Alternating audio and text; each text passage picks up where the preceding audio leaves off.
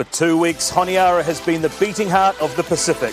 And as the Solomon Islands prepares to farewell the 24 nations and territories of the 23 Pacific Games, we reflect on magical moments, lifelong friendships, incredible records, which all form a new chapter in the 60-year legacy of the Pacific Games. Hello, Kata Wontoks. Welcome into Honiara, the Solomon Islands, for the final day of competition. I'm Seamus Martin, and like many here in Honiara, there is only one sport at the forefront of everybody's mind, and it is men's football. We will bring you live the gold medal match between New Caledonia and the hosts, the Solomon Islands. With the call, it's Alex Waimora and Raymond Stoddard. A beautiful day for football and for everyone that is associated with football in the Pacific. Well, Raymond, there's a lot of talk about this game. Now we can see the emotions on these players. It is one of the biggest stage of the Pacific Games here in these players. It is one of the biggest stage of the Pacific Games here in a gold medal final. So there's the pressure here, Raymond. Oh yeah, looking at the sides, you can look the concentration on this side here. They will want to make history here today. The New Caledonians warming up. They've got the more experienced side in this competition, in this finals here. But Solomons will be wanting to make history. That is the big thing that is here today in Honiara. Definitely, Raymond. And the talk of the town is a gold medal here for the Solomon Islands will be equivalent to winning the whole Pacific Games here. It's been like a gold medal for the Pacific Islands. Gold medal for them here. It's a gold medal like in the Olympics or the World Cup for them. Solomons, they have never won the Pacific Games gold medal. A footballing crazy nation here today with the best facilities in this weekend, in the week that we've had for the Pacific Games. As both teams now make their way onto the field, bonjour to all of the Wontoks in Naumea supporting New Caledonia, and hello to everyone around Solomon Islands watching this live broadcast here. It's a international fixture. Both teams here. Joseph Nawo, the veteran captain for Solomon Islands, and of course equally to him is the number 11 for New Caledonia, Cesar Zola. He is experienced enough to lead this New Caledonia side here, Raymond. Yeah, they've given him the honor of taking the team out today here. The veteran, probably his last Pacific Games, and the large contingent of Solomon Islanders still making their way here into the stadium this morning here. You can see the scenes of our beautiful shots of the roads, people outside, people wanting to make their way. The traffic has been a jam, but the weather has been beautiful and kind to the Solomon people here over the last 2 weeks here, Alex. Yes, and now we'll be joining both teams for their national anthem, starting with New Caledonia.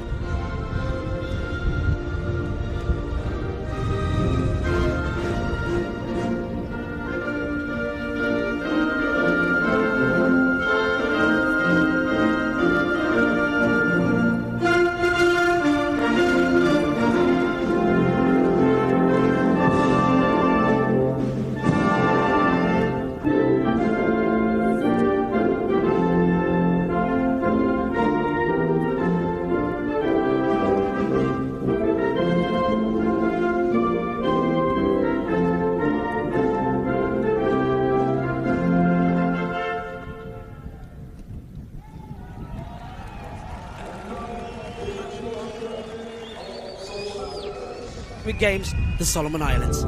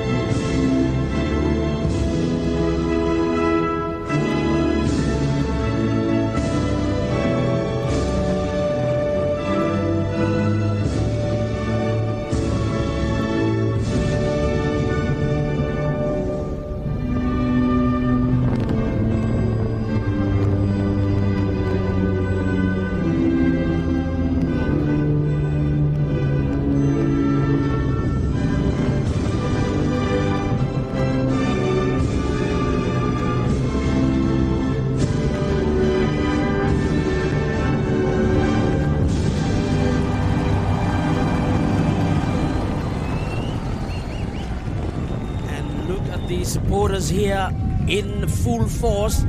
For Solomon Islands, this is definitely an opportunity to get the gold medal at home. But for New Caledonia, it's about defending what is known to them as a part of their heritage of winning the gold medal here, Raymond. Well, they lost the finals against the New Zealand side in the last Pacific Games in 2019, and the under-23 New Zealand side. But they have the best record. They have seven victories to their title, and the officials for this match here, inexperienced Norbert Huata, who's had World Cup experience, the Tahitian, with Tongan and the New Zealand assisting on the lines, with Calvin Berg as the fourth official. Yes, and looking into both teams as they get some photos down here. Both teams excellent in terms of their records. 5 times they've met. New Caledonia winning 3, Solomon Islands 2 out of the 5 matches. So it's almost an even history here between both sides here. Well, looking at the Solomon side, they recently in the President's Melanesian Cup, Solomons beat New Caledonia by 1-0. Of course, the other match, the New Caledonians beat Papua New Guinea by 3-1. But you've got to watch out for their captain, Cesar Seola, likewise Vincent Vake, Fonzie, Renchain, and Morgan Methilion. Between them, they've got an age of 100. And if you take all the age together with the captain, they've got a very, very experienced side here. So, yeah, Solomons will have to rely on the 12th man. That is the supporters that's out here in the grandstands. Now looking at the lineup for New Caledonia, they haven't changed much compared to their previous game. The number 8 here, Pierre Bako, he's going to be a handy one for the Solomon Islands to look after. Number 9, Luis Waya, is the top goal scorer in this tournament so far. And we got a substitution that is top-notch here for New Caledonia. Yeah. A very, very good bench lineup here as well. Number 6, Martin Markham, he came on against Villa. It was very, very good. And for the Solomon Islands, they are banking it by number 1, Philip Mango. But Josis now has been exceptional for me, especially coming on as a substitution. So it's good to see him in the starting 11 now. And looking at Rafa. Good player, Rafael. But the substitution here as well. It's good to see Bobby Leslie, who's been very hard-working player, being placed as the substitute. Maybe will be introduced later as the match progresses. It's unfortunate that Gangame Feni is on the bench, but he'll be probably one of those that will be introduced. So a very strong lineup been given by both sides here this morning. By New Caledonia will be to the left of your screen, and the Solomons to the right. As we wait for the official kickoff, Solomon Islands in yellow and Cook Islands in their famous red strip with grey. New Caledonia. Now they're on. Came on. New Caledonia with the possession early in the stage here. Solomon Islands in the middle to Malon. Builds a play from the back. Javin Alec is back to Philip Mango. Builds it up to Alan Peter. Long one there in search of not the tallest player on the field, John Orobulu, unfortunately losing it out. But collected again. Solomon Islands still building player from the back. Philip Mango to Alan Peter. Tries to find the midfield. Malon here. Managed to do so. Almost loses it out. Joseph Nawa here. Finds Calvin Ohasio. Brings it up past one player and decides to go for a long one here. For a moment I thought it was going to be loose. And very windy conditions here, Raymond, in this first starting of the game here. Yeah, and the Solomons have opted to play with the breeze here, and that's where you can see the swing coming in from the baseline here, the crosses coming in. but big support here for the Solomon side. It'll be interesting because the Solomon side have come out straight away attacking the New Caledonians, which probably the New Caledonians are not quite used to so far in this tournament that we have seen. Now New Caledonia on the counter attack, taken back by Solomon Islands, still in New Caledonia's half. A free kick here, called by the experienced referee, the Tahitian. He's in charge here. Look at the fans here. Just 1 minute into the game, they are already hyped up. The atmosphere is electrifying.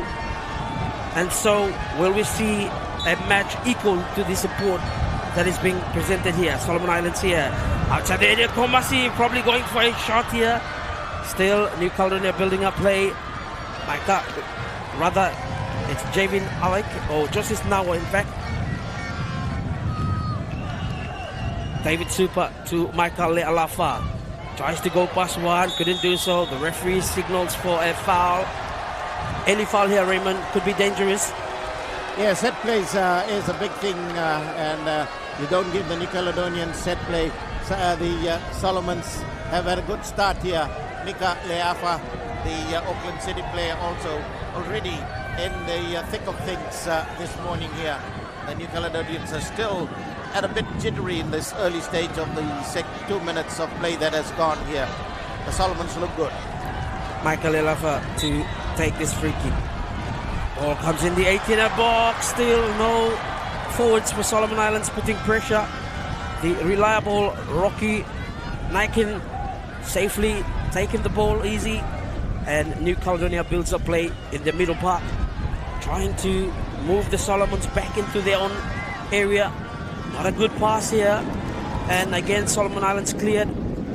William Rokud probably thinking of finding his forward, couldn't do so as New Caledonia again builds up play in the front, deep inside the Solomon Islands half.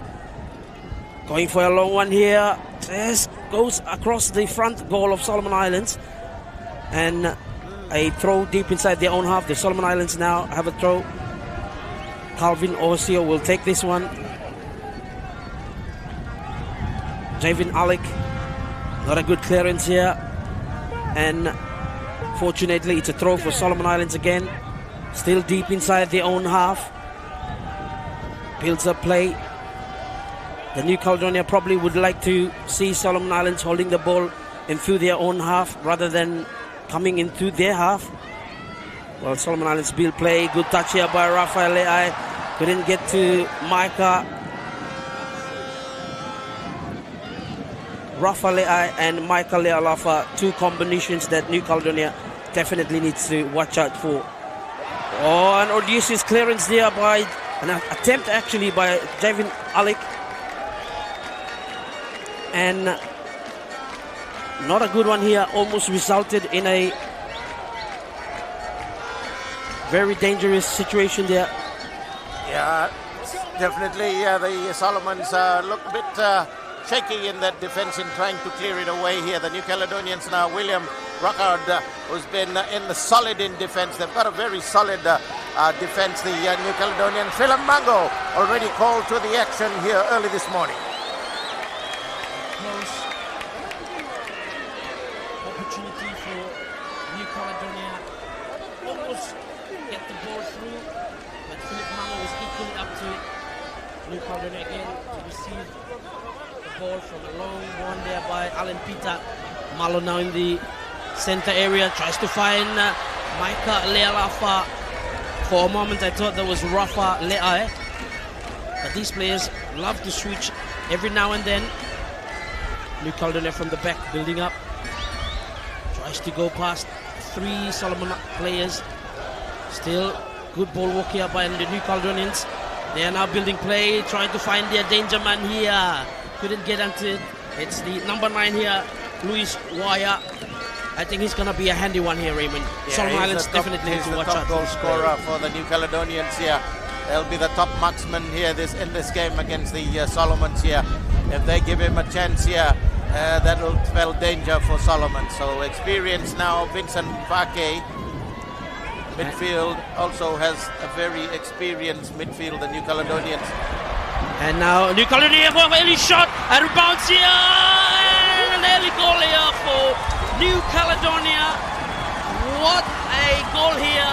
Probably not the fancy goal you would see, but it is a goal and an important one, especially in the early minutes of the game. It's only 6 minutes, approaching the 7th minute mark. Well, you know, looking at this goal here, they had a free run. You look at the run that came in the shot, and the Solomon defenders were not at all coming anywhere near. David Super should have done better, closer to him here. And you look at that goal that is scored by Luis, and I said to you, the striker increases his lead in the top goal scorer.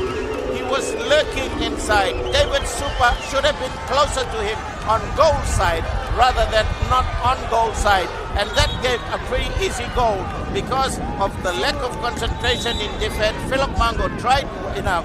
David Super should have been blocking him rather than standing in front of him, and a good goal for Luis. You don't give him chances like this New Caledonian striker.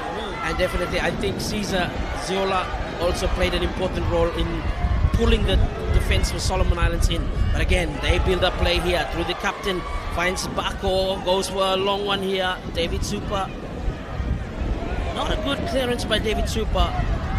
And New Caledonia again builds up play from the, well, it's the Solomon Islands now capitalizing on the loose ball here. Micah finds John Orobulu, tries to go here, but the goalkeeper for New Caledonia, Rocky Niken, already off his lines in anticipation.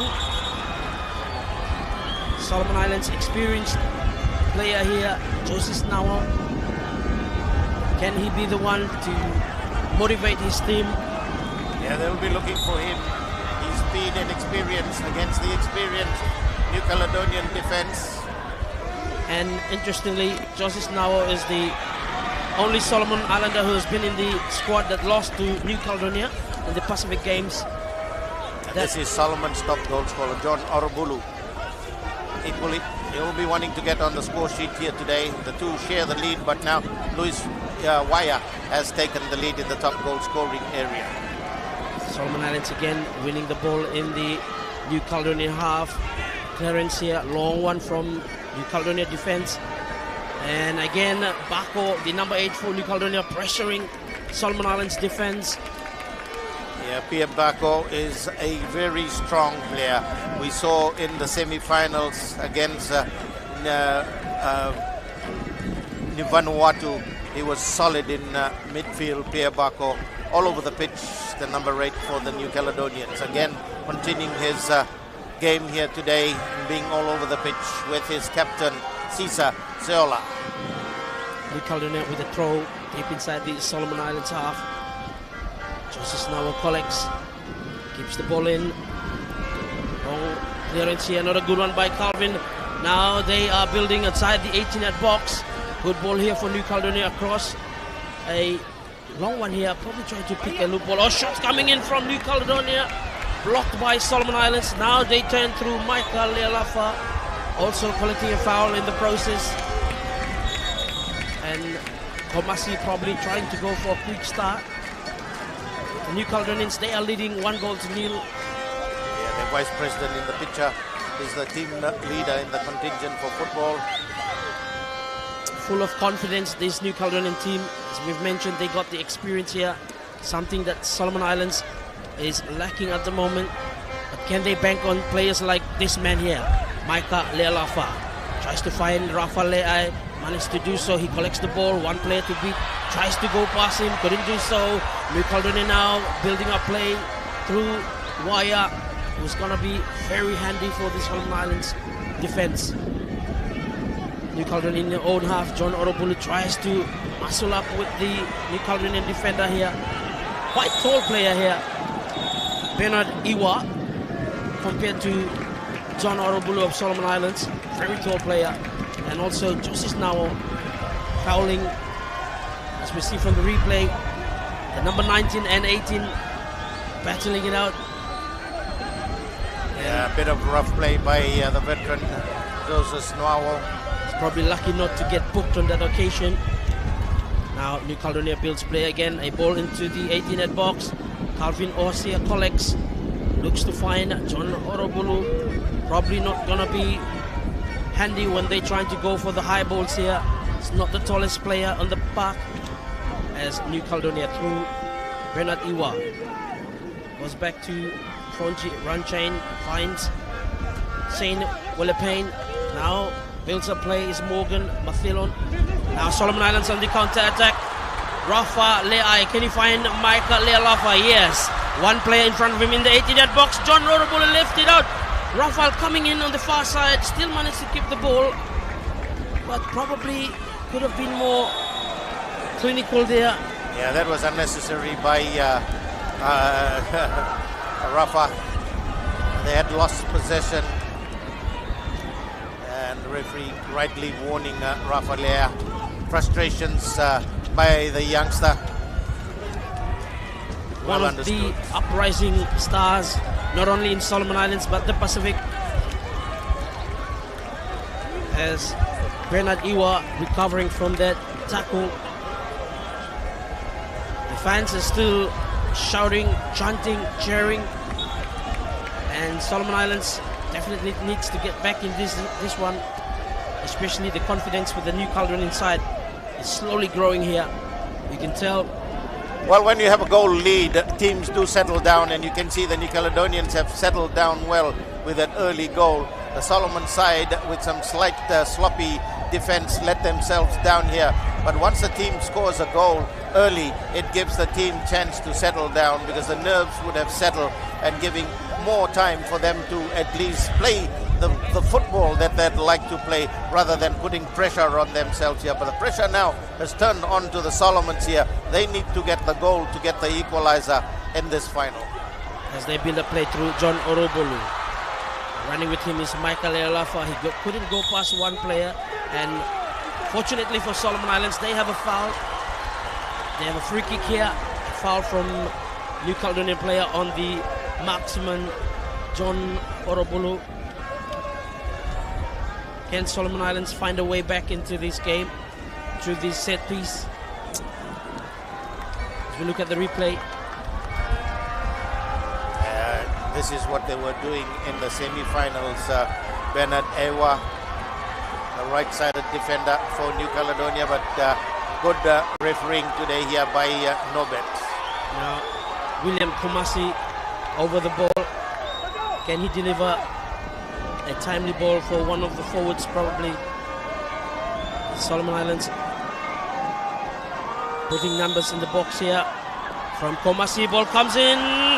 Almost going in, but probably already well estimated by the New Caledonian goalkeeper, Rocky Naikin. Close on there. Still, New Caledonia, with the confidence they have, they will grow in this game more. A goal kick for New Caledonia. Deep inside their own half. Ball into the Solomon Islands half. New Caledonia still with the possession here. Try to find... Interesting, Raymond, you can see the number 8, Pierre Bako, he's everywhere. He's going to be up front, at the back. Well, he's a midfielder similar to French football. If you look at the French league, their footballers in midfield float. One is a floater in the midfield. They have a shape that they normally play as a semicircle, and you can see Pierre Bako doing the sort of running all over the pitch here as a midfielder that they call a attacking midfielder. New Caledonia again going for a shot here. Looks like a shot to me, but not quite making it past the Solomon Islands defense. Again, they collect here. A shot coming in. Philip Mango saves. Good one. Again, it's PM Bako that gets involved with that shot. A good save by Philip Mango also, to his credit. PM Bako, this is the man in the middle that's floating each side, giving that extra depth for Luis Waya. It's good to see Rafael Leai covering the back post that we've seen in the earlier game, New Caledonia and Vanuatu. That's where they scored against Vanuatu. So Solomon Islands doing their homework here. A goal left for New Caledonia would probably push them a little bit up there with confidence more. They Incidentally, that's the first corner of this game, and it's gone to New Caledonia. Referee having a word with the captain, Sisa Siola. Both captains, Nawo and Sisa. New Caledonia, Shane Willepane. Ball comes in, curbs it well. Oh, being saved there by the defender here. Bako again at the end of it, the referee had given that it had gone out of play. So it switched to goal kick rather than the attack continuing. But you can see the involvement of the wind here. That will be a key factor for both the sides here, that it swung away. And you can tell by the way they are playing the ball, looks to be influenced with the wind here. John Orobulu tries to contest with the midfielder, the number 7 Morgan Mathelon, who has played an exceptional role for New Caledonia against Vanuatu. He looks to do the same here against Solomon Islands. And the number 9, the danger man here, he's with the ball, still keeping it. Goes to Bako, goes for an early shot, again blocked by his own player. New Caledonia building around the 18-yard box, hunting for an opportunity to capitalize on. But it's the Solomon Islands now with the breakaway from their own goal area through David Supa. Runs it up to the halfway line, probably too much on that, could have passed it in. Yeah, wasted possession.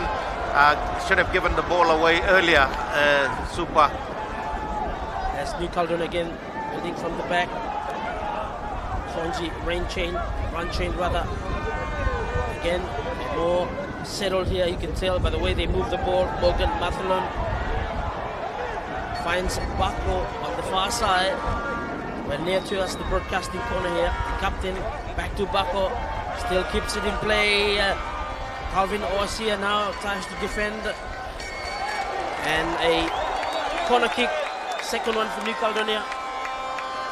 Yeah, Calvin Oasia giving away cheap corner kicks, and that's dangerous because that gives New Caledonia another opportunity. This is their second corner kick in this game for the New Caledonians, and they have found the Solomons a bit shaky in defense. And again, for this man here, Pierre Bako, he's been sensational in the semi-finals and now continues that form here.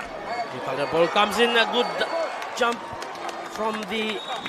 You look at the number of Solomons that were in the box, Alex, and the corner kick coming. New Caledonians had only 2 or 3, but the New Caledonians got to the ball first, as we have the first of the water breaks here. But this is a concerning area for the Solomon defense.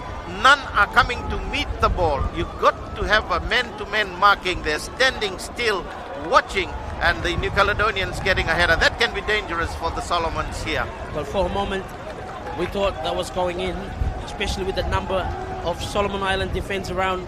That is definitely poor defending there by the Solomon Island side. This is a water break that will enable the coaches to perhaps give the most important instructions here after 19 minutes of play.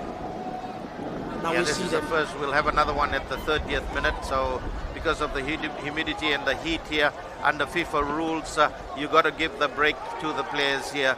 So these minutes will all add in towards the end of each of the half. That's why you'll have added time with the injury time. But certainly very, very hot here this morning. Filled with a lot of activities today here in Honiara. But this is the big one where everyone's gone silent and waiting for the outcome of this game. At the moment, it's the New Caledonians that have the upper hand going in after the first break. And obviously we surrounded by seas of supporters, quite noisy, could be confusing for the players themselves. As we look at some of the supporters here for Solomon Islands. Now, can Solomon Islands get back on the score here? They are trailing 1 goal down. New Caledonia with confidence. And Solomon Islands to start from the back. Alan Peter finds Philip Mango way back in his own goal. Goes to Javin Alec. Javin to Calvin Ohasio. Unnecessary losing of the ball there. Now, good save here by Philip Mango. the defense wasn't marking the player here, Raymond. They could have been caught off guard again here. We have seen in this tournament so far, playing from the back, throwing around in the back, you can get punished. And again, that a great save by Philip Mango, but they were pushing it about at the back, and that's what New Caledonia was waiting to lurk in the mistakes of the Solomons. Now, Solomon Islands defending here. It's New Caledonia who's with the confidence so far, building up play, but it's Solomon Islands now. They got the possession. Can they continue building on? Build up play from the back to Joseph Nawo. Goes back to Calvin. Inside his own half, finds Javin Alec just outside the 18-yard box. Calls for Alan Peter to step up. Over to David Super, beats one player, couldn't go past the other, wins a throw just on the halfway mark. Solomon Islands need to move the ball further if they are to get back into this. David Super to get the throw in. Just inside the New Caledonian half.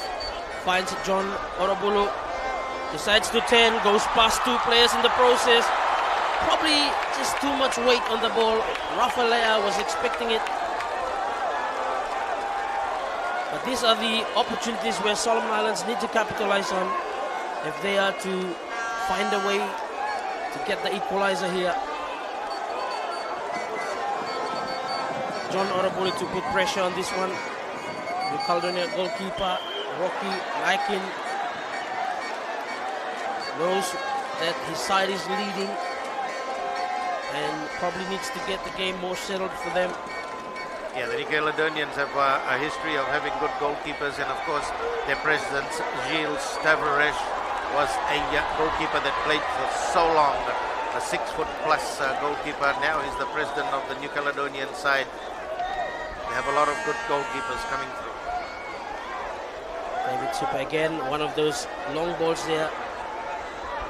Quite dangerous. Could have just picked out Alan Peter there. Now New Caledonia on the counter-attack in deep inside Solomon Islands half. The danger man himself, Bako, beats Malon here. A long one here, tries to find the captain again. He's with the ball now. Two captains against each other. Space there, a shot coming in. Calvin Orsi of Solomon Islands to be thanked here for them. He's the one who's standing. And now New Caledonia again builds up play inside the Solomon Islands half. They looked more organized now. Solomon looks to press through. Michael Lealafa couldn't do so. Still building up the New Caledonian side. Growing in confidence every time they put the ball around. The Solomons are not putting pressure, and that's allowing the New Caledonians to push the ball. They need to press closer to the New Caledonians, and every time they have the touch, they have a move that is to be set up to go into the Solomons territory. So they need to press closer to the New Caledonians, the Solomon side. And that's what's been happening opposite. That's what New Caledonia has been doing well. And they've been winning ball out from the Solomon Islands. And this man on the screen, as we see from the replay, probably that extra. Yeah, Malon bringing down New Caledonian player. Malon needs to get involved a bit more in this game. He needs to have that fluidity of flowing from the midfield to William Komasi. So that's where they're going to counter it. So they need to press closer. Ball comes in here. Philip Mango again. Timely save. Now he sets Rafa here, but equally contesting as the New Caledonian defender. They definitely did their homework on Rafa Leai. They know he's very quick off his takeoff. And good defending there by New Caledonia for the Solomon Islands. Build up play in the middle to Michael Lealafa. Turns, checks, and decides to go for David Super. David Super again finds Rafa Leai. Places it back in the middle. Malon probably to further up the pack as New Caledonia threw their captain in the center circle. Finds Bako here. Rather, it's the number 9. Waya. Almost similar build like Bako. Bako's on the far side. Now New Caledonia, can they do something out of this? John Orobulu of Solomon Islands tried to put pressure here. Javin Alec collects the ball well outside the 18-yard box. Goes back to Philip Mango. Mango to Alan Peter. to William Komasi. Haven't seen him for a few minutes here. He's back on the ball. And again, not a good ball here by the Solomon Islands side. Missed passes here. And New Caledonia to Senseko, their captain, intercepted well, and unfortunately a foul has been called, not to the liking of the supporters here, and also a caution, yellow card has been given to William Komasi. Raymond, the captain for New Caledonia, he's been at the heart of every attack here. Number 11. William Komasi, now as I told you that, his studs came out first. If you see him lifting his football boots, and that's why the yellow card. Williams' passes have been, but as I was saying, that they need to pressure them coming closer to tighten that. And you can see after Solomons were trying to do that, the New Caledonians were not able to push. It's unfortunate for that free kick that's given away, but picking up play a bit more the Solomon side. That's the experienced referee here, Manisi Nobet Hawata of Tahiti. Started all at the biggest grand stage. Good for the Pacific region to have such a referee here. Well, he looks after today's game. And New Caledonia again builds attack. The Bako here with the ball for New Caledonia, and unfortunately fumbles the ball on the throw. Deep inside their own half, the Solomon Islands. Flick over here by Maika Lealafa. Couldn't get to Joseph, but still collects a throw. John Orobulu now tries to find space behind the defense here. Maybe too much weight on it. And the goalkeeper, Rocky Naiken, will safely start things again for New Caledonia. He's like the reset button here for New Caledonia. Whenever he gets the ball, they all start back. And long one here, Solomon Islands collect through Malon, finds Komasi, goes to Joseph Nawo, finds Maika, not a good one here by Maika, and the referee have seen it as a foul. Solomon Islands got a free kick here.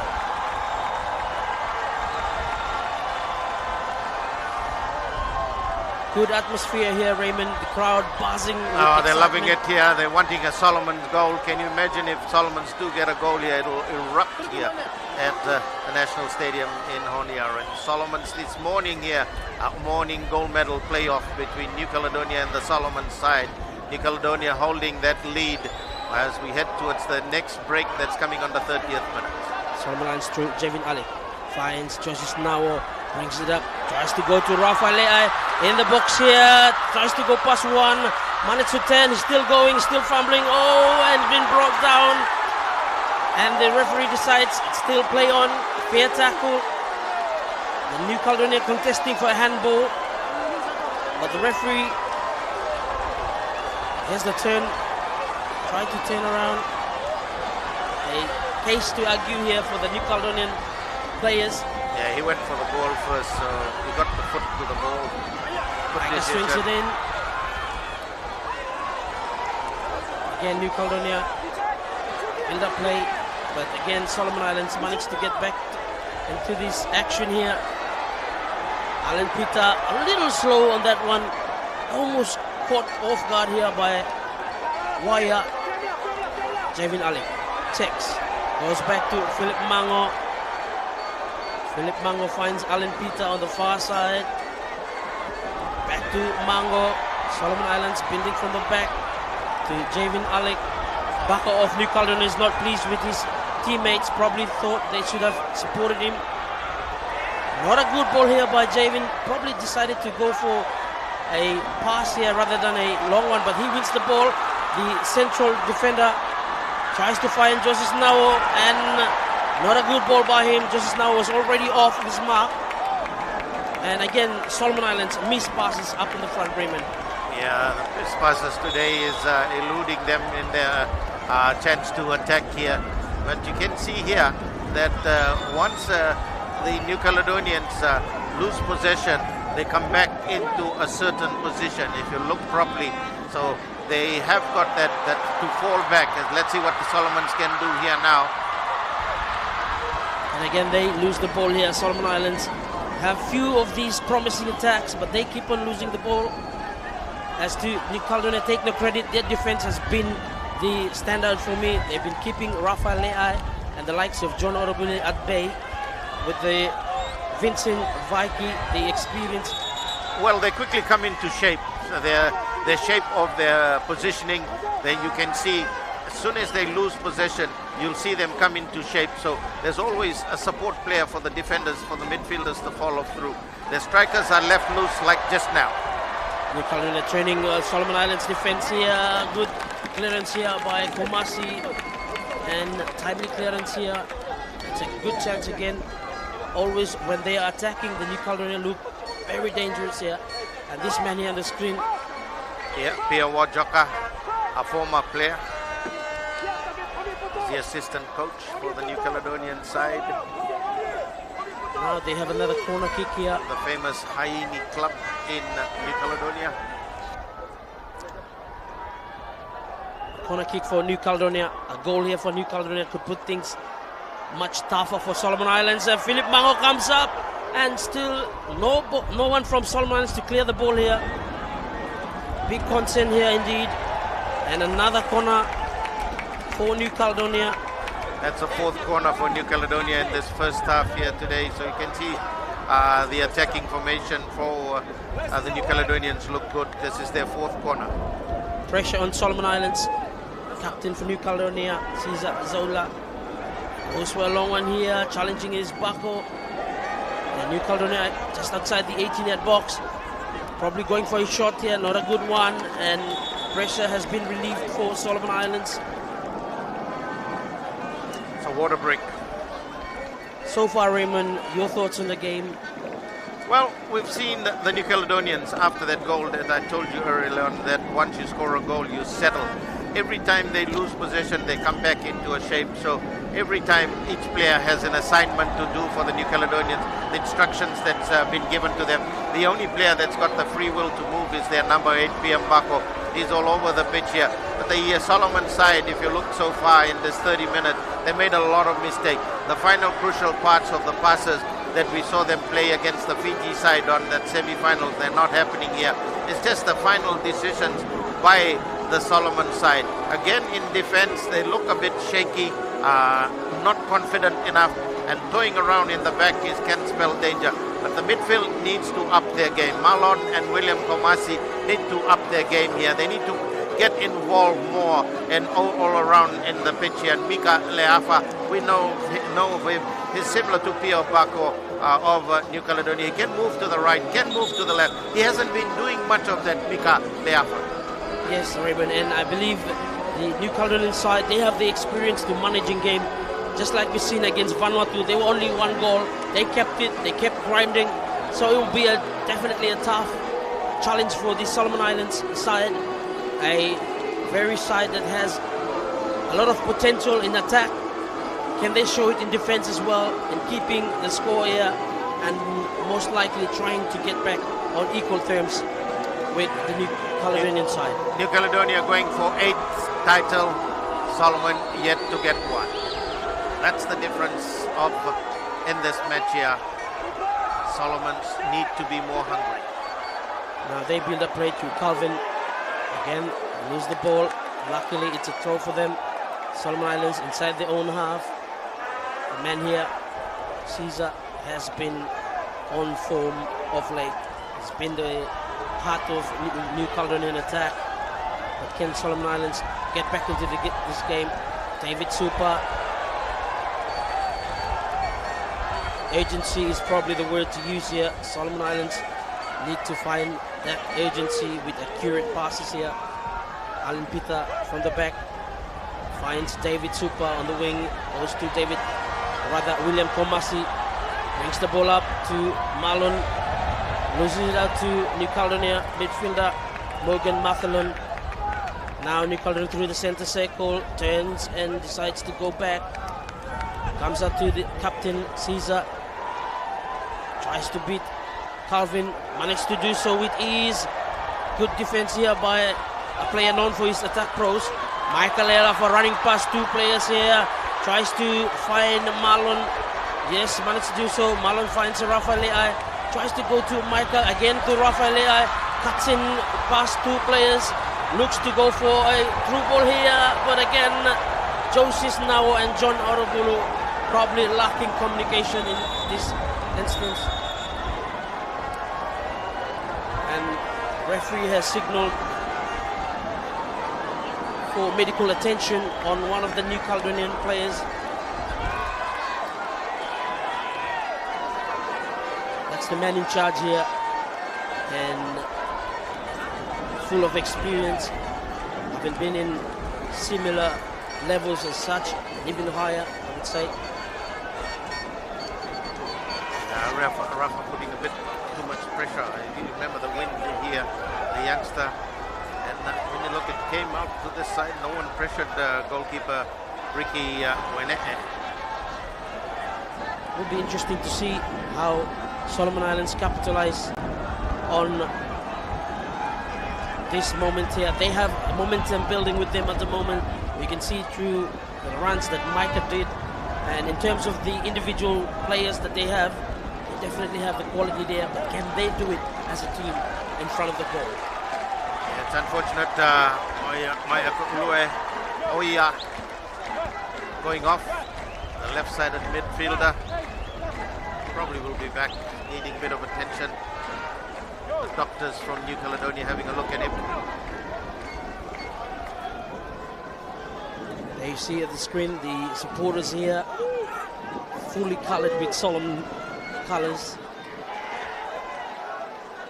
enjoying the match. Even though the sun is quite hot and humid. But again, today for football, the 2023 Pacific Games have definitely lived up to its expectation in terms of competition. Speaking of competition, here's one who's very competitive, John Orobulu of Solomon Islands. New Caledonia again with a long one here. Solomon Islands haven't taken this into clearance. They build up play again. Wire to the captain. Justice Nawa tries to challenge with the ball, managed to do so. Again, Micah not clearly taking the ball here.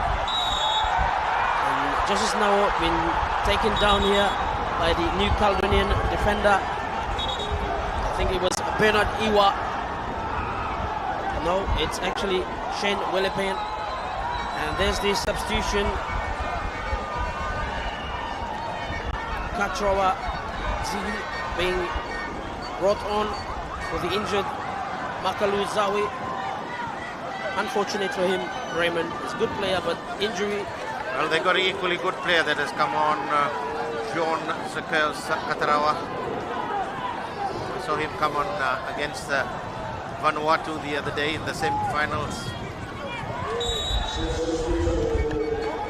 Referee decides to call back the throw. David Super probably moved too much further up from where the throw originated from.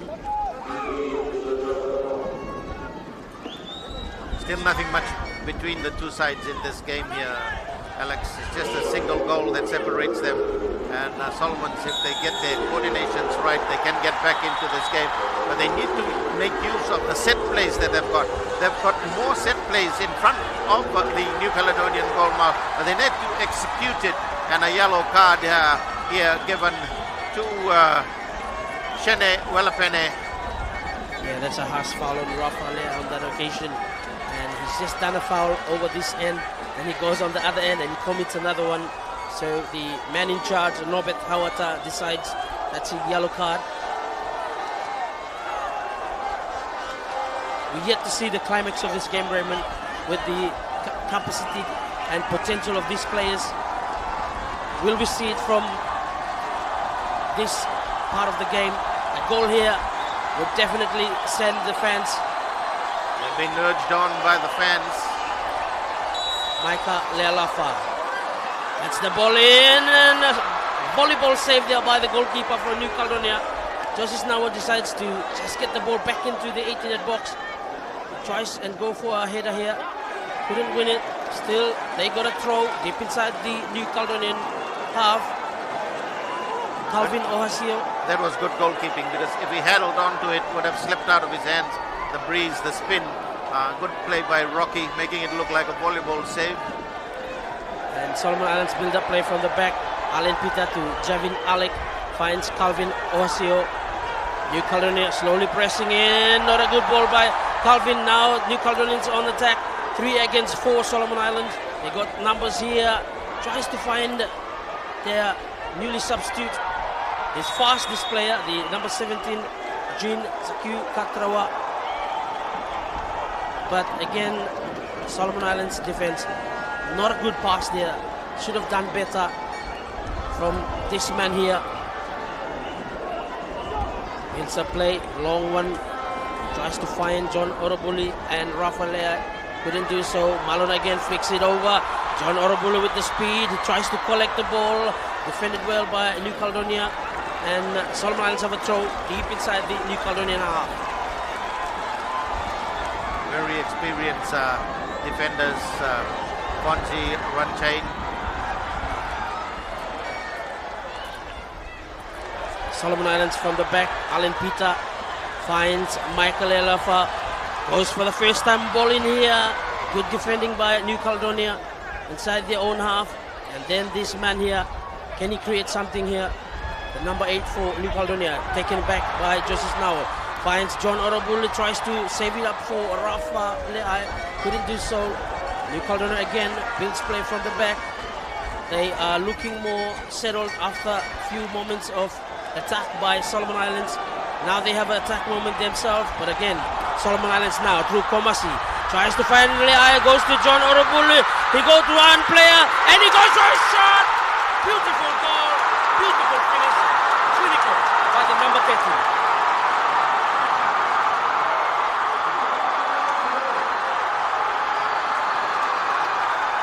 They're calling for an offside. They've all gone to crowd the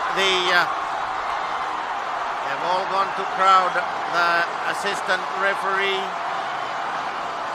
Look at the spectators. We gotta wait. The assistant referee wants to talk to the man in charge.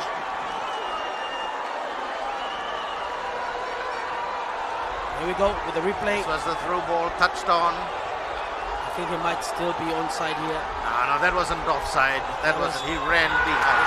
He wasn't. That was a goal. That was an offside. So John Arabulu equals Luis Weafa. And Arabulu's goal equalizes them. And was a good goal because it was, if it was given as an offside, it wasn't. John Arabulu ran from in front of that, then he went across. But a great goal for the Solomon Islands. This is what they were supposed to be doing, releasing it perfectly and accurately, and John Arabulu punishing the defenders. And if you will see that in our highlights later on at the end of this first half, he was never offside. A good ball indeed from the midfielder William Komasi. But again, New Caledonia and Solomon Islands, they're all equal terms now. It's about getting back into the leading board here for both teams. And you can hear the chant around, Raymond. The fans here are trying to drive heading down to the 45th minute here. We'll see the added time that will be added on to this here. New Caledonia now with another opportunity to maybe cancel this equal term here. As they would say here in Solomon, the Solomon side needs to steady the defense. That's the word, Raymond. That's the word. They need to steady. And now they always tell me steady Raymond. So Solomons now need to steady their defense. And the defense line here, beat by Javin Alec, has been asked to step up. Will they try to get an offside here? New Caledonia goes for the short one. Rafael wins the ball well. Good tackle. Sets up play. Decides to go long. It's Michael Elafa here. John Orobulu here. He looks to play. Tries to go past one. Probably should have seen Joseph Nawo. But I think the referee has called for a foul. The referee pulling play back again. He allowed the advantage. Good call by the referee, Nobut Huata from Tahiti. He allowed the advantage, and then when it did eventuate, he pulls it back. Good call by the referee. A man of such experience, we expect him to perform at such level. He definitely did it. But for a moment I thought John Orobuli could have played Joseph Nawo in. And yet, look at the fans here in spectacular colors. The dominant yellow of Solomon Islands shining in between. Michael Elafa. Fake shot beats one player in the middle part. Probably too much from Micah here. New Caledonia tries to go for their attack here. Alan Peter, not a good header by him, but luckily taken it safely by the experienced Philip Mango of Solomon Islands.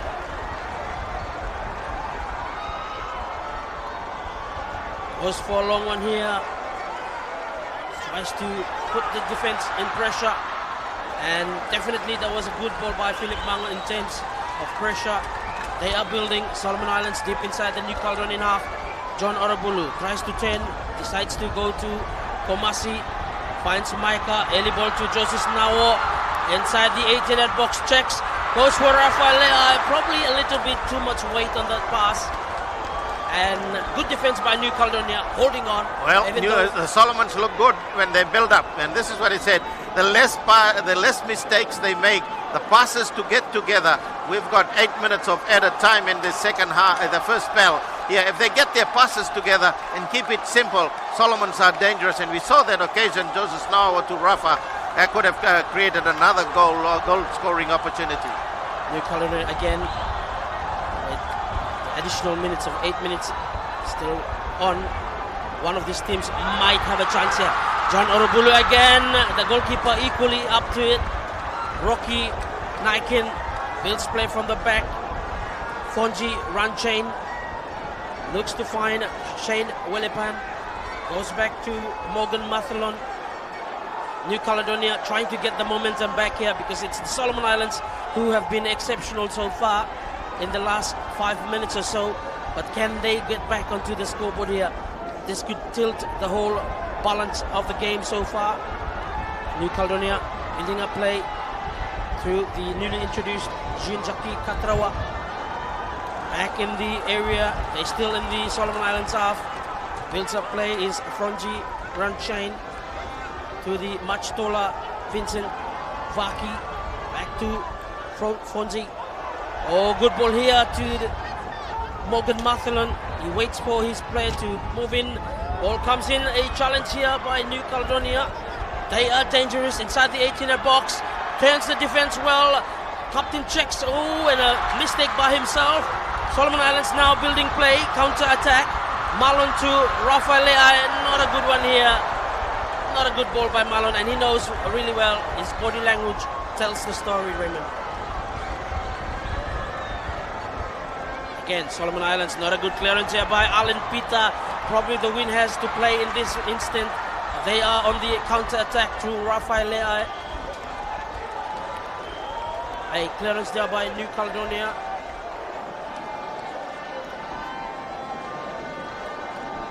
That's the danger man here. Rafa Lea, played in Bosnia and has been one of the major talks of Solomon Islanders. Can he be the one leading the team into its first gold medal at the 2023 Pacific Games? We are yet to see if he can live up to it. But New Caledonian defense from far has been solid. They tried to keep the ball well. But when you look at the Solomons, if they do try, they can break the strong defense of the New Caledonians. Their crisp 1-2 passing is making it difficult for the New Caledonians here, but Solomons are not doing that very often up there. Mika Leafa up front with Rafa and Joseph Nawo. That up front, that they need to do those short passes together and combining with the midfielders. That will make it difficult, and we saw that Solomons can do it. Now New Caledonia outside the 18-yard box. Builds up play, checks, going for a shot here, and a great goal indeed. Yeah, wow. That's just caught Philip Mango off guarded, and probably a lot of concerns here for Solomon Islands defense. Philip Mango. And speaking of a moment, we'll have a look at it. I think it was a pretty easy goal by PM Bako. No one was expecting a shot from that area I to go in. thought that shot came in. Philip would save it. And again, we're back on how. This is where they set it up. And Philip should have done better. Should have done better. Philip, two mistakes by him. He was off his line. Two mistakes by him, and he should have done better. Solomon Islands again chasing game, and New Caledonia probably will have the boost that they needed here. Almost at the end of the 8 additional minutes.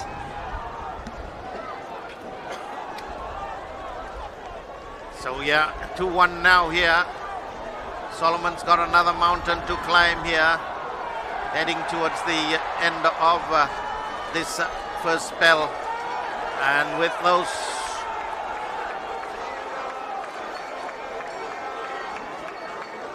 long ball into the box here, Rafael didn't decide to follow it, and New Caledonia definitely a time to score, Raymond, especially heading into a half-time. Good goal from New Caledonia. it is a good for New Caledonia, but I felt that, mistakes by Solomons here may prove costly later on. But let's see what the next 45 minutes will have for the Solomon Islands. They have to play into the breeze, but they need to cut out their mistakes. Mistakes in this level in the final is not accepted, especially the home team. A lot is expected of them here today to try and create history. But let's see, they can set it out in the halftime mark. What works that come as Joseph now. And a good ball here for Solomon Islands. Joseph now just let that run over. He decides to guide it at the last minute, put pressure, and then wins a corner. That's the first corner for Solomons in this game here. Probably the last action before we head for the halftime break. Michael Lealafa and Rafael Le'ai both going towards this corner. Can Solomon Islands get back on the scoreboard here? A goal for them would definitely put them on a much better standing. Ball comes in and over and out. Referee still decides. Well, he had the whistle, looking at his watch. And there you are, the first half gone. New Caledonia leading 2-1, Solomon Islands trailing. Intense first half action. We'll have some patches of the game that looked a little bit slow compared to what these teams are capable of, but then the goal from Solomon Islands picked up pace again. And just when everyone was thinking Solomon had the momentum, New Caledonia. So it's halftime here. New Caledonia 2, Solomons 1.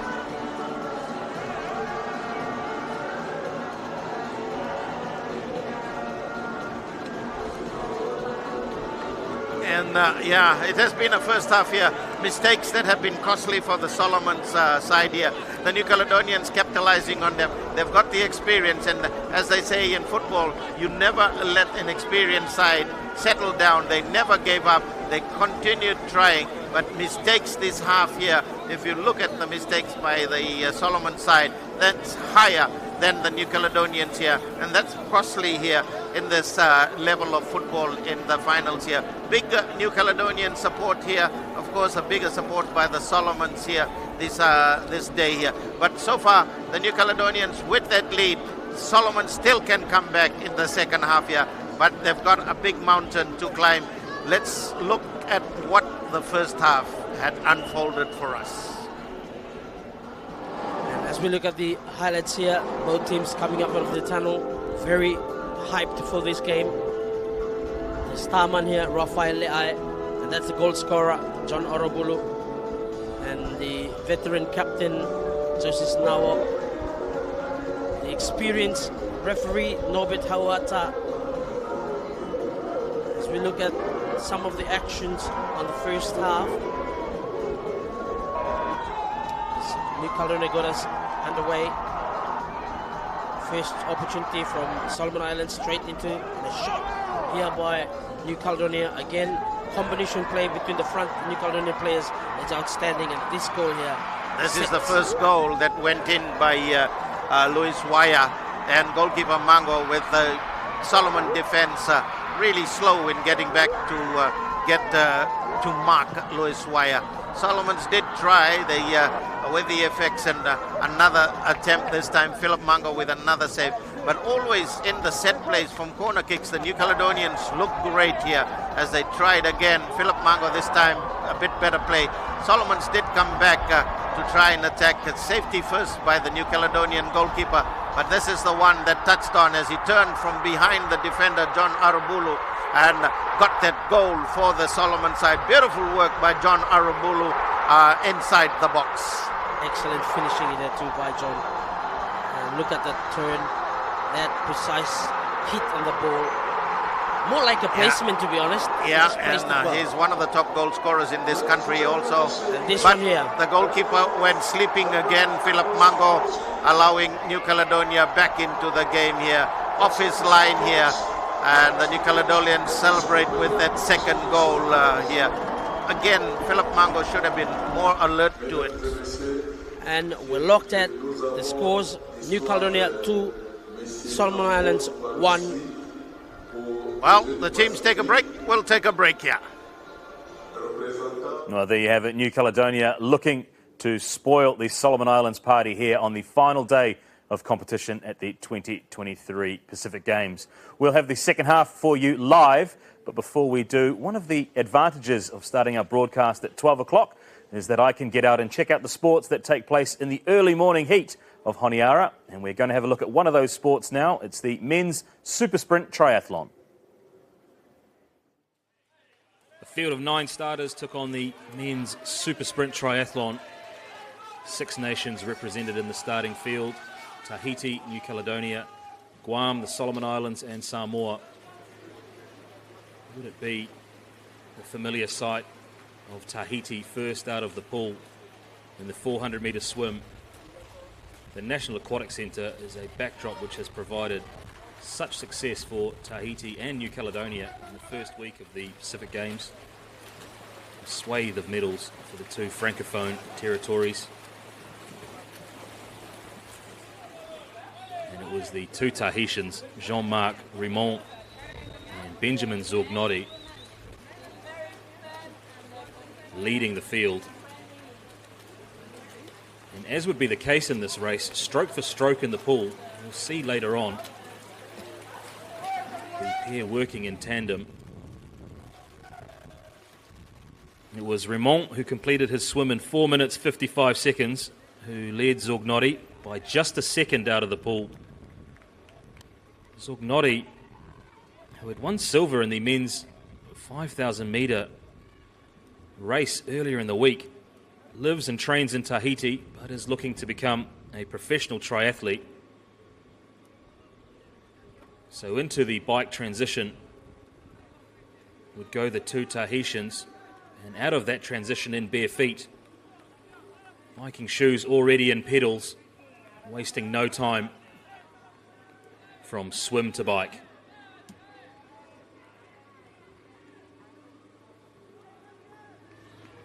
Nainoa Tanitoa made it a trio of Tahitians at the head of the field as they headed out on the bike leg.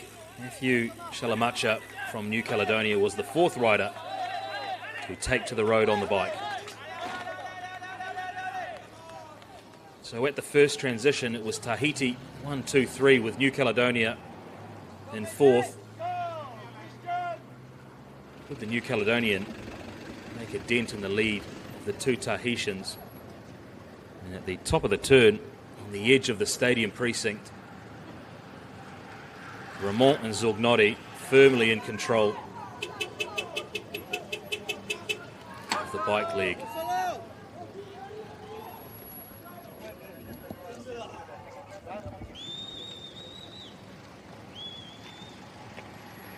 Shalamacha and Tanitoa trying to pull back the leading pair, just as we saw in the women's super sprint triathlon. two Tahitians working together across the Honiara capital streets. Once again, it was a sweltering temperature for these athletes to navigate the 10K bike loop, heading into the run transition. Remont and Zognotti seemingly working together to consolidate gold and silver medals for Tahiti. And so into the run transition, and it was a quick trade of bike cleats to running shoes. The Tahitian pair actually had kicked off and had ridden the last lap in bare feet, not wanting to waste precious seconds in the transition. Shalamacha was into the transition third with Tanitoa hot on his heels. So two pairs at the head of the men's super sprint triathlon. But the two Tahitians really working together across the 2.5k run. Stride for stride. Really looking after each other's interests.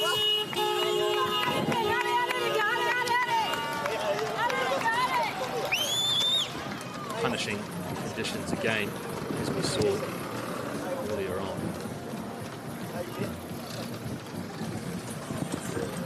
Well, as the leading pair headed into the shadows of the National Stadium, there was one decision left to be made. At that point, it seemed Benjamin Zognotti had the blessing of Remont, and the gold medal was his. A thumbs up on the last turn. The fatigue of the 5,000 metres run just a little earlier, making way for the joy of securing a gold medal. A check over the shoulder to ensure that Remont was safely in second place, and the gold medal belongs to Zognotti. Fantastic sportsmanship between the two Tahitian triathletes. Applause for Remont, satisfaction of silver. But away from the embrace, there was a battle going on for bronze medal, and it was the New Caledonian Shalamacha who crossed ahead of Tanitoa. The Tahitian in fourth place just collapsing over the line, the exhaustion of the event taking full toll. Just as was the case in the women's super sprint, it was a Tahiti 1-2, New Caledonia in bronze. Yeah, it was a very hot morning out in Honiara for the men's super sprint triathlon, and you could see the exhaustion of the athletes as they came over that finish line. Well, another event that has reached its finish line is the hockey competition, which was held yesterday. It came to its conclusion at the National Hockey Centre. We sent our field reporting team out for the men's and women's gold medal matches. Host nation Solomon Islands took on Fiji for the women's hockey gold.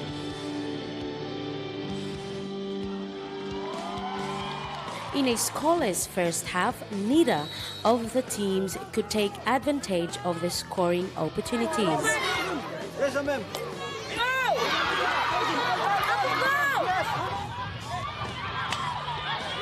The second half saw Fiji get on top of their opponents and scored 2 goals to take the hockey gold in front of a disappointed home crowd.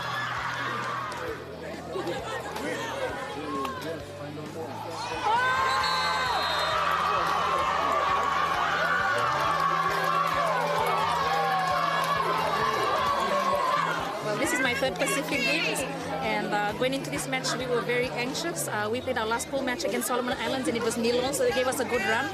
From the last time we played them, we've seen that their standard has lifted. My girls have been training for around 15 months, training on the tennis court, and for us this victory is very personal for my team.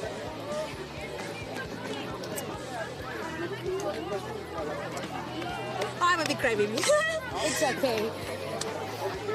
Thanks to Ocean for always giving us funding to attend these tournaments. I'd like to thank Fasanok as well for always supporting us, for our family and friends. back home, my children, this one's for you. Fiji and Papua New Guinea fought out the men's gold. Like the women's game, neither team could take advantage of their scoring chances in the first half. In a scoreless second half, the match ended 0-0. In a penalty shootout, Fiji were able to score from 3 of the 4 penalty hits, while PNG could only convert 1 of the hits, leaving Fiji with a hard-fought gold medal.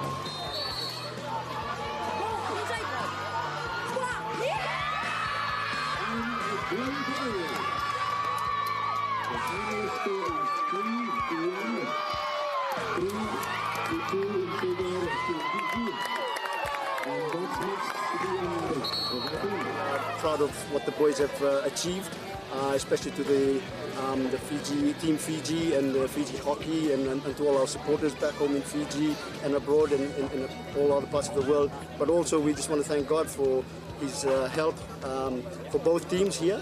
You know, because like I said, the weather is quite hot. But no one got injured, and the game of hockey won at the end. This is Emma Comasi at the National Hockey Centre. Hockey, one of the sports to return to the Pacific Games program in the Solomon Islands in 2023, and double delight for Fiji there. No doubt inspiring a new generation of hockey players back in the Republic of Fiji.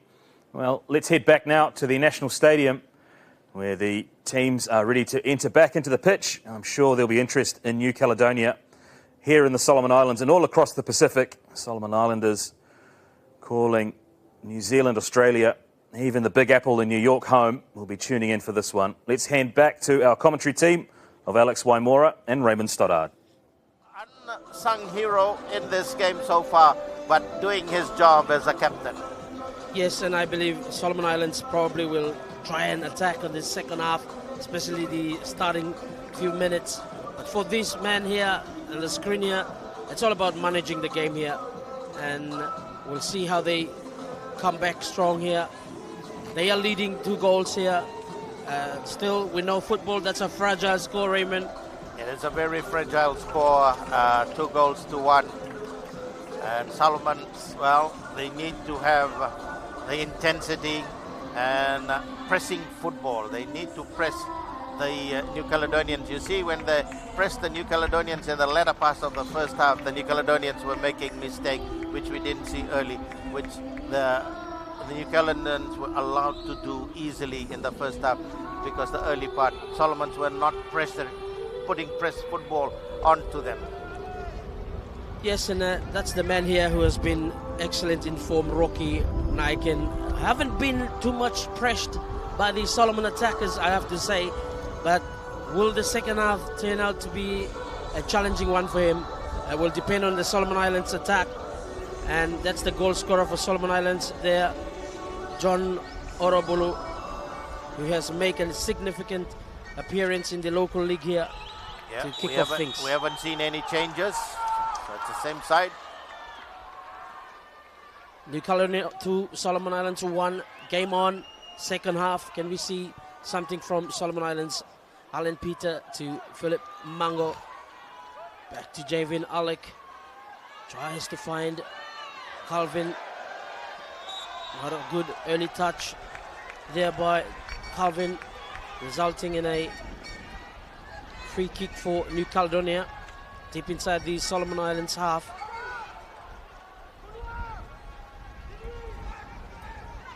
New Caledonia look to probably manage their score, maybe get one in the early stage here.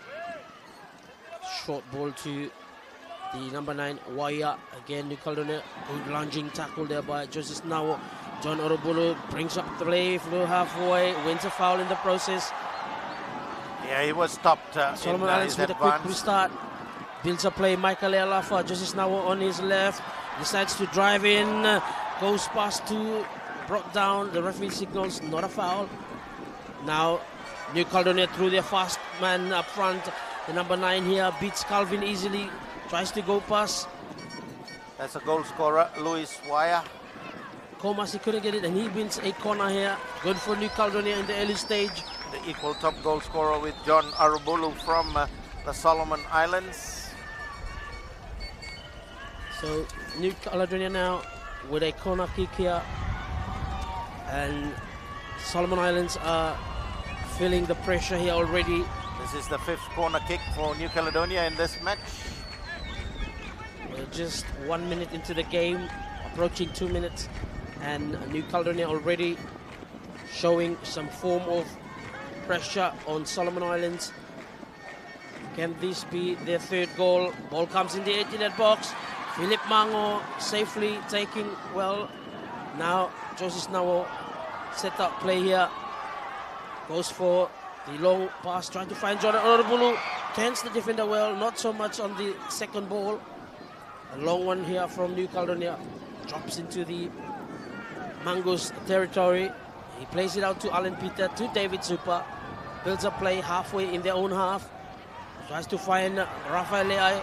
Managed to do so. John Orobulu turns and loses it, but a early foul on Rafael was called back.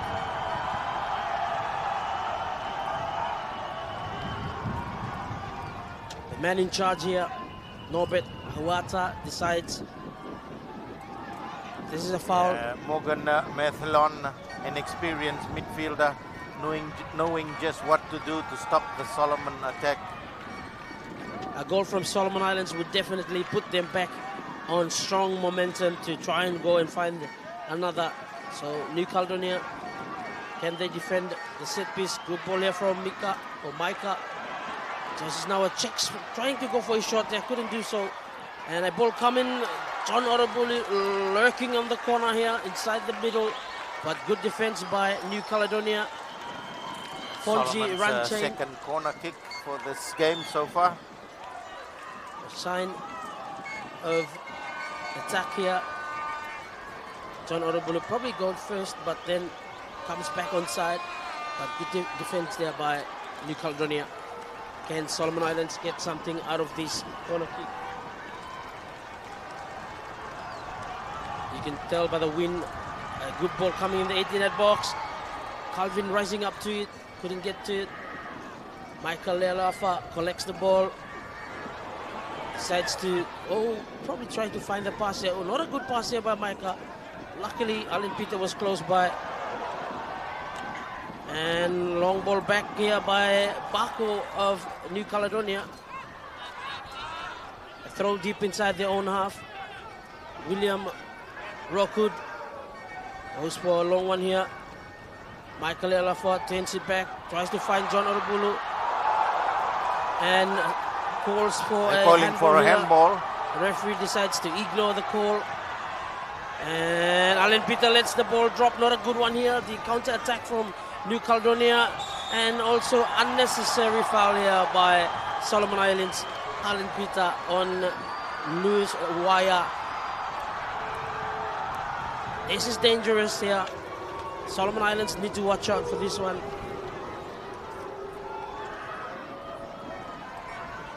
Set piece is what it takes for New Caledonia to get back. We'll have a look at the replay here. Look at the defense here. Just unnecessary. Yeah, the right foot bringing him down. Should have just put pressure and shown him back to David Super. Now a free kick just outside the 18-yard box. Captain Caesar Zola is inside the box. Good header of a ball. The player definitely knows how to steer the ball well. So if this one goes to his head, it could be dangerous here. New Caledonia Bako here delivers, and instead of a New Caledonian head, that's Solomon Islands head, Micah, and a corner kick for New Caledonia. The back post here is still empty. That's good to see. Rafael Leai decides to occupy Bako of New Caledonia. Can he be the one to deliver a good ball in for a goal here, perhaps, for New Caledonia? Ball comes in the 18-yard box, going over, and no one's there. Probably the closest was Jean Zakis Katrawa, but Philip Mango just watches as the ball goes out. He will restart the game from a goal kick. Solomon Islands again to build play from the back. Javin Alik back to Philip Mango. Over to Alan Peter. Builds play to David Super. Goes past one, but then wins a throw in the process. Again, they're still in their own half, the Solomon Islands team. David Super here tries to find Rafa Le'ai. He turns, but then William Rockwood fouls him as well. Solomon Islands have a free kick just outside of their coaching area. They go for a quick start here. And again, not a good ball here by Komasi. Expected much from him. Hasn't delivered. Yeah, Williams given away a lot of possession today here and from midfield here, and that's allowed the New Caledonians to counter-attack and build up here. And you know, William needs to improve on his the percentage rate of passes across here, and that's causing the lack of firepower up front for the Solomon Islands. They all depend on William with his through passes, and it's not happening. Another mistake by him on that occasion. And again, Solomon Islands loses the ball. It's New Caledonia here. And light foul here by David Super on the captain, Caesar Zula. Experienced captain here, leading his team by example. Speaking of experience, Morgan Mathelonia. And interesting to see, no one's picking up Bako here. Lucky for Solomon Islands, he didn't capitalize on that one. There was one defender for Solomon Islands against two attackers from New Caledonia, Raymond. Bako has been dangerous for New Caledonia. We saw that in the semi-finals, and again here he's floating everywhere, and the Solomons are giving him liberty to move, and you don't do that with a midfielder of that caliber, Pierre Bako, for the New Caledonian side. Let's see what see again, wasted possession, giving Rafa not much room to move. He wants the ball at his feet, and that's not happening so far in this second half. And so New Caledonian have a throw deep inside Solomon Islands half. They build play through their number 9, Luis Waya. Almost close to the description that we almost gave him, live wire. He's going to be handy here as New Caledonia through William Rockwood. Long one into the 18-yard box. Good header there by the number 9. Alan Peter clears it.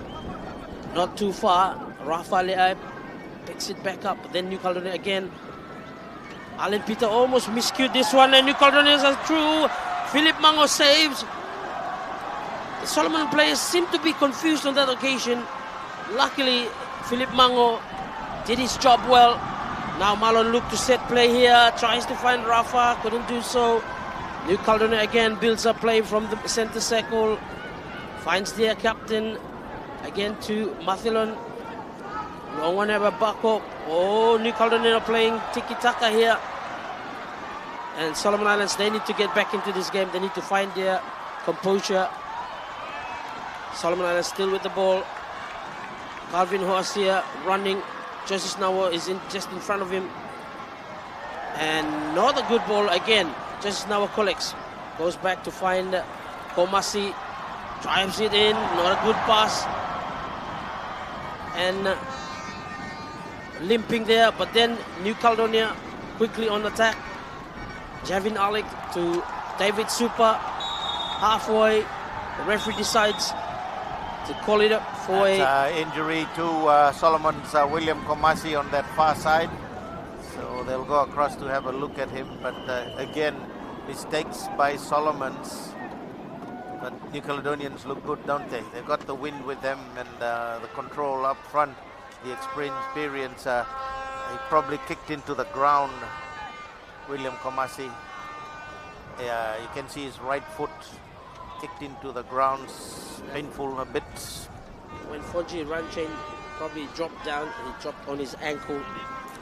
An accident, not intentional. But those little pain, it hurts a lot. Especially when you're trailing two goals as well, one goal in fact. does hurt to be a Solomon Island player. But here we see the flag from passionate Solomon Islanders here. The Solomon's got Bobby Leslie on the bench. He's a good substitution if they're looking at some firepower to get a player that's get the team going. Bobby Leslie, we've seen him. He's on the bench here for the Solomon Islands here today. The referee will restart. Then William Komasi will come back on. Solomon Islands through Rafael, probably the player they want to see him with the ball. He goes back to Malon. Malon checks, and not a good pass here by Malon. I thought he was passing to the referee for a while, Malon. And these missed passes seem to be the talk of the hour so far. Solomon Islands need to get themselves together here, especially their passes. Alan Peter decides to go back to goalkeeper. New Caledonia slowly creeping up through Bako. Komasi beats two players. Now he goes for the drive. No one's there. He's asking. And Malon needs to get the ball out. Managed to do so. It's David Super here. Not a good ball here by David Super. Very easy and light-weighted pass as New Caledonia. 3 men against 5. Looking for a long one here. They see Philip Mango coming off his lines. And Solomon Islands, they definitely need to get their passes sorted out here, Raymond. Yeah, a lot of mistakes again. I thought that cut out the mistakes here, giving possession back to New Caledonia. And you see New Caledonia again doing what they did in the first half here. They're laying off. They're laying off and waiting for the mistakes to come in. They come in with a counter-attack here. They have the numbers when they come with a counter-attack, the New Caledonians. And rightfully said, the Solomon Islands, they need to be more clinical and crisp with their passes. They have the potential to put pressure here, but can they do it? That's the question here. Rafael tends one, goes past the other, and wins a foul in the process. It's Morgan Mathalon here. The referee calls him out. Morgan Mathalon, the number 7 for the New Caledonia side. For the New Caledonians. Chopped him really down bad. So substitution for the Solomon side. The Clouds decides to hide the raging sun here, Raymond. So we have a good day under the clouds here. That's one of the top players in the Solomon side as well. Atkin Kawa, who's replacing William Komasi. I thought it's Atkin Kawa, number 6 for the Solomons. We apologize for the wrong name earlier on. So it's Atkin Kawa taking the kick quickly. Here. First ball in and almost resulting in a goal for Solomon Islands. Again, New Caledonia building up attack here. 1 against 3 players. Solomon Islands taking the ball back and a throw deep inside their own half for New Caledonia against Solomon. As this time of the game where Solomon Islands need to put themselves together here, get themselves together and try and see out a possible way of equalizing here. The earlier you equalize, the better you get into the game and probably settle nerves. As you can see, New Caledonia, they know what's at stake. They'll try and manage the game. And whenever they got an opportunity, I can bet on it, they'll take it. Definitely, they'll take it. Well, Solomon Islands through David Super. Long ball back, not a good ball here. The crowd not loving it. They're opting to play backward. I'm not quite sure why they want to do that. They need the goal. They need to move forward. In fact, Leon Kofana is introduced as well. Here's Leon here. Leon tries to... Probably Solomon Islands is opted to find a distributor from the back and the likes of Leon, but the first pass from him wasn't good enough. Few more substitution. In fact, it's a water break here. There you see Stanley Whiter, the assistant coach. A good time for the coaches, respective coaches, to get into the players, tell them what's the instruction that we needed you to do, for the Solomon Islands, it's about getting back on the score here and trying to go one more further. For New Caledonia, it's about managing the game here. You can see through the assistant coach, he's trying to say we need to sit back and wait it for their mistakes and then we capitalize on that counter-attack. And that's what they've been doing early in the second half. The Solomon Islands seem to be falling inside that trap. Those missed passes by the Solomon Islands team has resulted in New Caledonia almost scoring. Can we see an influence from this man, the number 6, Atkin Kawa, and the newly introduced? Been 2 changes, yes. Leon Kafana has also come on. Can we see Leon Kofana pulling his strings here? As a player well known for his long passes. So interesting to see Felipe Arongo decided to put him in.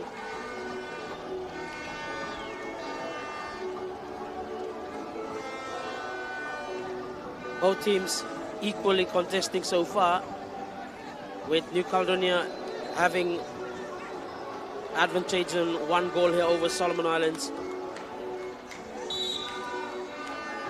Throw deep inside their own half, the New Caledonian start. Again, aerial ball, they're winning it. Solomon Islands, Leon Kofana finds Philip Mango, and just like that, almost steps over the ball. They build a play through Javin Alik. He checks 2 players he managed to beat here.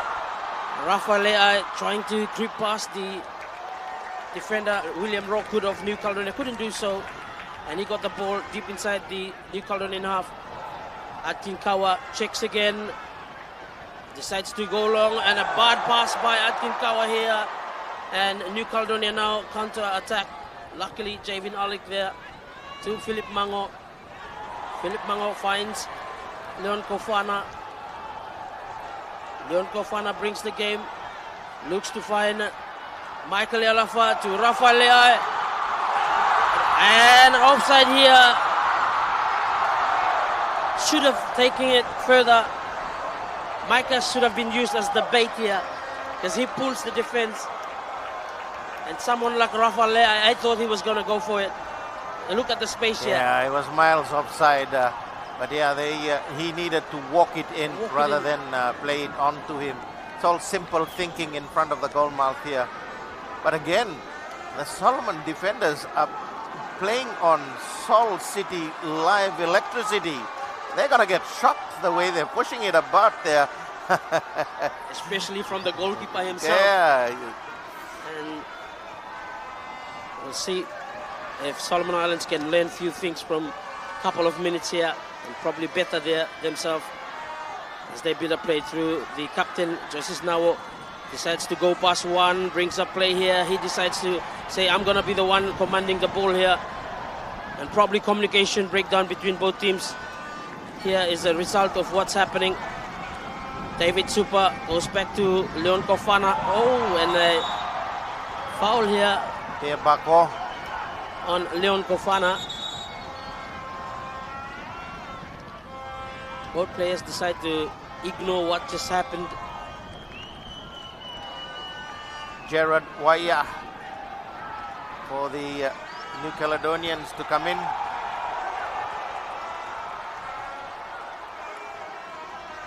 Solomon Islands here.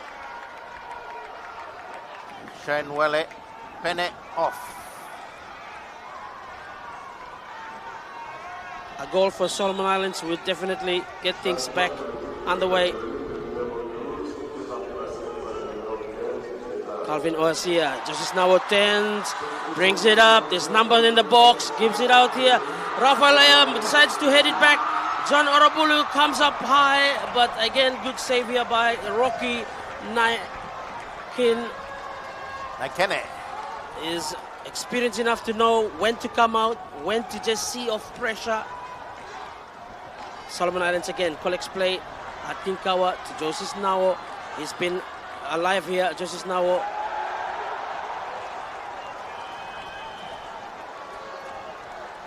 He's got the experience, this man here. And can his fellow teammates play up to what he's got here. New Caledonia pressured on their lines. And this is what I was saying, Alex. they need to pressure them. So press football. And you look at the way they're putting pressure on the New Caledonians. They're making that mistake, the New Caledonians. So they haven't been doing that, but they're doing it now here. They need to do more of it in this game than the Solomon side. Yes, and Michael Eleva has been leading that. He has shifted forward to allow Leon Kofana and Atkin Kawa to manage the middle here. Leon Kofana with a header back into the New Caledonian half. John Orobulu tries to chase things down. A good turn here by the captain, Caesar Zula. Still with the ball. David Super pressing him as well. And New Caledonia putting pressure on Solomon Islands in their own half. And a throw deep inside the Solomon Islands half. Solomon defense need to be on their toes here. Still New Caledonia have more space. They have not been pressed out. They got a 10 here from their danger man. Ball comes up and Philip Mango saves. Not impressive at all, the defense here from the Solomon Island side. But Joseph Nawo is on his back again. He checks, gives it back. Oh, not a good ball here. And New Caledonia through their number 9. They're building play. Here's the newly substitution. He checks, he's gone for a shot here. Blocked again. David Super of Solomon Islands to Atkin Kawa. Building ball in the middle. The ball seemed to be just glued to their feet here. And I wonder what's happening. But now Solomon Islands through Micah Lealafa. He comes up, he checks, and he goes long to find Rafael Leai. Probably couldn't get to him. New Caledonia again with the ball in the middle of the field. Leon Kofana challenges well. Still New Caledonia builds up play from the middle. It's Mathelon here. Oh, clever ball in here from Mathelon. And a shot coming in over the bar. Solomon Islands definitely needs to find crisper and cleaner passes here. They've been caught off guard again. And credits to New Caledonia. They have been in this game. They kept their management well and they just stick to their game plan. It could be New Caledonia scoring again here. We'll have to see here as Solomon Islands again. Trying to build up play through Michael Elafa. Couldn't do so. Close call here. Oh, almost taken by Atkin Kawa. Long one here from the New Caledonian captain. I think they probably see the goalkeeper Philip Mango coming up. Yeah, they see him coming off his line very often, and they're going to try one from anywhere, and replacement Gerard Waya or saw that opportunity also. So again, you'll hear the disappointment of the crowd that Solomons are not looking to move forward. Javin Alec with the audacious run. Pass, not just the final pass isn't good enough. Same mistake by almost all of the players here. He's done his job. He's beaten almost 4 players. Then the final pass is the one letting them down here. Rafa to David Super. Outside the 18-yard box. Looks to find his player. Rafa here probably tried to collect. Couldn't do so. New Caledonia goes for a long one here. Alan Peter again wins the ball back. Number 3 for Solomons. Leon Kofana turns. Michael Elafa in the middle park. Goes to Atkin Kawa. Sets up Rafael Leai. He tries and turns. And then he's go again. He's going to shoot from here. It's a goal. It's a brilliant goal by number 13, John Orobulu. And none other than Rafael Leai is the one who assisted this one. Raymond, your thoughts? Yeah, good work by Solomons. And I said they needed to get their passes correct here. And Rafael Leai inside the box, where what he does best inside the box, and laying it on here, following through. Lovely work by the youngster Rafael Leai. But when we will look at that, the touches, this is what Solomons is known for, aren't they? Look at that 1-2 touches here. Atkins Kawa starting it, and then across Rafa, following through again, and touching it on again. It's that man, John Aribulu. Just look at how clever he is, Raymond. Yeah. See, look at John. He's standing, he's watching. He's watching and he's following through. That's what a good striker does. And John Aribulu makes it 2-2 here. And he gets his second goal. And of course, goes on to the top goal scorer of this tournament so far. No offside at all. Correctly done by John Aribulu. What a game we got now here. New Caledonia 2, Solomons 2. What a game indeed. And especially the fans, they loving it. And so New Caledonia probably have to change their game style a bit here. Now they're not leading anymore. Can Solomon Islands find? But if not, Solomons get their passing work together, they are dangerous. And you can see that if they cut out the mistakes when they get the ball flowing and in midfield, that made it difficult for the New Caledonia. They should keep the pressure on them now again, pushing it about the similar way. They shouldn't go backwards again. Like that one. Almost caught Philip Mango off guard here. And Solomon Islands, they need to be settled in the game, but players like this man here, he needs to be the one influencing in the game. And we've seen it from Michael Lealafa. He's the one who started the attack here. Solomon Islands through their back. Philip Mango through to Alan Peter, back to Leon Kofana. Goes for a long one here. It's Rafael Leai mounting up here, trying to get to that ball here. It's John Orobulu now. He turns, he checks, he looks, he goes to find Atkinkawa. Atkinkawa just decides to play the ball through the defender, but not a successful one as New Caledonia builds play. Bako here, good ball here, but Alan Peter to collect. Not a good clearance from him. New Caledonia now building up attack in Solomon Islands half, just outside the 18-yard box. Leon Kofana watches closely. Good ball in the 18-yard box. The number 9 turns. Joseph Nawa goes for a clearance. Still again. New Caledonia here. Bako goes for a shot. And not a good one from him. But still, you can tell New Caledonia, they got something up their sleeves they need to give here. Solomon Islands are finding themselves caught up. Look This at is the a shot. shot by New Caledonia. They build up again. Bit of lapse of concentration again by Solomons. But yeah, now we're seeing the Solomons that we know. As Solomon Islands again losing ball to New Caledonia. Deep inside their own half. The New Caledonia now building play here.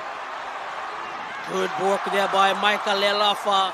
Speaking of walk rate, that's what it takes if you're passionate enough as a footballer for your country. That's what I meant earlier on. If they pressure them, and now you can see they're doing them, they are bound to make a mistake. And Vincent Vake, the experienced central defender, making that mistake. That's what Solomons need to do. Put pressure football on New Caledonia. Now, New Caledonia feeling the pressure here. Solomon Islands probably realizing that they definitely need to turn on the game here. Again, not a good ball here by New Caledonia. Clearance here. John Orobulu tries to intercept. Long, higher one here by New Caledonia back into the Solomon Islands half. Alan Peter probably comes up too much here. David Super beaten easily here. It's the captain here. Tries to go for a long, high aerial ball here. Couldn't do so. Still, New Caledonia on the attack here. Alan Peter almost beaten here. And probably a dramatic fall there by the New Caledonian Gerard Wire.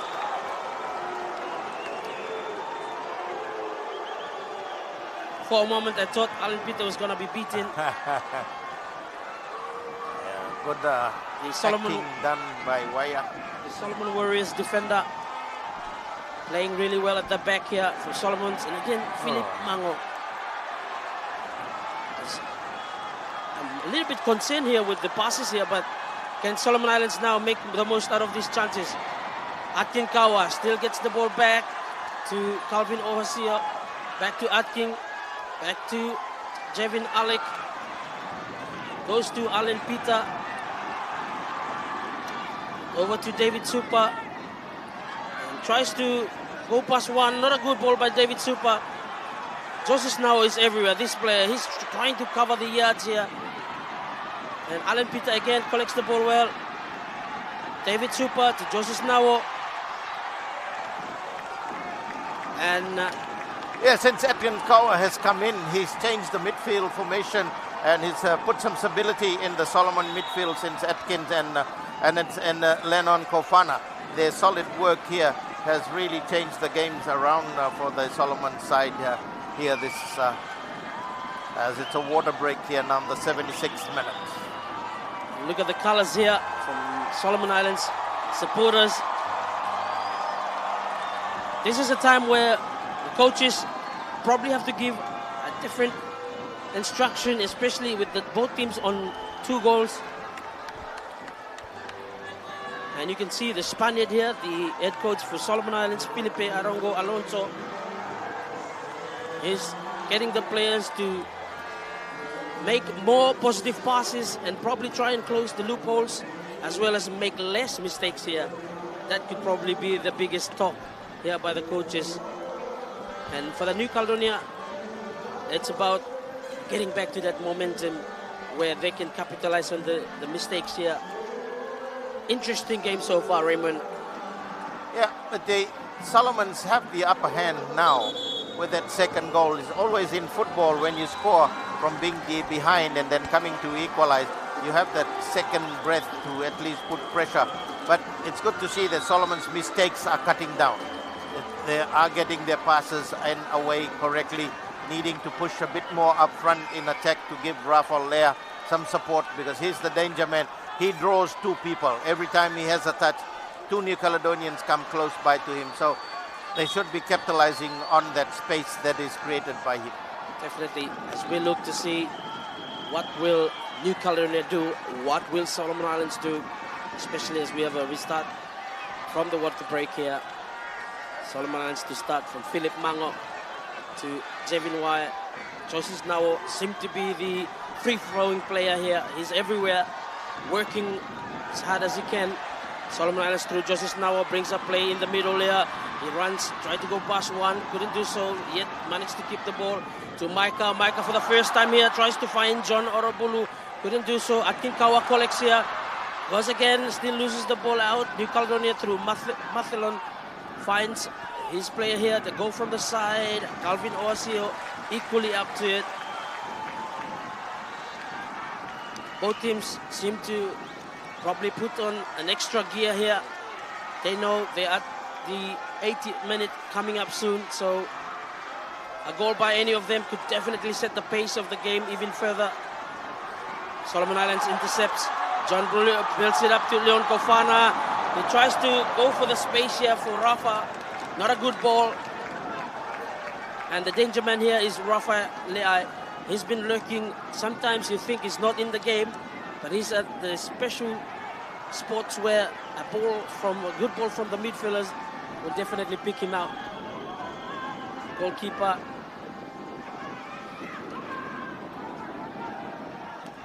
Again, Solomon Islands built from the back. Good defense by New Caledonia. Slow things down here. We had to see a lot from Pierre Bako, the influential New Caledonia midfielder. He's gone missing in the last couple of minutes here. For me, he's the one to turn things around for New Caledonia if there's going to be a player there. But he hasn't been involved much lately. As Solomon Islands again through Jevin Alec.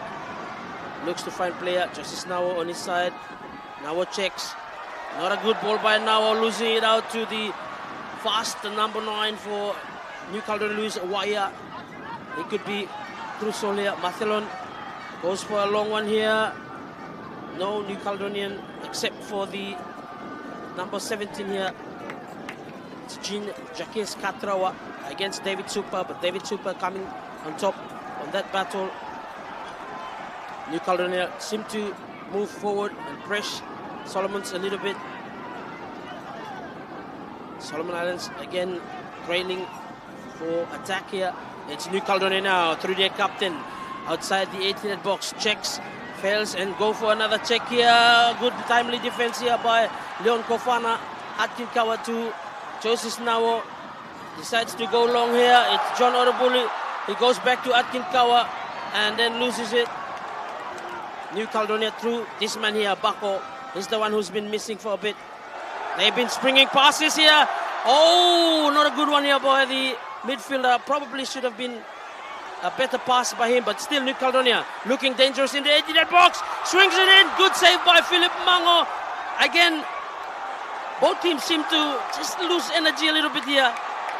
Oh yeah, it's great work by Philip Mango, who's been asleep for most of the, so to say here. He woke up with that great save, but New Caledonians again getting back on top of their game here and bringing the attack here. So the shape of the Solomon defense again looking poor. You look at this This is the miss here, but the great save by Philip Mango. But the space in the middle here by the left free for the New Caledonians. And again, Solomon Islands defense asking questions themselves. As they bring up play here through Akinkawa, tries to go past one, just try to flick it over. Couldn't do so, but wins the throw. Solomon Islands throw deep inside their own half. Both sides exchanging attacks. So far, it's New Caledonia look more dangerous here. Leon Kofana decides to drop it up in the back here. And Solomon Islands again collects through. Akinkawa finds Michael Elafa, probably a little late on that pass by John Orobulu. Micah has already committed there. Now build up play through Fonzie Ranchain. Finds Caesar, the captain's game here. Now again, Caesar, not a good one. Good delivery here by Caesar. Again to nobody there. The sun here, the heat here probably plays a role in slowing down play here too. But Solomon Islands, they need to go forward if they are to trouble New Caledonia further. David Supa plays Akinkawa. Akinkawa now looks, checks. Can he find one of the players here? He decides to go in the middle here. No one's there. Then he goes for a long one to Micah Lealafa. He has one play here. Can he beat the player? He brings it back to Calvin Oasia. And miscommunication between John Orobulu, but a foul here. Yeah, a foul, pull back, a foul. A good position for the Solomon Islands team. Being questioned by Fonzie Ranchain. So foul on Calvin Oasia. Calvin Asio, but it was a good run. That was the challenge. Referee pulls play back. A good opportunity for Mika Leafa. Can this man make that important goal for Solomon Islands? Can he bring the glory? The stage is set. The crowd is here. Even the defenders are here. 83 minutes, counting down towards the end of this match and the added time. This could be the story to write for Micah Lealafa. He's got the set here. Micah goes for it and over the bar.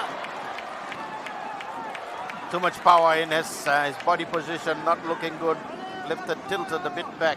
And when you tilt it a bit back, the ball will naturally lift up here like a rugby conversion by a rugby player. And a goal kick to be taken by Rocky Naikin. You can tell by the look of the players, the heat on the ground has taken toll on them. But they have few more minutes to go, and both of them are locked at 2-2. Well, the situation is if they do end in a draw at the mandatory time of the football, it'll go into extra time. It'll be 15 minutes aside. And if we still don't have a result there, it'll go to the dreaded penalty shootout. And so, probably preferable by any of the teams to win the game in normal time. But we'll have to see here as the throw in called back. Solomon fans here eager for a goal from their players, as well as the New Caledonian side as well. There's an injury here for the captain, Joseph Snawo. He's done a lot of running here today. I think he will definitely give way here. He's already signaling to the bench. It's his ankle. It's troubling him at the moment here.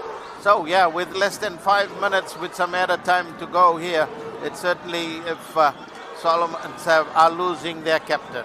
It's for the veteran, he finishes for this tournament here. So let's see who they're going to bring in. I think they will opt to go for a midfielder here. Mollis Gagame, who we can see getting ready. So Mollis Gangame, a good replacement to go on to the field for the captain. Looking at the way this substitution is made, I think Solomon Islands opted to go for a balanced defensive and attacking side. Because Mollis is a more defensive midfielder who loves to keep the ball.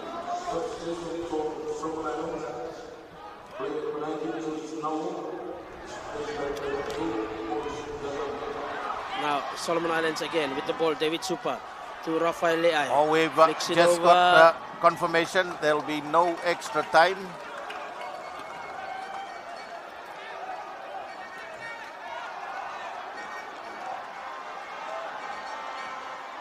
Now Solomon Islands build up play and the attacking ball goes up high here. Rafael Leai jumps up here, tries to get onto it. A corner kick here. So we've just got confirmation that it'll go straight to penalty shootout.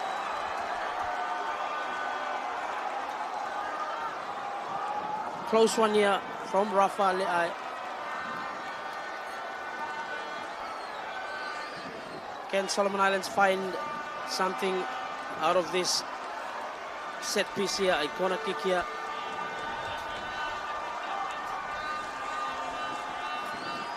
Rafael decides to go short.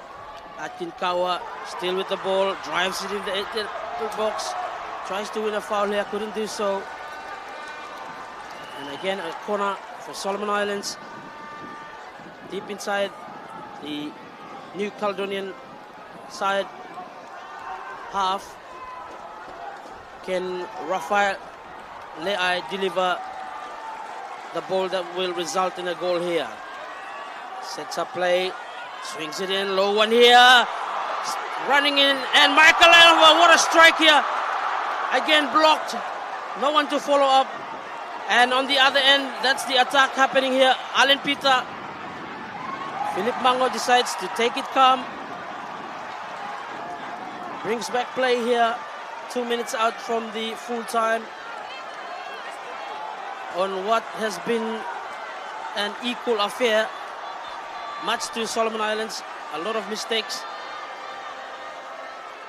They decide to go back to Philip Mango. Philip Mango decides to go David Super here. Builds play, Rafa again, David Super. Now he finds Rafael Leai. And throw deep inside the New Caledonian half. Rafael Leai decides to go quick one, but then pulls it back.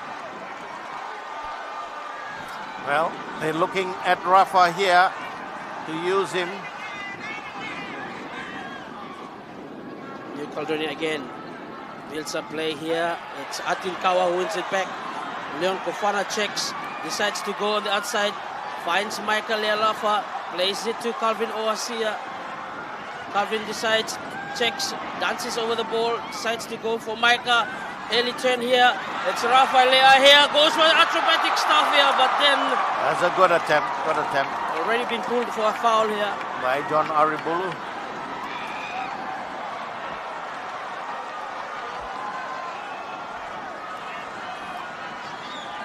Solomon fans here. Still buzzing. They know what's at stake here. Look at the take by Rafael Leai.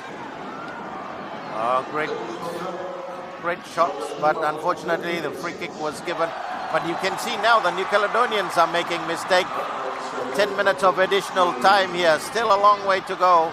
Solomon need to put that pressure that they've been putting on the New Caledonians. And now New Caledonia have a foul. They have a free kick here. Can they capitalize on the set piece here? And 10 minutes of additional time, that's enough to get the goal here by both teams. And probably another equalizer, Raymond. Interesting additional 10 minutes time here. Still a time to get a goal, a winner. Set piece here for New Caledonia, if it's successful. Good ball coming in, clearance there by Solomon Islands. It's Javin Alik here. He decides to chase down as well.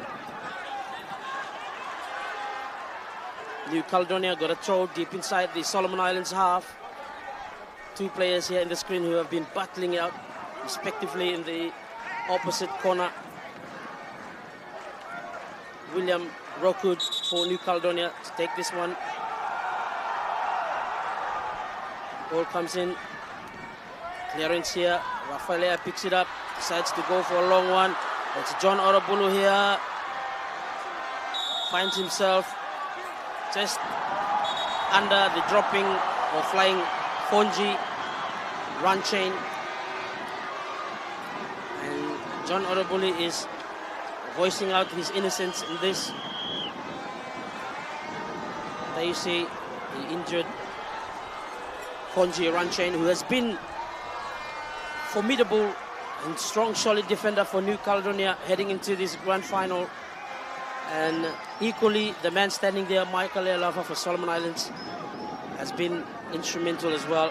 But now it's the number 5 Fonji Ranchain who's down on the ground, receiving medical. Well, he fell. There was no foul by the Solomon player.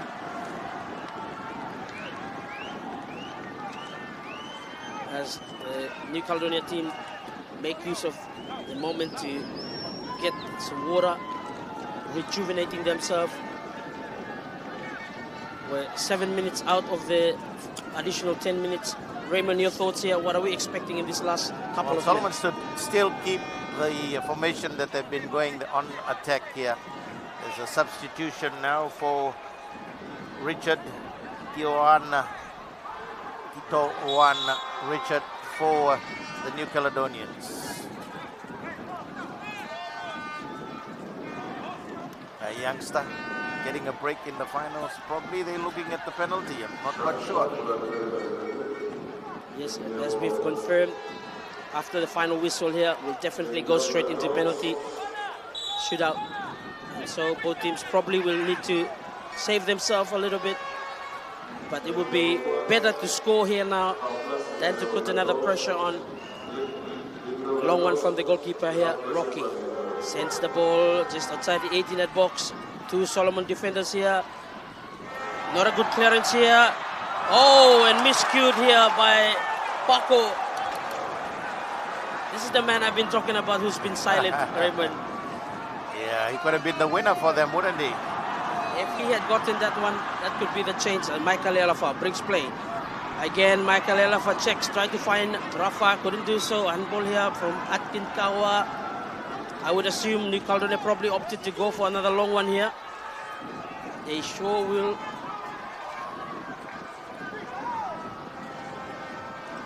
Intense match so far. Supporters have been kept on their seat, wishing probably majority for a Solomon goal here. But then there's the New Caledonia supporters up on the grandstand as well. And this man here, Rocky Naikin, will do the delivery. If it's successful, my oh my. Alan Peter here, it's the number 8 here for New Caledonia. And unfortunate tackle there, resulting in a penalty. Calvin Ohasio on, I think that's the captain. Well, we'll have to have a look at it into injury time. Yeah, it's on Sisa Zeola. And it's been called here.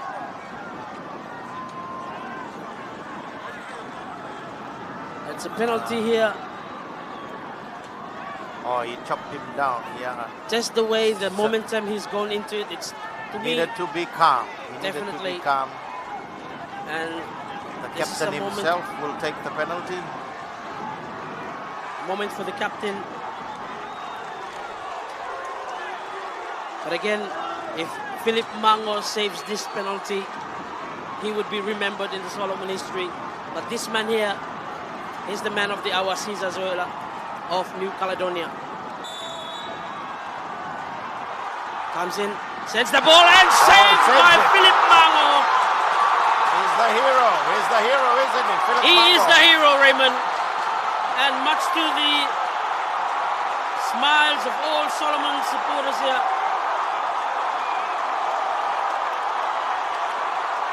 The players need to know the game is still on. Still got time. Maybe one of them might handle the ball.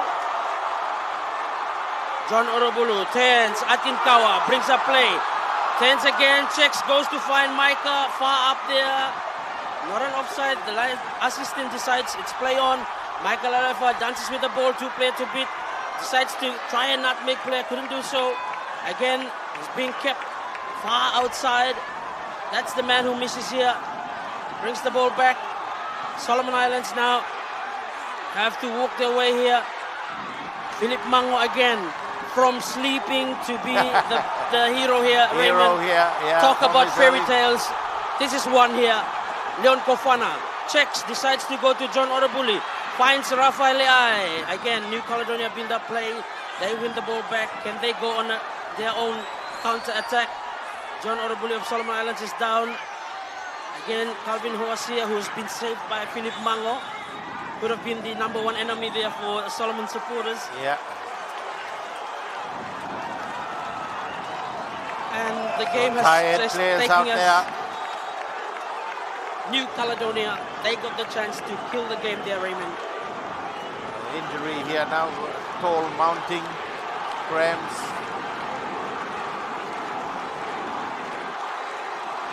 John Support Orabulu. for Solomon's getting louder and louder.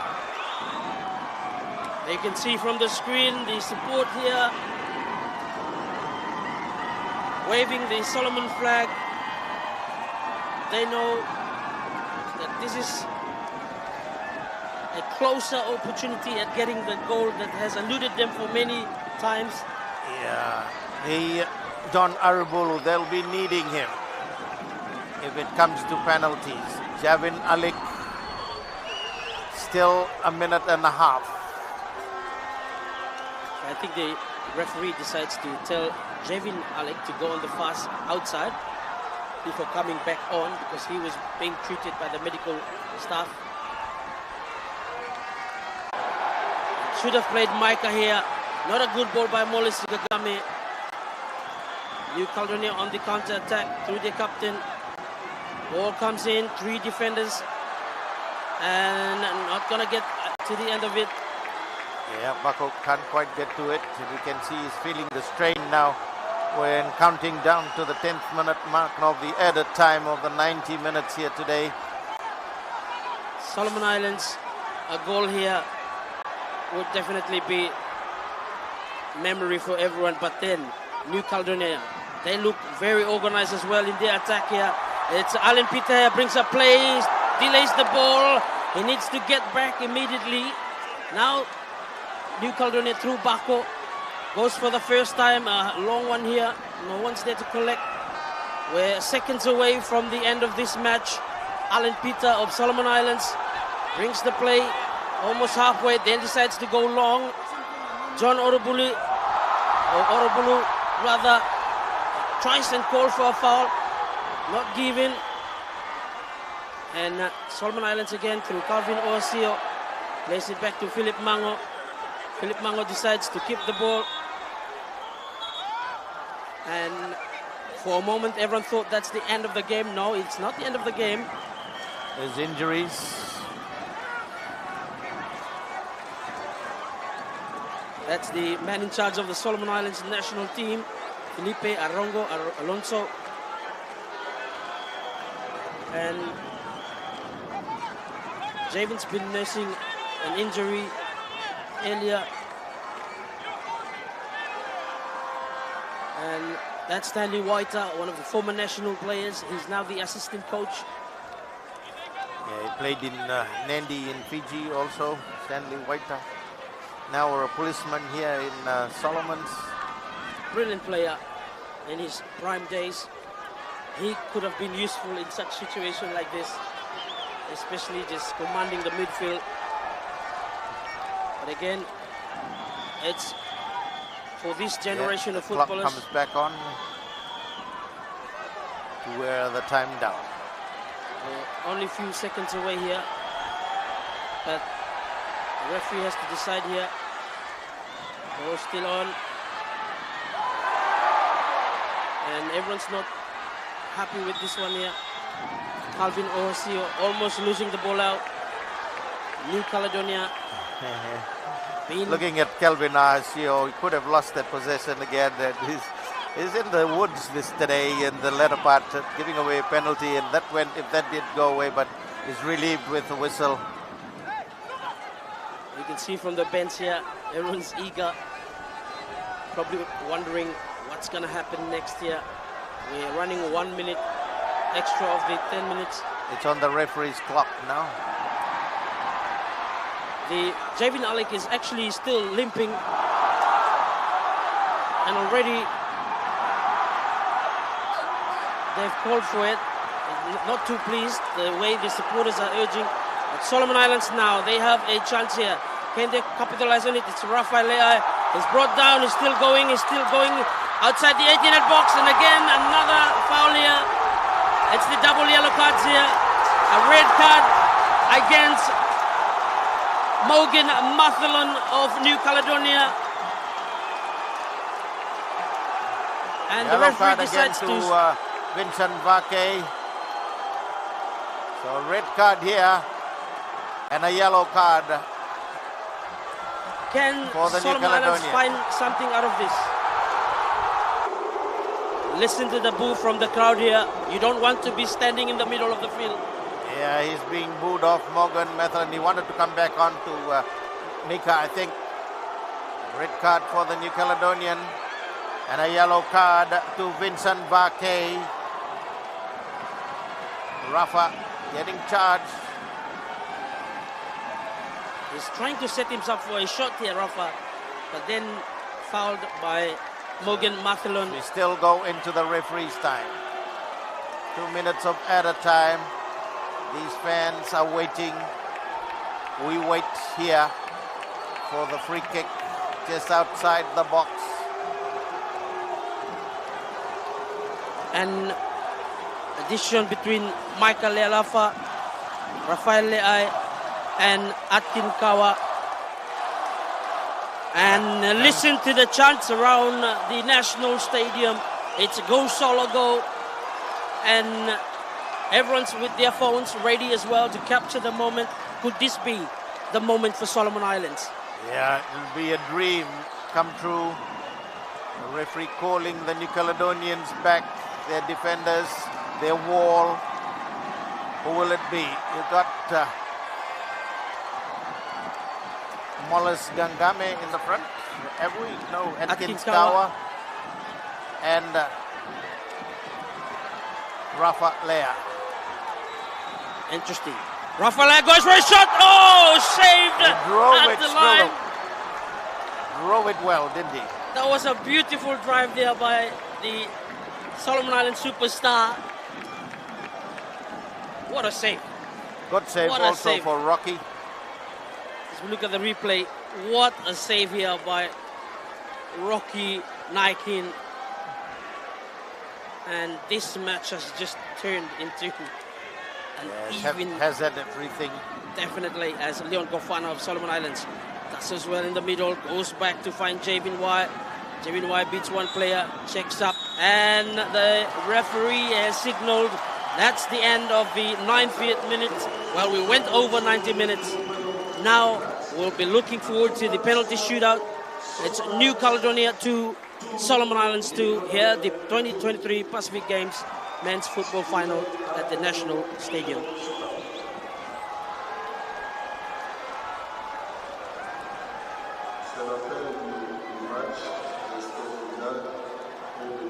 And so, Raymond, what's your thought about the next... Now it is left to the dreaded penalty shootout.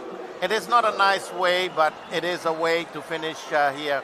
We've seen over the years, it has brought joy to some, it has brought misery to some, it has brought a lot of pain, and it has also brought a lot of joy to some here. Who will be here? That will be the 5 that will be chosen here. It's up to the composure of the player, the strength of a player, the confidence of the player. Who will be the 5? The referee can choose. Sometimes it's the 5 that say we will be confident enough to take it.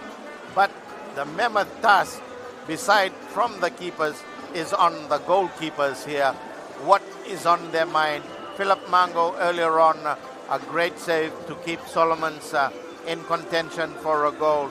the New Caledonians, let's see what they can come up with. An interesting one here, especially Philip Mango, who just saved a penalty. Probably is in his top form, but equally is Rocky Naikin. He's done well. It's been brilliant for New Caledonia.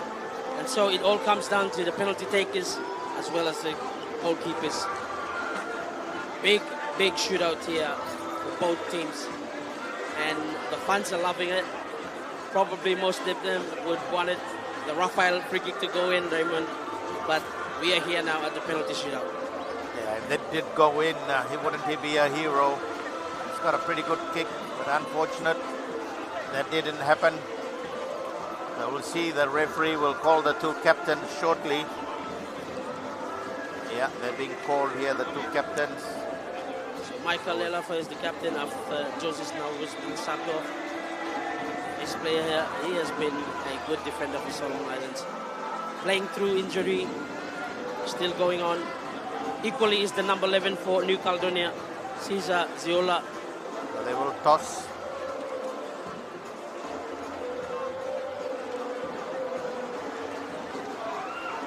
Experience, Norbert Awata. Probably New Caledonia to choose two good footballers in the Pacific region here. Number 11 and 7 of respective New Caledonia and Solomon Islands. So they have decided what the two captains. So the referee will choose the sides.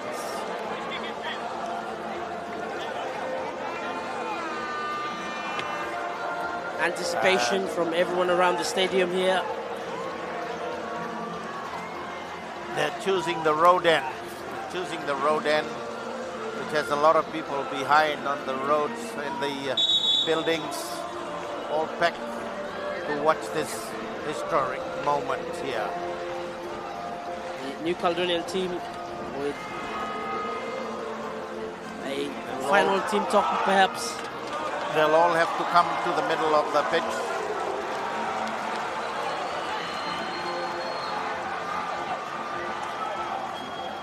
So here's two teams, one with a rich history in gold for football, the other one in being one of the top footballing countries but have never won gold at these Pacific Games.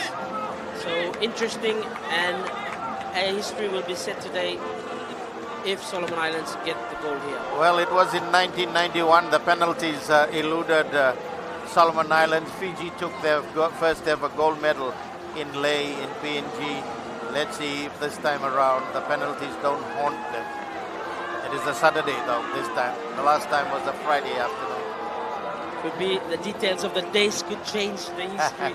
We'll see. But look at these players. They have been battling it out. So the Solomons has the first kick by the looks of it. There's the New Caledonian goalkeeper Ricky Wainege.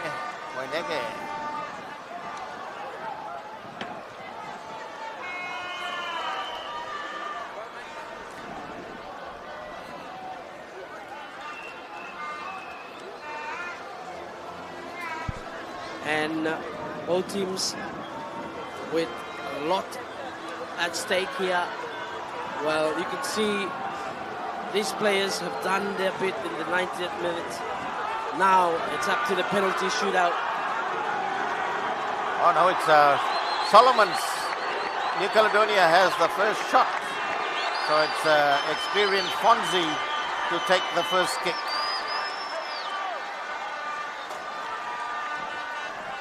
Against, I would say, also equally an experienced Philip Mango has been the goalkeeper,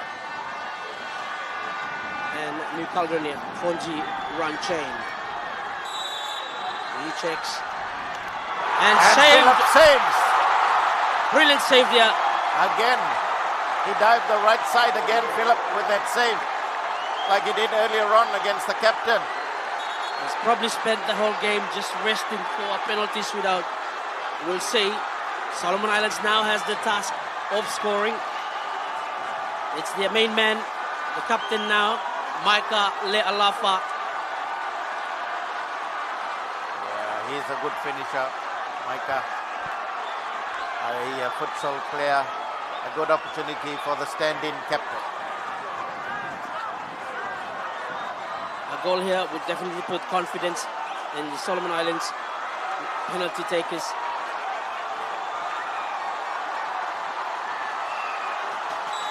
Micah Le'alafa to convert, checks and sends it well. Solomon leading. Yeah, it is a good kick by Micah Le'alafa, the stand-in captain, to put Solomons up. That will give confidence to the rest of the kickers. The crowd loving it. Now, this player up next is probably one of my favorite players, I would have to say, Raymond. Pierre Bako is up for New Caledonia. And a goal for him would do the same, instill confidence in the next penalty taker for New Caledonia. But it's Philip Mango here, 2 penalty saves already, 1 in the game, 1 in the penalty shootout. Can he do another one? Bako comes in and converts well. Mango actually goes in the right spot. Yeah, Solomon still have the advantage. Rocky goes back, Paco goes across to give him confidence.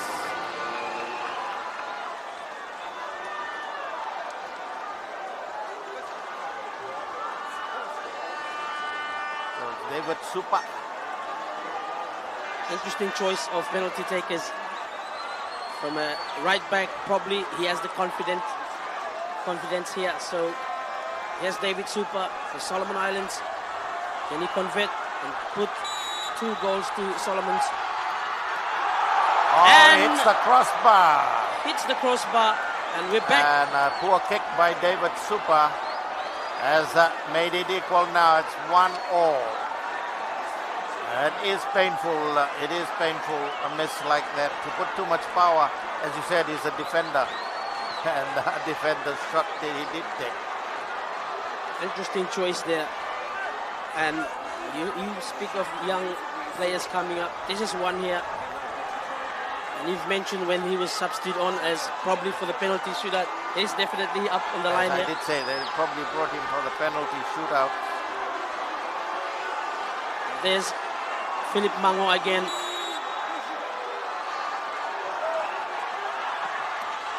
Oh, good one. Good conversion there by the youngster.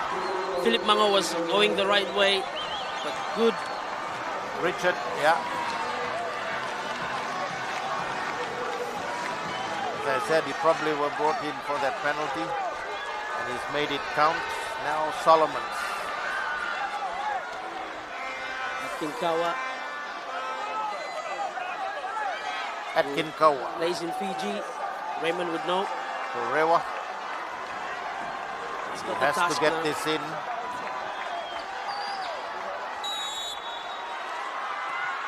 And he scores. Atkinkawa scores. Oh, he converts well. Pressure back on New Caledonia. But still, both on 2 converted penalties. We come to the 4th kicker now for the penalty shootout. Probably one of the players that you want to take a penalty as this Yeah, one. he is the one of the leading goal scorers. Luis Waya, Luis Waya, number 9 for New Caledonia. the striker, a great finisher. Look at the faces of Solomon Islands players. He got the first goal today. Let's see what he can come up with in the penalty shootout. Waya checks, goes up, and beaten Philip Mango, who decides to stand still in the middle. Pressure back on the Solomon Islands. There you see New Caledonian number 9 who just converted, pulling supporters. So for Solomons, Again, another defender here. That's the left back, Calvin Calvin Asio. Well, can he make up for his earlier penalty giveaway?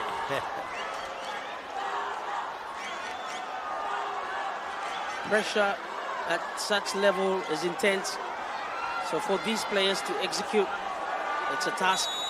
Here's Calvin. And sends it in. Good He makes it look conversion. simple, doesn't he?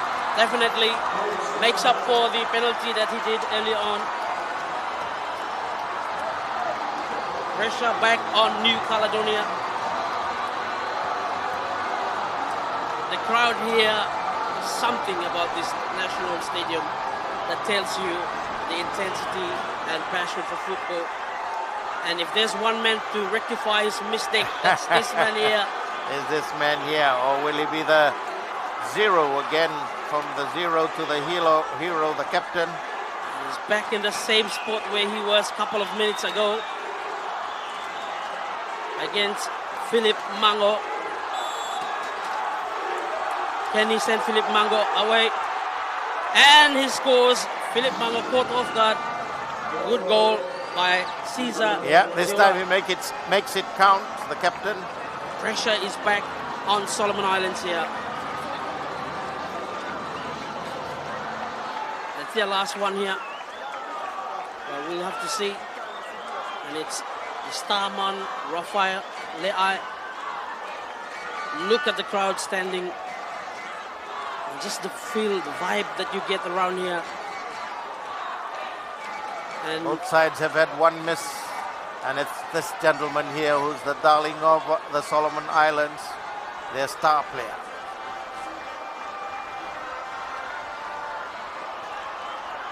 Rafa Le'ai, can he convert? And he does, quite neatly, not too strong. Very confident take of penalty there by Rafa Le'ai. But again, Rocky Naikin, I thought he almost got to that one as well. Bernard Aya.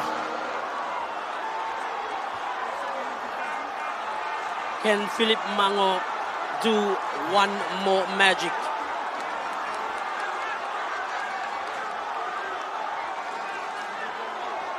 A defender for the New Caledonians.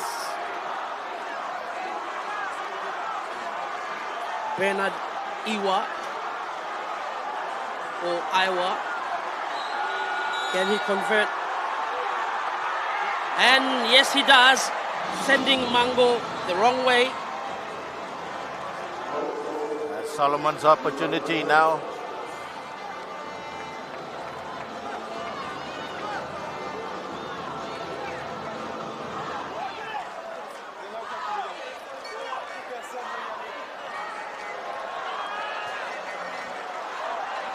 It's Alan Peter. Interesting to see Solomon Islands have already 3 defenders, including this one's going to be the 3rd defender taking a penalty. Shows the confidence the coaching staff have on their defenders. Alan Peter, the Solomon Warriors defender.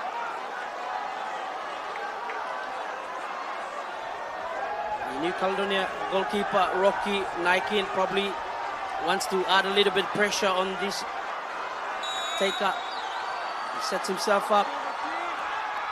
And good goal, good finish. Former defender. But Rocky Naikin of New Caledonia was almost had it. Good finish. Pressure back on, isn't it? Back on New Caledonia. Who will it be that will be the criminal, sort of to say, in this? Can Mango produce the goods here? So, New Caledonia. Gerard Waya. A save here would definitely be spectacular. Gerard Waya. Almost having good it. Penalty, good penalty. Good penalty, very composed. Shows quality there. Gerard Wire converts well. Back to Solomons now. And it's another defender here. Holding midfielder rather. Kafana. Leon Kofana. For the Solomon Islands, it is heartbreaking, isn't it? And heart-stopping. Indeed, and this man here has the responsibility. Rocky Naikin. And converts well. Brilliant penalty by Leon Kofana. Pressure back on New Caledonia here, Raymond. Yeah, definitely. It's gone to the 8th kicker. And so Now, one miss each so far. It is 6-all. 6-all, not counting the final score. And Vincent Vakay, the veteran of New Caledonia. probably his last tournament. Philip Mango steadies. And he delivers. He converts Makes well. it 7. Experience in that side. They don't want to watch it. And New Caledonia again putting pressure back on the Solomon Islands. Not with this man here, John Orobulu. He can be as confident and also clinical in front of the goal. Can he do it in a penalty spot kick of such level? Oh, what was he And thinking? a miss here by What John was he Orobulu. thinking? The top goal scorer, John Orobulu. What was he thinking with that kick? Sends John the ball Orobulu. way above the crossbar. And he's down. He's broken right there. For a striker that was the leading top goal scorer in the tournament, what was he thinking, Alex? Disappointment here for Solomon Islands, but the joy here from New Caledonia players. They know really well. That's the man here, disappointed as he is, walking now. This is definitely a heartbreaking situation for him, for all the supporters, especially the majority of the sport here, Raymond. What was meant to be a good afternoon for many turned out to be an excellent afternoon for New Caledonia, in fact. Yeah, definitely when you look at the feel for the boy, John Orobulu. But New Caledonia again proving champions, this time number 8 for them. Number 8 that will be circled in the most successful. The final score here, New Caledonia 9, Solomons 8. And you can tell the New Caledonia, they know they have just gotten gold here, and what a way to win it in Solomon Islands home ground, the national stadium here. And you can tell by the players the way they react. Their reaction tells of emotional happiness, I would say, through all the way from Yeah, Naumea. congratulations to New Caledonia. They did well. They got the early goal here today. They were the dominant side, but it's left to the dreaded penalty shootout. And it is not a good way, but it is a way at the end to head out of a tournament. We have to get a result. The miss by John Orobulu, I probably will keep thinking why to this striker who was the top scorer in this tournament here. Disappointment on the Solomons, jubilation for the New Caledonians. And you can tell the fans around slowly leaving their seats. But then for these guys here, it's all celebrations here. Probably those of you watching all the way from Naumea, you'll be celebrating with them as well. And look at that squad, an experienced squad led by the number 4 Vincent Vaki, players like Sisa, Zoila, and the Solomon Islands. They know what they just missed out on. Celebrations here, joy, and a at the ground level like this against a packed home fans. What a win for New Caledonia. Oh, they came out here. They have done well. They beat Vanuatu in the semi-finals. And then here today in front of a packed national stadium, they outdid the Solomons in penalty kicks. Again, the penalties eluding Solomons, the gold medal that they've been wanting for so many years here. Would have been a joy here right in front of their own fans, but it was not to be today.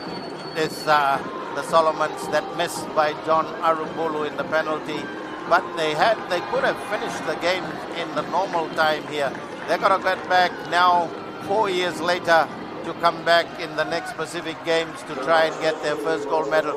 But gold number 8 for New Caledonia, and they will be celebrating in Noumea. Definitely. And for Solomon Islands, it's a disappointing result here. See the man here, emotional, John Orobulu. Yeah, it'll be hard, especially if you're a hometown boy, to outlive these memories here of missing a penalty at home where a gold medal was in a chance. But I still am bemused. What was he thinking? He slammed it like a rugby player rather than a football player in that. But New Caledonia, I would say, pretty lucky, because Solomons should have taken advantage after that early lead by Mika Le'afa in the first kick here. So luck, lady luck with the New Caledonians again. Unlucky for the Solomons. But football had some very, very big crowds in this 2023 Pacific Games in Honiara, that we saw some good teams coming up, where we'll see in the next Pacific Games. Samoa will be a team to be reckoned. Likewise, Northern Marianas, they did themselves proud by only losing by 5-0 to a strong Tahitian side here. But it is the Melanesian side of New Caledonia will be celebrating as they go across as good friends, as Melanesian brothers, to embrace their Solomon brothers. But it's the pain of losing that will be hard to take away from the Solomon players, Alex. It's emotional, and we'll try and look at all the highlights coming up. We'll see what we've missed, or what both teams missed out on, the opportunities. Here's the highlights. This was the penalty that was missed by John Orobulu that gave New Caledonia the victory here for gold medal. And as we said earlier, what was John Orobulu and Rocky Wainee, the goalkeeper, in such jubilation, and Orobulu, the pain of missing, being comforted by the Solomon officials. And the celebrations will continue here as the New Caledonians will think again how lucky they were here in Honiara, conquering Solomons away from home. So celebrations in amongst the New Caledonian fans that are here. The goalkeeper, the coach, John Sidna, happy with the red card guy, telling him also that nothing to worry about, but a joy it was for the New Caledonians, Alex. Indeed, joy, and you can see by some of the flag bearers of New Caledonia. Here you see her running around with the flag. Very happy. But for Solomon Islands, it's a moment that they will definitely think of as a close to that gold medal, especially at home. But it's what football is made of. It's what the games is about. You lose one, you come back and try again. Let's look at the second half highlights, where Solomon came back and got that equalizer. They were losing. They still tried very hard, the New Caledonians, but Solomon kept the pressure. Rafa Leafa keeping the pressure, but the New Caledonians' defense was steady. They did come back to try hard, but Solomon's got their momentum up again after some change as a beautiful goal. Rafa cutting it back in field and then followed through by the equalizer of Arabulu. What an equalizer it was. That brought Solomons into the games, didn't it, Alex? Definitely a good run by the man who missed the penalty. But again, New Caledonia look to capitalize on every chance they have, especially this one here. They could have buried it away, but then again not used opportunities here. And again, Rafael Lea at the heart of all the attacks here. And again, the Solomons tried hard with that score locked at 2-2 here. And in these moments here, this is the one by Rafael Lea, the bicycle kick. But the penalty saved by goalkeeper Philip Mango kept Solomons in the game. The miss by the captain that kept them into the extra time here. And this was in the dying moments when Rafa Lea had the opportunity for that winning goal, but a great save by goalkeeper Rocky Waikene. And the miss here by John Arabulu, that John Arabulu will remember for the rest of the next 4 years. Definitely, and this is when the coaching staff need to encourage such players to have their heads up. And it's New Caledonia 9, Solomon Islands 8 here at 2023 Pacific Games Men's Football Final. Well, there you have it, sport. Equal parts beautiful, equal parts cruel. Congratulations to New Caledonia taking home the men's gold medal in football. But Lisa, Solomon Islands fans, that's a tough one to swallow, isn't it? Yes, definitely. That was one of the hardest games, football matches to watch.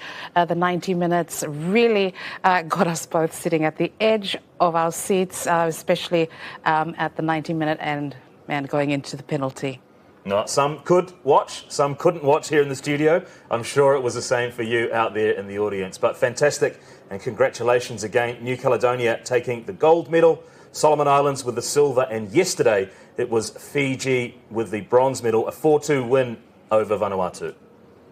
And the women's matches last night, Lisa, as well. Fantastic medals on offer there, wasn't it? That's right. Congratulations again to Papua New Guinea. A convincing 4-1 win over Fiji in last night's final match.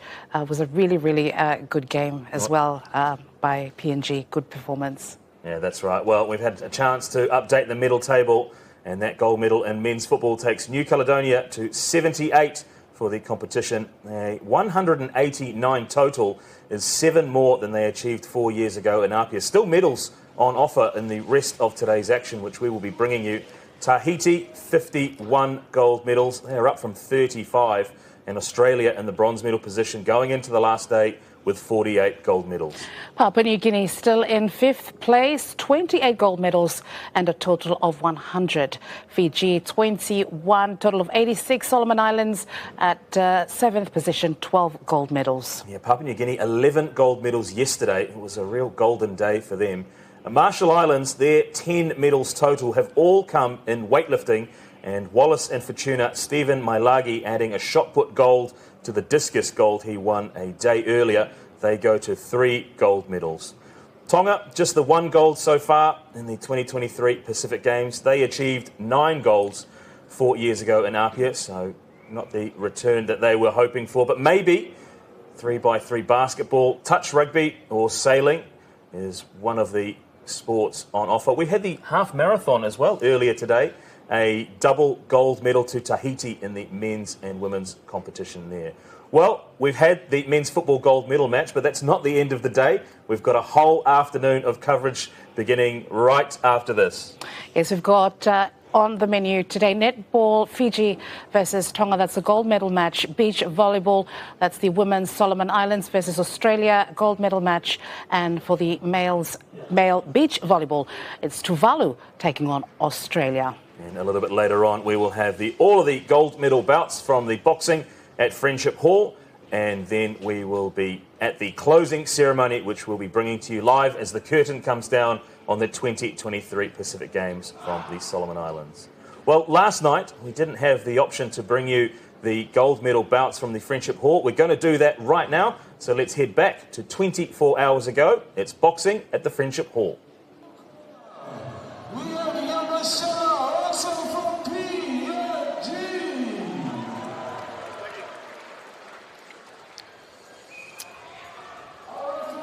This will be an interesting tussle. This is in the 70 kilos, the light middleweight, and we have two Papua New Guineans boxing, Tony Kevin and Sheila Yama. One's 20, one's 31. It'll be an interesting bout. Now this is, I asked them before the bout, I went and spoke to them, particularly the lady in blue. I said, have you boxed with this lady before? She said, I don't know her. Yeah. And I said, but you're from Papua New Guinea. She said, no, I live in New Zealand. Right. So she's going over to box for Papua New Guinea, Yes. but she lives in New Zealand. And this will be the first time they're facing off. First time they're facing off. So we've got Kevin in the red and Yama in the blue. Yama's tall.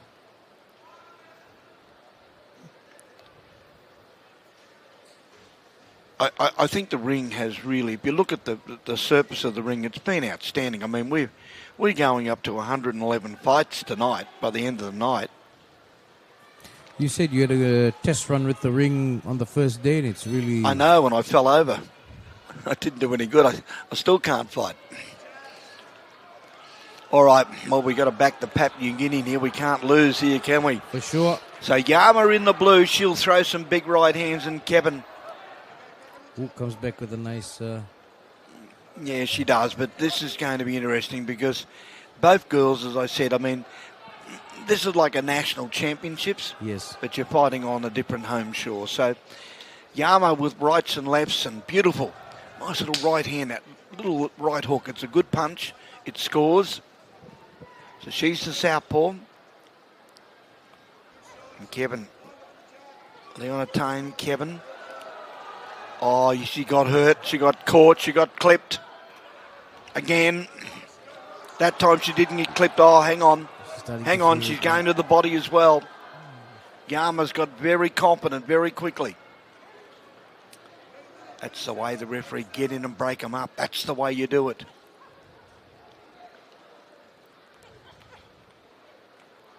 Yeah, good long arms, isn't she? She's a solid puncher. Good reach. Well, that's the problem that Kevin's got. She's being an orthodox and shorter. She's sitting there waiting for Yama to come at her, and she's not counter-punching, and that's her problem. And when she does, as what just happened there, she's sitting with the inside of the glove. She's got to take the lead. Oh, good right hand. Good right hand. She's got to take the lead. But she's not. She can't do it by standing in front. She's got to go to the left or go to the right, move her opponent either on the ropes or put her back in a corner. You can't just stand there and let them go. Yama is too tall. She's just too tall. And when you notice Yama, you see how she bends down? Yes. Widens the legs. That brings her down to the same height as her opponent, but she's got longer arms and she's just going left, right, scoring. The referee's saying, keep your head up.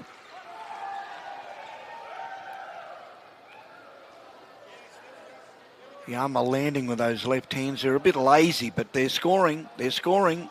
That's all you got to do.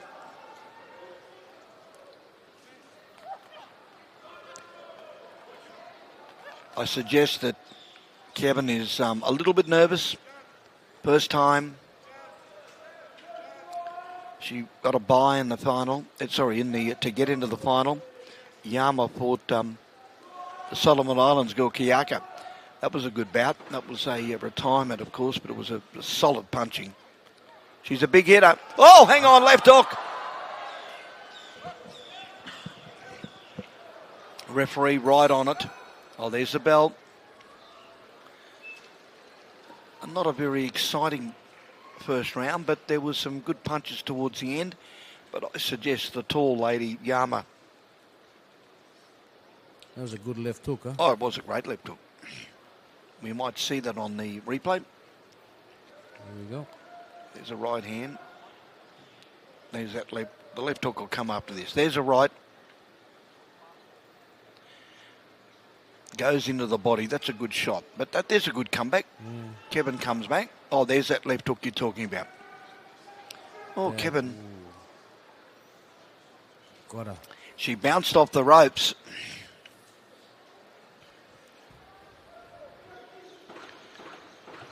"31 years of age, Kevin only 20. And again, I impress on you and the viewers at home. These two young ladies, I mean, they've never boxed before.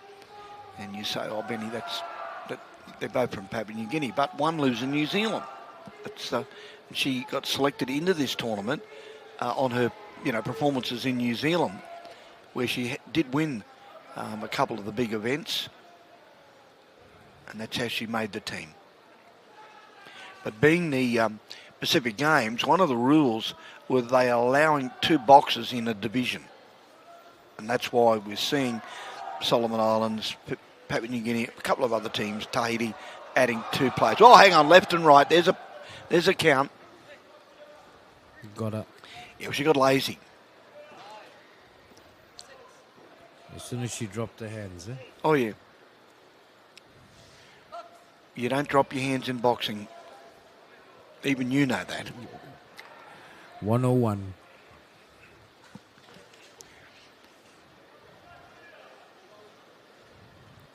Very quiet in the crowd.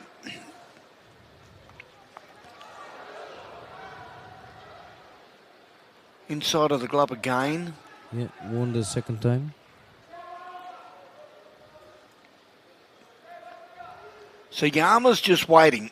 I can see what she's waiting. She's just waiting for her opponent just to lean in, throw a loose punch, and she'll pounce on her. It'll be short, it'll be sharp.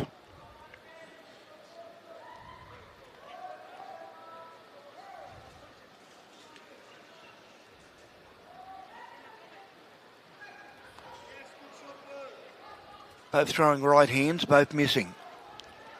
That left hand scored for Yama. Oh, that left did.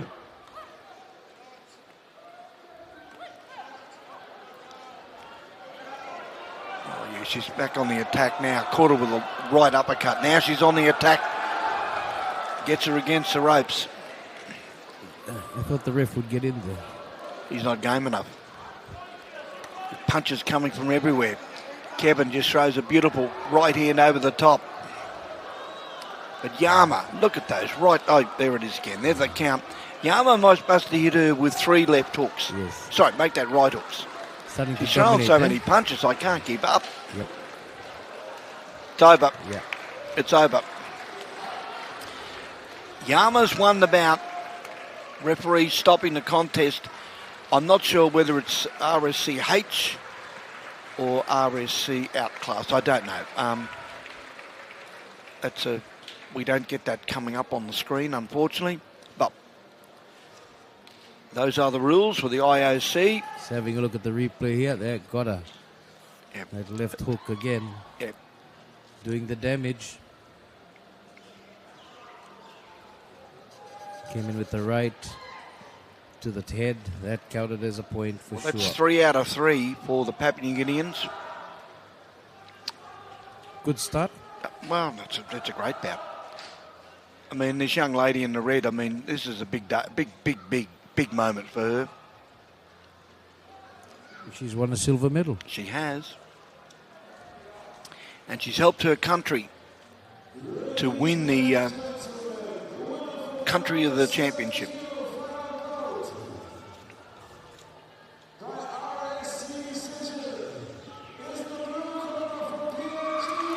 RSC. Didn't say H or whatever, but anyway, RSC. There's your winner. She's delighted. Goes over and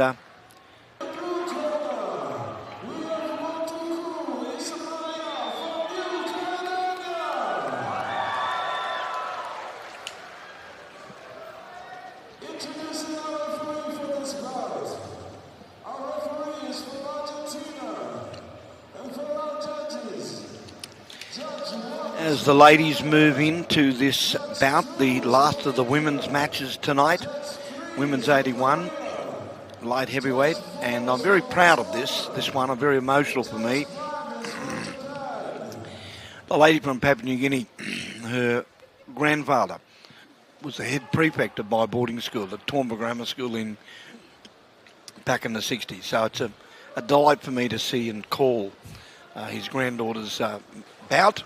Quite a close connection, eh? Yeah, it was, great memories. I went over and introduced myself to her, and she was very delighted. And she went to Toowoomba Prep, Right. so she knows. And Matuku from New Caledonia is the opponent. She's in the blue. Lone New Caledonian fighter in tonight's program.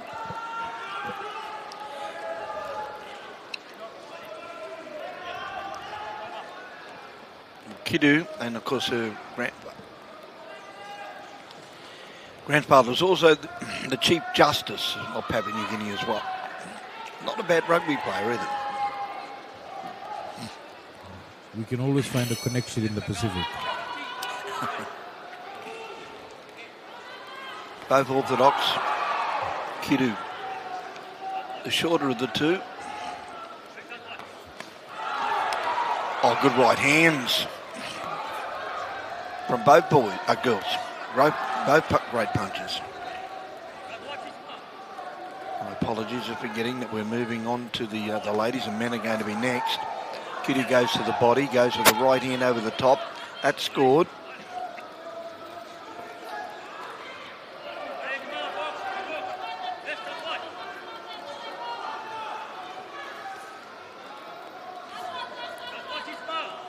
Throwing them from too far away, both boxers. One's dancing around, the other's trying to counter punch, but none of those punches are landed. See the referee saying inside the glove, not scoring.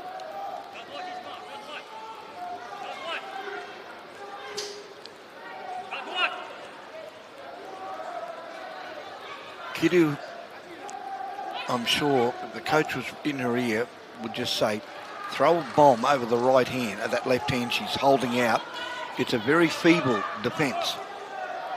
Short left, and then a big right hand. There it is. That's what she needs to do. But left hook, there's the right hand. Another one. Starting to open up a little bit now. Matuku from New Caledonia. This is the Pacific Games action. With a nice right hook there. Oh yeah, no, they'll open up. Don't have no fear about that. We're up into the the heavyweight division, light heavyweight division, 81 kilos.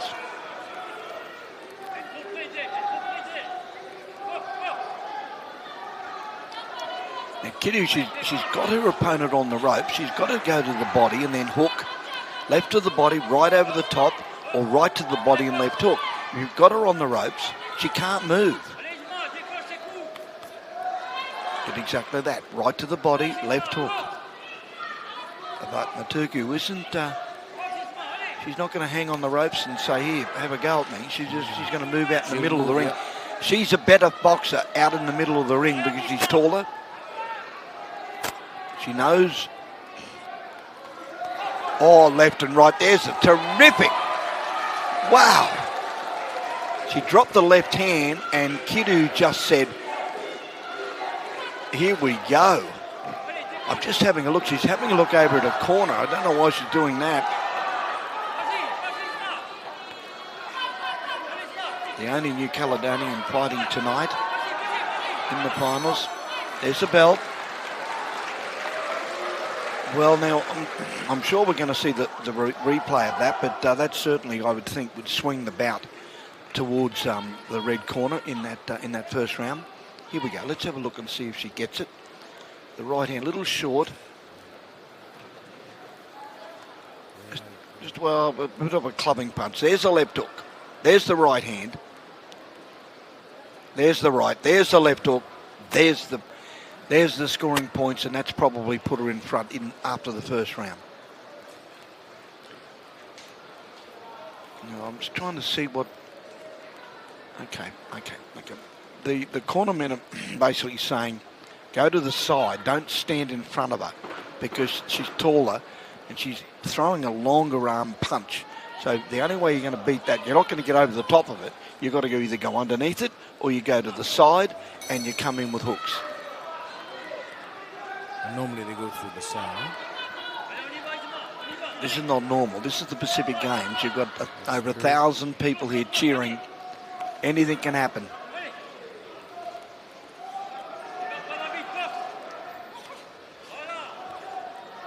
Kidu doesn't move that well on her feet. She's more of a stand to deliver.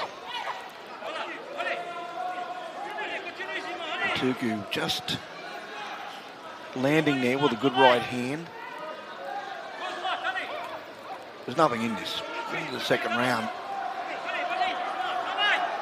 I think we're going to see an avalanche of punches come either late in this round or certainly right throughout the whole of the third round.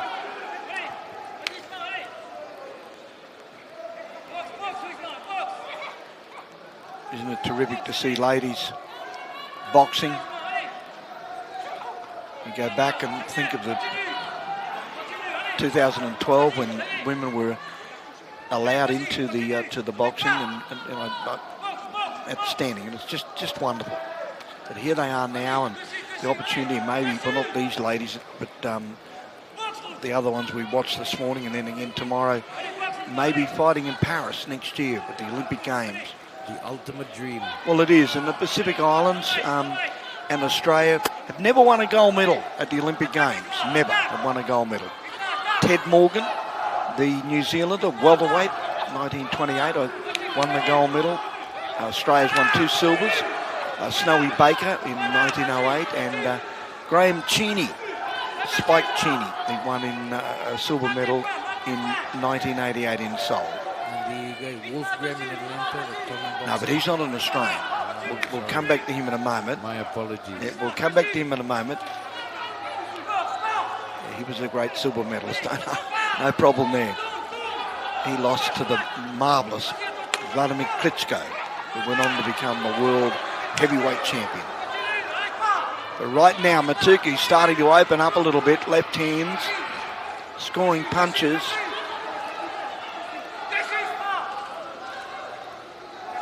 Now they've just slowed down. 1 minute they were punching, and the next minute it's as if they've turned the car off. A bit tired, I think.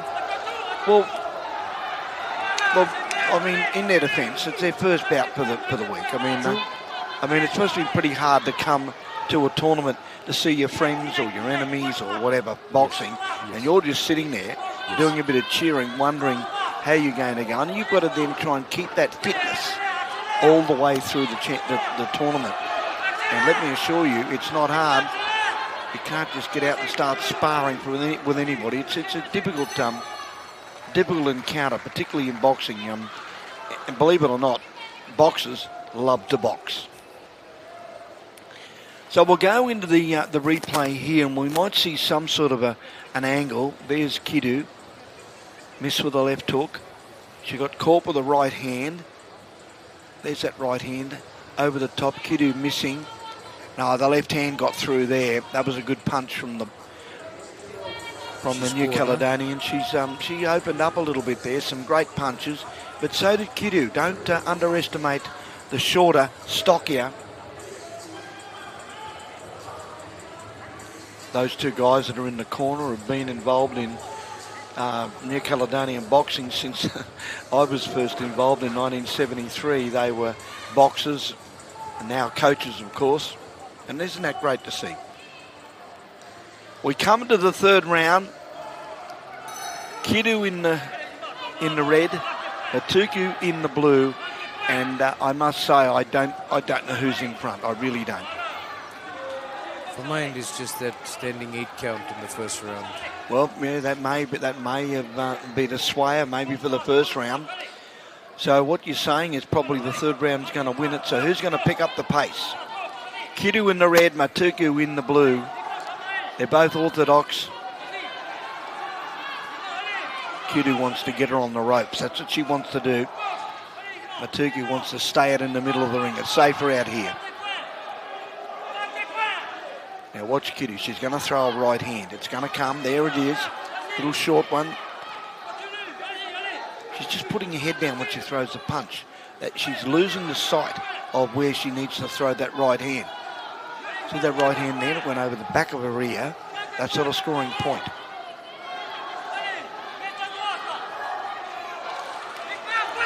She tried. She got it then. That was a scoring point. Got up.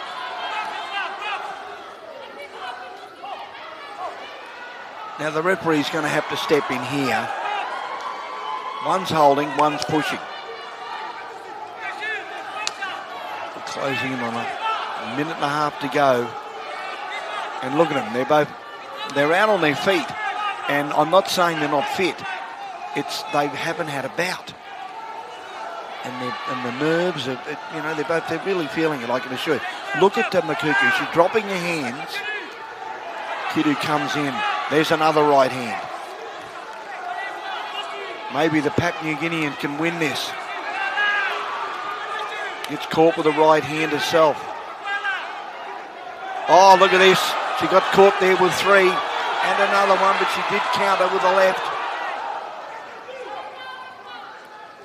They just seem to get going, and then all of a sudden they lean on each other. And what's going on? Looks like she's walking to get out the ring.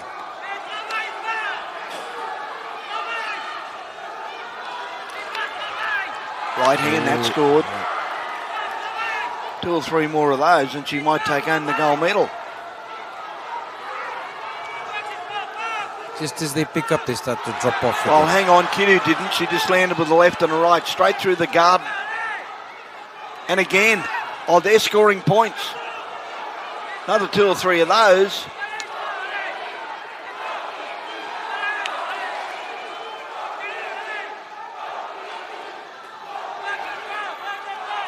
Goes to the body, good right rip to the body. Swinging punch, but it scored. Missed, went round the back. Not long to go. Somebody's got to throw a punch. Somebody's got to land it. This could be one. No, there's the belt. There's the belt. That's it. Well, that was the 81 kilo division. Leander Kidu Isamala Matuku, who from New Caledonia. You'll see some action here. You'll see Kidu scoring with that. Oh no, just missed with it. I thought she. Oh no, she got the right hand there. Well, I really don't know. I mean, Kidu did come back with some solid right hands. I don't know. I don't know. Too close for me. She then got her back on the ropes. So you never know. You never know. Nobody knows. The decision is only moments away. Ladies and gentlemen, the winner for the women's 81 kilo final bout by unanimous decision is the red corner for Pete. The red corner, Kidu's got it. Yep. Those punches I was mentioning just got her over the line. There was nothing in it. They added up, and PNG has another medal. Another. And in the blue corner, we have Junior Peto, also for PNG.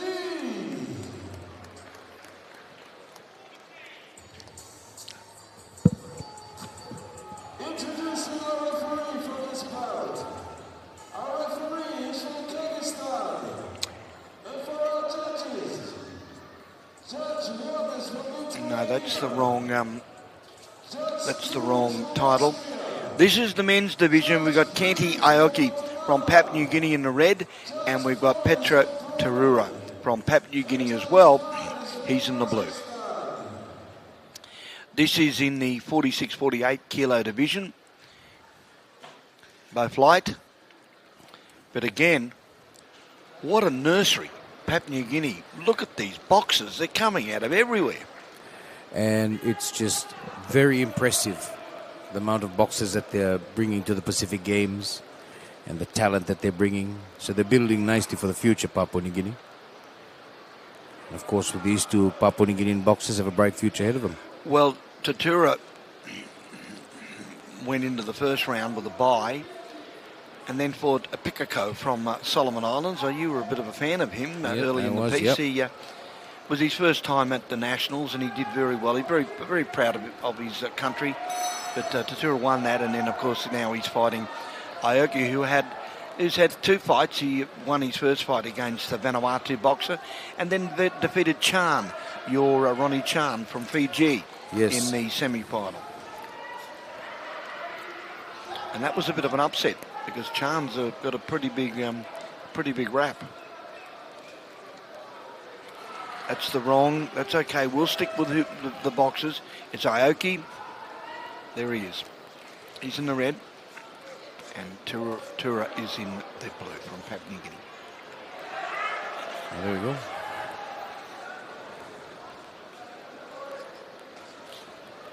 Evenly matched. Now we saw earlier 2 Papua New Guineans with Kevin and Yama, who fought in the women's 70 kilo division, and we mentioned, they must have known it, but they don't, and one lived in New Zealand.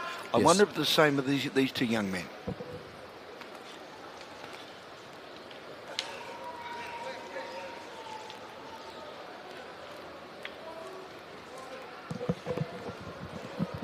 Well, Canty is very active early in this.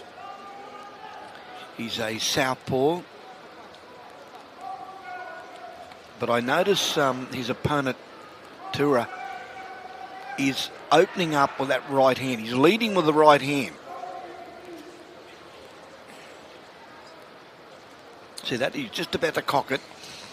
He's leading. Oh, hang on. Don't get on the ropes and turn your head. That's not a very wise move. Got a beautiful left hook from Aoki. He landed magnificently. That was a great punch, but oh, hang on. Here's the comeback now. Goes to the body. Misses. Gets hit with a left and a right.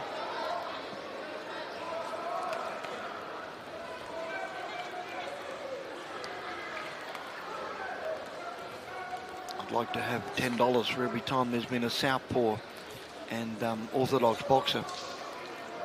You would leave the Solomons a very rich man, Benny. I'm going to anyway. Nice right hand. Aoki, who that fight against Chan, he stopped him. It was an RSC, so he's got some kick. So Tatura doesn't need to take any. He probably knows anyway, but he probably doesn't need to take any risk. Long right hand, too far away. He ran into a solid left hand then. Another left, good punch. Left hands, good punches, scoring points. Okay, the bell for round 1, probably leading a little bit towards the man in red, only because of that last flurry in the last 30 seconds. And like any judge, the last thing you see is the one you remember. Exactly. Just have a look at this. See the left and rights? Got good movement, huh? Yeah, he has, but he's punching straight. See that? But he got caught then. Now he starts to pick up his act. And that's when Tatura just needs to get off the ropes. Not a wise move to stay there. He came back beautifully, goes to the body, didn't score a punch, but he certainly hurt him. You get hit around the arms 4 or 5 or 6 times with these 10-ounce gloves. They hurt. They feel, yeah, you start to feel it, eh? Well, you sure do. So Morrison just pulled him up and said, come on, get out and get into it. Again, the red, who I would think would start favourite in this bout.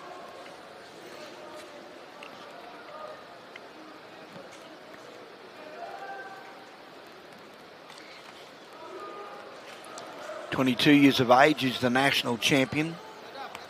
In the red I'm talking about. He's now starting to zero in, isn't he? But his opponent just can't get out of that corner. But Aoki doesn't want him to get out. He wants to put him back in the corner. See what he's doing? He's leaning over to his right hand, so he's just keeping him. See, he's got him back in the corner. Yeah. That's what he's done. That's what he's worked. That's his job.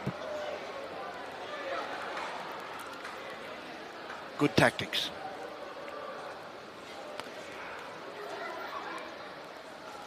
I like Iaki's right hand. It's a good solid punch. That left hand's not bad either.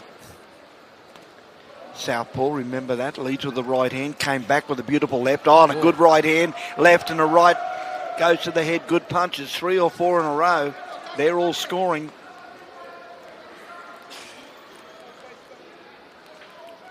Datura he's got to get off the ropes. He's not moving. No, he's not. Well, if you're getting hit in as often as you wouldn't be moving too much either. That's true. He's got him now. He's got him against the ropes. Can he do the same? Datura goes back into the red corner. He turned it very quickly, yeah? Yeah. It's, is that the mouth guard? Okay, yes, the mouth guard comes out.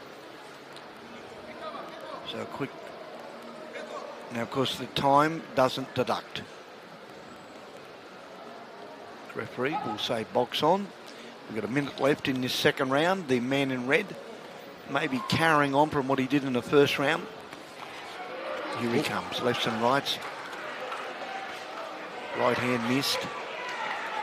They're all missing. Oh no, that left hook didn't.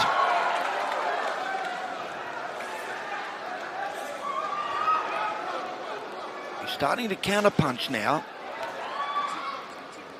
We've got a good shot there. That's a good shot. They're over the ropes. It's about the same height.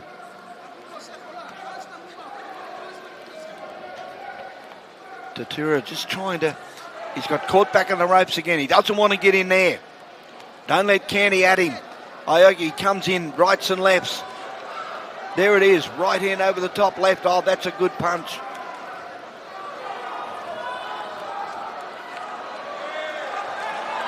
Got him again. 2 good punches, 2 scoring punches. The referee was about to stop that. She was going to jump in and put a count on her, I can assure you. He's got to get out of that corner. There's the bell. I thought that the referee was going to step in and... I thought so too, that she was going to do the count on. And it's only 1 punch, so it doesn't hurt to get a count. It doesn't help, but it doesn't hurt. But it gives you a chance to get your breathing back, get yourself sorted. Now, look at this. Just compose yourself, huh? Yeah, watch this beautiful body work. He goes to the head, and then he'll come back with a couple of body shots. But he's just a wonderful boxer. Right hand, caught him magnificently, goes underneath, good rip to the yeah. That right hand's doing a lot of damage. Oh, it sure is. It sure is. Well, we got him there. Yeah, he did, but his opponent is Datura. He's fighting back. I mean, his courage, he's not giving up. No way in the world. We're going into the 3rd round, ladies and gentlemen, and I really, again, I'm not sure, but I do suggest that the man in red could be just in front. Only on maybe 5 or 6 very, very good punches during that 2nd round. They stand in centre ring. He goes on the attack pretty early. Aoki. Datura goes to the body, good punch. Maybe a little bit low. The left rip went a little bit low again. And you'll get that, when I call it low, you'll see the white marker around their stomach. That is the level that you can judge whether it's a lower blow. I'm not talking about on purpose. I'm talking about accidental.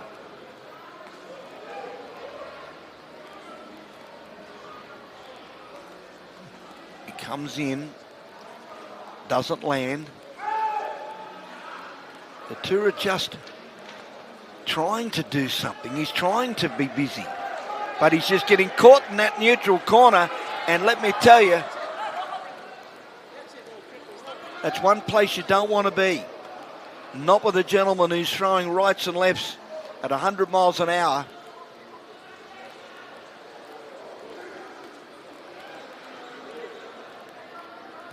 He's firing back, though. Oh, he certainly is. He's a very game young man. Oh, got him. Well, Aoki, he's only 22 years of age, so they're both only, young men, and they've got a wonderful, I mean, one of them's going to win a gold medal, with a silver medal as well. So, for their country, they've done a terrific job. and they're not shirking the issue. They know they're in there for a bout. One of them's going to win. One's going to be the runner-up. They'll shake hands, probably have a drink later on. They will remember this bout. Oh, they sure will. I'll live to fight another day. We're closing in on the third round. Aoki in the red, probably just in front. And that's the reason why. See those lefts and rights, and there's a count. Yep. Well, you just can't stand and cop that many punches. Yeah. Sooner or later it gets to you. Oh, it certainly does, Ollie. Certainly does. Now, what about this right hand? He's trying to... The right hand's his bomb. If he can get it over, Tatura just comes back with the right hand. Came in with a nice little left hook. Oh, look, he's trying to wind up some big body punches. Massive punches. Big right hands. He's coming home. Oh, he hasn't given up. Oh, yeah, no way in the world. No way in the world. Look at him. The bell's going to... Here it comes. They're counting it down.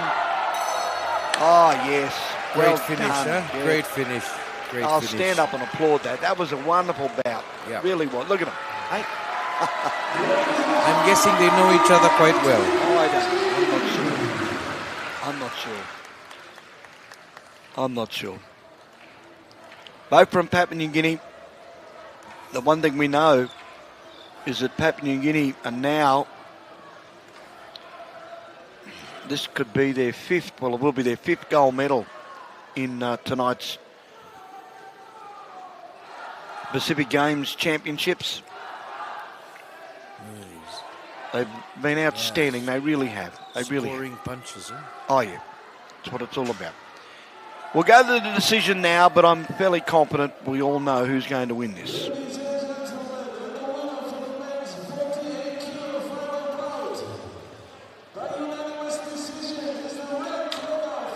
The red corner, unanimous decision. It had to be, really.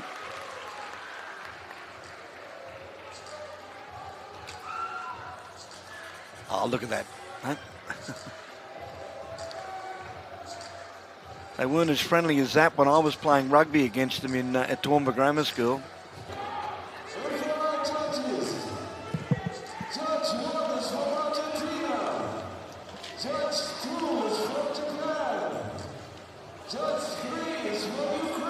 We've moved up to the 54 kilo division. There's the bantamweights. Unfortunately, a division that has been dropped from the Olympic Games competition. But Jamie Chan is in the red. He's from Papua New Guinea, and Marvin Cannon from Nauru is in the blue. And Jamie Chan, referee stopped contest in his last match. He's a silver medalist from the 2019 Pacific Games. But he did fight in Birmingham a year ago, and he's got an enormous talent, and he can punch. But I must say, the young man from Nauru who won against Ayindu from Papua New Guinea cut a referee stopping the contest. So he's going to be fairly fresh. But there's Jamie. He's taller.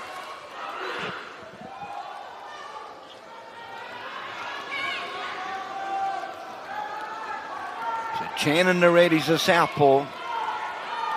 I'm starting to be a bit repetitious with that, aren't I? I'm sorry, but there's so many of them. So Chan spears out that right hand, the scoring point again. Hands up high, both boxers, well trained, well schooled.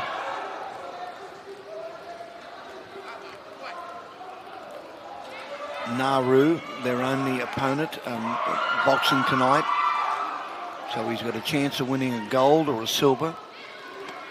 That's enough of an inspiration, isn't it? Just to win the gold or a silver in the Pacific Games, which started in 1963. And boxing was a foundation sport, as it was for the Olympics and the Commonwealth Games.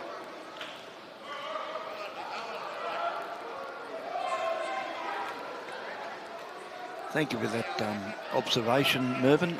You've just woken up, have you? So Chan in the red.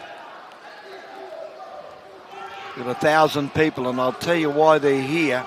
It's the next bout. We'll talk about that a little later on, but the next bout is going to raise the roof. If Chan opens up a little bit, he might start to really rev this crowd up a little bit. He's a very, very good boxer. Talent, he's tall. As I said, he's at Commonwealth Games, silver medalist in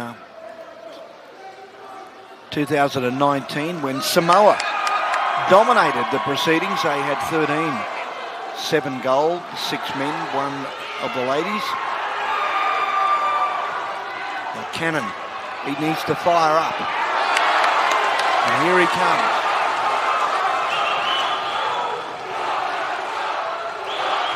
Oh yeah, they're livening him up. There we go. Nice punches from both boxers. Cannon just a little bit short. Oh, good body punch. Good body punch, but he got countered with a long left hand. Oh, how about that little sneaky? Don't go to sleep. Bang, straight up on the jaw. What a punch. Scoring point to Mervyn.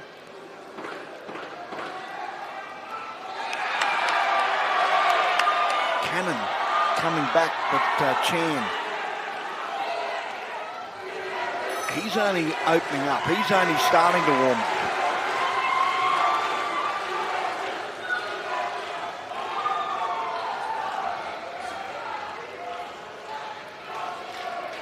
Yeah, he certainly is. He's a marvelous boxer. Long arms. He really does. He does work well. Nice with the left, coming in straight again with the little uppercut that you mentioned. Scoring punch. Well, they swapped from Solomon Islands. They're cheering for the Nauruan.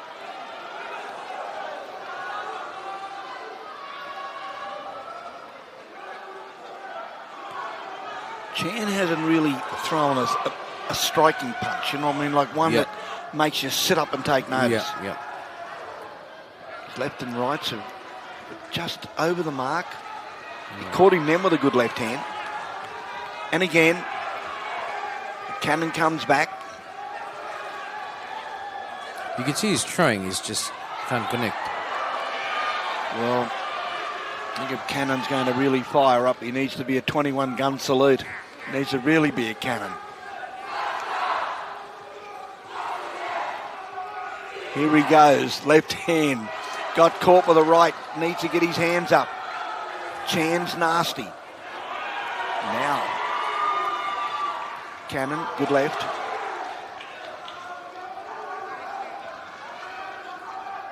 He ducked under that. Now, Chan's definitely taller. He's got longer arms, but he's not using it. I'm not saying that he's a mile in front of Cannon, but what I'm saying is that he's just doing more.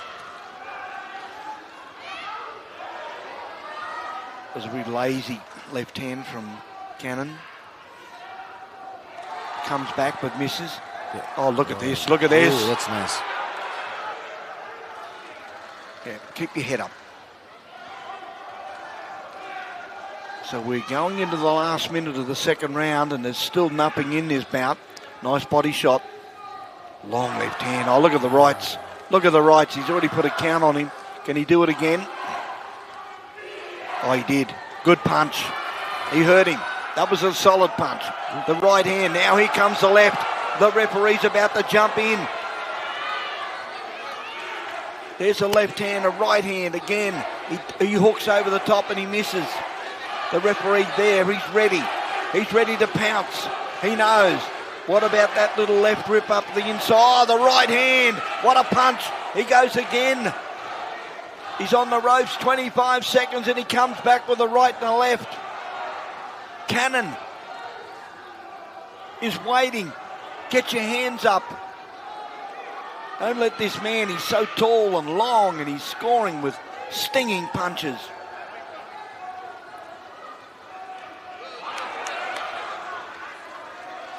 Slowed the pace down a bit, thank goodness for that. Yeah, Cannon needs a minute. Well, can we get into the corner here? I want to have a look at this guy's eyes. I mean, you can tell. Just have a quick look at his eyes. He looks okay. I mean, he did cop 3 or 4 very, very thunderous. Yes. Let's have it. Straight punches. 1, 2. Get 3 to the body. 4, 5. No, that was the one. That was the one that hurt. That one there, the right hand over the top. Did some damage. Oh, yes, it certainly did. Well, we've got 1 round to go in this bout. This is Jamie Chan against Marvin Cannon. And I wasn't joking before about the 21-gun salute. That's what he's going to have to pull out. Yep. He's a bit behind. Comes out of the blue corner. The referee will just... He's going to have a little word, I think, to the corner man. I mean, you've got to get out of the ring to, allow the boxing to bang, bing, and away you go again. All right, can Cannon do it? Can Chan do it? He won a silver medal 2019. His hands are up. He's classy. He knows how to box. He knows how to move around the ring. That was a long left hand, good punch. Right hand scored. The left hand just missed the mark. Missed again. Cannon ducking a bit. Now Cannon's going to throw a right hand here. I can see. He tried it then. There it is again. He's going to try and sweep a good right hand. Again. This is good punching. Good. This is good. He's going to go down. If he does go down, he's going to go down fighting. Oh, he got caught with a long right hand. That was a great punch. Underneath, got caught with the left. On the back foot, there's a right rip. Goes underneath, right hook it was, and then he tried to do a right rip. And Cannon just standing there. Chan, hands up, swinging left, missed. Cannon with the left, standing in the middle of the ring. Get off the ropes. Don't let him put you on the ropes. He's standing in the middle. Chan, he's just picking him off. We've got a minute and a half left to go in this about 54 kilo division. Cannon got him on the last one. Oh yeah, no, look, this young man in the blue is absolutely got a ton of guts. I'll say it. With a big heart.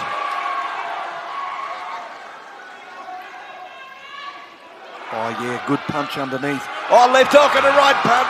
Good punches. Right on the button. Oh, he copped on himself. Oh, Chan comes back. Here he goes. Right, left. Left. Misses. Goes to the body. Cannon throws a very lazy right hand.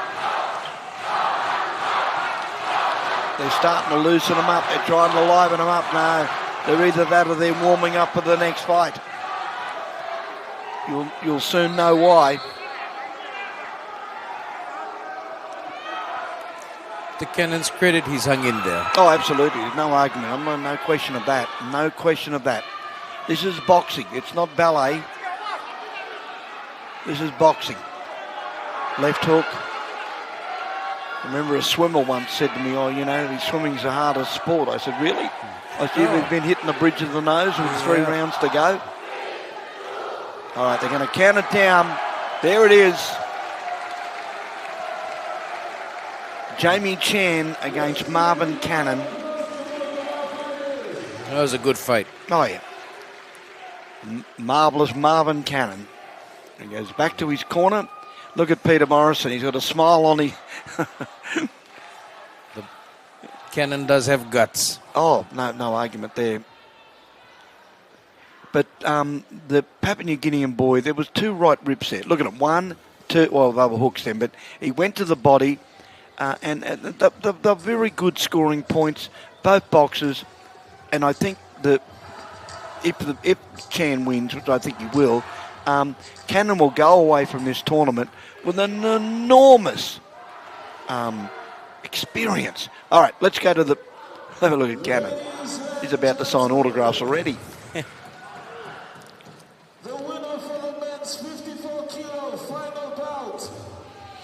by unanimous decision is the red corner from There it is. Yeah, Jamie Chang, gold medal for Papua New Guinea. Unanimous points decision. So he's gone from silver in 2019 to gold in 2023. And I wonder if we'll see him again. Commonwealth Games competitor. we have the Vulajan from Fiji.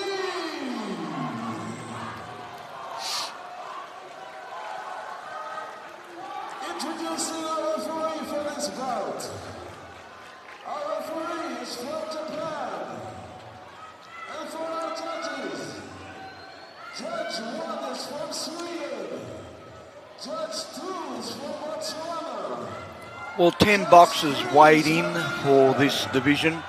Judge 4 is from Canada. Second most, there were 14 in the welterweights, and here is 10. And out of it, we've finished up with Maximilian Makata. There he is. And look at his coach. He's going to psych him right up. He doesn't need to. The crowd's already done it. And Jonah Davalu, who won a unanimous point. Well, he's won 3 fights already. So he's a silver medalist from 2019. He fought in the 64 kilo division. He's moved back to the 60 kilo. And I've got to say, you've said this to me before. Yes, sir. That this crowd can get anybody home if they're a Solomon. Can he do it? Because his father won the South Pacific Games in 1981. That's how proud. And his dad's over there now. Watching eagerly. Probably jumping the ring, he's that excited. But he's fighting a policeman. He's fighting a great boxer. He's fought in world championships. I mean, he's very proud, Fijian. Yeah. Recently came back from Uzbekistan and all that. Yeah, world championships. And his stance that he's got, the southpaw, I mean, he look at his shoulders. He's a very strong, solid man. And Max is going to have to... He does! Oh! The crowd know it. They're excited. They're excited. Well, they haven't won a gold medal for a long time. He won a medal at the Brisbane Golden Gloves only a short time ago. He's in the red. And doesn't he look much smaller than his opponent? He does, yes. But he's not. There's 60 kilo division. But as I said before, the Fijian did drop back down from 64 kilos.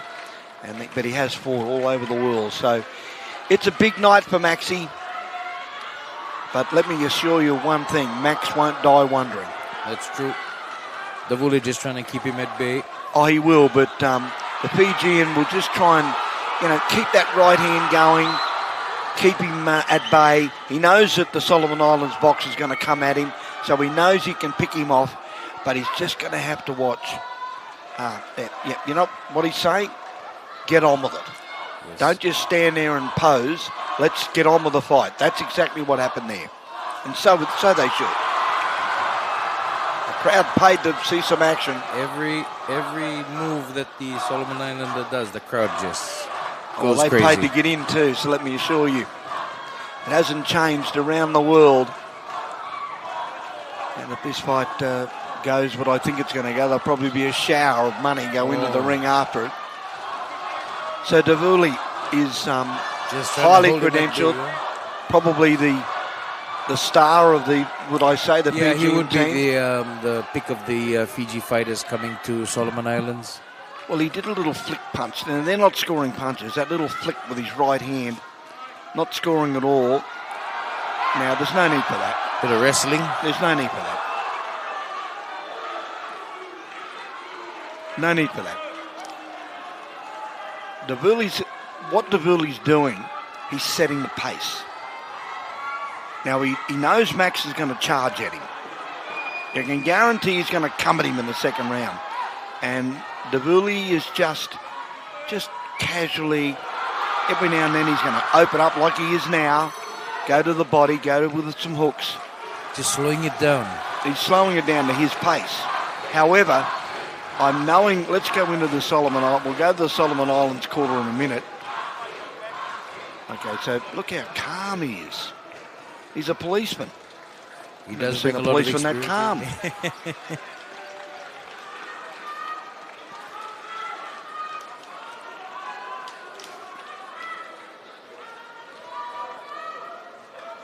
He's 28 years of age, and now is Frank, the Team Solomon coach.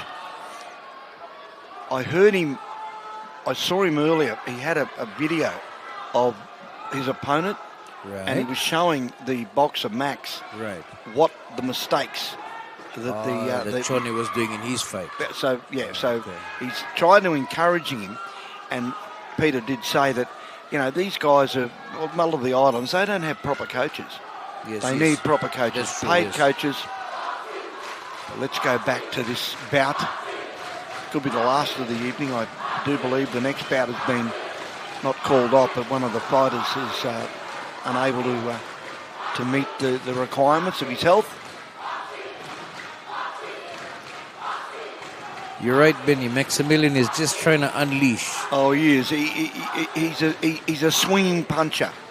But he's got to watch out because the Fijian is no dill. He knows exactly what this fellow's going to do. He's seen him box. He's watched him box. He knows he's a brawler. He wants to just stand and swing. So what I'm suggesting is the Fijian wants him to fight at his pace. He doesn't want to fight brawl, but I think Max is going to have to do something like that because he's not doing the necessary at the moment to score points. He's just bouncing around. That's what he's got to do. Go in and go after him. The crowd love it. Here he comes. Now he gets into the corner. Gets into his own. He gets a nice little right hand. He copped one on the way through. The bully's smart. He's quite a few years older than Max. It's been a long time between gold medals for the Solomon Islands. Oh, right hand again. Oh, I spoke too soon. He landed with a beautiful right hand. That's the punches. That's what we want to see from you, Max. No tap glove, just get into it. So the referee doesn't stop him from doing that.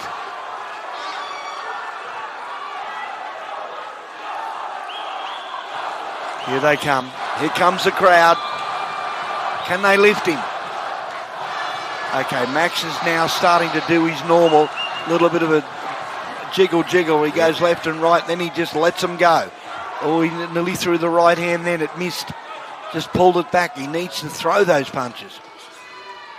So he's getting caught. See, he's getting caught with those little short punches from Davuli. He knows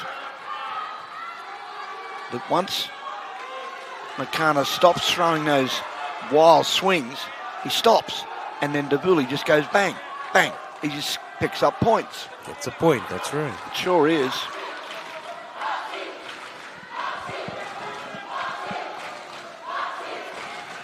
So Makana warned there, don't circle.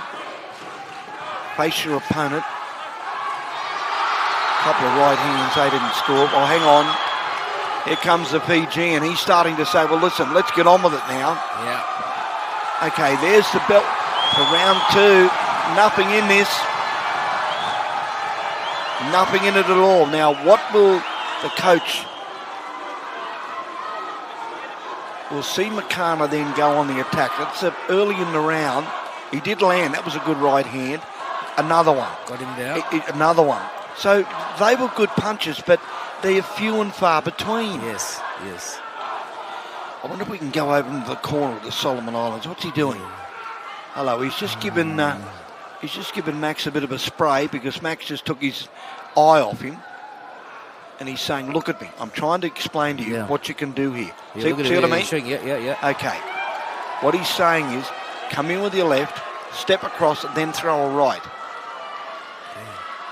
Because he's a southpaw. Right. Step over, he'll throw the right, and you come over the top.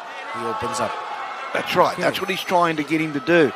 But I just wonder if Max has got the nous to understand that, or is he just going to go back on the two-pronged attack? Well, it's one in fights. I can't complain. I can't have a go at him. This is the round. This is the moment. Yeah, looks like he's going back to the old style. Oh, left hand, beautiful punch from Makana. That was a good left hook. As I said, this is the moment we need Whitney Houston to start singing. That was a song that was the theme song for the United States Olympic team in 1984. So Makana, he's too far away. He needs to get closer. Too much distance, eh? Exactly. And when he throws a punch, he's so far away, he's missing. He's got to go in. He's got to see the left and the right both missed.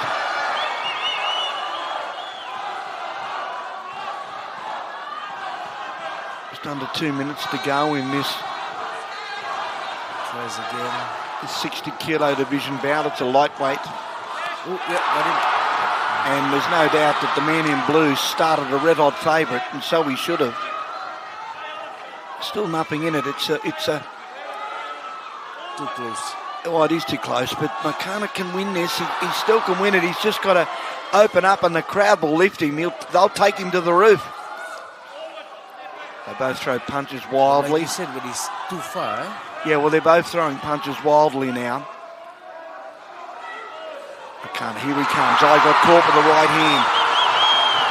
He ran into a beautiful punch from Davuli. Here he comes again. Tries to go underneath. They're not scoring punches. Right hand, that landed. That did land. Can he do it? He's got just under a minute to go. 60 kilos, what a division. The lightweight division. The referee, Davuli, as I said, he is setting the pace. He's using his brains. He's just saying, why fight? Why don't I just hold on? Yeah. There's no punches being thrown. So he's taking the crowd out of it. Exactly. But one punch can change. It is a boxing match. I've seen them go down. One punch. Right hand. Nice punch from Makana. Landed well. The Fijian comes back. Davuli comes back with a beautiful right hook. Left and right. Oh, yes. Got him. Good scoring punches. Wow. Let me have a look at this crowd. Have a look at the crowd, Benny. Oh, look at them go. They are stoked. But then again, the Fijian, he's got plenty of supporters here as well. You're one of them, Mervyn, I know. Yes, I'm doing my best to remain neutral. It's not easy. All right. Well, now, let me just say this. We just watched this last bit where the Solomon Islands boxer, he did score. He scored early. He did score well. But I just think the Fijian just did a little bit more. Yeah. Well, let's go to the let's see. Yeah. I don't know if he did more. I just think he was clean as shots. Oh, here we go. Yeah. Makana's fairly. If he gets it, yeah. If he gets this, watch the roof. Yes. It'll raise. Look at the crowd. Here we go. It's a split decision. Split decision. Is the blue corner. Oh, the blue corner's got it. The Fijian. That's how close it was. Oh, yeah, wind it up. Davuli winning, but I have to feel for Maximilian. He put in a good fight. Oh, there's no argument there. You're not going to get an argument out of me on that. I think the Fiji camp is more relieved. Yeah, I think that his bout all the way through, he just controlled the pace. Yes, yeah. And I mean, yes. He's trying to control the crowd. Won't help. Won't help. Sorry, Johnny. That's a great point, Benny. He controlled the pace, and that enabled him to just, I think, get home. Well, as I say, he's 28 years of age. He's a policeman. He knows that. Well, an incredible atmosphere at the Friendship Hall last night but the home fans not able to cheer Maxi Makana home to a gold medal, settling for silver instead. We'll have more boxing action for you later today, the final medal matches for the Pacific Games, as well as the Olympic finals, a ticket and a place at the 2024 Paris Olympics at stake. But for now, we will go over to the Sif Beach. That's for the gold medal women's final. And it's Solomon Islands taking on Australia.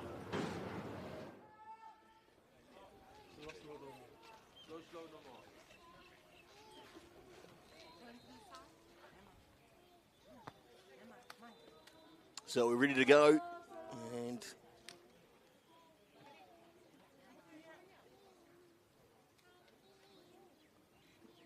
players are in readiness. Solomon Islands wearing their traditional green, taking on Australia wearing the gold.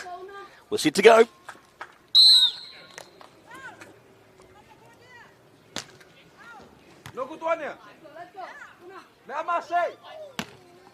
First point, Australia.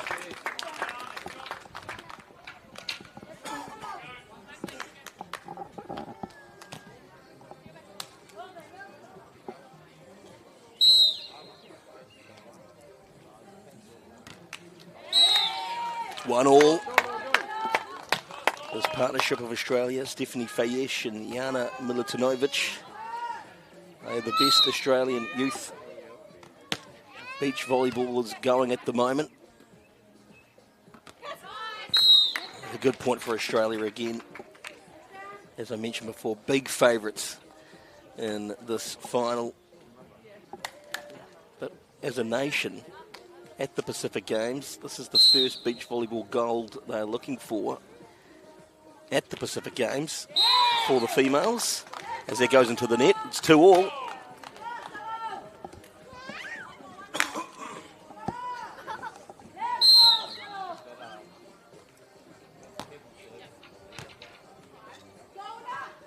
Australia set up.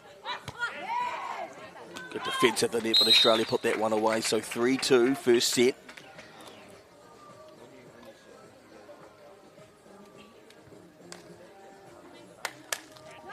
As I mentioned before also, they've never had to go to a third set so far this tournament, Australia. Same with the men's as well. And they'll be looking to keep that record, Australia. Get another point off the serve. 4-2 now.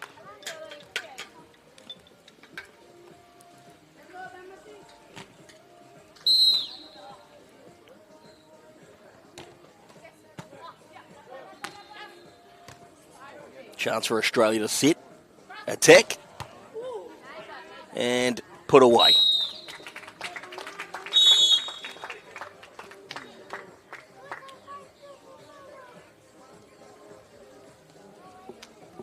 Australia, of course,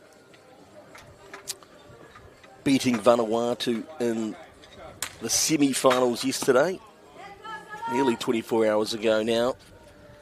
Some would say, at least, that it should have probably been the gold final, but the way the draw set out, they met in the semis, and they take on the Solomons, who had a very good semi-final victory against Fiji yesterday, as that gets spiked away again by Australia, and they move to 6.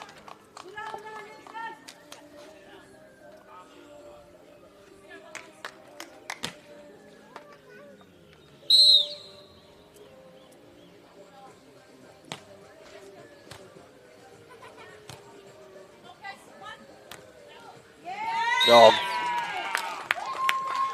good spin on that ball from the Solomons. Just fell short of the Australian defender. So 6-3.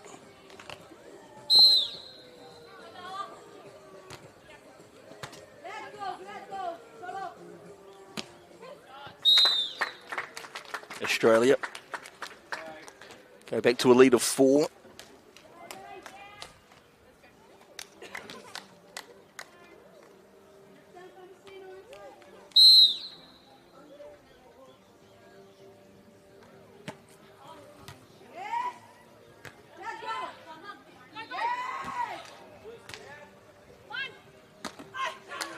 And a good result for Australia again.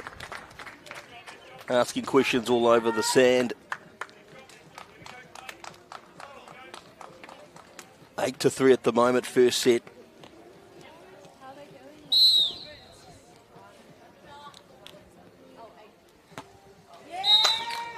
Unforced error. Solomon Islands keeping in this contest. 8-4 at the moment. Mentioned the Solomons partnership of Hannah Uuna and Kirstein Puia. They are the first pairing to appear in the final of the beach volleyball ever for the Pacific Games. Sorry, the second, I should say. They won a silver back in 1999, but nothing since. And so today they will create history regardless and either win a gold or a silver and add to that tally. And the question is, can they capture the imagination of this proud country of the Solomon Islands and win against these Goliaths that are Australian beach volleyball? Solomons get it over the net. Australia set and put away again.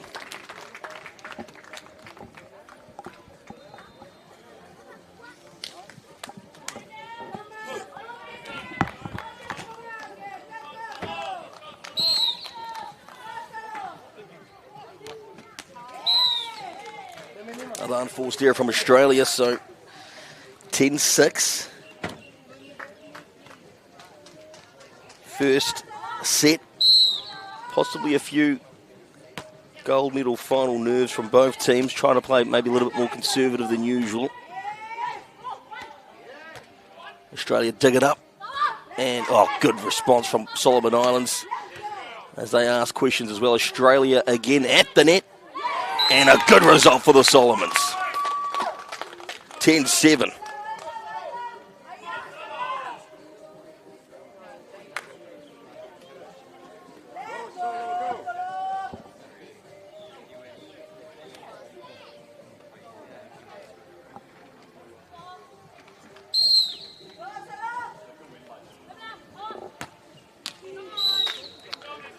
Into the net. Australia go up to 11.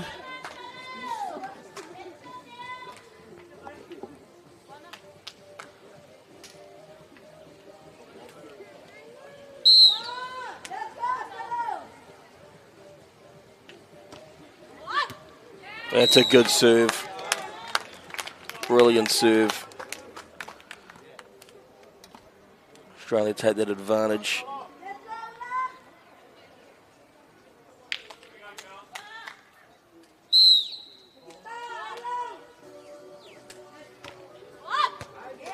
Made it just over the net. Solomon setting up here.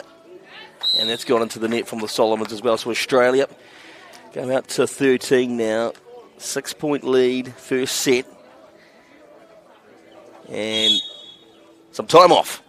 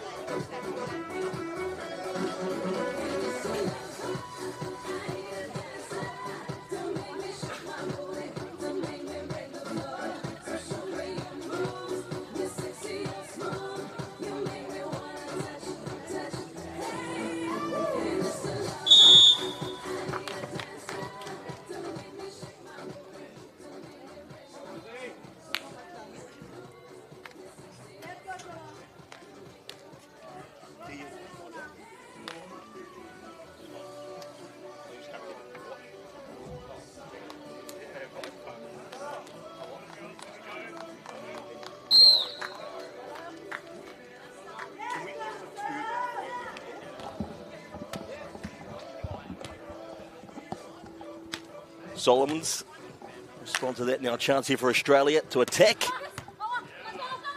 Good digging from the Solomons. Australia again. Another shot. And put away this time.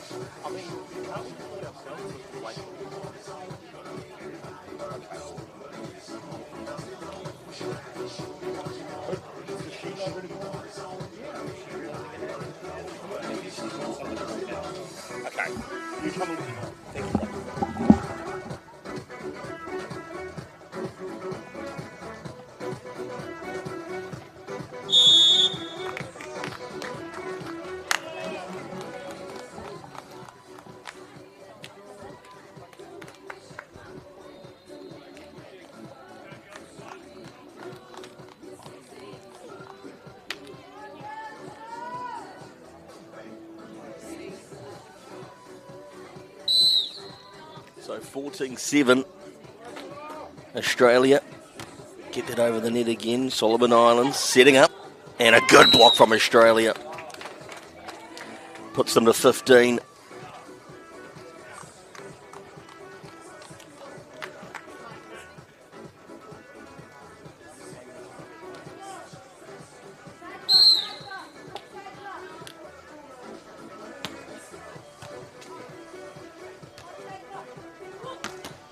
Another good block from Australia at the net. And they are tracking along nicely this first set. 16-7 now.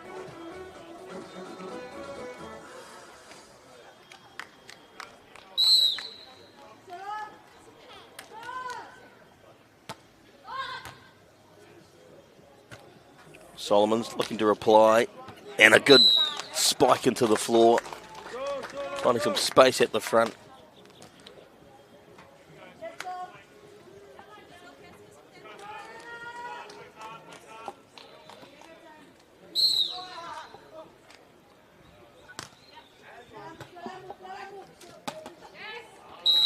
Another point Australia. Solomon Islands attempting to block that. Just came off the fingertips.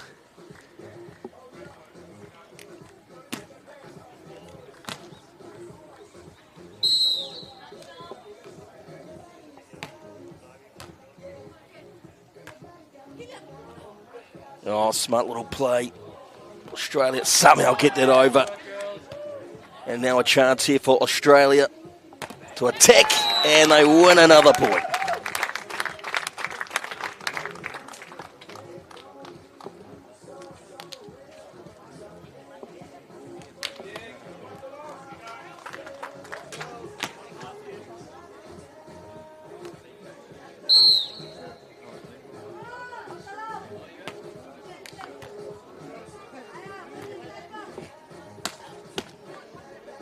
Set up here again for Australia.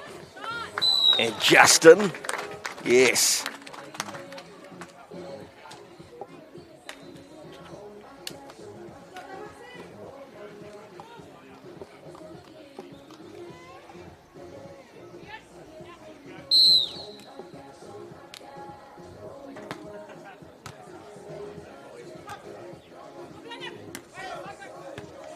Australia again on the attack.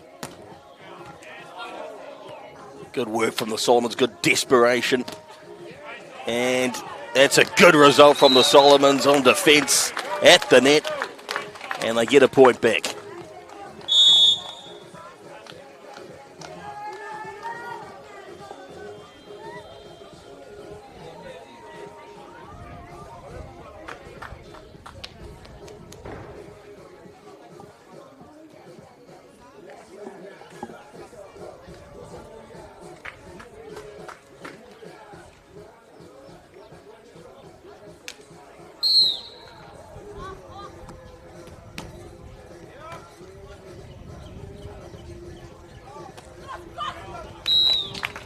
Up and over Australia. Pumped about that one. 20-9. And they are one away from winning the first set. in this gold medal final.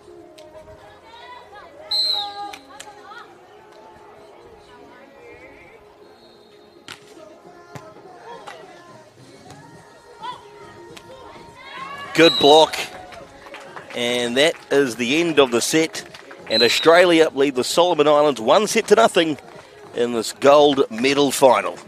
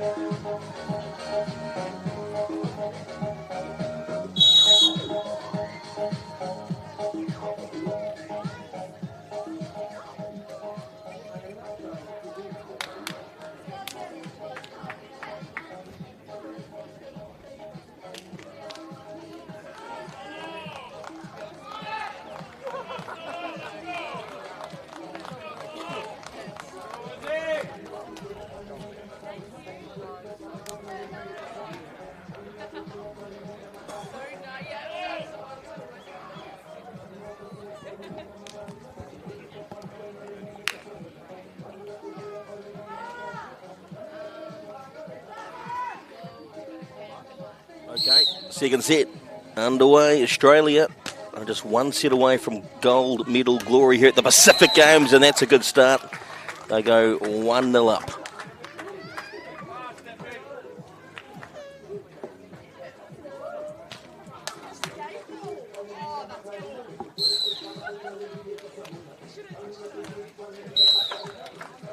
Into the net, so 1-1. Unforced error again from Australia, but they'll be very happy with that first set, streaking away halfway through. The Solomon Islanders aren't exactly pushovers either. They've been great contenders, especially in that first set in the early stages. So 2-1.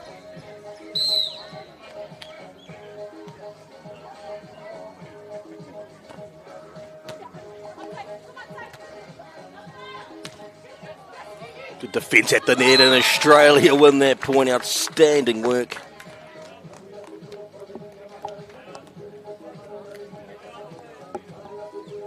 This duo of Jana Milutinovic and Stephanie Fayesh.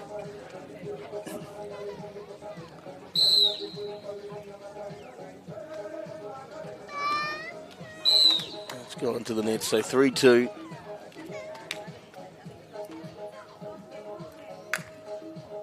As I mentioned, it's the best Australian youth have to offer when it comes to beach volleyball, and so there is a bright future for these two young ladies. Is another point for Solomon Islands. It's 3-3.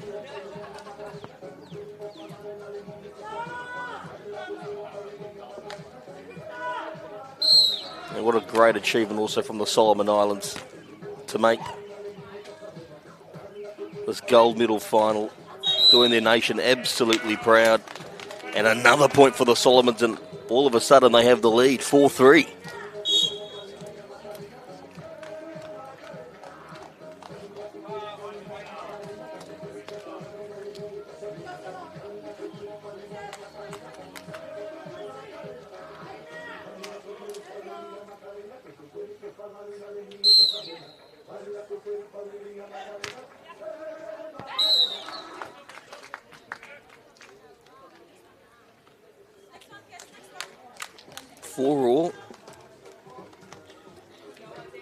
Between Australia and the Solomon Islands. Second set. Chance for Australia. Put their noses back in front.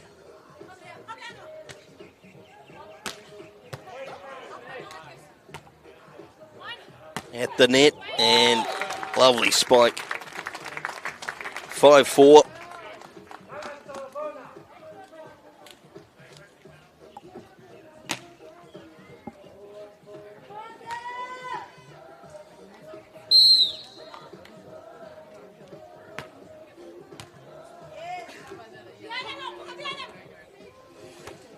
Dug up by Australia. Chance at the net. And lovely line shot. Down the line. And they move to 6-4. Do the Australians. Of course, don't forget up after this, roughly 10 a.m. local time. And roughly just over half an hour. As long as this game doesn't go to 3 sets, we will be showing Australia versus Tuvalu in the gold medal final, and what a special moment it will be for Tuvalu, who will receive their first ever medal in the beach volleyball in the men's, regardless of result, of course. It's either going to be silver or gold, and a magnificent achievement from them. We'll talk more about that as that game starts. At the moment, though, 7-4.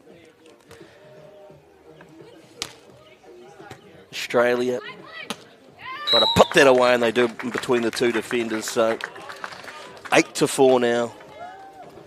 Australia, second set.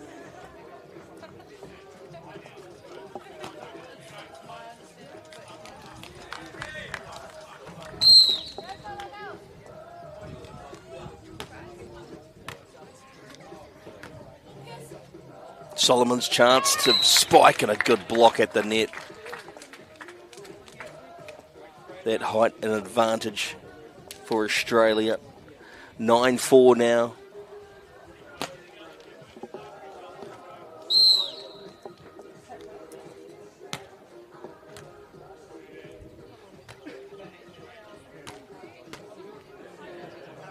Solomon Islands asking questions. Australia at the net again, and they put that one away as well. Change of ends again.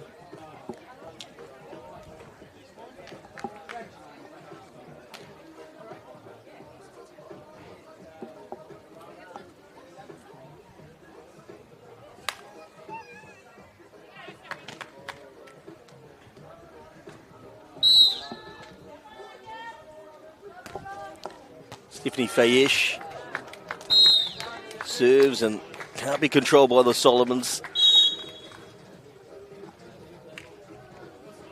11-4. And a timeout.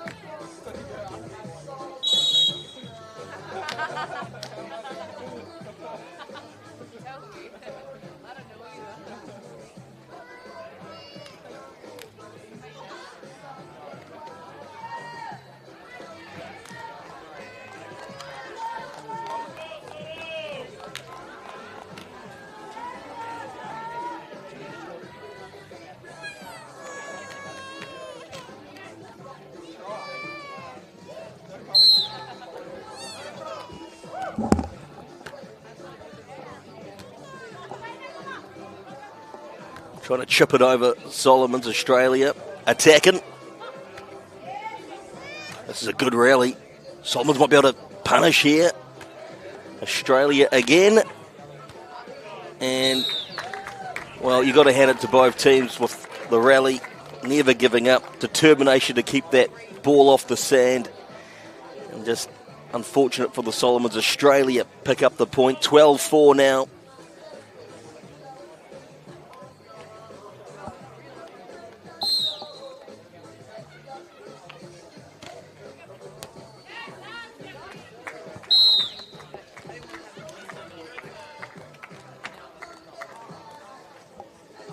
13-4.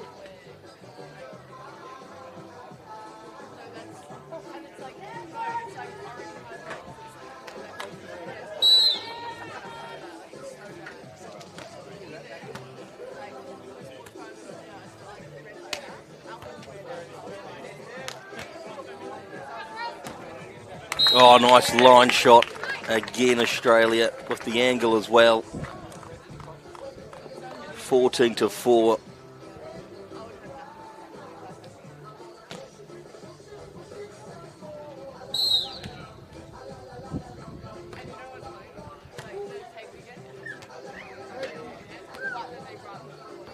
Australia trying to keep that in, that's gone out. So a good point for Solomons.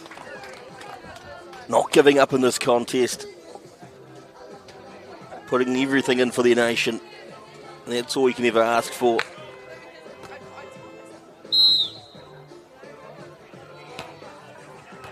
Dug up by Australia. Set. And clinical.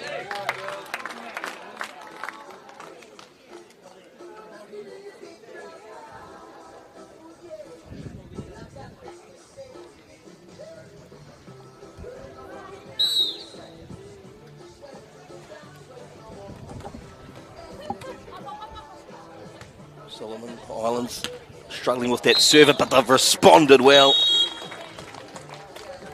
And they pick up a point.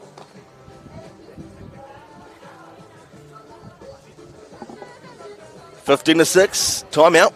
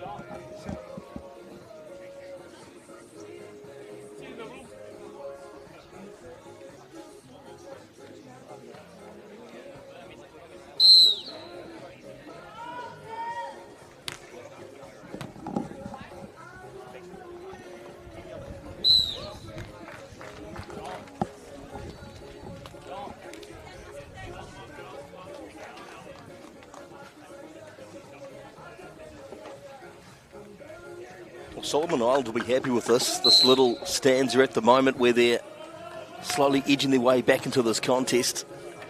15-7 at the moment. And this is great desperation from the Solomons, not giving up. Australia having a play. But another good line shot, and it's that line shot today that's been a feature in this Australian side. They have heaps of options, but nailing that one as accurately as they have, and it's put them up again. 16-7 now. They are 5 away from the gold medal.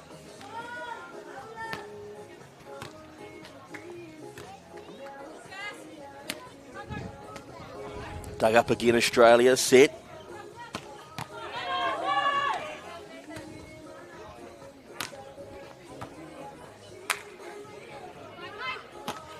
And again towards that left edge, but it went out.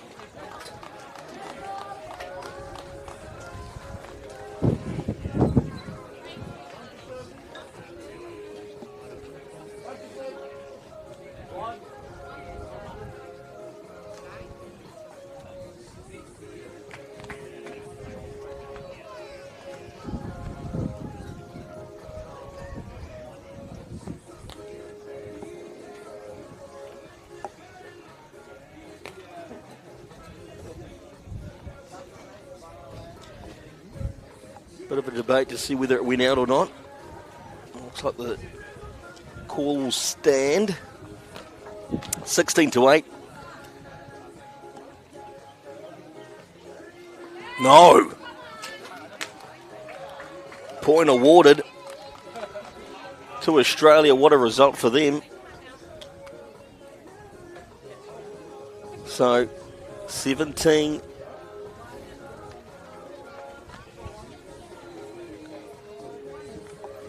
to 7.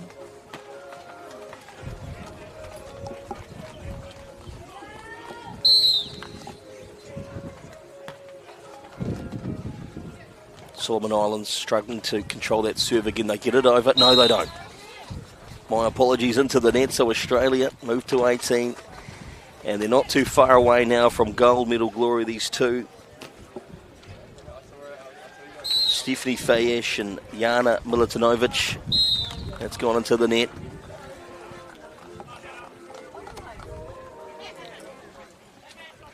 And what a bright future Solomon Islands volleyball has also, with appearances in the bronze medal final last night in the men's, and now this gold medal appearance in the women's. They can be awfully proud of their efforts, the Solomon Islands.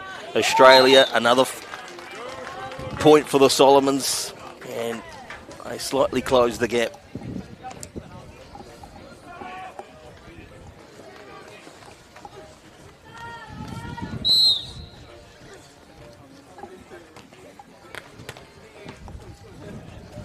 Chance here at the net. Australia put it away, and they go within 2 of the gold medal.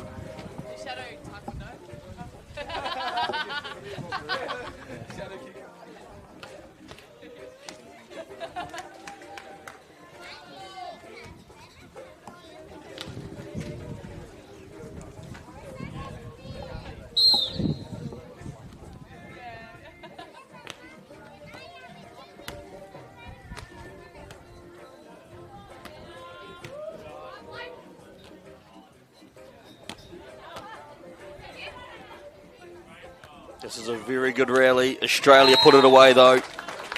They move to 20 and they are 1 away from victory here at the 2023 Pacific Games. They can be awfully proud of their efforts, Australia. Stephanie Fayesh and Jana Milutinovic. As that goes too far, Solomons pick up a point. But Hannah Uuna and Kirsten Puia, they can be awfully proud too. They all pick up the silver. Unless an absolute miracle happens. That's gone too far. And Australia women's have won the gold medal here at the 2023 Pacific Games. They have beaten the Solomon Islands in 2 straight sets.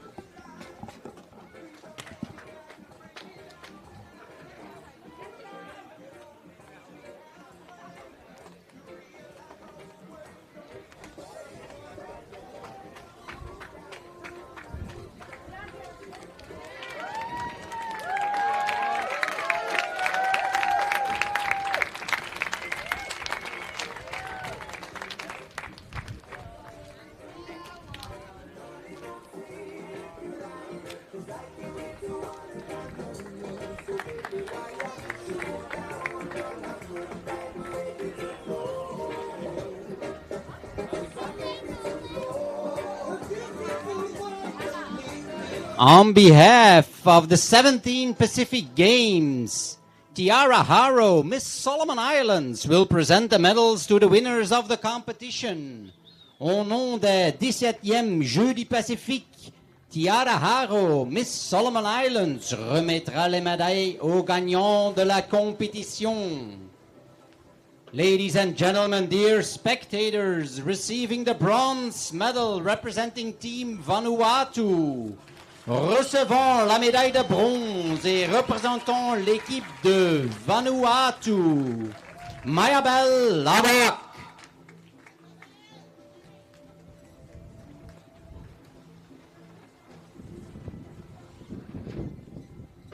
And Sherisin Toko. Round of applause.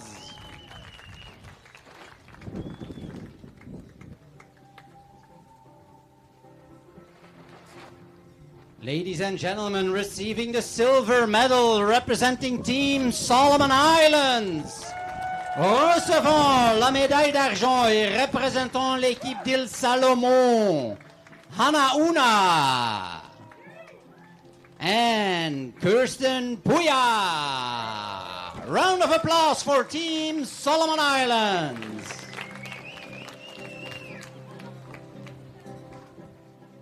And finally, ladies and gentlemen, dear spectators, receiving the gold medal representing Team Australia. Recevant la médaille d'or et représentant l'équipe de l'Australie, Stephanie Feyesh and Jana Milutinovic.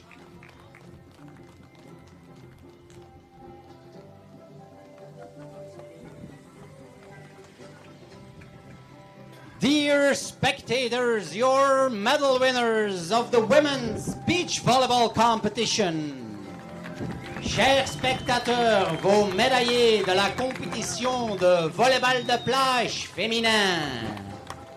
Veuillez vous lever pour l'hymne national de l'Australie. Ladies and gentlemen, dear guests, would you please all rise for the national anthem of Australia?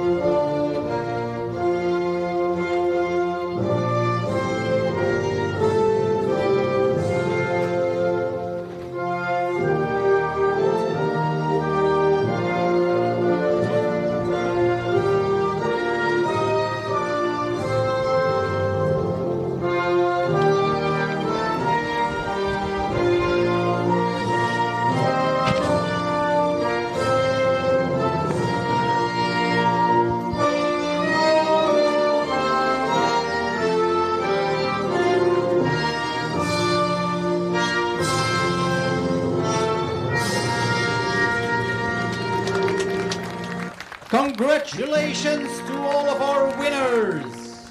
We now invite the official photographers to take photos. Félicitations à tous les médaillés. Nous invitons les photographes officiels à venir prendre des photos.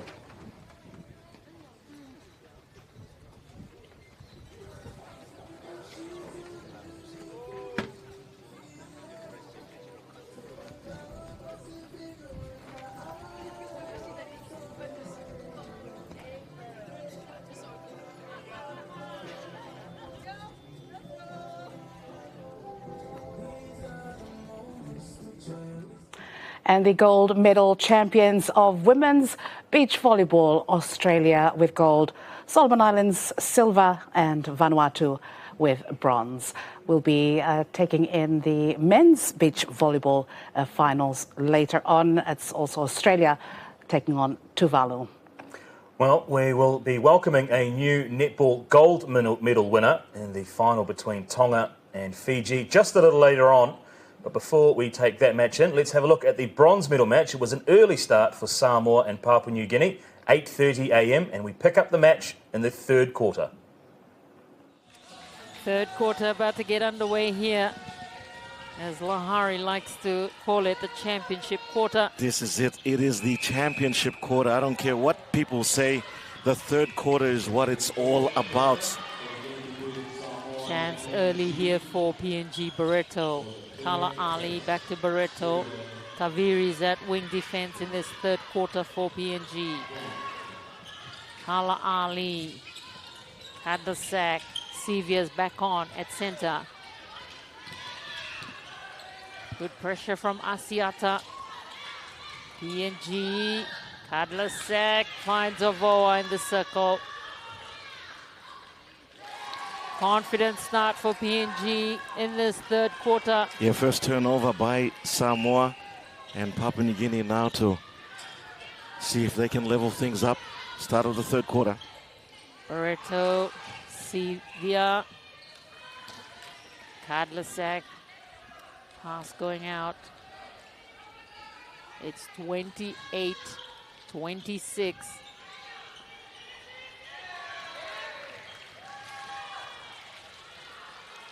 No, unlucky there, Samoa. 28-27 it is. Thought that was actually last touch by Papua New Guinea. Ovoa to level things up. It's 28-all at the start of this third quarter. Samoa. Good work from Taviri on defense. Sevia back to Taviri. Straight to Ovoa. Sevia arriving onto the scene. Thought about going back to Taviri, but Tanimo snatched it for Samoa. Yeah, she just couldn't find a way in. Tried to see if there was some sort of cushion at the back, but Samoa now to capitalize on that error. So Asiata's moved to wing defense. Placid is back as PNG with another turnover here. Barreto, Kala Ali back to Barreto. Sevia, Barreto, Taviri, Kadlasak to Kala Ali. 28-all in this bronze medal playoffs.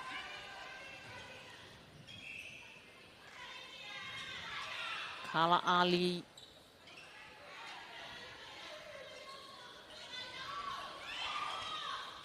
Kadlasak. Oh. Okay, so Placid's moved into goal defense. Asiata's at wing defense. And that move, I believe, is because the shooters of Papua New Guinea just a little bit more quicker. So Placid's in there to try and just slow the shooters down for Papua New Guinea. For Papua New Guinea, Lesieli Taviri, as you can see the bench there, they're right in it too.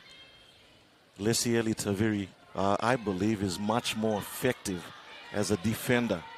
As we've already seen a couple of interceptions she's already read. And Kala Ali, much more effective shooting with Goloa Ovoa. 30-28. Samoa find themselves trailing. Oh, it's Papua New Guinea's biggest lead of the game. Two goals. In this third quarter. So again, opportunity lost for Samoa. And so chance here for Samoa. Asiata. Yeah, at the end of the day, what a pass by Placid. Was it Placid? No, I don't think so. Asiata it was, as Tanimo will take the shot for Samoa. At the end of the day, I was saying it'll come down with the team with the less errors. 30-29 it is.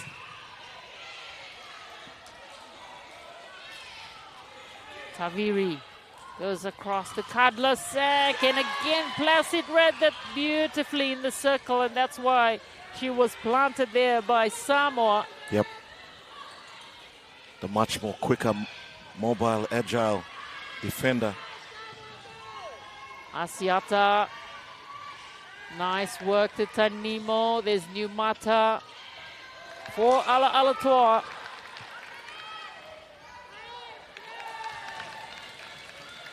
Samoa are back. We are level at 30-all.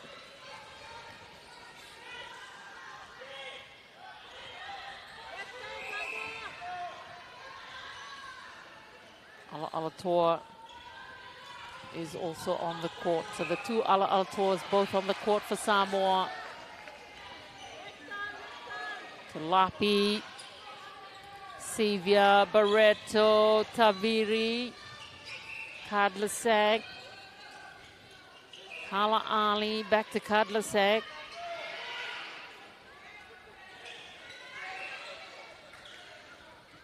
Kala Ali. PNG 31, Samoa 30. Quickly down the court it goes.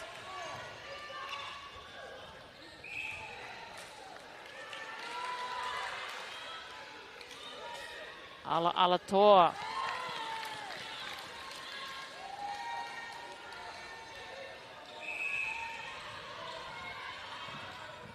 31 all.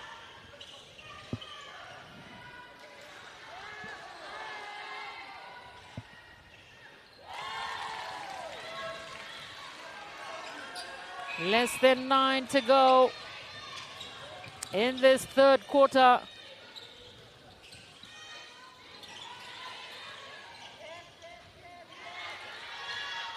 Carla Ali.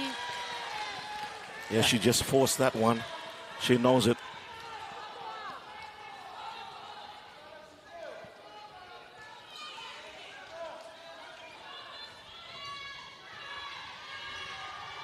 Samoa in this bronze medal playoff.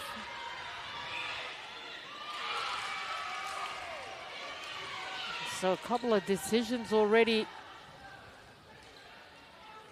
Not to Samoa's favor. Kadlasak, Kala Ali, Kadlasak again. It's Sevia, and good work from Numata on defense. Yeah. Asiata and Placid. Ala Alator to Numata and to Ala Alator. Yeah, put that down to Numata. So we see a change by 33-31. By Papua New Guinea. Molo comes in at center. Replaces Maddie Sevia.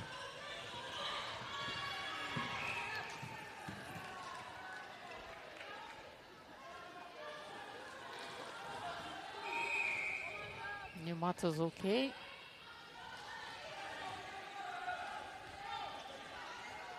And again, this was the change done in the second quarter by Papua New Guinea.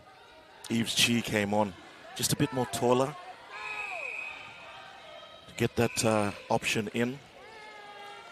And Molo there for Sevia. Samoa extend 33-31.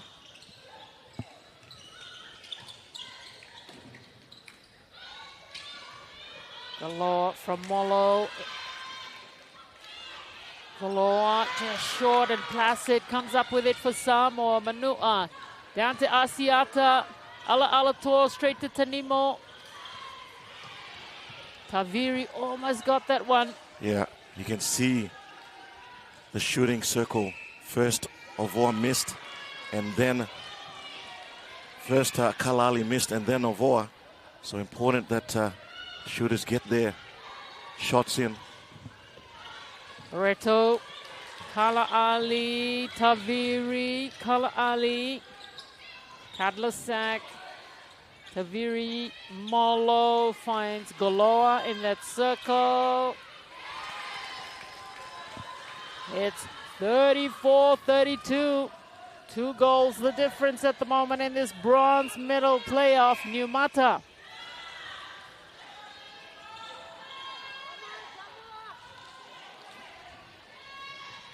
Placid for Samoa. Ala Alator. Ala Alator looking to her cousin.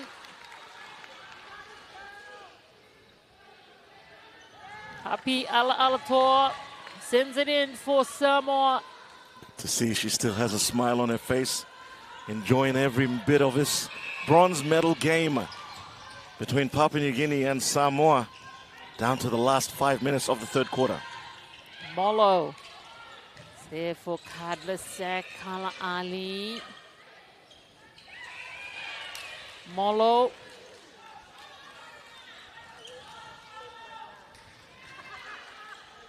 Avoa.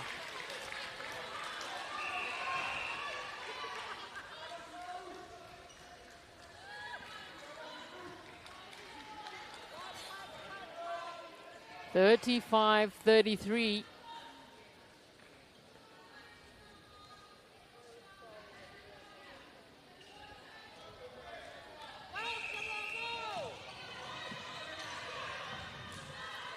Placid, it goes to Ala Alator. Nice. Stepping there by Tanimo. Molo, Barreto. Kadlasak again there in support. Finds Molo. Kala Ali looking for Ovoa. She takes the long shot. 35-34.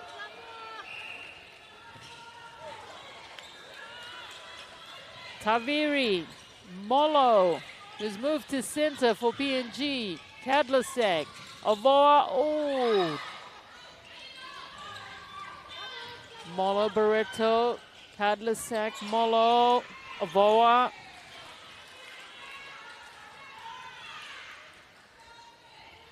Confidently takes that shot again, Ovoa. Yeah, Samoa had a 3-goal lead advantage. Start of the 4-minute mark. Quickly wiped away by Papua New Guinea, and here's a turnover.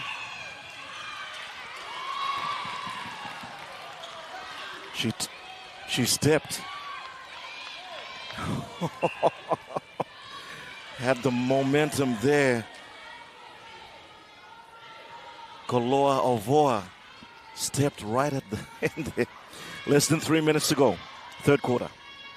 Asiata finds New Mata. It's 36-35.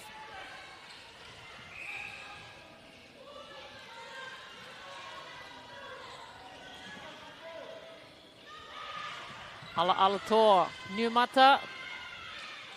Placid, Asiata. Wow, they've gone right back.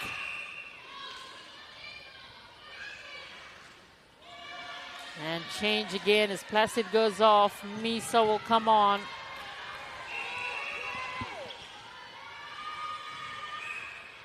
Last 2 minutes now of the third quarter.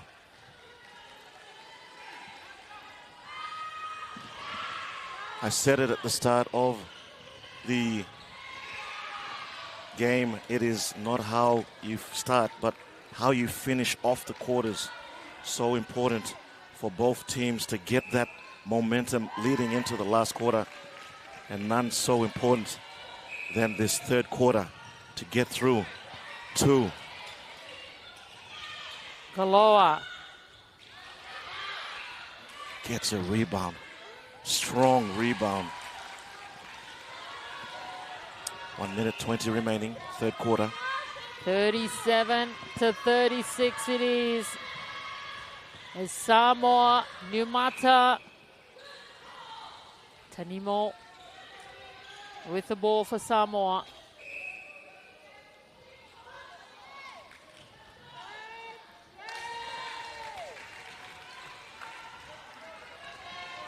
Samoa 37, PNG 36.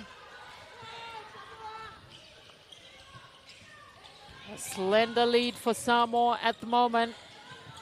As time winds down in this third quarter, Molo straight to Ovoa. And we are locked at 37-all. What a third quarter we're seeing here at Friendship Hall on the final day of the netball competition. This bronze medal playoff is really coming down to the wire again, Lawrence. Yeah, absolutely. A medal is at stake. Both teams going punch for punch. Just about to end the third quarter. And that little tour there. I just love her attitude, you know, just smiling, taking it all in. She's in a bronze medal game. 38-37 seconds remaining in this quarter. Samoa with the slender lead. Molo, Kala Ali, Taviri, Molo, Barreto, Kala Ali, Molo, Kadlasek, Ovoa, seconds remaining. Manua with the defense from Samoa. Seconds remaining. Ovoa, she puts it in. And we are locked again at 38-all. Numata, Samoa want to take it quickly down the court. Numata. Oh, nice work from Barreto on defense for PNG. Taviri to Ovoa. Molo there on support, but Ali will take the shot. And PNG going wild here at Friendship Hall. It's 39-38 at the end of this third quarter. One more quarter to decide the winner of the bronze medal here in netball at the 2023 Pacific Games. We've seen a very exciting finish to that third quarter. PNG with a 1-goal lead here. It's 39-38 as they have first rights to the ball here in this last quarter.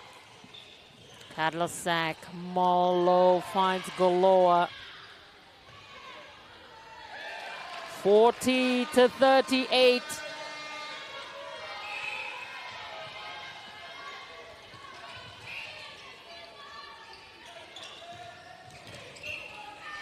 So important for both teams. Numata, I feel as though every time she falls, just gets a bit slowly up. Long tournament. Tanimo for Samoa. And she's again Ala Alatoa.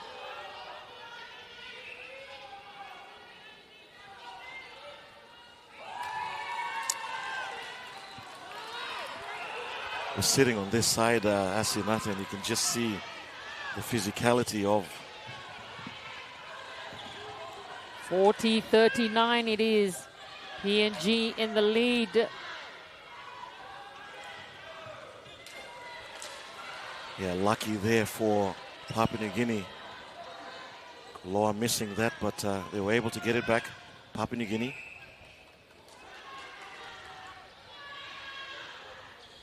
Kala Ali.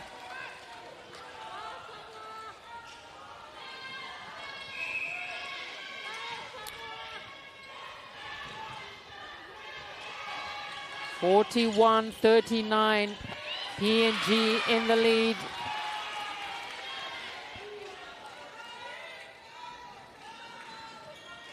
Ala Alator brings them back within a mere goal. It's 41-40. PNG in front.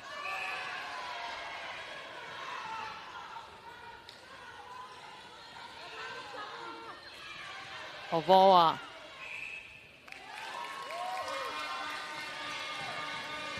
(42-40), a 2-goal lead for PNG. Asiata, Samoa with Numata. Down the court to Tanimo. Asiata again there. Good battle for the ball between Jepeth Talapi and Tanimo. Wow. Talapi wins it. Molo down the court. Again there is Kadlasek. Molo. Kala Ali will take the shot. 43-40. Placid there working hard on defense for PNG.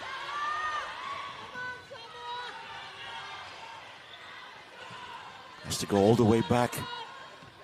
Molo. Ovoa.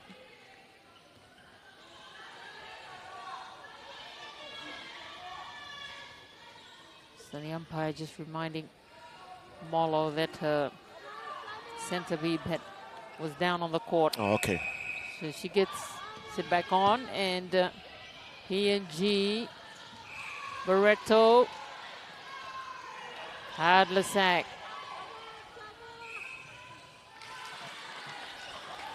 Opportunity lost. Calls the contact on Molo for pushing off.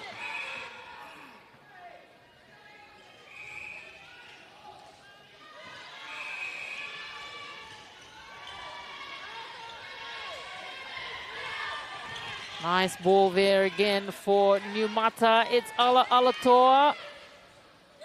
Puts it in for Samoa. 41-43. Yeah, each possession now so important. Last quarter. Down to Tanimo from Numata. On the court, Tanimo turns around. Nice ball there for Ala Alatoa. Samoa have come back in this last quarter. It's 43-42. Kadlasak to Barreto Molo. The defense from Samoa. They find Ovoa. Kala Ali. PNG 44. Samoa 42. Numata. Asiata and Tanimo. Back to Numata, and Tanimo gets it back for Samoa. Yeah, great rotation there on the shooting circle. Tanimo. It's great from Tanimo, 44-43. What a bronze medal finish we're heading to here in the last quarter. Eves Chi has come back on the court. Yeah, she's come on for Lesieli Taviri. Ovoa out of the circle.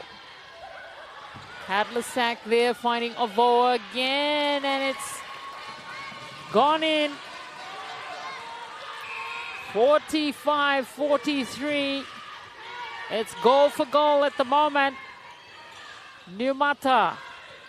Alator and Numata.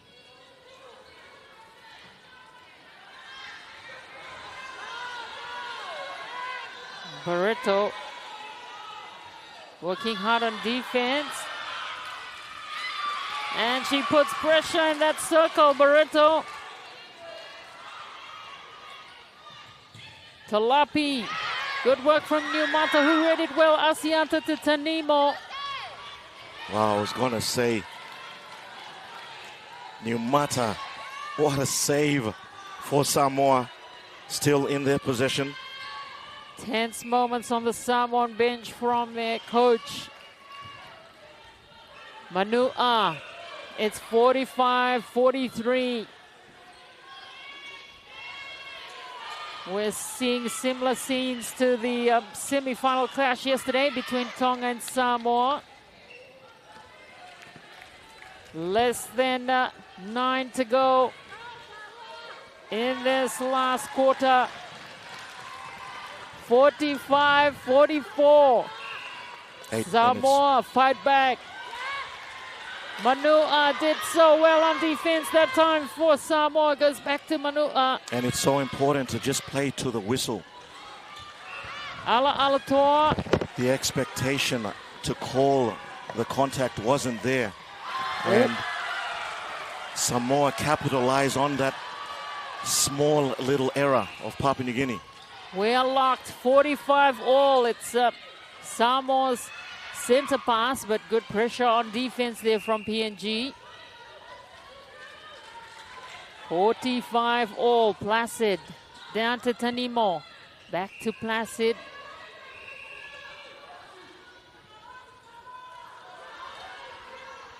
Less than 8 to go. Tense moments indeed for both teams. Placid. Asiata looks to Tanimo. Back to Placid. Asiata, Tanimo. Good pressure from Tulapi on defense for PNG. The aggression, the hustle. Every single goal, as we've been saying, is just so important.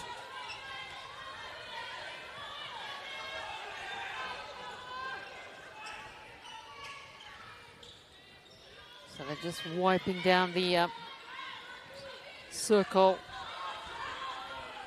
Tanimo. Chance for Samoa to go in front. Alator makes sure of it. 46-45. Less than 7 to go in this match. PNG, Molo, Kadlasak, Kala Ali. Again, Manua coming through on defense. She's been enormous on defense for Samoa as Ovoa a chance to settle the scores. We are locked. Yeah, Manua there on defense. She's actually doing a bit of a rugby type line out where she actually assists the defender. New Mata. Again, huge pressure in that circle. 46 all. Less than 6 to go in this quarter. New Mata. Back to Alatoa.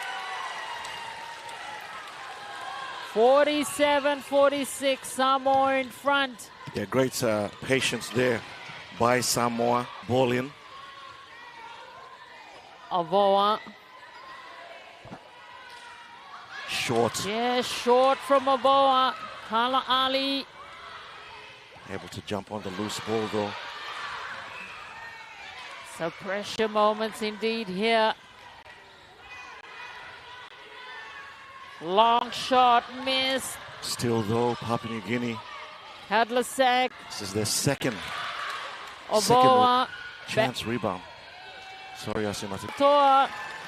Samoa again in front. It's 48-47. Less than 4.5 to go in this match. Every shot counts at this stage. They'll need to be very accurate.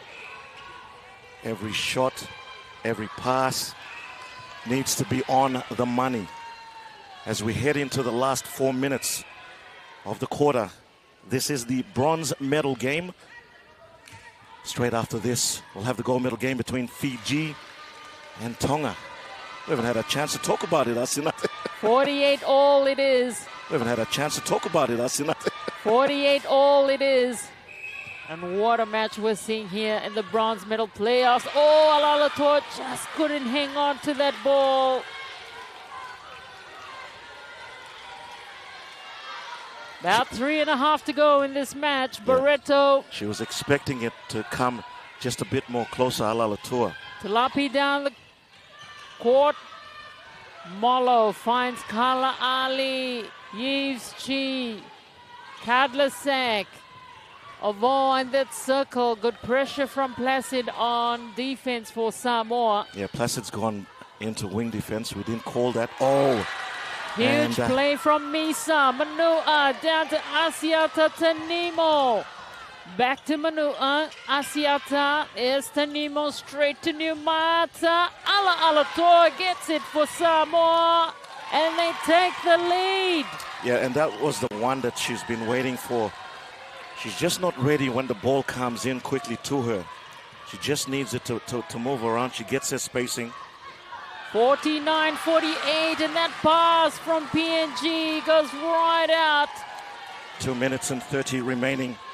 Solia, the head coach for Samoa, just telling her girls to calm it down, slow it down, no need to rush.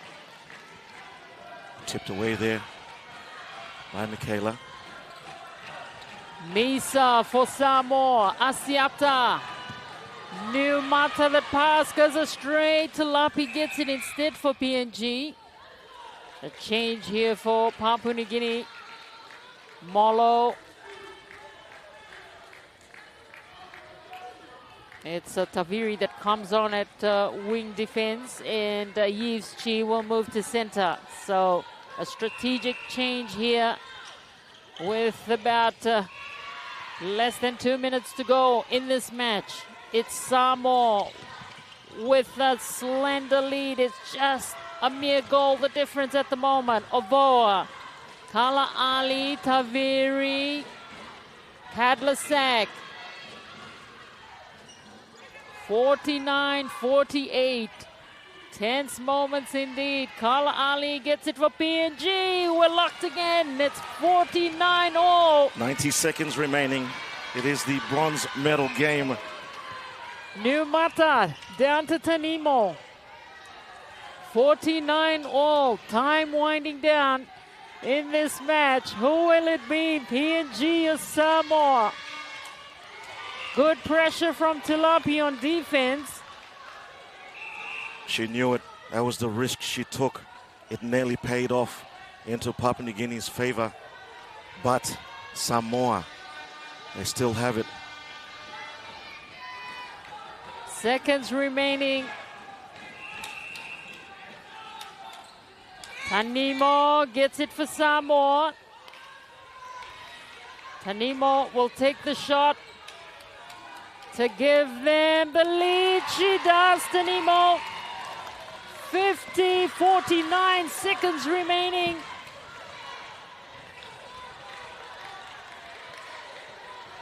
What happened there? I thought it was... Yves Chi working hard on defense there for PNG. So what was that call? It was a center. It was a center pass. Should have been a Papua New Guinea ball, but something's happened there.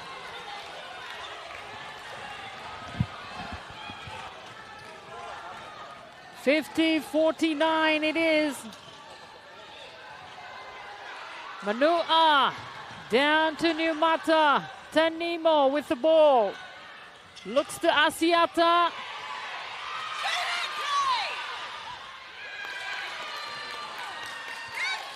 $50-49 in this bronze medal playoff. It's as close as it gets. Ala Alator will take the shot here and give them a 2-goal lead. And it's their possession as well. Samoa center pass. Manu, a long one down for Ala Alator. She quickly puts it in. Samoa, they're already celebrating. Oh, what a game, Asinate. Samoa have taken the bronze medal here. Huge play in the dying moments of this match, but that's what it really came down to, Lawrence. That's what it came down to. Heartbreak for Papua New Guinea, Samoa. The heartbreak in Samoa in 2019. They lost to Papua New Guinea in the bronze medal game. They now get the revenge back on Papua New Guinea. What a moment. But with about 30 seconds to go, Asinate, I've got to call it. I'm not too sure what happened there. They called it breaking. The ball wasn't even in the center circle. But anyway, it's all done and dusted. That's the way it is. So Samoa reversed their fortunes from 4 years ago, defeating Papua New Guinea 52-49 in the bronze medal match in netball. Well, can Tonga go one better than they did in Apia? They were silver medalists, losing out to the Cook Islands today. They take on Fiji in the women's netball gold medal match. So they're the Tongan captain to get this match underway. Aquafalau try to keep it in play, but an early mistake there from Tonga is Kalesi Tawake for Fiji. Nonge goes back to Mbolokoro, goes through the hands of Nonge. She recovers for Fiji, passed into space, but good pressure there from Tonga. Yeah, they have to work hard to win that ball back. It's their center pass at the moment, the first use. Very long one for Unique Pallavi. They lead 1-0. Confident start from Tonga. Nonge, Tawake, Wangapore, Mbolokoro finds Nonge. It's there for Tawake. Great work on defense from Tonga. Wangapore, Maliana Rusivakula just came off her hand. Certainly early nerves here. So, Rauluni goes to Maliana Rusivakula. It's 1-0. Veve. Totai Lepo has been fantastic for Tonga on defense. There's Totai Lepo again, the pass for Hansen. Yeah, Raulini actually got a fingertip on that ball for Fiji. Hansen looking to Pallavi, but snatched up by Mbolokoro. Down it goes to Rauluni. Yeah, they were all over that. Nonge, Maliana, and straight to Rauluni. Fiji take the lead for the first time. It's 2-1. Fiji center pass. Bolokoro. Rauluni to Bolokoro. Naonge. Goes out to Alessi Wangapol. It's Rauluni. She will take the long shot. She got a couple of them yesterday.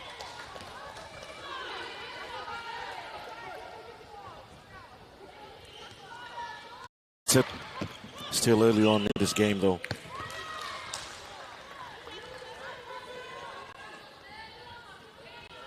Chance lost for Fiji as Tonga.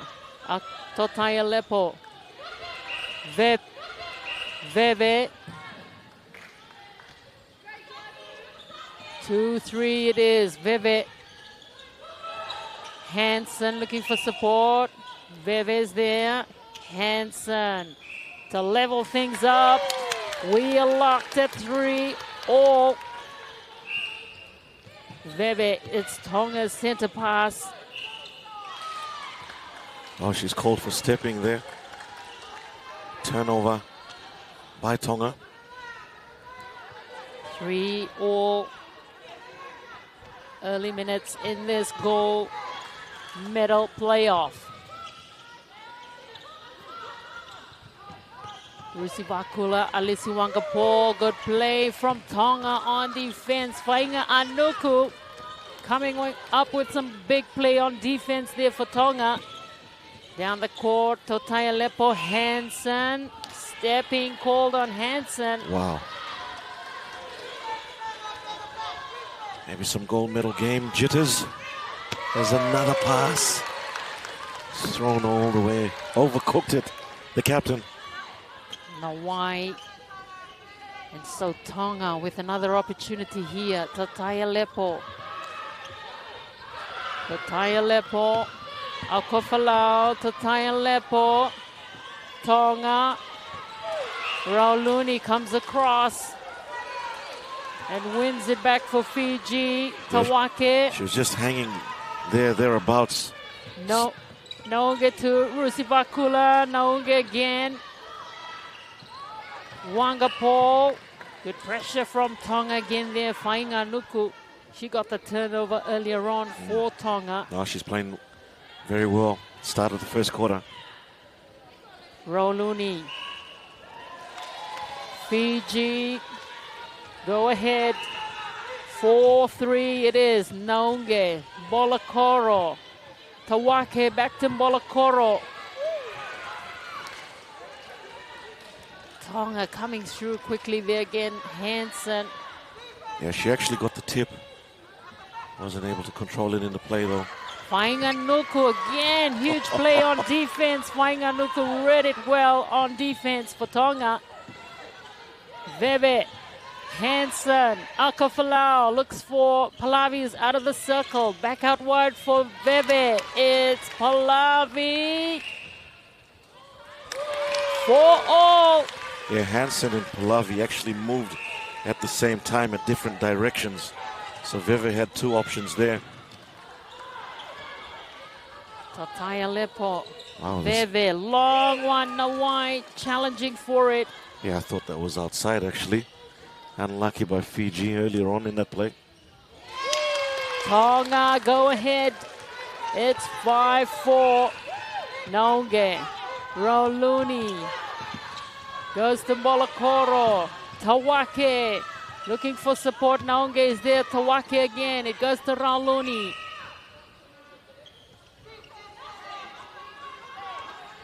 Five-4 it is.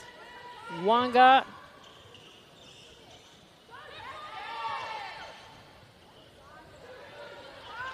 Rauluni for the long shot. Comes off. Good pressure from Tonga in that circle. Fainga Anuku making her presence felt in that circle.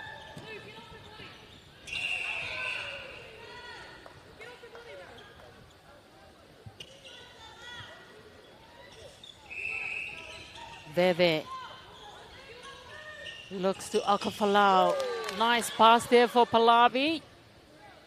It's good from Pallavi. Nothing in it. 6-4. Absolutely nothing in it. Tonga center pass. Hansen. Alkafalau. Veve again there in support. Nawai picks it up for Fiji. The pass inside almost lost there. But Nawai coming up with the big play on defense for Fiji. Bolokoro. Wanga. Wanga Paul. Down to Maliana Rusivakula. 6-5. Yeah, put it down to now where the captain. She forced a turnover. Naunge again there, Naunge support Maliana Rusivakula to level the scores. 6 apiece. Less than 6.5 to go in this first quarter. Nawai almost coming through again there on defense for Fiji. Tulikaki on the bench looking on. Tense moments indeed for both these two teams. Veve for Pallavi. Beautifully executed by Tonga. They are ahead 7-6. Naunge finds Bolokoro. Naunge again and Bolokoro. And good work from Veve again there on defense for Tonga. Aquafalau. Fainga Anuku.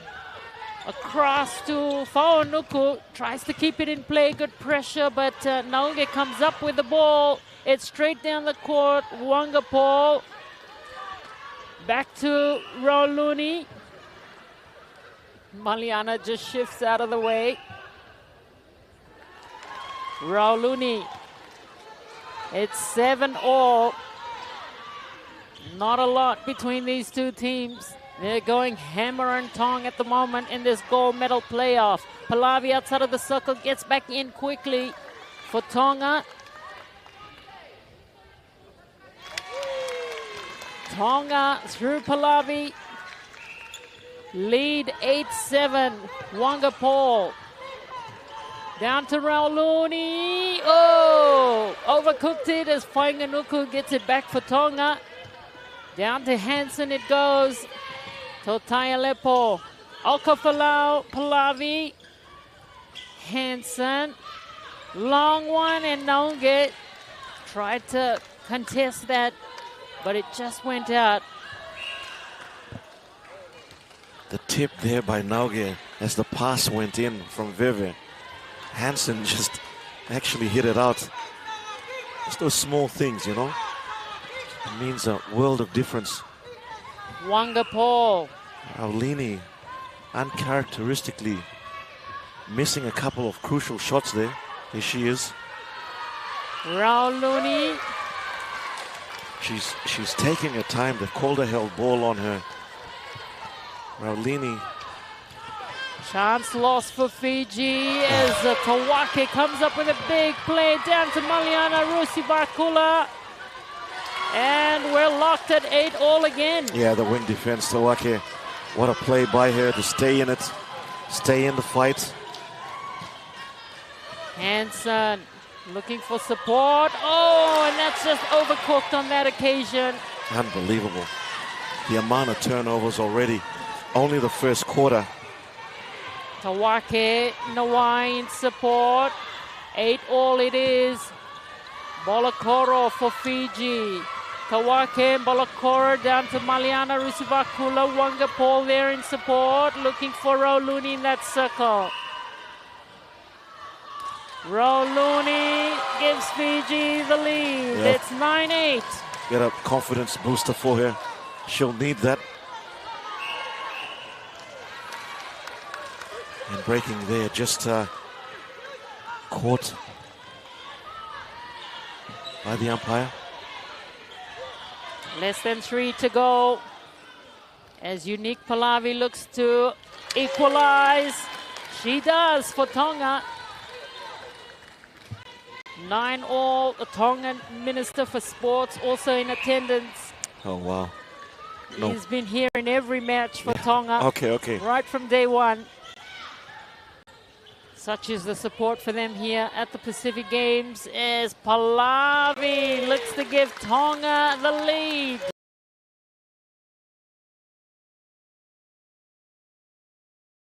There's Naunge again. Good pressure from Alcofalau on defense. Wangapol looks to Maliana Rusivakula. She will take the shot. And we are level once again, 10-all.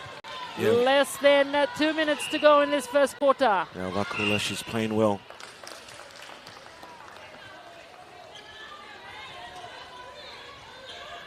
Totaialepo to Hansen, quickly to Pallavi. As they look to take the lead, they do, Tonga. Goal for goal, tit for tat, nothing in it. 11-10 it is, Rauluni. Maliana Rusivakula, Wangapol delivered it to Maliana Rusivakula. It's 11 apiece. Quickly played by Tonga. Veve to Pallavi, looks for support. Alcofalau had to stretch for that one, but did well. Hansen. The confidence. Hansen turns around, gets a shot. Fiji now. Down to Wangapol. Back into Maliana Rusivakula. Rauluni. It's 12-11. Seconds remaining in this match. Maliana Rusivakula puts it in. We're locked again at 12-all. Seconds remaining in this first quarter. Unbelievable. Veve. Alcofalau. Tonga will want to take this one quickly if they are to take the lead before the end of this first quarter. Totaialepo and Aquafalau. Good work from Tonga. They find Pallavi. She'll try and put it in before time runs out. And it's given. Yeah, penalty right at the death there. Pallavi, all the experience, and Veve. We called it. There is nothing in this game. I can't tell who started strongly, who started strongly. It's all even tatters. They're just a goal difference at the end of the first quarter.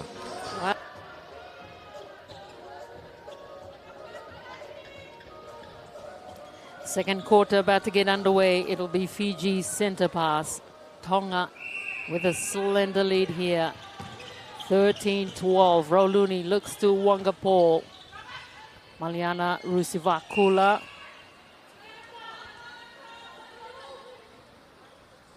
Rusivakula. Good start for Fiji. In this second quarter, we're locked at 13-all.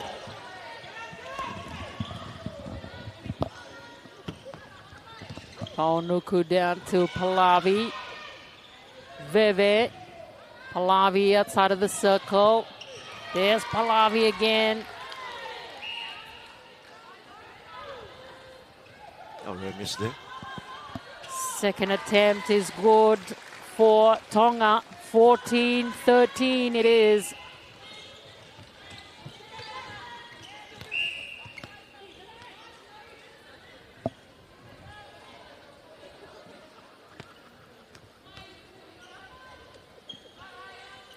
Wangapol. Wangapol to Rauluni. Looking for Maliana Rusivakula. Tried to keep it in play. And Totaialepo comes up with it. Yeah, she did. But just off the mark a bit. Veve back to Totaialepo. Veve looking for Alcofalau. Pallavi lands it for Tonga. 15-13.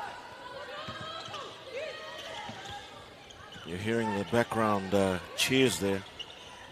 Fiji has called the soldiers to come in. They sense they need a bit of support.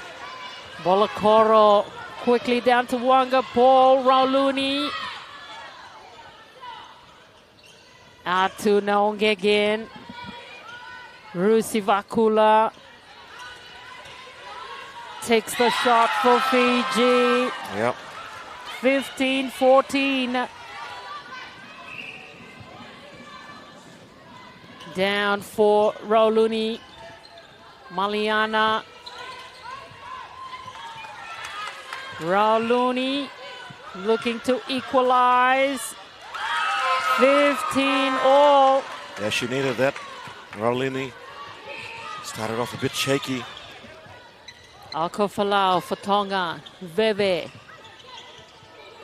goes to Fainga on Faunuku. And then Ako Falau. Hansen to give Tonga the edge again here in the second quarter. In it goes from Hansen. 16-15. Naonge Tawake. Oh, nice work from Hansen on defense. Yeah, unlucky Hansen. Just stepped outside.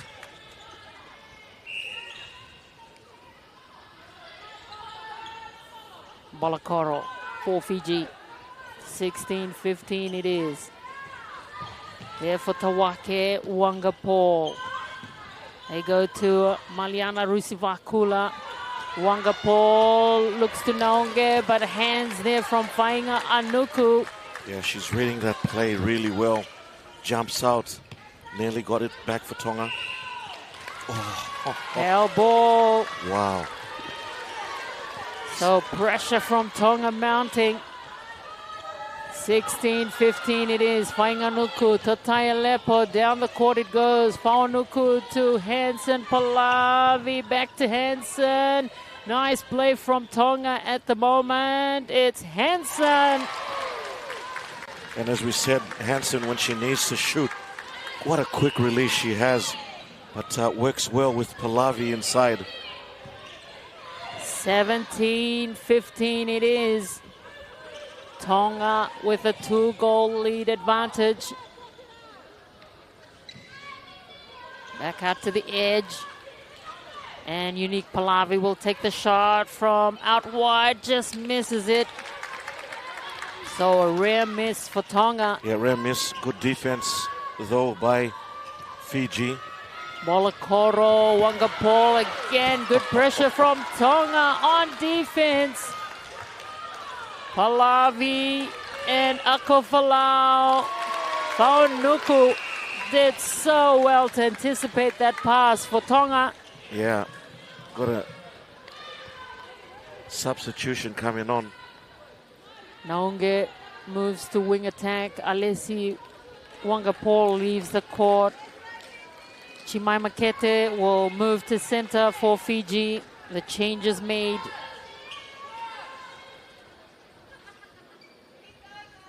Wangapol leaving the court.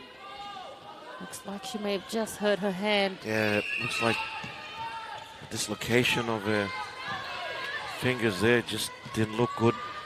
Maliana to Kete, Naonge. There's Roluni, who will take the shot for Fiji. It's good from Roluni. 18-16.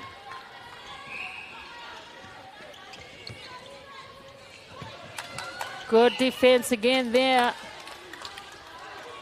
Nawai, Bolokoro finds Kete straight down to Maliana. It's Naonge again. Looking back to Tawake. Oh, and she just loses her footing. Rauluni to Kete. It's Rauluni again. Naonge. Maliana Rusivakula. And it goes from Rusivakula. 18-17. Less than 9 to go before halftime. Naonge tried to keep it in play, but just lost that opportunity. Fainga Anuku, Totaya Lepo, Fainga Anuku, Faunuku, Totaya Lepo down the court. Good pressure from Bolokoro on defense. Rauluni passed it to no one, and it's straight down from Hansen to Pallavi. A mistake there from Fiji, and Tonga quickly capitalized. Yeah, how quick was that? Down the court. Totaya Lepo, Bebe Hansen. Good pressure from Nawai in that circle. Yeah, the ability just to quickly change from offense to defense and the other way around as well. You got to be on the ball. Can't put your head down at any stage. Bolokoro finds Tawake. There's Tawake again. Kete looking to Maliana, but Totai Aleppo coming across as well on defense. She's been great for Tonga on defense. Yeah, Keta just getting possession there. So it goes back to, and Fainga Nuku just colliding with Rauluni. Fainga Anuku. Rauluni for the shot. Good pressure in that circle again.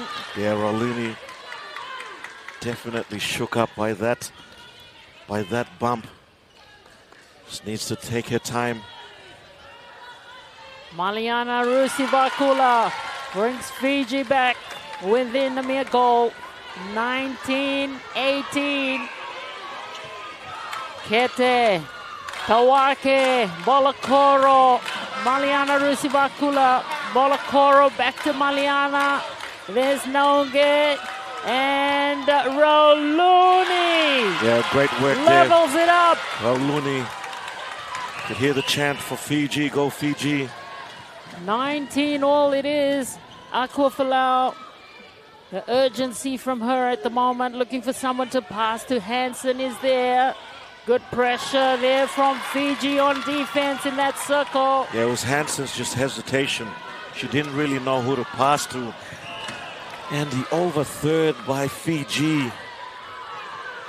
Pressure in this gold medal match. Pallavi.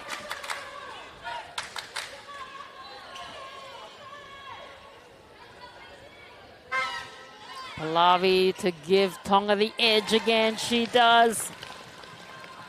20-19. Less than 6 minutes to go before halftime. Kete to Rauluni. Goes back. Nawai is back there for Fiji. Pressure in this gold medal playoff. Nawai. Tawake for Rauluni, Naunge, Maliana Rusivakula, Naunge. Short ball and it's picked up by Totai Aleppo. Is so quick to bounce on it for Tonga. Totai Aleppo. Tonga. Aquafalau, Hansen, Aquafalau, and Hansen will take the long shot. Just misses it. Nawai comes up with it. Bolokoro for Fiji. Tawake is there. Naunge back to Tawake and Naunge. Maliana. Shimaima Kete. Rauluni to Maliana Rusivakula. Yeah, this time I just think though Vakula keeps cutting in front and trying to get the position there, as we see another interchange being done. This game being played at a frenetic pace at the moment as Nangiri comes on in place of Tawake, who leaves the court. Tonga, Totai Aleppo, Pallavi, Totai Aleppo. Totai Aleppo there in support, looking for support. Rauluni. Big play from Rauluni to get that turnover for Fiji. Nangiri looks to Bolokoro. Nangiri fresh onto the court. Kete looks for Maliana Rusivakula. Out to Naunge, straight to Rauluni.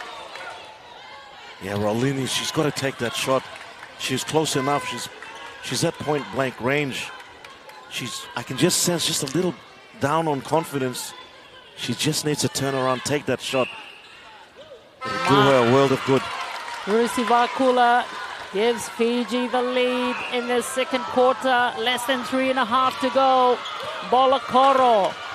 Nangiri bounced there for Kete. Straight to Maliana. And Rauluni gets it in the circle.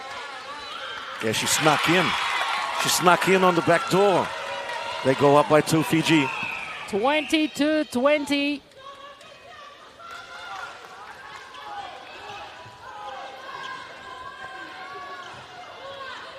Veve with the ball for Tonga. Yeah, just a warning there. The wing defense of Fiji breaking, I think. Tulikaki has come on at goal shooter. They've subbed Hansen off. Nagiri finds Kete. Nagiri again to Maliana Rusivakula. Back to Nagiri.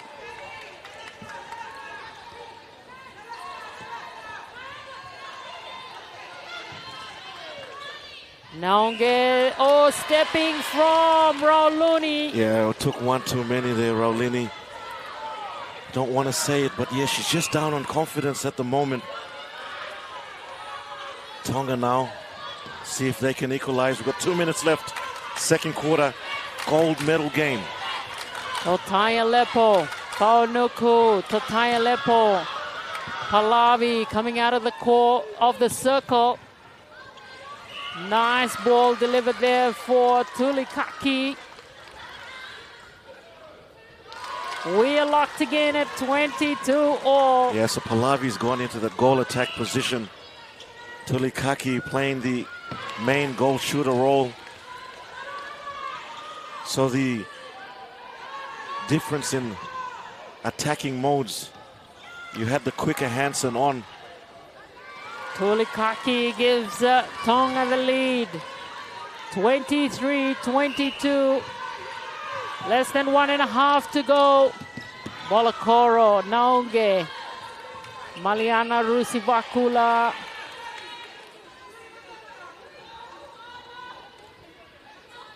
Rusivakula. 23-all. Seconds remaining before halftime. What a match we're seeing unfold here at Friendship Hall. Nagiri comes up with it for Fiji. Quickly down the court. The fight for the loose ball. Maliana, a little pass down the court, and it's there for Rauluni, who needs to take it quickly. With the time winding down.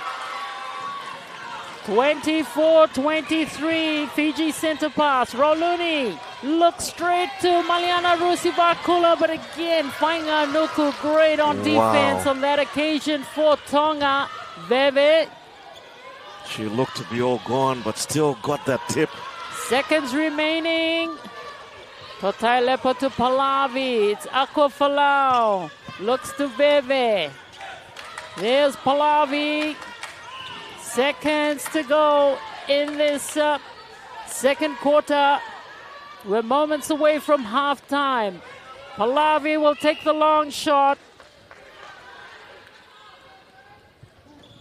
She nails it for Tonga. It's 24-all. Tonga want to take it quickly. Tulikaki does well. Back to Akufalau. Time has run out. But what a quarter again. We're seeing Tonga led 13-12 in that first quarter. We are locked at 24-all here at halftime. Yep. Third quarter about to get underway here.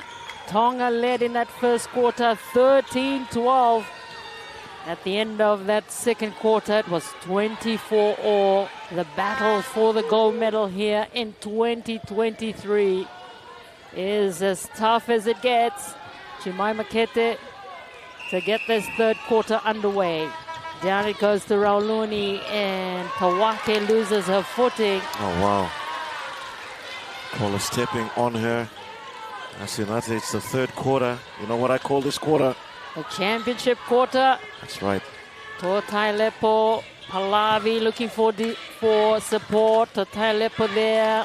Veve, long one down. Nawai almost got it. Quickly played by Tonga as Pallavi gets it in to give Tonga the lead. 25-24. Veve. Pallavi looks back to Totai Lepo. It goes to Fainganuku. Totai Lepo as they regroup Tonga. Back it goes again. Tonga. Faunuku. Veve. Back to Faunuku.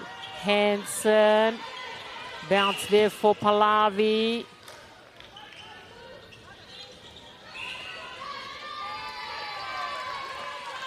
Pallavi will take the shot, and Tonga a 2-goal advantage here. It's 26-24. Down the court it goes from Naunge. It's there for Rusi Vakula, just drops in. Yeah, Rusi Vakula, she's playing well. Really picking up where she left off in the first quarter and the second. 26-25 is Tulikaki. Looks for support. It's there for Hansen. Tawake challenging for the ball. Hansen. 26-25. Pallavi. The long shot bounces out. Missed there by Pallavi. Nawai for Fiji. Bolokoro. Nawai there in support. Over the top for Tawake, down to Rauluni. Rusivakula almost lost it there, Fiji. Jeez, I thought she lost it. 26-25.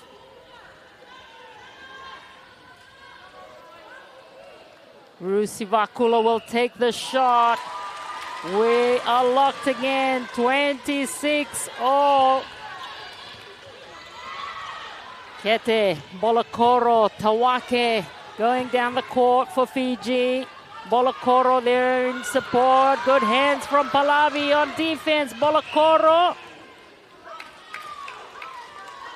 Hangs on to possession there. Every ball just seems like eternity. Ages to get it to the next player. Bolokoro finds Maliana Rusivakula. Naunge this time. It goes for Rauluni, who will take the long shot and nails it. Yeah, very good there, Raulini. She needed that. 27-26 as Fiji go in front.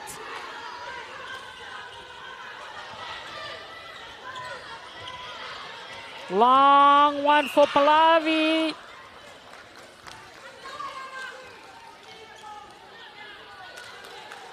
Tulikaki will take over in that shooting circle for Tonga. 27-all. Rauluni. Kete. Looks to Kete again. It's Rauluni. Very quick passes indeed. Rauluni. 28 Fiji, 27 Tonga. Fiji in the lead. Hansen looks to Veve. Pallavi.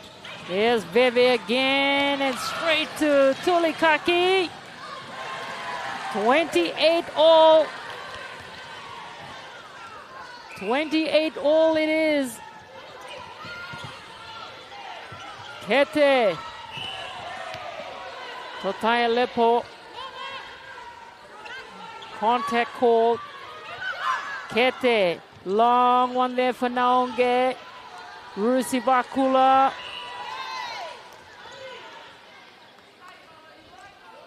Rauluni.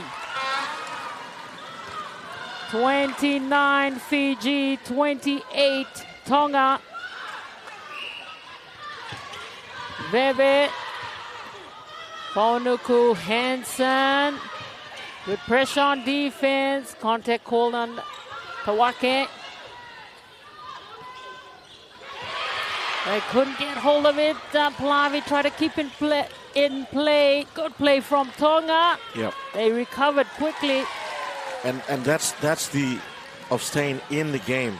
Just being focused right throughout, even though on a loose ball. Pallavi there did well. 29-all, less than 10 to go in this third quarter. And Totai Aleppo gets it back for Tonga. Good work there on defense in that circle. Faunuku. Naunge almost got it back for Fiji. It's a long ball down for Tulikaki. Tonga. Yeah, Fiji captain now just caught in no man's land there. Hansen. Back to Pallavi. Pallavi again gets it back. Hansen. Man, I tell you, that held ball, it just seems like eternity. Pallavi will take the shot. She does well for Tonga. 31-29. Kete.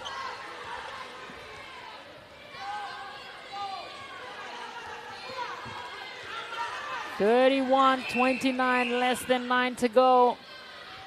A change made. That's a change of the ball. Yeah, change of the ball. 31-29 it is. Naunge looking for Rauluni. Rauluni will take the shot from wide out and she nails it again for Fiji. It's 31-30. Very quickly down the court. Hansen. Tulikaki. Quickly go Tonga. 32-30.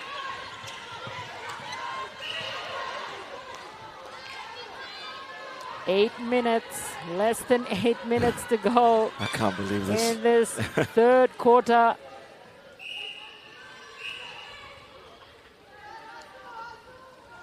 Tawake to Naunge. One way to sort of mitigate this.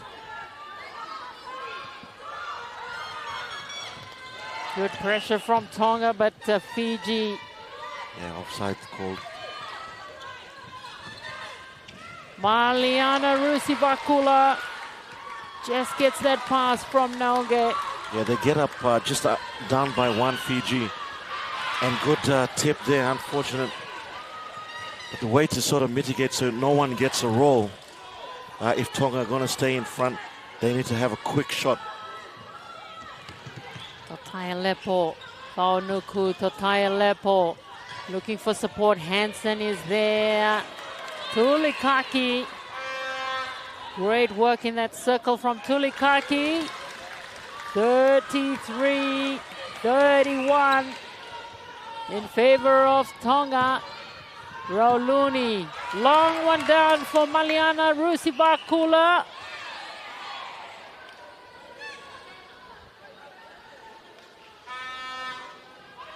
Yeah, great look by Raulini into Vakula. Rusivakula.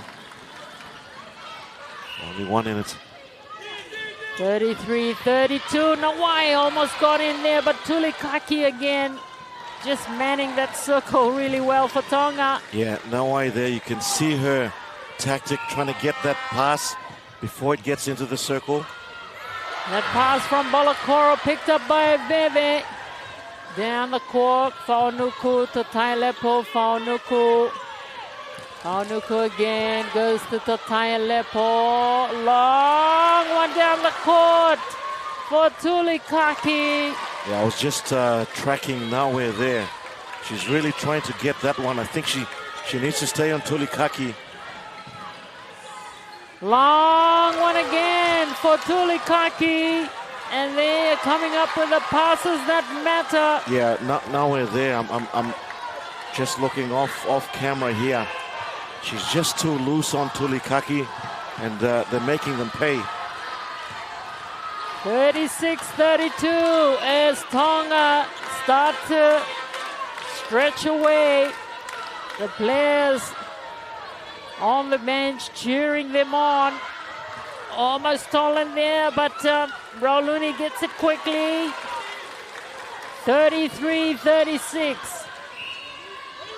Veve bounces it for Hansen. Tulikaki will turn around.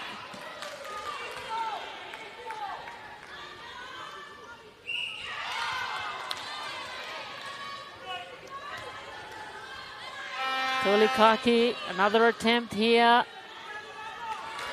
37-33. Tonga with the 4-goal lead in this gold medal match. 4.5 to go in this third quarter. Maliana Rusivakula goes to Kete. It's Maliana again. Kete looks for Rauluni. She'll take the long shot. She just needed one just to get her confidence back. Looking good now.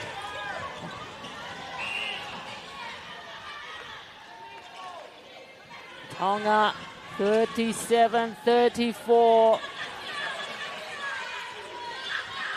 Hansen, Pallavi. Good pressure in that circle. Yeah, warning call there. Fijian wing defense. Tulikaki. Brilliant play again from Tonga. It's 38-34. It's a brilliant move by Tonga to bring Tulikaki in. Hansen gone out to wing attack. It's working for them at the moment. Kete goes to Rauluni looking for Rusivakula. She'll shoot again. Doesn't go in as Tonga capitalize on this opportunity. Down the court for Pallavi and Tulikaki again there. They've come up with a master stroke in this third quarter. Yeah, Naue's got to stay. She's got to stay with Tulikaki. She's trying to get that big intercept. 39-34, Veve. It's Hansen. Nice short ball there for Tulikaki. Hansen will take over again. And what's happened is she's just got a big body to mitigate Naue. And Tulikaki playing really well. Fiji now. Kete, Maliana back to Kete. Loose ball again. Pressure from Tonga. Really starting to tell in this quarter. Again, Tulikaki is unmarked in that circle. Calling it again. She's just too loose on her. 40-30. Veve looking for Hansen. There's Bolakora, comes up with it. Nawai, Tawake. Nawai down the court for Rauluni. Straight to Maliana Rusivakula. Nice 1-2. Interplay from them. Wow, the 1-2. That was good to watch. Raulini Nusivakula. 41-35. A 6-goal lead for Tonga in this gold medal playoff. Fiji trying to fight back as Maliana Rusivakula gets another one in. Yeah. It's 41-36. Yeah, quickly 2 goals back. Well done, Fiji. Less than 1.5 to go. Tonga now on the attack. Hansen. Totai Aleppo Veve. Looks inside for Pallavi. There it is again for Tulikaki. 42-36, a 6-goal lead for Tonga. Time winding down on this third quarter. Kete, down the court it goes for Naonge. Rauluni. Rauluni. And it goes from Rauluni. I can't believe we're nearly down to the end of the third quarter. This is amazing. 42-37 as Veve looks for someone. Faunuku there. Veve finds Hansen. Tulikaki. Hansen again. Tulikaki. Goes, just drops in for Tonga. Yeah, just a release on a shot. Nice and soft. She just needed to land on the hoop, in the hoop. Forced pass again there from Fiji as Tonga.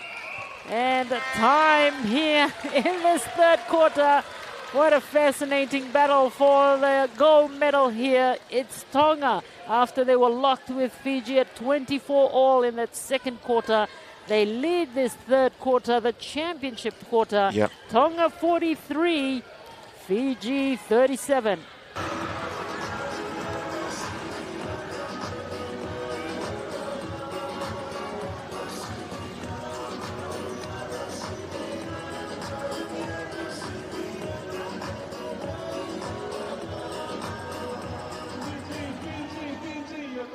Nice to watch. Nice to watch, Fiji. Now let's go, Tonga.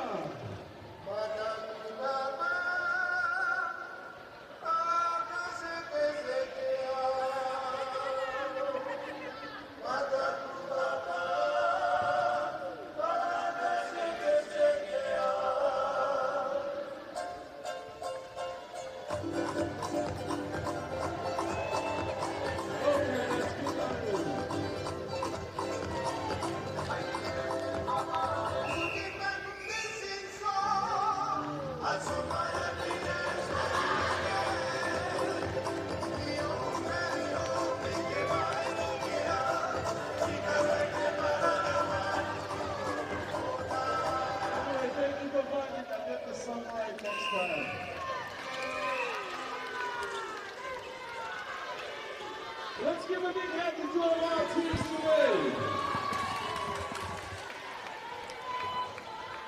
One more quarter to this side. This gold medal match as Tonga gets it underway. Hansen, Faunuku, Totaialepo, Veve. Faunuku, Totaialepo, Palavi on the outside. Now why? It's Bolokoro that gets it back for Fiji. Nagiri also on the court for Fiji. Maliana, Wanga Paul.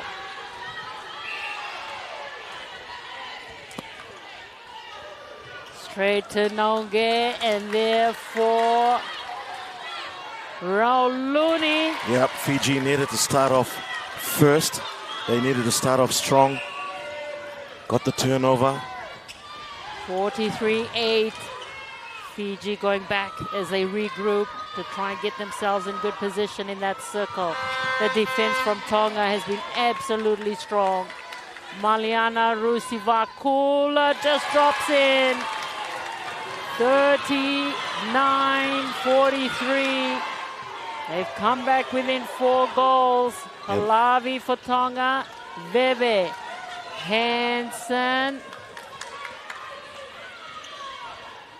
Tulikaki back to Hansen. Tulikaki looks back to Hansen, and she will try and take the... She goes back to Palavi. Veve.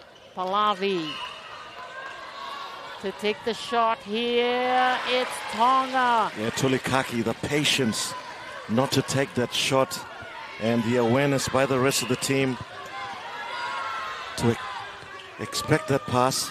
Here's Fiji. 44-39. Rauluni straight to Wangapol.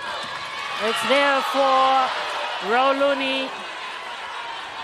Second time that Whanganuku and Rauluni have clashed in that circle. Yeah. Rauluni, just a couple of deep breaths. Fiji need her. They're going to go all the way. Rusivakula takes the shot for Fiji. It's 44-40. Veve. Again, she just taps away. Totaialepo. Veve. Totaialepo for Tonga. 44-40. 4 goals the difference at the moment. Long ball. It's back there for Bolokoro. Yep. And quickly onto it was Faunuku for Tonga. Wow, they call a replay on her. She did all the hard work.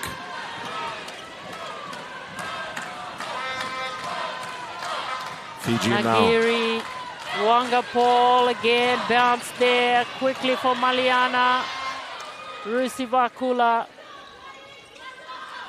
Rusivakula will take the shot for Fiji. It's 41-44.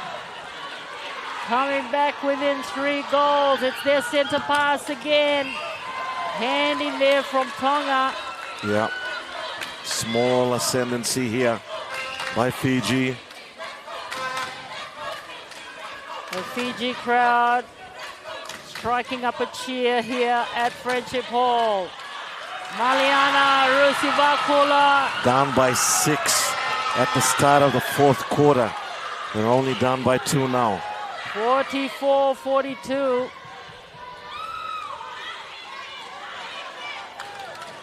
Tonga. They look to Tulikaki and she loses it there. Yeah. Fiji coming up with some big play in this last quarter. Tulikaki as well, just probably looked at the scoreboard. Get a scoreboard wide. pressure. Wangapol.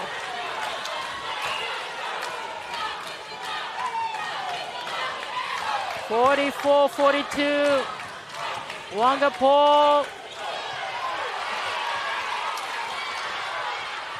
I was talking about that. Rakula, she keeps cutting in front. Got to change that direction that she's cutting in. Oh.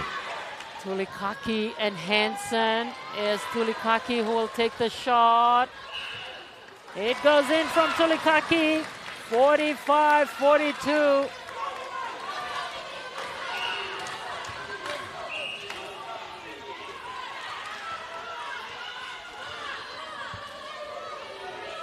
About 10 minutes in this gold medal playoff. Rusivakula, it drops in for Fiji. Yeah, great release there.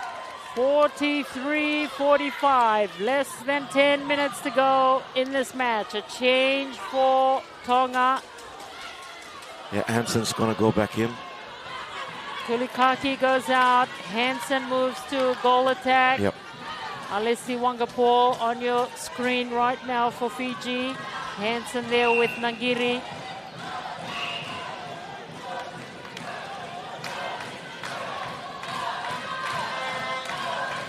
Tonga, Faunuku, Akofalau, Hansen, looks to Pallavi, who will take the shot from wide out and sinks it in. 46-43. Every single shot is a must. Every single pass has to be on the money.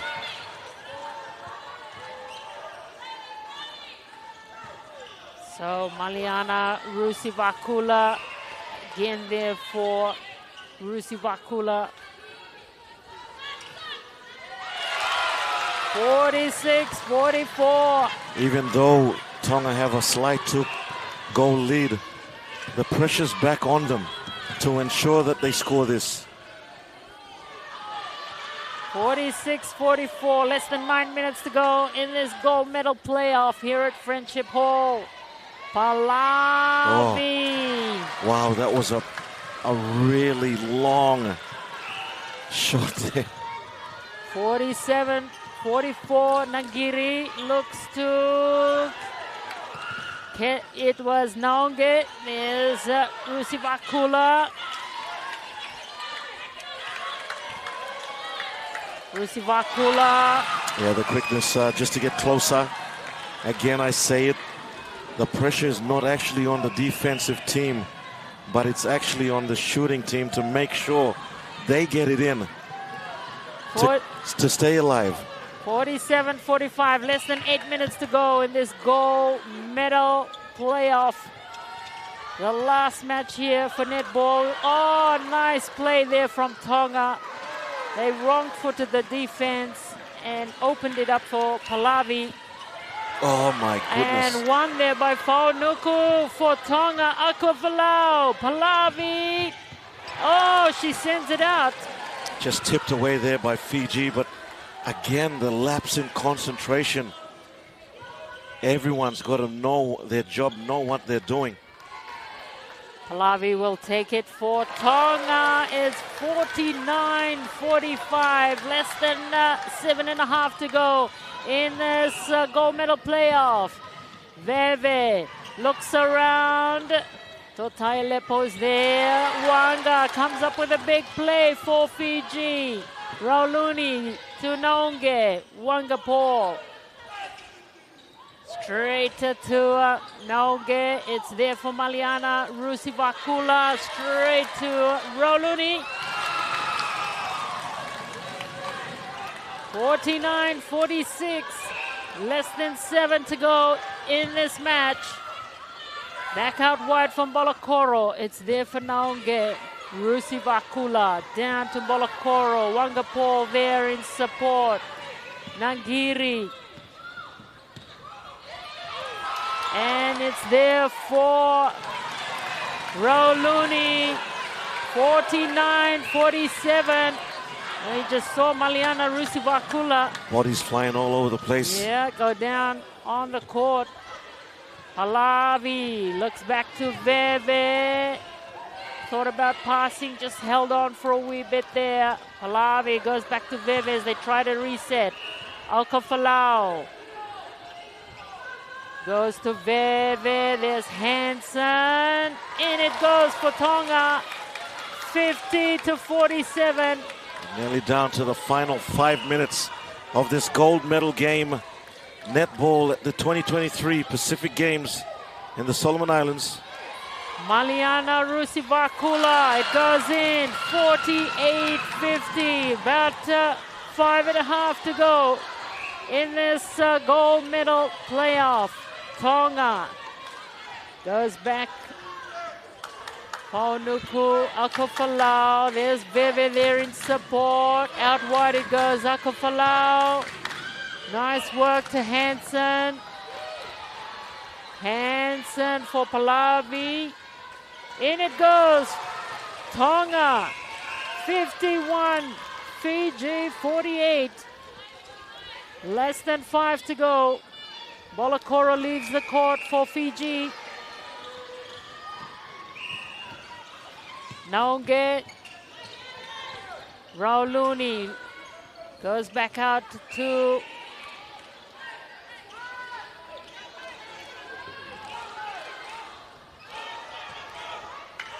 Rusivakula for Fiji. 51-49. Less than 4.5 to go in this gold medal playoff. Faunuku, Akwafalau, Hansen. Looking for support, a hand in there from Fiji. Hansen shoots it in. Tonga 52-49. Wangapol, Nangiri, Wangapol again. Tawake, Naonge. Rusivakula looks to Roluni. She'll shoot. It goes in. Yeah, Rolini there hesitated a bit. Got that shot over though. Hansen, Alkafalau, Pallavi.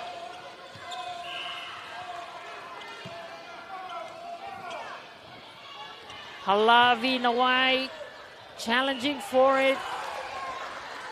Pallavi again for Tonga.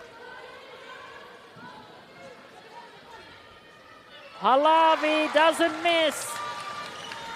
53-50. About 3 minutes to go in this match. Tawake goes down to Rusivakula. It's Naonge. Is Roluni straight to Maliana Rusivakula. Yeah, great patience shown by the two shooters there for Fiji. 53-51. Yeah, the pressure Alkafalau. back on Tonga. Hansen, Alkafalau it is.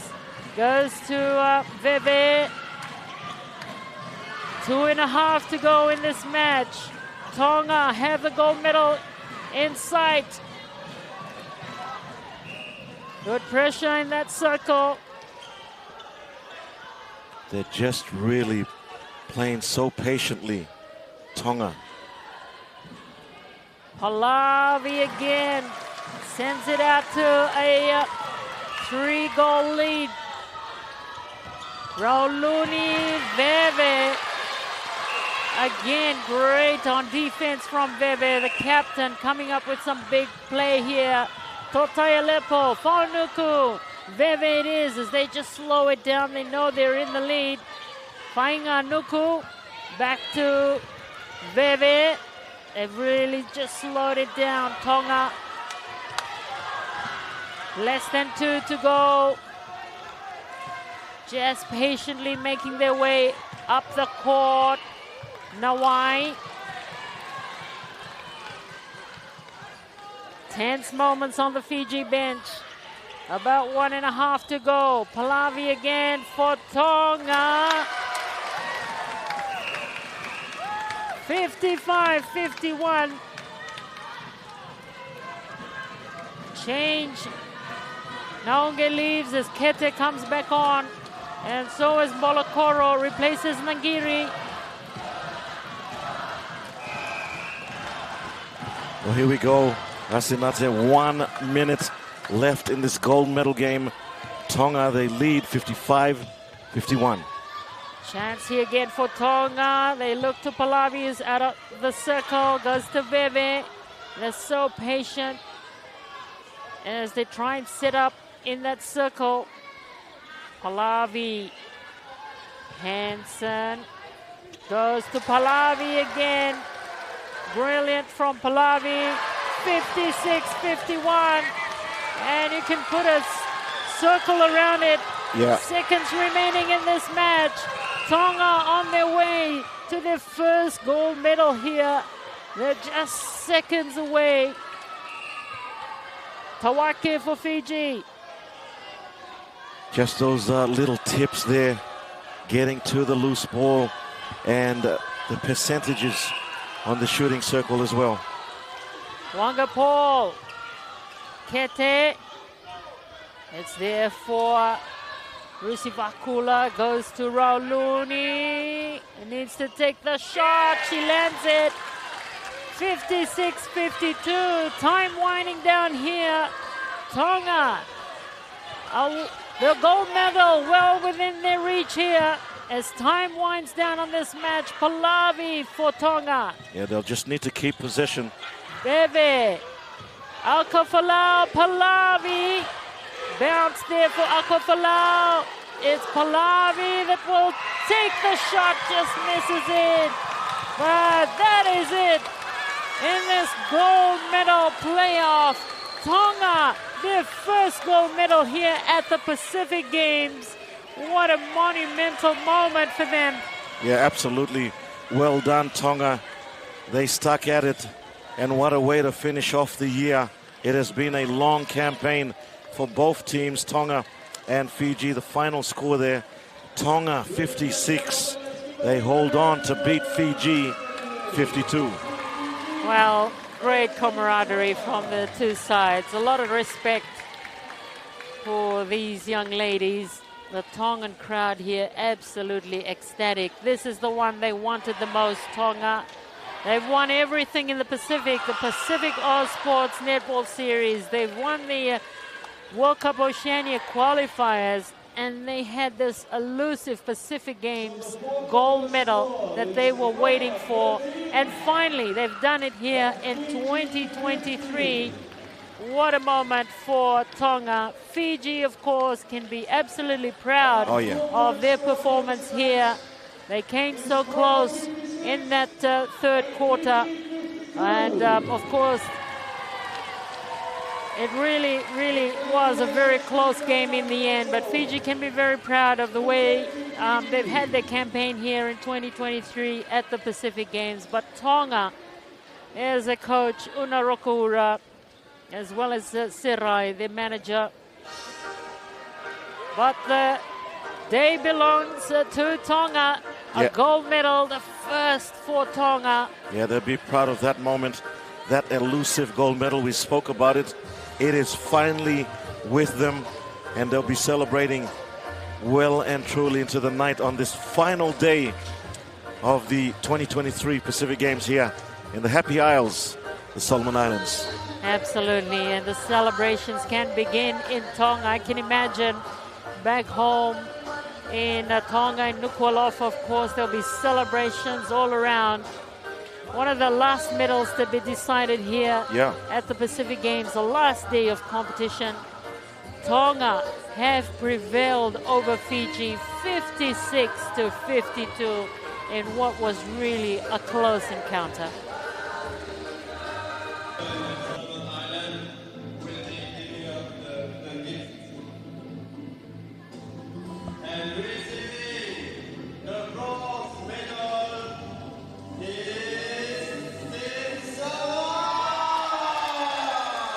Wonderful moment for Team Samoa. It's great to see Abigail Tumiafo, their inspirational captain. Auteletor Tenimo, Asolele Numata, Gardenia Trevorinus Asiata, Grace Ngaitaului, Christiana Manua, Lenora Misa, Naomi Solomona, Papi Ala Alatoa, Sayonara Ala Alatoa, the baby of the team, Soli Ropati, and Tiana Placid.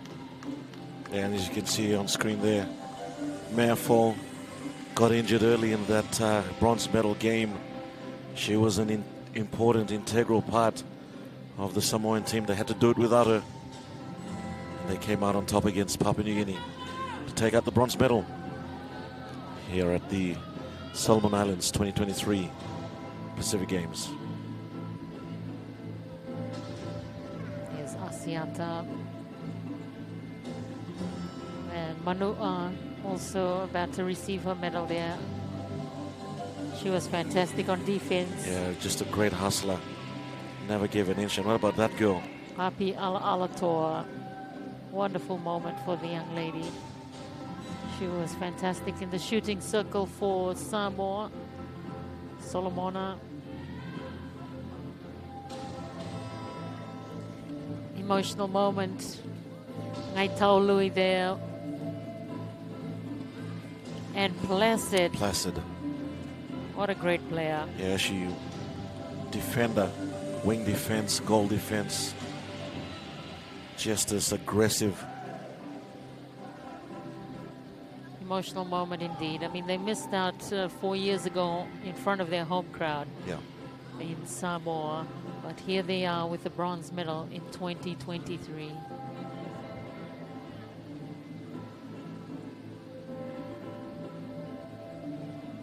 Francis Salia, their head coach, has done a tremendous job with them. I mean, that match against Tonga. She nearly pulled it off, Asinata. She nearly, I mean, to take out your number one shooter in Tanimo in the first 5 minutes and throw in the young Alalatoa was a masterstroke. In the end, they only lost by 1 in that semi-final yesterday.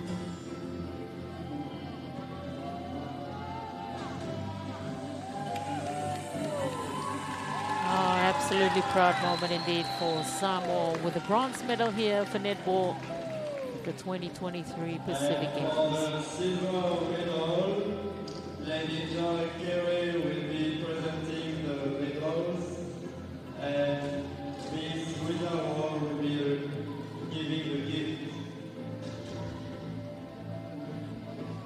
And receiving the silver medal is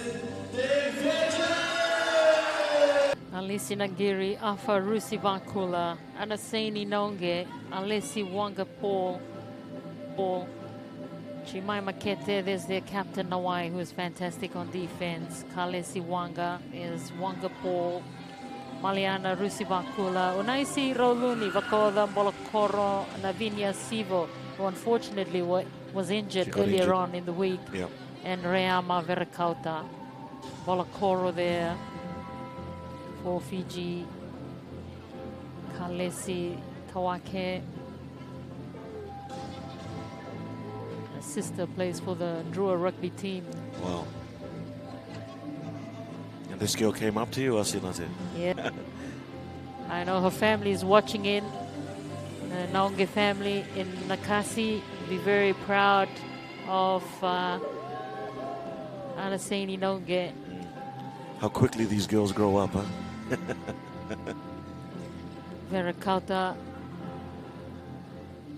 her brother as well, represented Fiji in athletics. Navinia Sivo was injured earlier on in the week. Yep. Unfortunate not to get much game time. Rusivakula, Maliana Rusivakula. Alisi Nagiri. The older sister, Afa Rusivakula. Yep.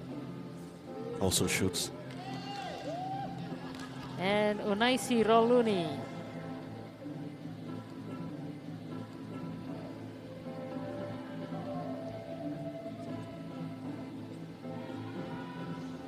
The head coach, of course, Ona Rokoura. Serai Wabitu, the manager.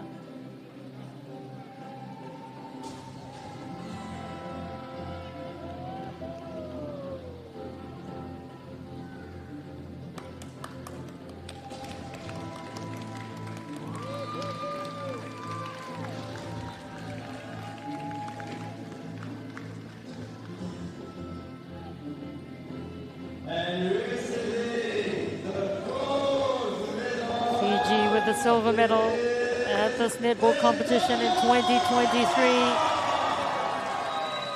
And what a moment for the Tonga Tala team.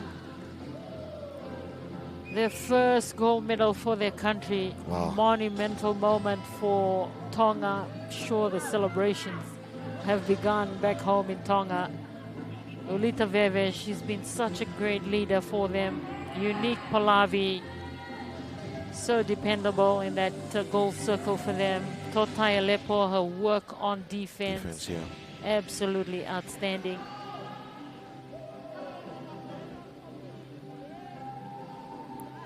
Tulikaki, when she came on, absolutely nailed it too for them.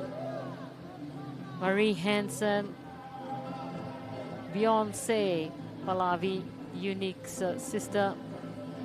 Yeah, what beautiful names, huh? Unique. Beyonce.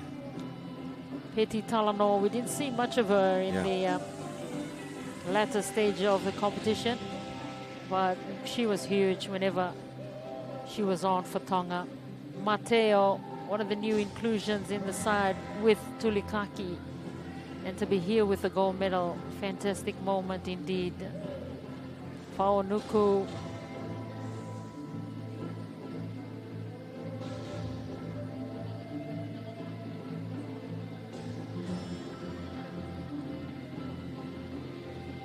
Fainga Nuku, she was great as well on defense for Tonga. Jacques Simpson, she must be on top of the world at the moment. She's done a great job with Tonga netball. The Cook Islander at the helm of this Tongan team. Management as well.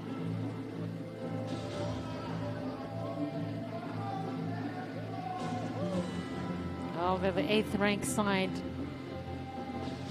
in the world at the moment, and they're the best in the Pacific.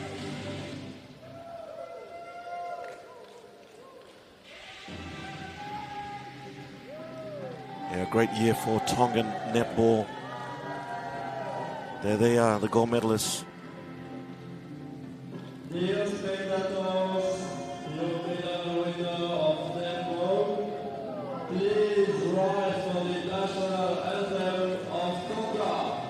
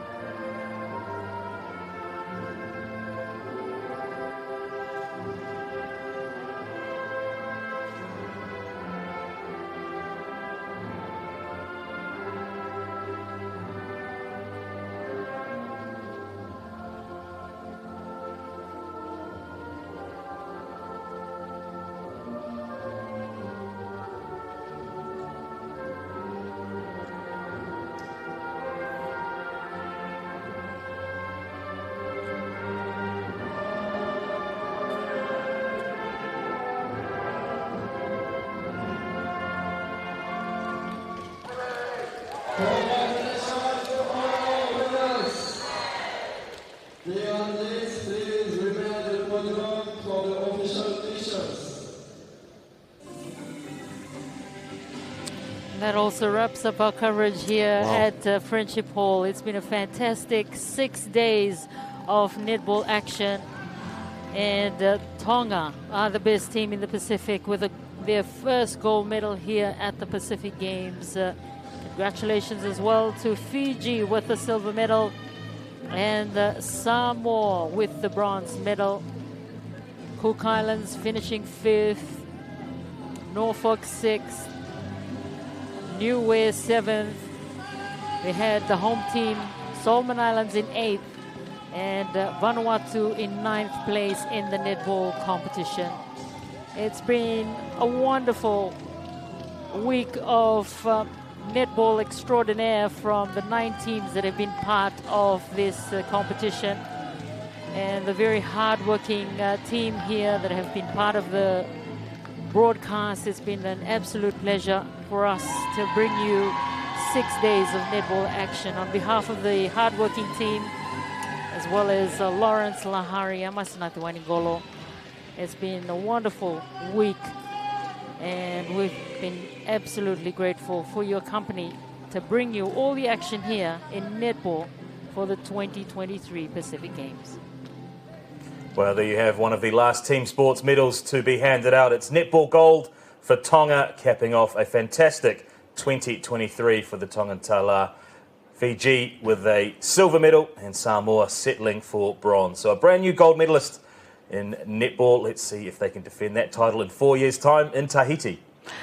But for now, we will go back to the SIF Beach, and that's for the men's beach volleyball finals, and it's Australia taking on Tuvalu.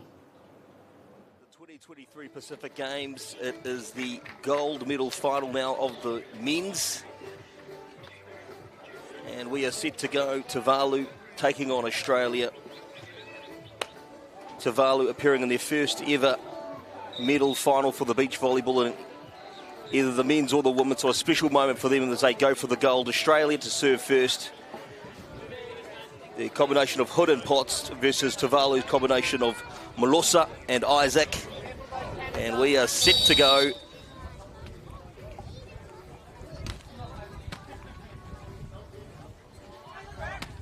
And first point for Tuvalu. As I say, good morning to Solomon Islands High Performance Sport member Aaron Alsop.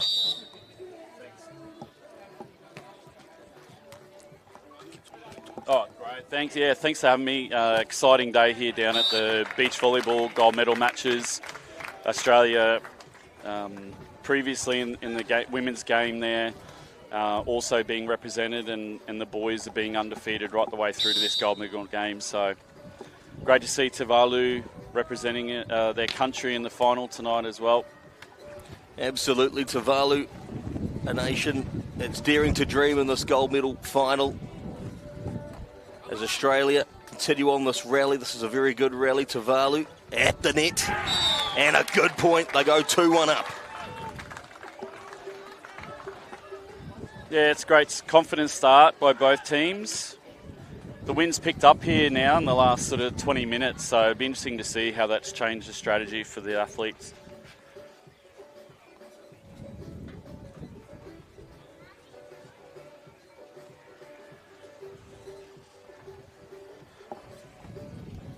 We just saw with the women's. Solomon Islands can be very proud of themselves. Yeah, it's an incredible result. I mean, it's the first tournament result for them, and obviously a tough result overall, losing to Australia 2-0. But they are very proud of themselves to be winning a silver medal at a home Pacific Games. They're so young, 17 to 23. They've got a huge future ahead of them. Hannah represented Solomon Islands at the Commonwealth Games, and you know, to have that experience blending in with a new partner that she probably can play with for the next 10 to 15 years is building a great foundation for the future. So Solomon Islands Volleyball should be very proud of that result. Absolutely, as Tuvalu go up by 1. This is going to be a tight encounter. 4-3 first set. Change of ends. Yeah, I guess this win's definitely going to bring more of the skill factor into the game today. It's all about the ball control at the moment. Obviously, the Aussies with the height advantage, but it's how they adjust to this wind, and that's the result. We can just see that pass coming over the net first touch. Another point. Yeah, it's definitely going to be the strength of the Aussie guys today is using that height and using that advantage on the net, particularly in their blocking. Tuvalu's just going to have to find the shots on the court, move them around with different options, antenna to antenna.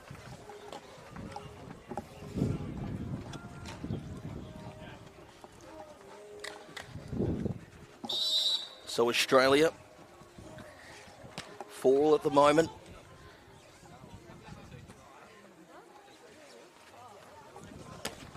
Put away. Yeah, that's tough to stop. Really, really tough to stop that sort of a shot. Beautiful set there, nice control.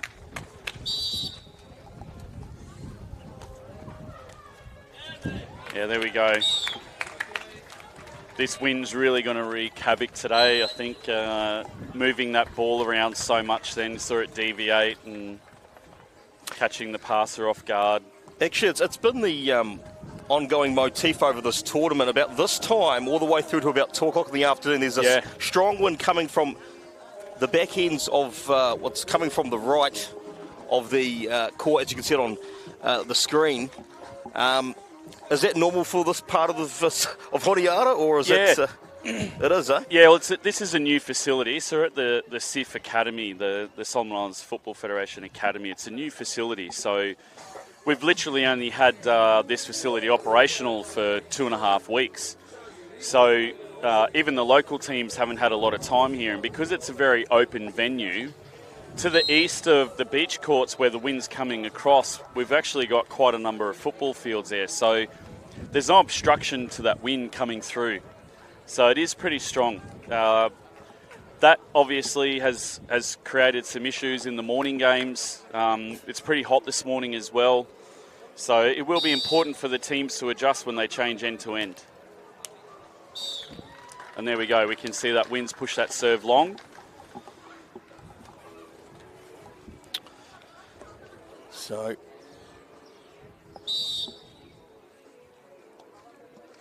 6-5 Tuvalu. Serve it up, Australia. Great recovery there by Tuvalu. Got to reset, try and block this point. Good result. And that's what they're going to do. They're going to take their chances, recycle the ball, keep it in play, work hard on their blocking defence for the point.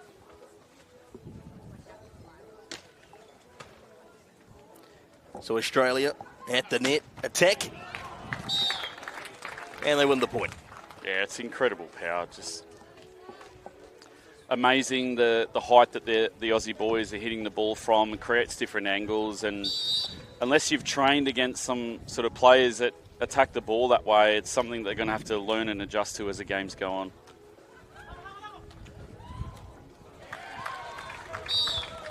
That's the tactic Tuvalu got to take here. They've got to move those big boys around, find the space in the shots and cut the ball, get into the corners of the court, make the defender have to move.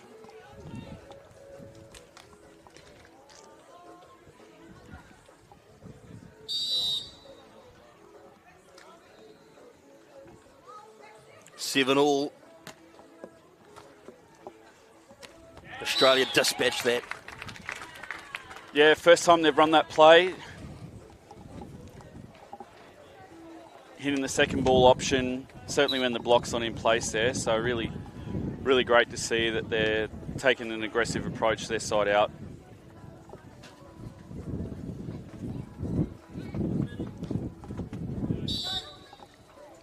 Tight affair at the moment, first set. Tuvalu, dig that up. Australia very good at the net, eh? Yeah, that's the Tuvalu's going to... It's a great set, but they're going to need to move the blocker a little bit. They can't just set through the middle there and swing away. They're going to need to move the blocker from antenna to antenna to create some movement in their block and defence, have to adjust.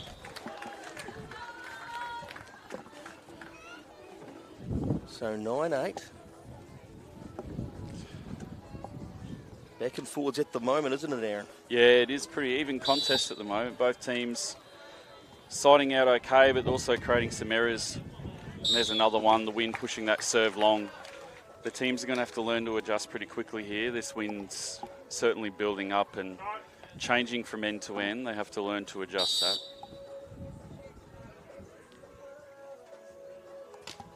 Powerful serve again from Australia. Chance here. Just long. Great play there. You saw the Australian setter jump setting there, trying to create some indecision in the Tuvalu blocker. He had the open shot, but it just went long. So both teams, a little bit of ball control issues, and it's something they can continue to work on. Nice short serve. Again, beautiful set. The hitter's just got to finish that point off.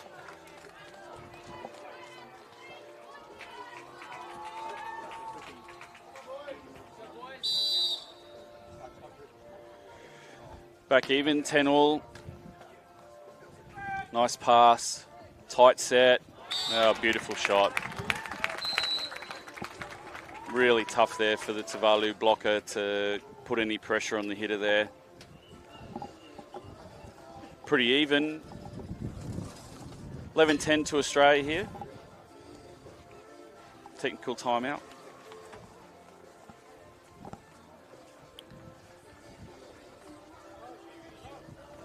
All in all, Aaron, being involved in the beach volleyball proceedings here at the Pacific Games 2023, all-round success?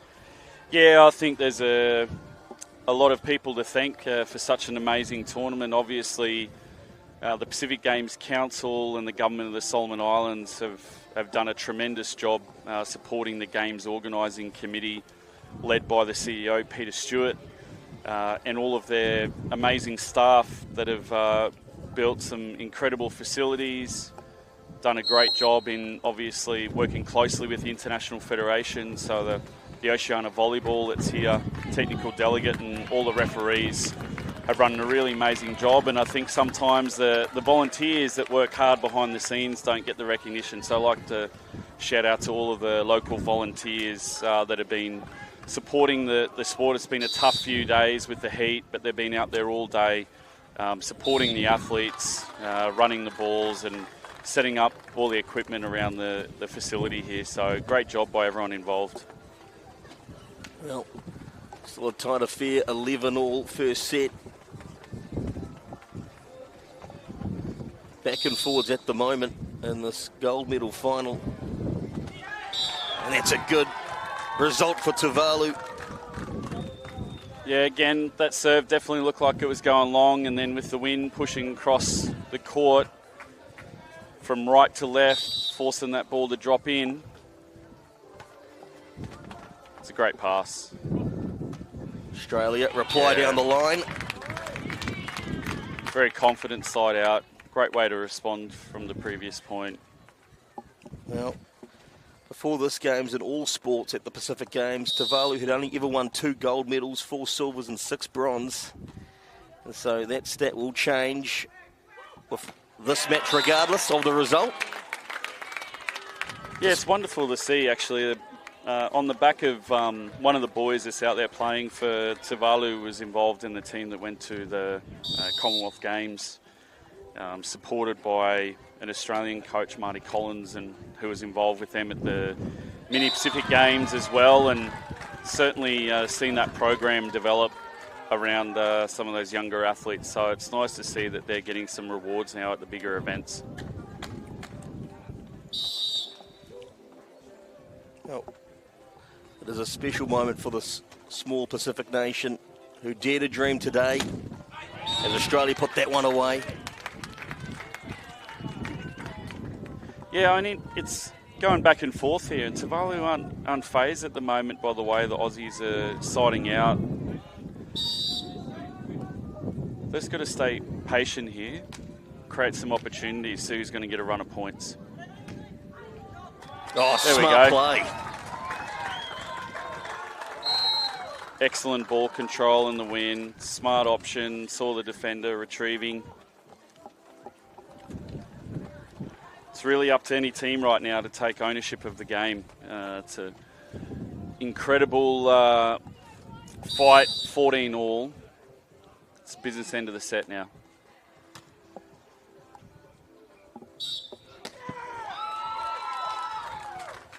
Punched into the ground. Yeah, well, the referee's actually called a double hit there on that set. Pretty tough call, but in these windy conditions, the ball's got to come out clean through the set, so something that the Aussies may need to adjust. Another good serve by Tuvalu.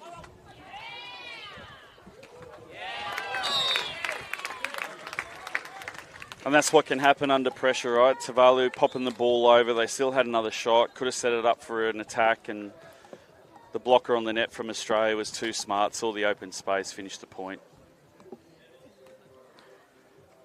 Very tight at the moment. First set, 15 all.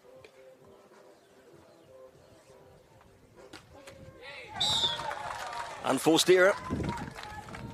Yeah, I mean, if you're going to back yourself to go for a jump serve in these conditions, you've got to be able to execute that. Maybe something they have to adjust, but you know, the thing about the Aussie boys, they're so well coached. Josh Slack, their head coach that's here, really put a lot of confidence to back their players, play an aggressive style. So I don't think it will change too much. They just learn to adjust as they need to as the game goes on.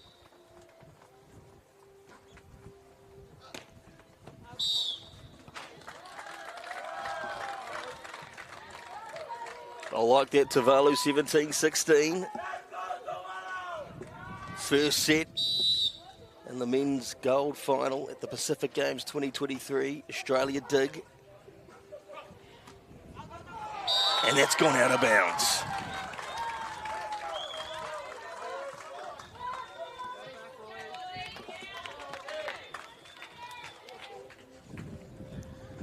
This is that mini break we were talking about. Business end of the set. They've got that lead now. See if they can maintain it here. Yeah, wonderful side out by the Aussies.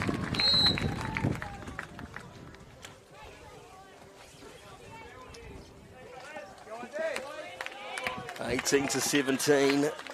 First set. It is blow for blow, punch for punch at the moment. Yeah, the Aussie boys want to stay in contact here.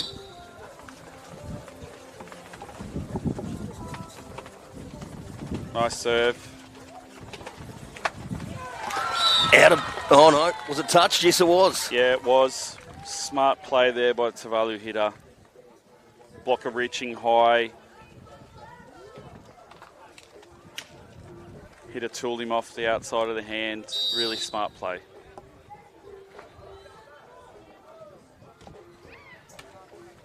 Dug up by Australia. Oh, and that's gone out of bounds as well. 20-17, Tuvalu on the cusp of winning the first set in the gold men's final. Big play now, big play.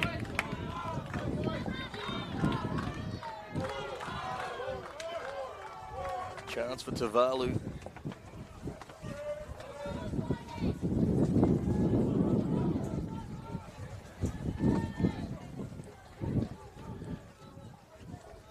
Oh, they're just adjusting the score here. The score table that's down here on the court was around the wrong way, so they're just adjusting that. Let's see if the Tuvalus can execute. Final point here, win the set. What a good start it would be. Australia setting up.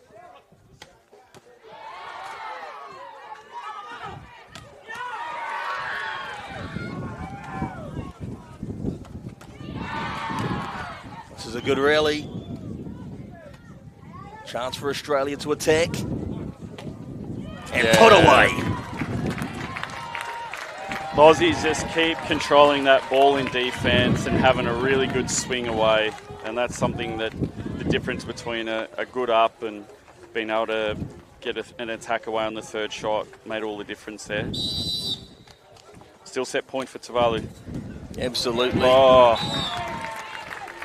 I think that serve was going long and he got in the way, wasn't sure. A little bit indecision under pressure there. Aussies peg one back. Oh, there we go.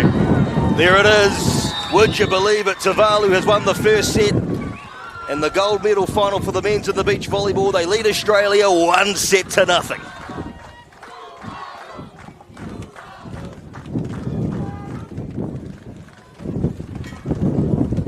You know, this is what can happen in finals, right? High expectation on both teams.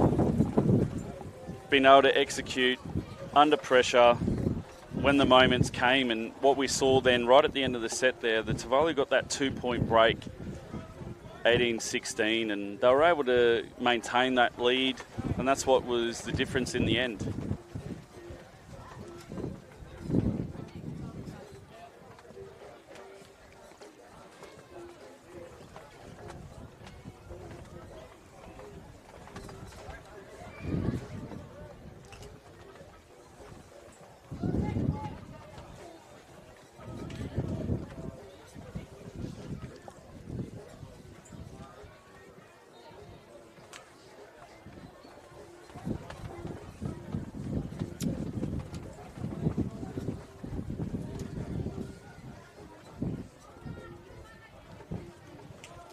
So if you're in the Tuvalu camp right now, what would you be saying to them?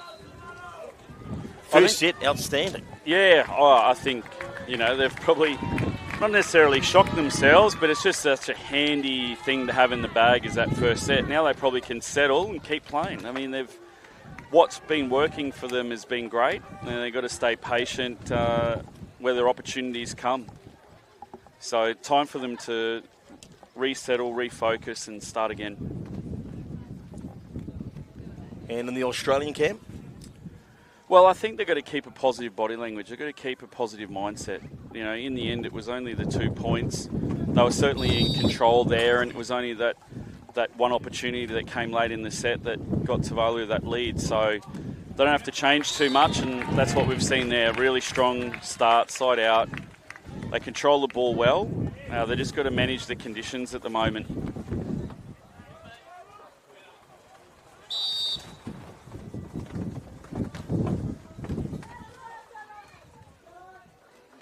Good battle at the net. It's 1-1. Yeah. Tuvalu aren't scared. They're going for it. They're staying aggressive in a really positive mindset here.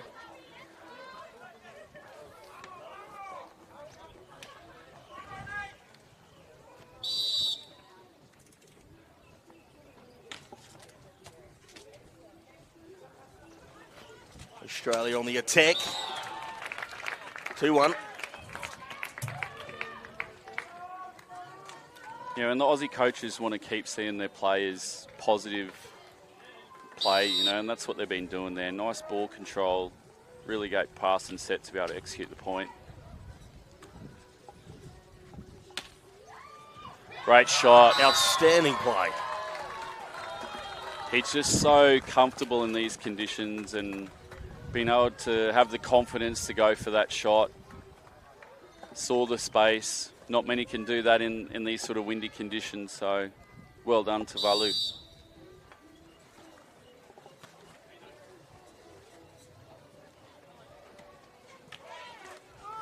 Tuvalu dig up and put it away, and they hit the lead. Certainly see a lot of positivity there in the boys, Tuvalu. Gaining a lot of confidence, being able to read the play, where the Aussies are going and convert those transition plays into points. Oh, and they've backed it up with an ace. Here we go. Let's see how the Aussie boys handle this now. Well, for the first time in this whole tournament, Australia have their backs against the wall. Yeah, I actually think that's probably the first set they've lost in the tournament. It is, absolutely. They've not gone to the third set ever. one thing we do know about those Aussie boys is that they're very well conditioned. Absolutely. Very well coached, and the coaches staff from Australia, Josh Slack, certainly would have prepared them for playing it out mentally, 3 sets if they have to play that. Good point. They go up by 2. Excellent side out. That was a tough serve from Australia. Tuvalu controlled the ball. Again, made the play to switch up the hitting style and put the defender in a little bit of two minds there.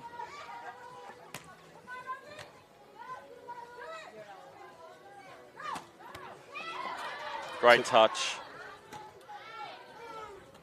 Oh. Just into the net. You've got to take your chances. Had the opportunity there. Got to make the Aussie boys play. So, unlucky there for the Tuvalu guys. Still got a 1-point lead. Oh. A little bit unfortunate. Yeah, it is. I mean, that's... You take your luck. Anything goes in a gold medal game, and roll of the net.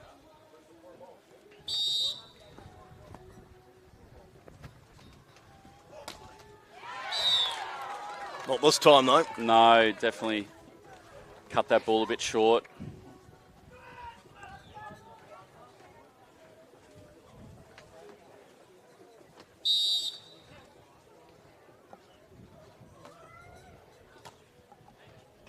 Great pass. Oh, good nice blocking. Oh. Tuvalu getting in the right placement there. Really love to see that aggressive style. They're not backing away from the big hitting of the Aussies. Certainly putting them under some pressure with being able to side out. Oh, that's impressive. Big topspin serve, straight down the middle, splitting the passes from Tuvalu. Aussies edge a 1-point lead now.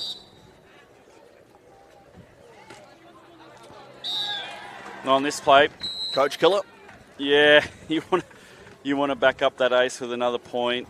Certainly when maybe it created a little bit of nerves in the passing lineup for Tuvalu, but unfortunately went out.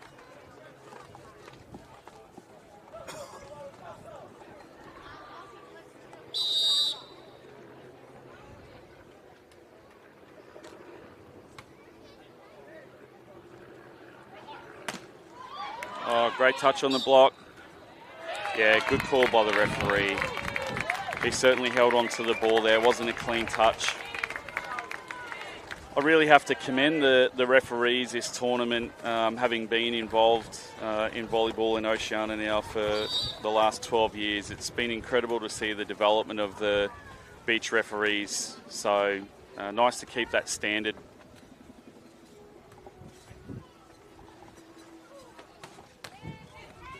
Oh, another great play. Aussies edge out, 2-point lead here. They're really trying to turn the screws on now. Yeah, thought so. Tuvalu are going to call a timeout here just to resettle.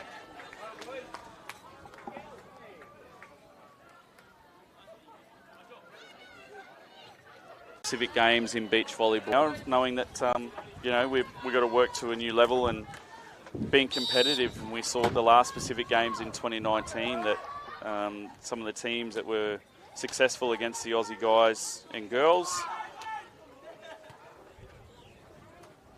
we want to continue. Oh, great job. So you were saying, mate?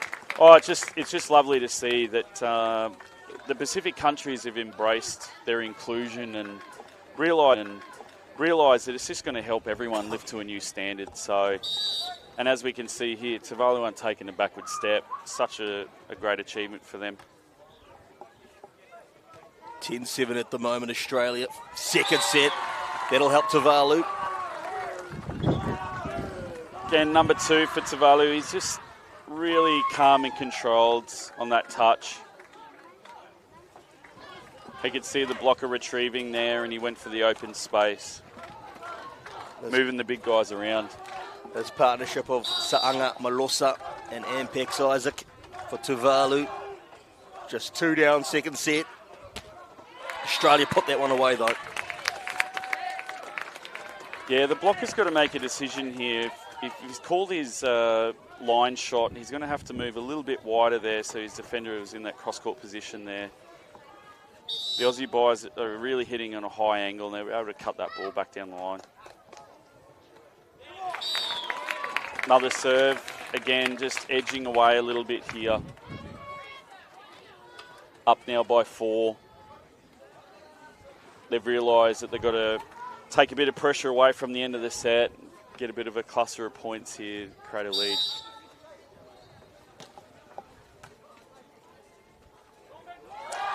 Smart play. We saw a little bit of that last night, actually, with Solomon Islands in the bronze medal game. The little backward set into the corner. Again, really gutsy and confident play in these conditions.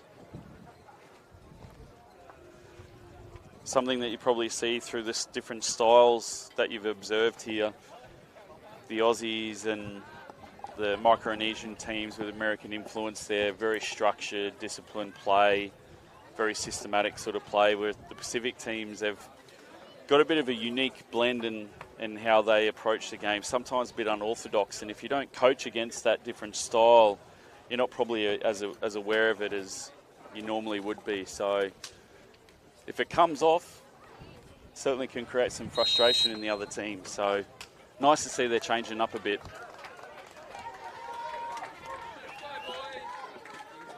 Still a 3-point lead here to the Aussies. See if Tuvalu can respond here, get another one back. Well, a shock for Australia losing that first set. That has not happened at all this whole tournament. Yeah, certainly probably wasn't a lot of people predicted, but to their credit, they resettled and come out playing really well in their second set. And it's a nice shot down the line. Not much you can do when they're just hitting over the top of the block like that. You know, the blocker was at full reach. Wasn't even a high line roll. He actually attacked the ball pretty hard there, so great job, Australia. Good response. That's how you want to see a response. Incredible side out there by Tuvalu. They said, well, Aussie, if you guys can swing away for a point, we're going to do the same. So beat the block, beat the defender for a clean kill.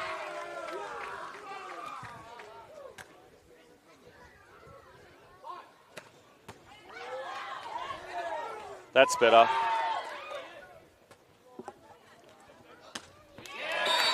Tuvalu a lot more patient there on the defence, getting a third shot away. The Aussies this time saw the short ball, responded well, great set.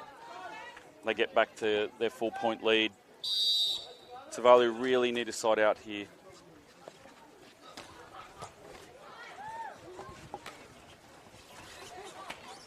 Oh, good result. Confident play. That was a tough serve by the Aussies. Got the pass up.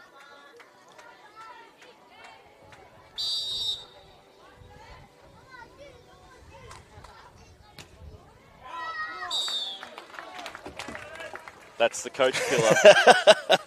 There's always one that sneaks in here or there. They've worked so hard for that point. Can't let them off easy. Not at this point of the set. And there we go. Made them pay. Beautiful ace. Again, just the confidence in their skill set, the Aussies, to be able to jump serve in these conditions like that. Seeing the ball toss adjust with the air and him making the changes in his approach there to hit that serve as well as he did. Really good athlete. Yeah, intact. Rolled it over the net. Tuvalu passes very deep in the court. It's a 6-point deficit at the moment. Very rarely do we see teams come back from that. Yeah. As a coach, how do you change the mindset to come back from to climb a mountain like that? Well, you can't change too much around what works for you, and particularly where some teams get a little bit nervous and they start chasing points and doing something that is probably a little bit riskier. They still need to maintain ball control. and really look at where are they leaking the points. Is it through their own errors, or is it just great execution by the Aussies? If there's things on their side of the court that they're actually in control of, whether it's through their pass or side out, this is what they need to be able to continue to do. And there you go, there's a great example. They've controlled the pass, executed the side out, and that stops the run of points. But now in order to get the points back, they're going to have to work out a way here on holding, being aggressive with the serve and holding the serve through good block and defence from the set. But they don't want to give Tuvalu a sniff from the set. But they don't want to give Tuvalu a sniff. So it's nice to see that they got that sort of response there from their serve. They're going to have to come out of this timeout, ready to go again, find the target on the serve and back their block and defence to transition for a point. Well, it is 18-13 second set. Australia are tracking. You can't rule out this Tuvalu side. They have been class this final. Are we going to a third set? You call it. Oh, I'm never going to write off a Tuvalu team, mate. I've seen these boys play, and obviously our Solomon Islands guys lost to them yesterday in the semi-final. They're just such a quality team and well coached. Nice to see that they're playing with such confidence in the final. So it's really good to see them respond here. In the end, regardless of the score, they've got to remember that if it does go to the third set, they need to keep playing positively. Great serve. Good point for Tuvalu. They slightly closed the gap. Oh, that is a tough call. Oh. So what we've seen there is that the ball's hit into the tape, but it's actually bounced up off the Tuvalu hands of the blocker and gone out the baseline. The referee's seen it a little bit different. He's seen that it's only gone into the net. The Aussies have just got to accept the call here. Doesn't look like the referee's going to change the call there. They're going to have to accept it, mentally reset. It's a lucky play for the Tuvalu guys. They're back in between four, and that's what you're talking about before on that timeout. Bit of luck can go your way. Australia, angry Australia, at the net, and they win the point. Maybe it was a little bit of that wind from the right to the left side of the court that pushed that ball back off the net. Bit unlucky there. Blocker was in the great spot for Tuvalu. Game of inches, Aaron? Oh, it is. It really is. Tuvalu, chance to respond. Oh, that's an amazing side out. Really smart to see there, Tuvalu facing down the line, but then using his wrist to control the ball on a cross-court shot, deceiving the blocker and the defender. That's a great response. Australia put it away, and they are one away from winning the second. It looks like we're going to a third. You can just see in the body language at the moment, the Aussies have got their shoulders back, head up. They've been able to work their way back into the set, got in their groove. They're in a really nice rhythm here. So Tuvalu got to keep fighting.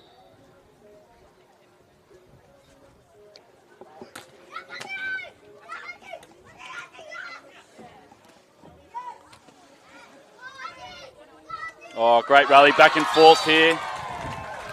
Tuvalu's not giving up. It's what we want to see. Regardless of the score, you got to stick to your skill set, stick to your game plan, take your opportunities when they come. That's what they did. 20-16.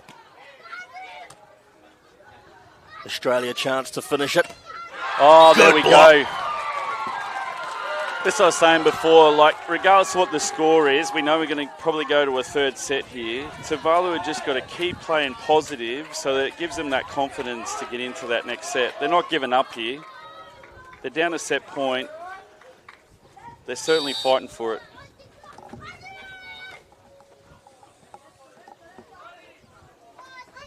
Oh, another one. Mistake. Outstanding. Goodness. And this is what can happen, right? A lot of teams sitting there thinking, oh yeah, I've just got one more, I can just finish off this set. Well, the job's not done. You've got to earn your points. You can't expect those errors to come from the other team. And the Aussies have got to get back to what's been working for them here. They've cut it back to 3 now. Chance again, Australia. There it is. There we go. It is 1-1 in the gold medal final in the men's beach volleyball. We're going to a third. That's what the spectators want to see, isn't it? Nice tight contest. We've got a great crowd from both countries here.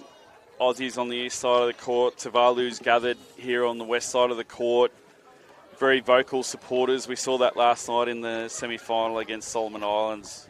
Really made a big difference that the Tuvalu crowd got behind their players. You know, we know that they're focused on the court, but it certainly just gives you that little bit of confidence when you've got some crowd support behind you, help you refocus, maybe sometimes get out of your head a bit.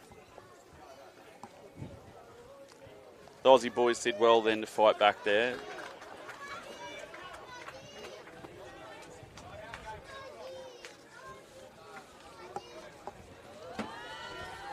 Well, you're in the Australian camp. What do you say to them going into this third and final set? First to 15, what do you say? Well, it is important always to have a great start. I think just what it does to give you confidence to the players, knowing that you sort of maybe set yourself that target first to 5. You know, we can't give away easy points, but we don't want to ease up on our serves and just give easy serves away. We've still got to stay aggressive. What they did then in the middle half of that second set is the strategy that's going to work for them. But then also we saw Tuvalu at the end of that second set, they're not going to give up. And that's what we want. We want to continue to see those boys playing their unorthodox style and what works for them that gives them the confidence that they need. So it's an opportunity now.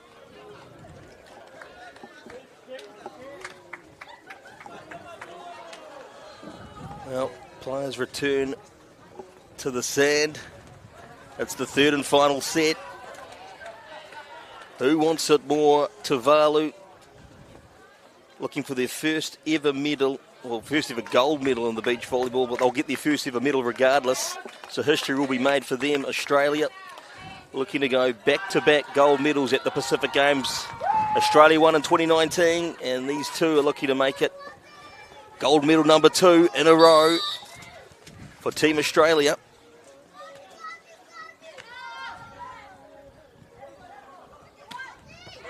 Good start. Yeah, such a confident play to start the third set. It's going to be interesting to watch the body language of how these athletes manage the pressure. They're both really fit teams, really athletic teams. Maybe the mental side of the game is going to come into it. 1-1.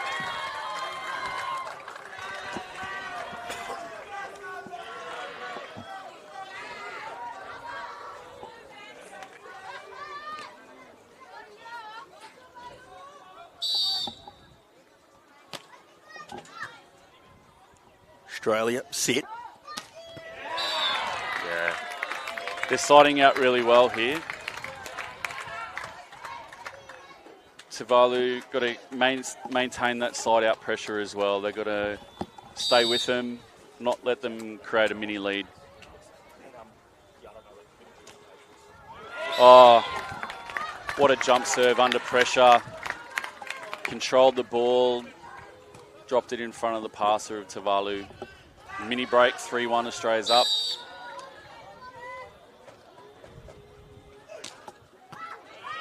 Good serving. Yeah, Tuvalu read it. He moved really well. It was a positive move. He knew it was going in, trying to split the two passes.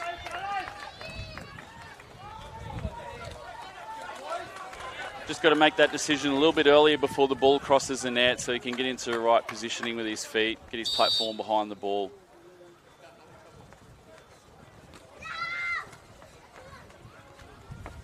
Tuvalu, chip it over. Again, they've gone back to their strength, trusting each other. Great pass there. A little bit of an easier serve through the change of end and able to execute the side out.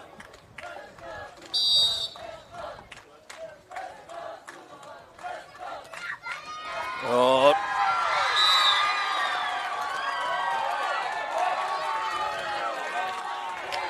This Tuvalu team has just taken their chances. It's so incredible to watch that regardless of the scoreboard, they're taking it play by play and They've edged themselves back into 1 point here. Dug up by Australia. Here's the attack. Great defence. Oh, unlucky. Incredible positioning there in defence. Got the ball up. The blocker had to land and chase that ball. Pretty tough, but great to see the effort, hustling for those plays. Aussie just maintaining this 2-point lead.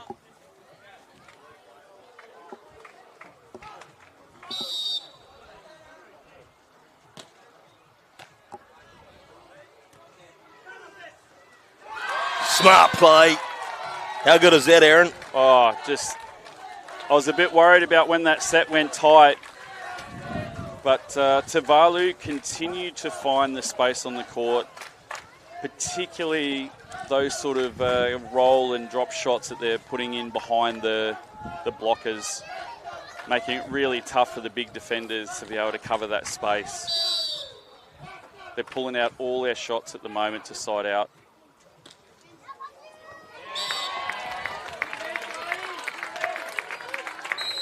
Australia moved to 6. They're staying aggressive on their serve, Tuvalu, and they're going to need to, obviously, because the way the Aussies are siding out. But they've got to maintain control and composure here. Got to keep the Aussies playing.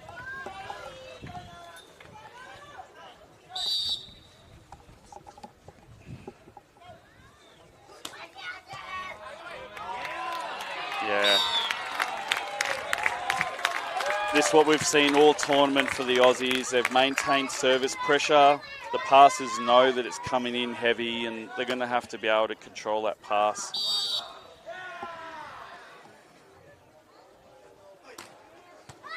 Dug up by Tuvalu. Chance for them. Oh, there we go.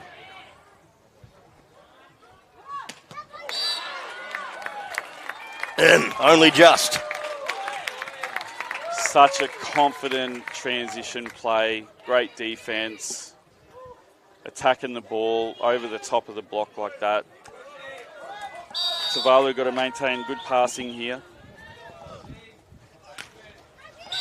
There we go. Is that the break they needed, Tuvalu? Well, it just takes a little bit of pressure off, you know. Like they were struggling to side out there. They had 3 points in a row on them. They got an easy side out. Now it's a chance for the peg one back. They've got to get one here.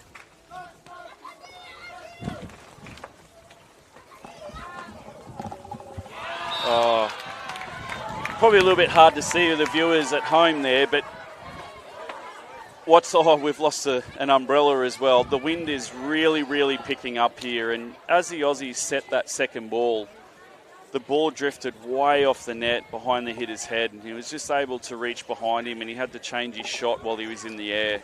Great control, and it certainly made it tougher for the Tuvalu guys to be able to defend that. Well, Australia now just 6 away from the gold medal. That's gone too far, has it? Yeah, a little bit too much on that. Probably from the previous serves. They've been serving tough and getting some points on it, so they're going to go for it. They got the lead. Tuvalu only got 3 points in this.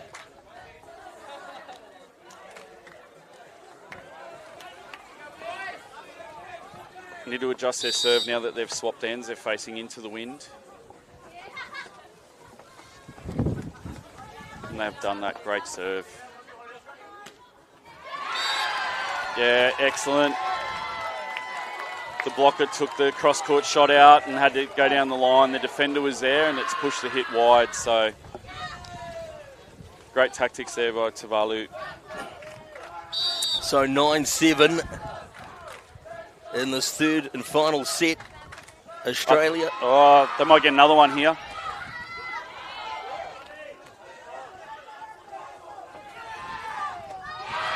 Oh, the determination from Australia. Oh. So we got one lines judge called it out. One's called a touch. The referee's gone with the touch there. They've just pegged 2 back there. Fantastic.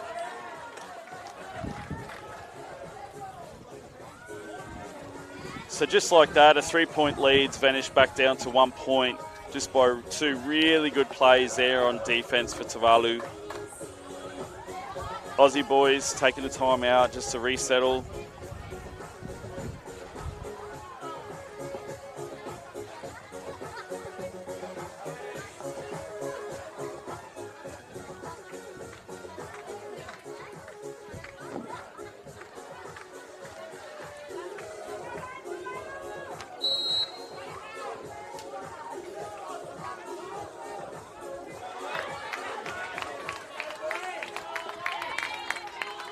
Aussie boys just probably in the timeout there, taking a moment to settle their breath, have a chance to a bit of a mental reset, refocus on their strategy.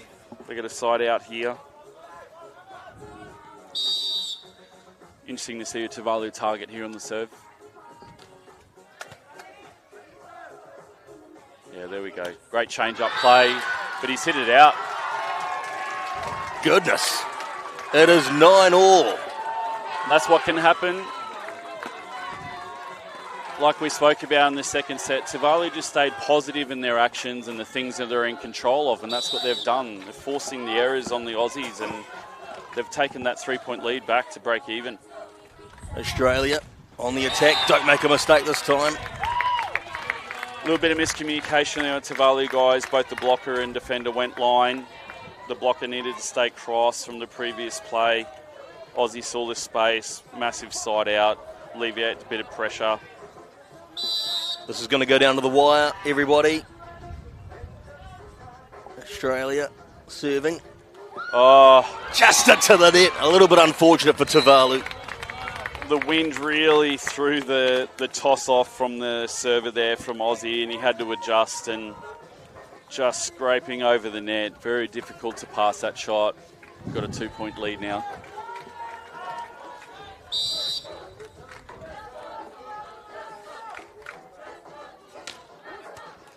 Oh, they've just continued to maintain service pressure regardless of the score. Really back in their skill set. Tuvalu calling a timeout, chance to settle, and look, it's back to a 3-point lead. Just like that.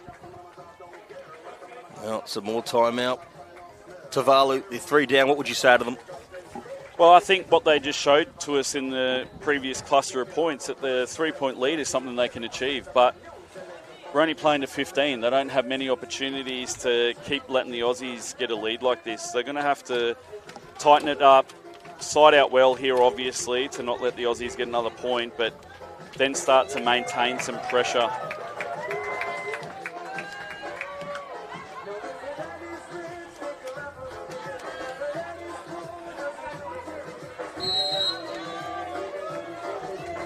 Always such a party atmosphere down here at a beach volleyball competition. Great to see.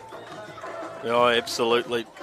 And the comradeship as well amongst the players is up there with some of the best sports when it comes to comradeship, beach volleyball. Yeah, it is. It's such a community, and it's something that, you know, we're trying to really build across the Pacific. So the spectators are very smart and know their volleyball as well, which is great to see. Oh.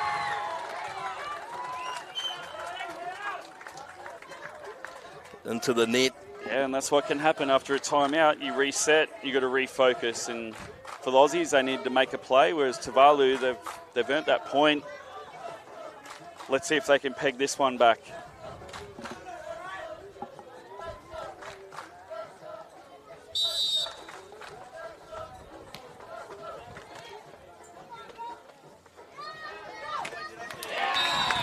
Happy with that. They'll be happy with that. I probably felt like the Tuvalu guys should have maintained the same service target they've gone with, number 1 from Australia, but they changed it up. Didn't pay dividends. Aussies back with their lead. Another service error. Brings it back within 2. They definitely need a point here. This Australian duo of Ben Hood and D'Anton Potts. And for Tuvalu, Saanga Malosa and Apex Isaac, who can be extremely proud of their efforts so far. Who wants it more? This is the point. Oh, wonderful job, Tuvalu, getting the ball back. Beautiful set here. Oh, out. He had the position on the block. His hands were just facing out. Need to turn that outside hand back into the court. Smart shot by the Aussies. Now they get to serve for the match. Australia just 1 point away from golden glory here at the Pacific Games in 2023. A bit of a mountain to climb now for Tuvalu. Australia in the box seat. That's gone too far, has it? Yes. Tuvalu have got an opportunity here. They really do. You know, we saw at the second set there, the Aussies got very focused just on that 1 point mentality to win the set. Tuvalu can climb one back here. Australia, chance to finish it off. And they do. There we go. It is golden glory in the beach volleyball here at the 2023 Pacific Games. This time for the men's, Australia have beaten Tuvalu to win the gold medal. Honored guests, athletes and spectators, welcome to the medal presentation of the men's beach volleyball competition. Chers invités, athlètes et spectateurs, bienvenue à la remise des médailles de volleyball de plage masculin. Veuillez accueillir nos médaillés. Please all welcome our medalists.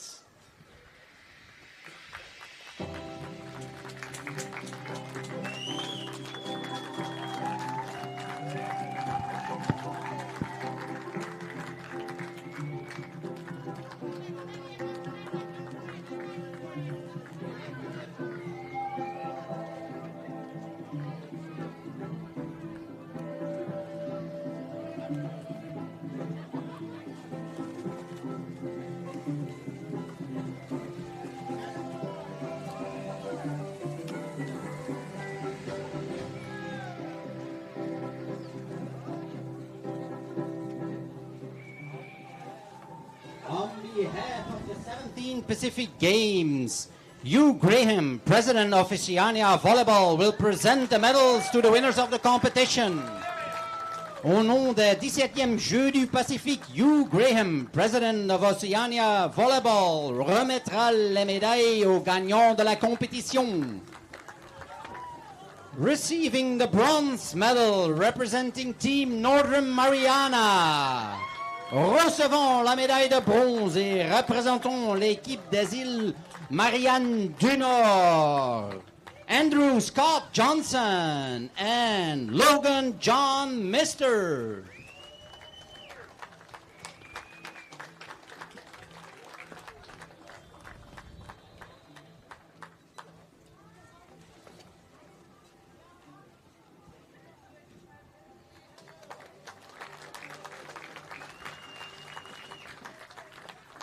Receiving the silver medal representing Team Tuvalu. Recevons la médaille d'argent et représentons l'équipe de Tuvalu. Saga Malosa and Ampex Isaac.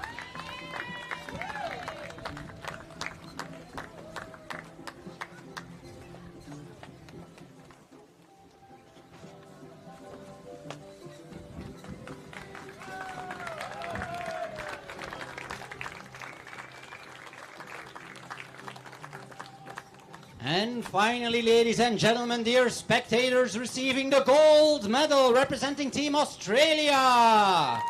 Recevons la médaille d'or et représentons l'équipe de l'Australie, Ben Hood and D'Artagnan Potts.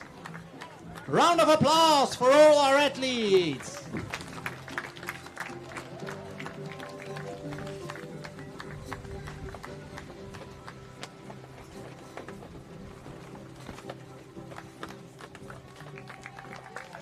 Dear spectators, your medal winners of the men's beach volleyball competition. Chers spectateurs, vos médaillés de la compétition de volleyball de plage masculin. Veuillez vous lever pour l'hymne national de l'Australie. Please all rise for the national anthem of Australia.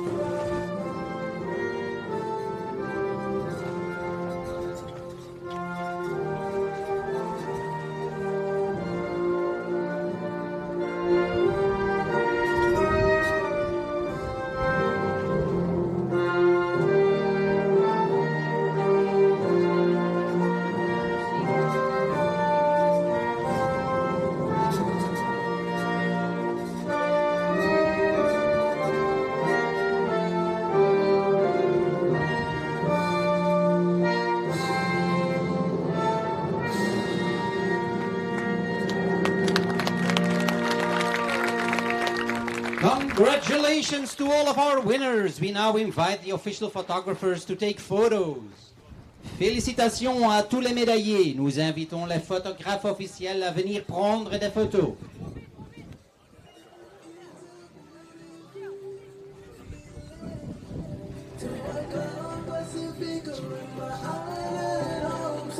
So for the second time today, Australia's national anthem played at Sif Beach. Men's and women's gold medals in beach volleyball. Tuvalu on the men's side made it difficult. They set out at silver. They set out with the first set. Geez, I've got my sets all over the place. Silver medal for Tuvalu and a bronze medal for the Northern Mariana Islands, who defeated Solomon Islands in the bronze medal match earlier today. If you're just tuning in, it was the Australia women who took the women's beach volleyball gold. They defeated Solomon Islands in the final and Vanuatu taking the bronze there. So the final medals starting to be handed out here in Honiara. Also 4 more in the Pacific Games boxing, which is where we head next, as well as qualifying tickets to the Paris 2024 Olympic Games. Benny Pike and Mervyn Singh with the call.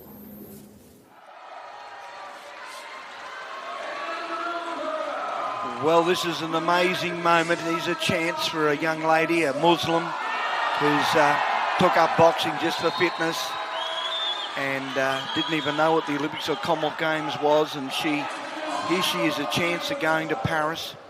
Marvellous opportunity, and she could be the first, again, all these ladies that are boxing today, these Australians, if they get into Paris, you never know. If they win a gold medal, it'll be the first ever of an Australian. New Zealand's got us. Ted Morgan won a gold medal in 1928, welterweight champion of New Zealand. So this will be a terrific bout. Now we've got Tina Rahina from Australia. I was just looking over the other side there, but I'll come back to her opponent from Tonga. That's Apensia, and she is, believe it or not, lives in the United States. She's from California. There she is, Apensia. She lives in the United States. California, has come home to go into this competition because she'd like to go to the Olympic Games, and why wouldn't she? So there's the Australian, a marvellous opportunity and a very special day today for Australian women in Olympic Games. The great Dawn Fraser, 3-time Olympic gold medalist, she won her first gold medal today in 1956. So if that's not an omen for this Australian, I don't know what is. I don't know what is. And thanks to John Harker for that.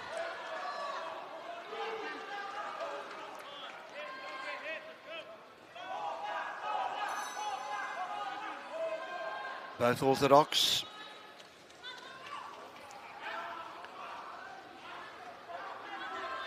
Apensia defeating Turuya from Kiribati, while Rahima had her victory over Jennifer Peters. That was an outstanding bout, and both of them on points, so they're very classy two boxers, both shaping up in the orthodox.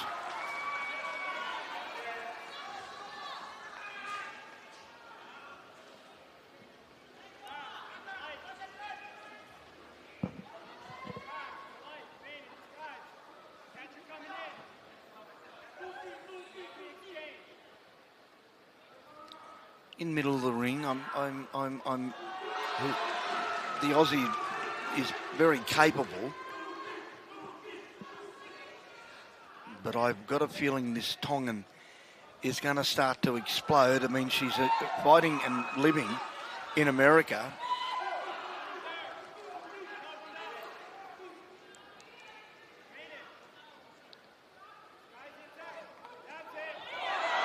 That's a slip. That's a slip. Oh, yeah, that's a slip. We'll just rub the gloves. So we're closing in on halfway through this first round. There's really nothing happening. Nobody's really scored a telling blow.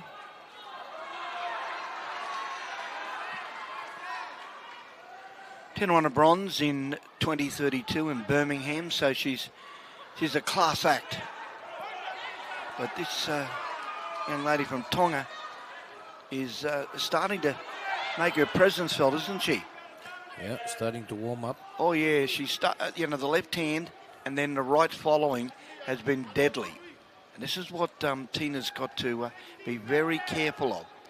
This lady from Tonga, see how she comes forward? And she'll continue to go that way. And Rahima has to just go either way, left or right. Go left or right. Don't stand in front of her. You're in the middle of the ring. You can't really get into too much trouble there unless you get hit with a beautiful right hand just like that.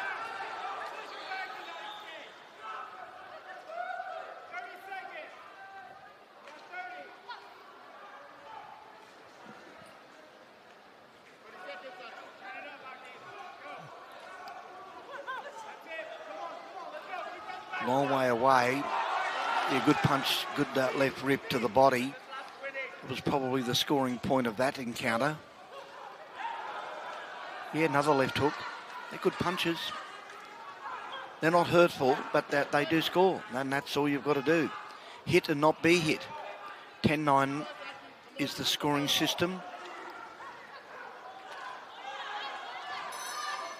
Isabel, round one, I think the Australian probably shaded it.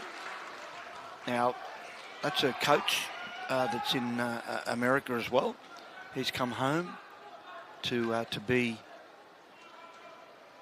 with this young lady. I asked her if she's going to stay in America, and she just smiled and said, "What do you think?" Yeah, that's the slip.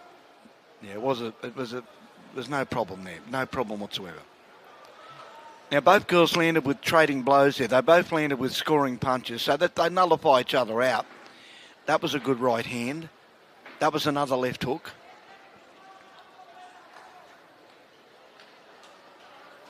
Okay, now what is the corner man saying? And Diego Nava, a man of enormous experience, and right at the moment he's taken over the role as the coach of the Australian team, and he's already set the world on fire with the medals that they've won. They've had a great Pacific Games. It's been a great Pacific Games for everybody. I mean, I'm very, very humbled to be part of it. And here she goes. The Australians starting to bounce those left hands. They're scoring punches, and what she's doing is she's just going bang. See that? Bang, bang. That's it. Just pick up the point and get out. Pick up the point and get out. Yep. There's no need to stand there and brawl. Good right hand. Left and a right. Missed with both punches.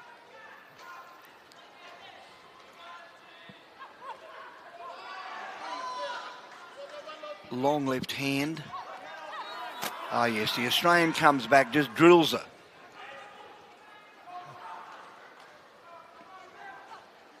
I think the Aussie needs to move to her left-hand side. Come back with a left hook. She just went in with a couple of very, very weak body shots. Missed with it, that one. She needs to just come in and go underneath that elbow. I think she'll hurt her, because body punches are... You pick up so many points with body punches. I know a lot of people just sit there and watch head punches, but you can win a bout with body punches, 4 or 5 at a time. Tina Rahima got caught with the right hand on way in.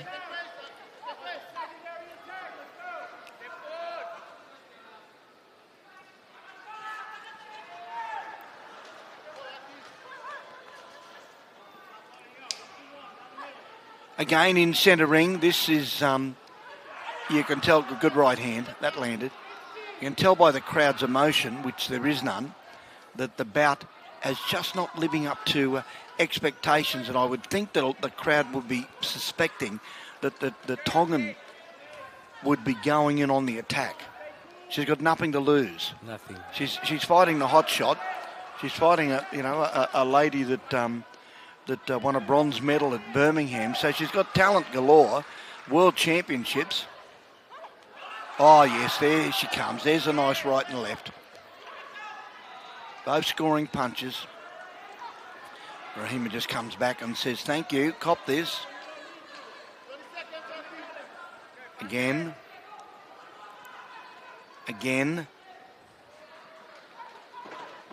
I don't mean to call it like this, but unfortunately that's how the bout's going. It's just one punch at a time. There's that left hand. It's a beautiful punch, isn't it? Great scoring point, and we'll probably see that in the highlights because she just... Ishara Roma there, the assistant coach, was Santiago. She's okay. She's fine. Now look at this. Now there's a good body punch. Now watch the left hand. There's one. Miss with the right, but comes back. Now the left hand will come very quickly. She got caught there. Goes to the body. None of them landed, but the right hand did. Well, there's some good punches from Apencia. Certainly did a lot better than I first watching him back in replay. So there's her coach basically saying, don't stand still. Move side to side. Duck and weave. Don't just stand there because you're getting caught with the left hand. Go over, go under. And I'm sure a lot of boxing or boxers who are listening to me right now understand exactly what I'm talking about. And here comes the Aussie. Opens up, but I wonder if Apencia has just been given enough. Oh yes, she has. She's been given a little bit of authority to say, go and get her. Do your thing. Both body shots.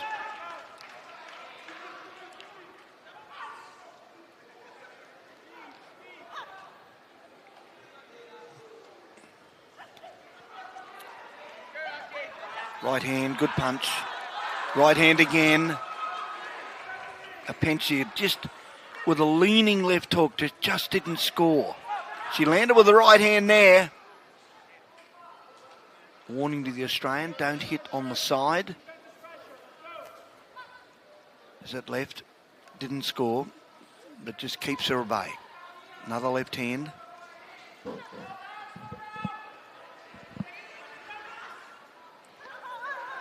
When you think about it, Mervyn, a young lady who decided to take up boxing for fitness, and here she is punching on for maybe a gold medal. She's already won bronze and she's fought in world championships and maybe, well, any of these girls maybe win a gold medal. The Paris Olympics, Australia have won 2 silver medals at the Olympics, both in the men's division. Snowy Baker in 1908 and in 1988, Graham Spike Cheney. That was a great fight. That was a marvellous fight.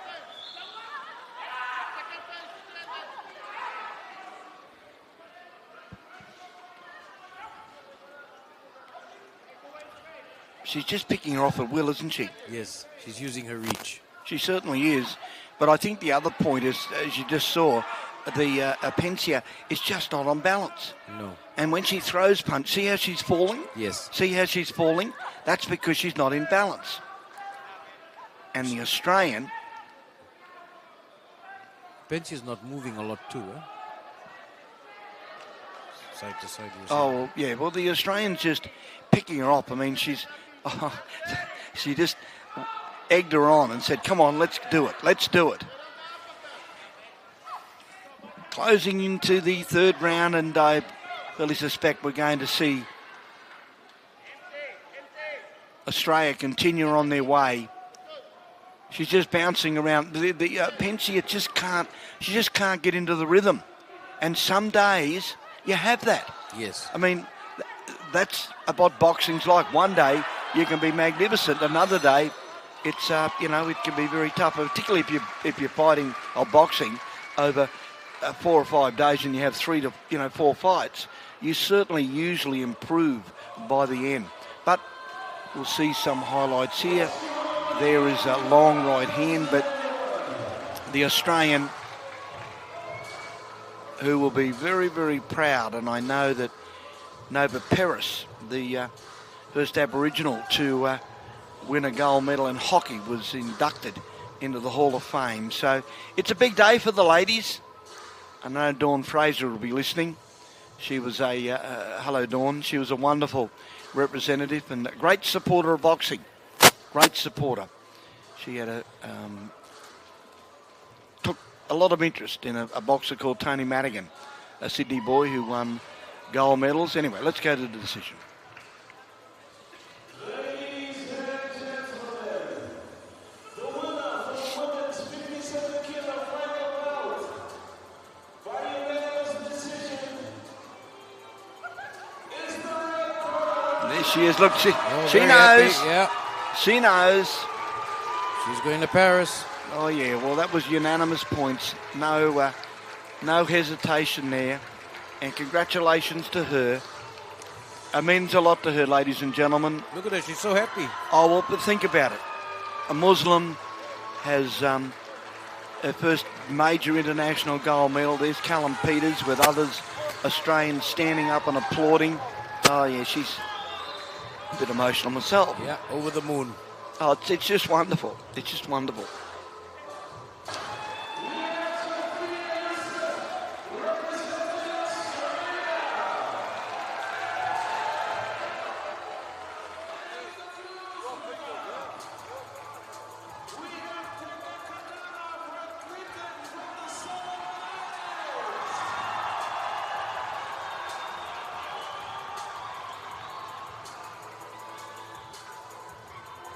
He's from the Solomon Islands. He's the only boxer in this section of the competition, and he's up against Yusuf Chochia, who the Australian who had he's had 2 bouts and he's got into the finals.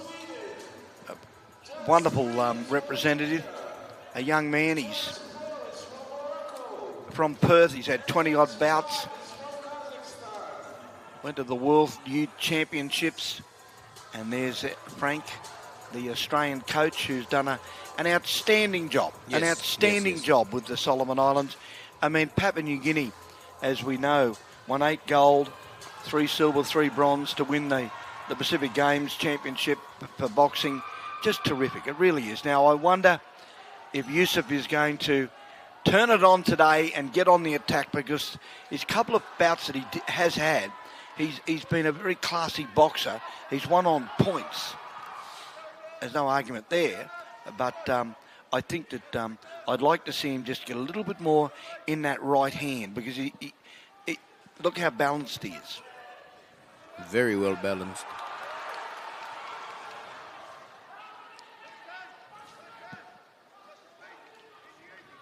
This is in the men's flyweight division. Of course, an Olympic section. Unfortunately, they've dropped the bantamweight out. Oh, yes, this young man, Tadakana from the Solomon Islands. He's an orthodox boxer. He's tall, a little bit of a peekaboo style. He's just got his arms, his 2 gloves up on the side of his face. The referee's going to say, get your head up. So, Chochia just standing still. I think he needs to, when you're standing right in front of your opponent, he throws a punch. You either duck it or you cop it, just like that. Because he's standing right in front of him. Yep. You've got to go left or right. You've got to get him back on the ropes. Again, this young man, I wonder, I know you're a big fan of the Solomon Island crowd, Mervyn, and they brought a couple of their boys home, and ladies, and they have, over the week of competition. Oh, yes, right hand.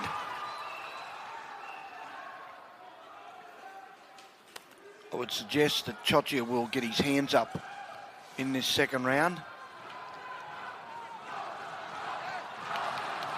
Oh, crowd warming up.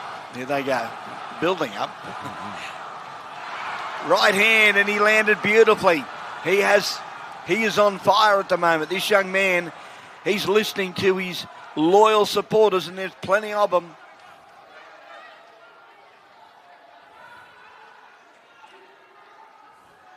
He's 27 years of age, the Solomon Islands boxer. He's the national champion. And of course, so was the Australian. He's had 20 bouts himself. And as I mentioned before, he fought at the World Youth Championship. Oh, right hand.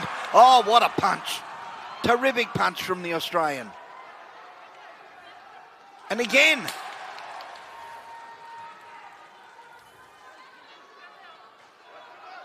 It's the sort of punches that can swing a judge. Catches him coming in. Goes for a right hand. Left hook missed. Bit of a swing. Left and right goes short. He's putting his hands down saying, come on, have a shot at me. Well, that was an interesting round. I'm not suggesting the Australians won it, but he certainly scored the cleaner punches. But unfortunately, I don't think he threw as many as he should. Let's have a look at this. There's that right hand, but the left hook was the scoring point. Missed. Both went under the duck. No, not a scoring punch. No, eh? No, not a scoring punch. That one was. You got him there. That one was. And that one was. So it's fairly even.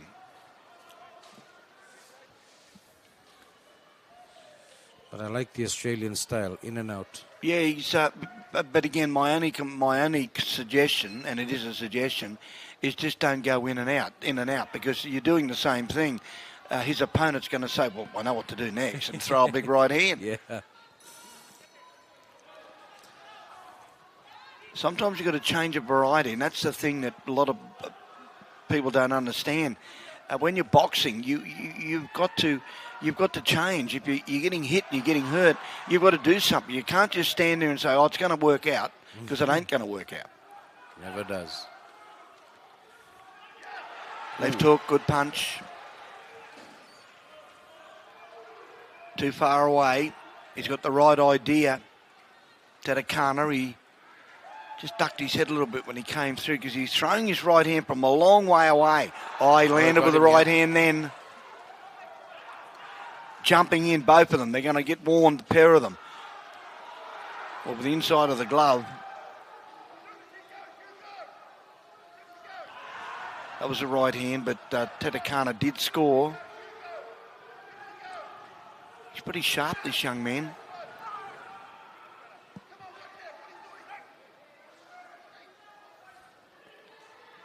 Yusuf's from Perth. It's on the western side of Australia. Melbourne, great part of the world. Home of the Western Force.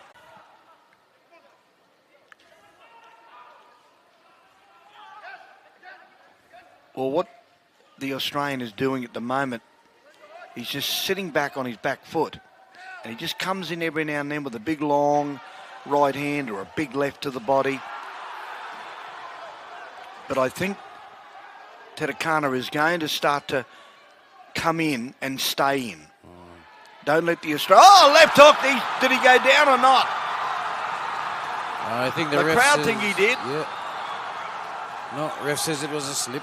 Well, he was on his back foot, I suppose. It was a good punch, though. Much to the crowd's disappointment. We got a minute left in this second round as Tadakana. Oh, yes. Here come the locals. Well, why wouldn't they? Yusuf goes to the left hand, misses. Left goes to the body, misses again. Swinging both ways, left to the rights, both to the bodies with right hands. Not scoring. Slipped over the forehead there from the Australian. Went underneath, got him with a short left hand.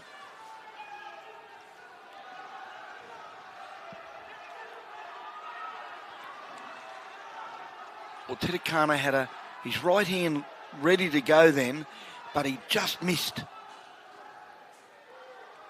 There it is. He just missed again. He's got it ready to go. Yeah. He knows what. Oh, that was a good body shot. He knows. All right, the crowd like that. Good round, Benny. It was a good round. You can see the crowd there now. That's a great shot from our production. I think Patana there, the Australian, has done an outstanding job with the Solomon Island boxers, men and women. He said they just need a full-time coach. See that body punch? Magnificent punch. Great scoring point. That's what I keep saying. Don't go to the head, go to the body. Now, that was not a knockdown. You'll see he goes back. He goes back, and anyway, he basically just went off balance. but really nothing in it. The Australian maybe just in front, the coach saying, you know what to do, you know what to do. And the Solomon Islands coach, as he normally does, gives them a quick spray and says, let's go, let's get on with it. You've got the crowd behind you, you've got 3 minutes, and you might be able to win this.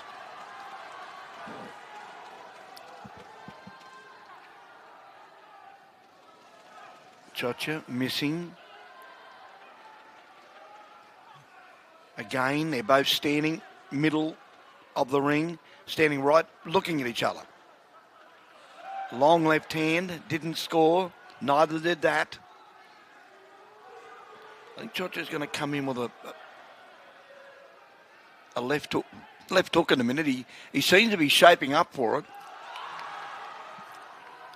He goes to the body.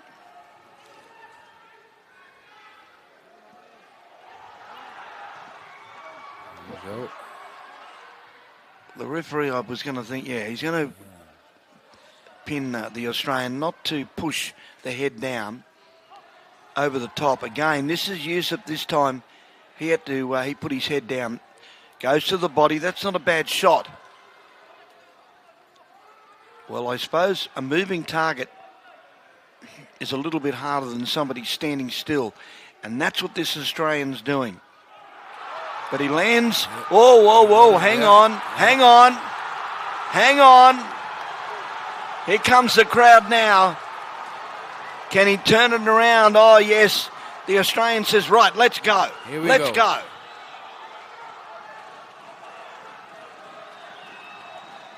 Who's going to be? Who's going to throw the first one? Takana goes over the top, misses. Chocha goes back. I was just going to say, Yusuf is moving really well. Yeah, he is now, but he's still got to throw punches. You can move around and do nothing, but you're not scoring. Whereas the tall Solomon Islands boxer just goes back on his back foot, and the referee will break them up, move them in the centre ring. Can he have an attack like that again? They're few and far between, but when he goes...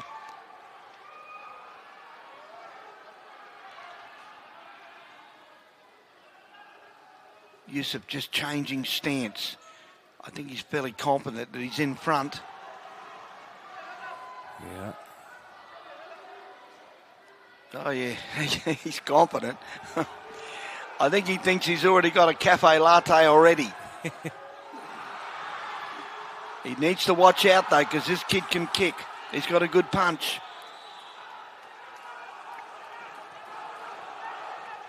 Ten seconds to go. Can the Solomon Islands boxer pull it out? He's going to have to throw something very soon, and he doesn't, and he misses. He got him with the left hand. That's it. That's it. Great third round. Yeah, terrific third round for both boxers, but the Australian, look at that. They're pretty happy. Why wouldn't they be? I think he's done enough. Oh, yeah, he certainly has. Those body shots are not scoring, although Chocha's little rip that just came up on the inside. That was a good scoring point. And I think that's what's won him the bout. Yeah. Well, I think he's won the bout. I shouldn't be saying that, but I do think he's won the bout, mainly because of those short, sharp punches. You throw plenty of them. It's not pretty, but you score points. You score points, yeah. That's what it's all about. Let's go. Yusuf seems confident. The winner for the men's 51-kilo final bout by unanimous decision is the red corner representing... Here we go. There it is. There's points again. And just hang on a minute. Let me have a look over there. People up behind me are booing. I don't think they've been in the boxing ring, but I'll talk about that later. That was a great decision. He won that fairly easy. Anyway, that's Chocha. He's going to Paris, and we won't be back shortly because the next bout's been called off, and that's Harry Garside has won his bout against Rababuli from Fiji, where Brother Bully unfortunately didn't make the medical today. But don't go away, because we've got New Zealand and Australia in the light middleweight division.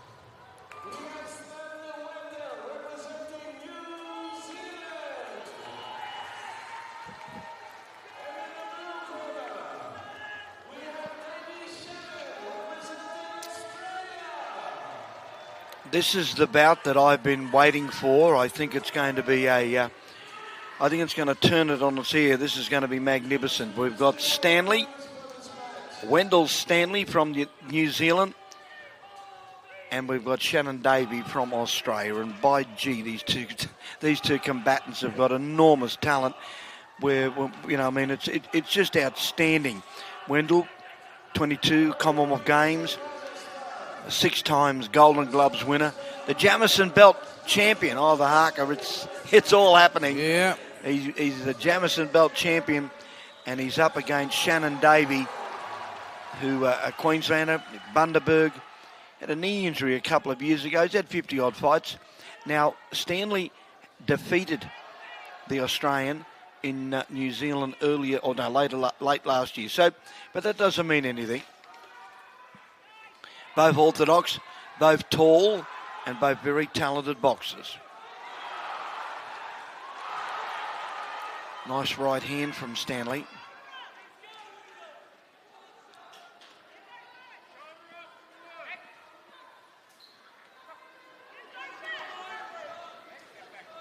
(10-ounce gloves, and of course, 12-ounce gloves, and the women have to wear head guards, where the men, it's optional. Well, it's not optional. You don't have to now. Nice right hand from the Australian. This is going to be interesting, because they have fought each other before. Yeah. They both know each other. There was no real animosity when they got in the ring. There was no, we'll sort this out, because it was a split decision in there. Well, that was what the Australian told me. A split decision. So closing in on the halfway mark on this first round, where really nothing has happened. Well, nothing of great interest, although there's a couple of left hooks there. Nice stabbing left hand. Oh, he got caught. Stanley, good punch. Oh, yeah. Comes back. Stanley again. Nice body shot there from the Australian. Good left hook. Left rip, I beg your pardon. Their arms are so long. And the Australian opens up. Now, if you remember his first couple of bouts, he beat Hallett from the Cook Islands. That was a points decision. And then he beat Labmandu from Tonga. And that was again a points decision. But he really didn't get busy. I remember that second bout, he was sort of bouncing, throwing left hands. Needed to just get a little bit more active. But he won, and that's the important thing. Whereas Stanley, he won his first bout against Leo Dix from the Solomon Islands, and he won that on a referee stop contest. He defeated Halstead, and that was a points decision. So we've got two classy boxers in the light middleweight division.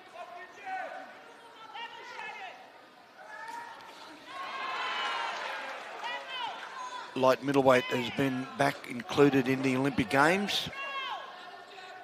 They've dropped the middleweight.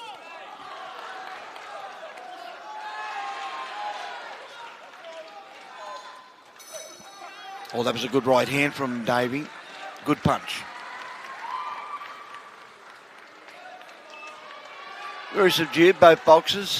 Just taking it easy. The Australian standing. Let's just see if any clean scoring punches. No. Right hand, maybe at the back of... That was a good left hook. That was a good punch. Scoring punch. That was a good scoring punch. But so was that Stanley. Well, Davey did score there. Scored again. Good punches.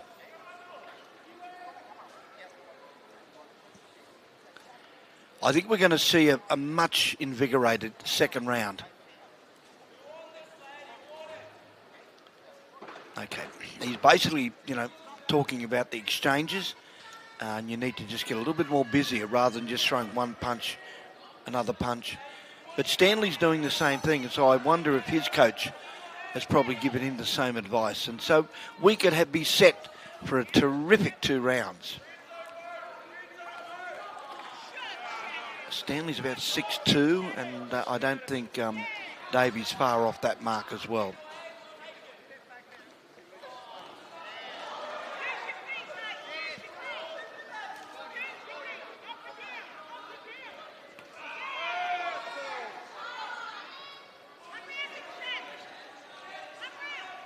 Been a little bit of a road back for Shannon Davey, who injured his knee a couple of years ago. He's come back, and he's come back fighting strong. Now this bout, as we speak, is anyone's. Nobody's really taking the bull by the horn, is there? No. Not at all. I think if he keeps pushing, I think the referee's going to have a little word to him. Left hook, right hand landed.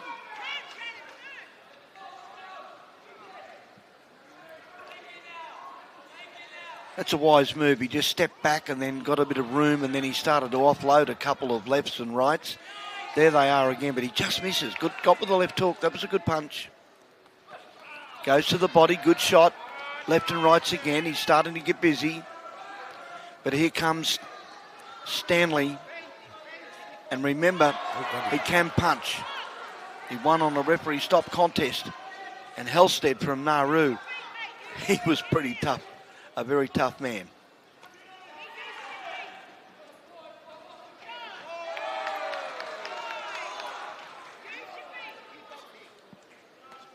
Long way away. Australia have had 4 bouts, including Harry Garside, and that's 4 victories so far. 6 out of 7 yesterday. They have 6 today. New Zealand 2, Fiji, Tonga, Solomons and Samoa have 1 boxer each. Of course, Papua New Guinea, the absolute leaders in the Pacific Games. 8 gold, 3 silver, 3 bronze. They have 2 on today. Tahiti have 3. And the Solomons, Niue and Samoa 1 each. And that is the last 4 bouts of this afternoon, the finals of the Pacific Games. I hope you've enjoyed it. I certainly have. Now I can't apologise because these 2 guys are just, they're just, I'm trying to work out a word that it's only every now and then they explode. And when they do, they really do both punch well. But before that, they're just standing back, bobbing, left hand, right hand, maybe a right to the body. Not a lot of scoring punches. Well, no, and hopefully trying to, just like Tina Rahina with her bout, she just kept scoring, and she scored enough to win by a mile. See that? Punches? None of them are landing. That put him in a body shot. Stanley would have got a point there. Good left hook there from Stanley, but also a good counter punch from Davey.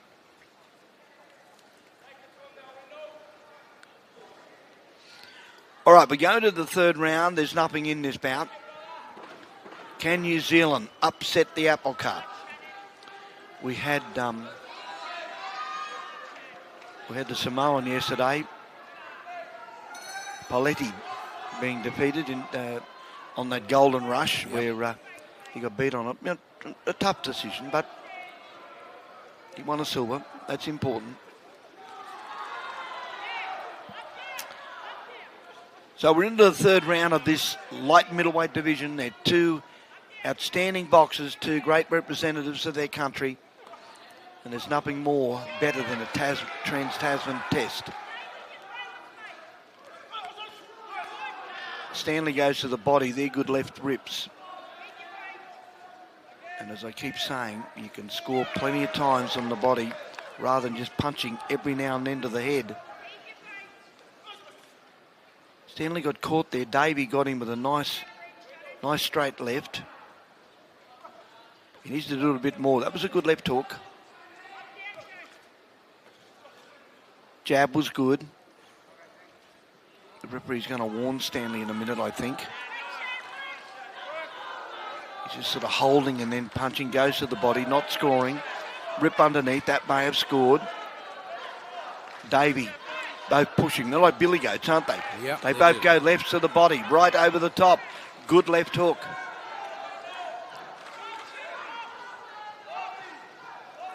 Oh, okay, head up. Both warned, so I said, two billy goats putting their heads together. The referee's had enough. He said, let's stand up and let's get into it. They've got a minute and a half to go, and somebody's going to Paris. That right hand just missed. Could have been a danger if he had landed. Although I'm thankful we've only seen a couple of knockouts. I mean, really knockouts. Haven't been Patrick too many. Malata, a big heavyweight from New Zealand, was one of them. And, of course, the Papua New Guinean heavyweight as well. He knocked, I think it was a left hook. Yes, was that in about 30 seconds. So, thankfully, the boxers, we're closing in on 121 bouts this afternoon I've been involved with. And, you know, we've had maybe 2 or 3 knockouts. We've had numerous RSCs. But the safety of the boxers is paramount.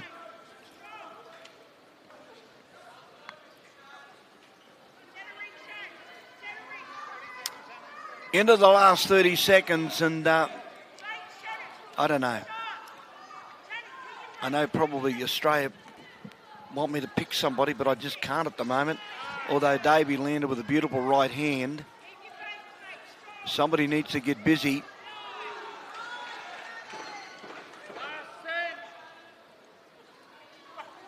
We're not far away. They're going to count them down. Somebody must land a side. That was a good right hand. That was a good punch. Right at the end. Well, the New Zealander thinks he's got it. He thinks he's got it.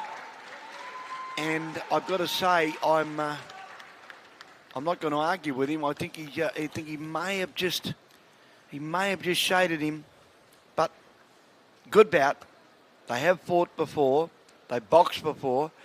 And Stanley won that bout. It was a split decision. And if it was like this, you know why it was a split decision. Yeah. And if the Australian wins it, and it'll be a split decision as well. So what are we going to see here? That was a good right hand. That was a good punch. Very close. Here we go.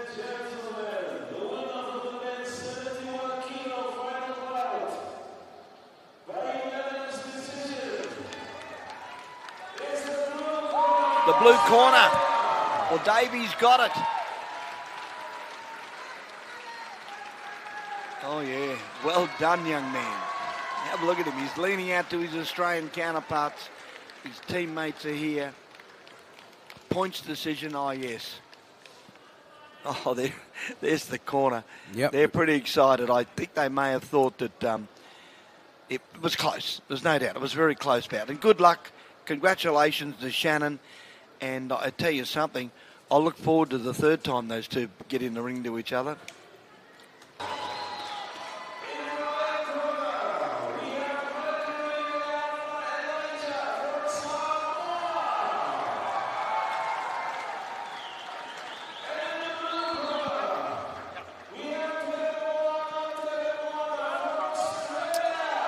Well, this is the moment that a lot of people have been waiting for. Merk Lafita. Yep. From Samoa in the red corner. And his opponent, there he is, the Man Mountain, 6'6", Tera Marana Warana in the blue corner.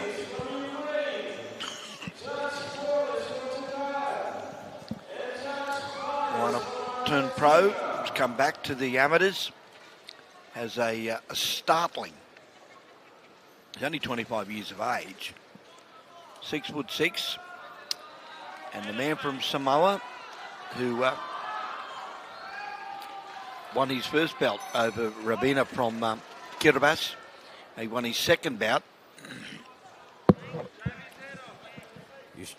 Terry Moana coming in. Yeah, both boxers just feeling each other out. Termona does have a slight height advantage. And, he got him there. Not too sure if that was a scoring punch, but it happened so quickly. It was, and he's on the back, but he's got a marvellous punch, this fellow. But Mercury Lapita, remember, he stopped. Just getting into it once again. Termoana just trying to get Mercury into a corner. Trying to keep him at bay, Mercury. He stopped Patrick Melita. Knockout. Pushing him off. Termoana scoring there. Oh, yeah. Mercury was in the corner. He was good, smart move to get out of it. Termoana again, just stalking him. Oh, it's scary. And we're watching on TV. Both orthodox. Both big punches.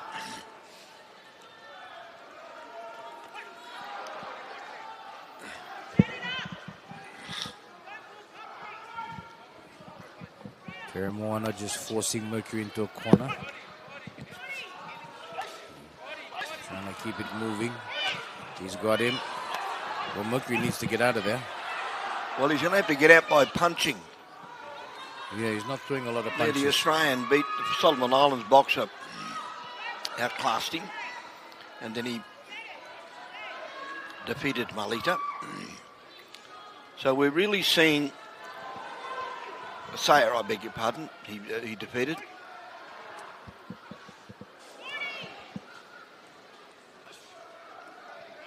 He's a big thunderous man, isn't he? Big man, big puncher.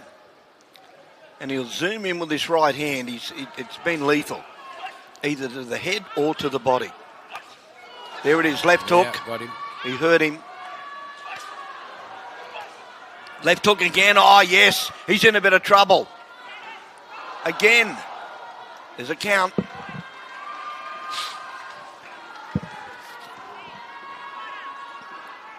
I wonder if we're going to see another one before the end of this bell. Is he going to make it into the second round?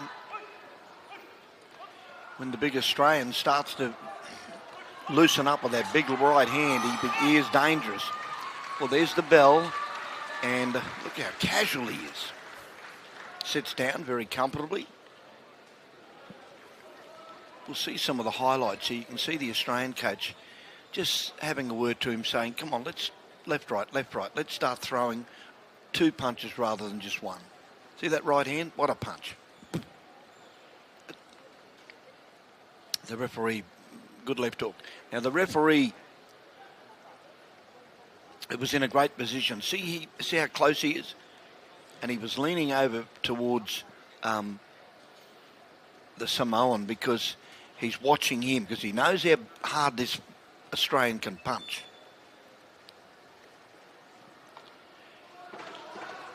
Four bouts to finish off the day, and that'll be in the Pacific Games competition. We go on to the second round. Oh, the seat. Yeah, the seat, no, it's also, there's a little bit of water, a little bit of... I checked the ring before the bouts this afternoon, and I didn't get in the ring, but it's soft, hard, firm on the ropes, but and not much like water stain marks. Yeah. In terrific condition. Held up really well, 121 bouts. Yeah. We've got 4 to go. This big Australian goes with the left hand. He doesn't move much. Oh, that left hook. Oh, that hurt. That left hook is a danger. And I don't know why he hasn't got his right hand up. See where his right hand is? Yep. Mercury, but the Mercury's going to go down. That's what's going to happen shortly. Yes.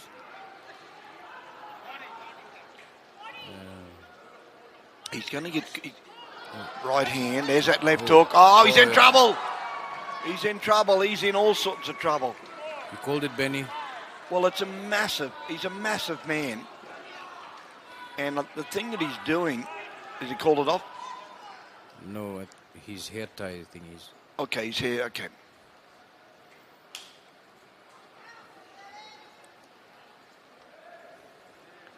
Pair of scissors would do better.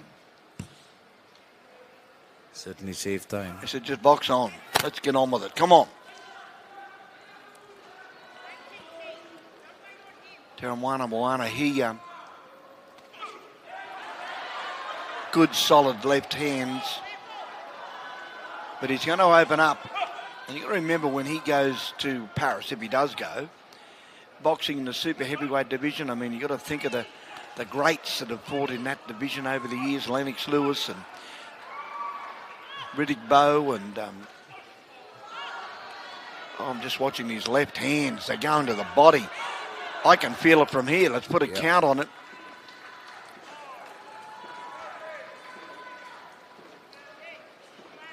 It's over. He'll stop it. And he's got to. For the safety of the boxer, he has to stop it. So referee's stopping the contest. So Australia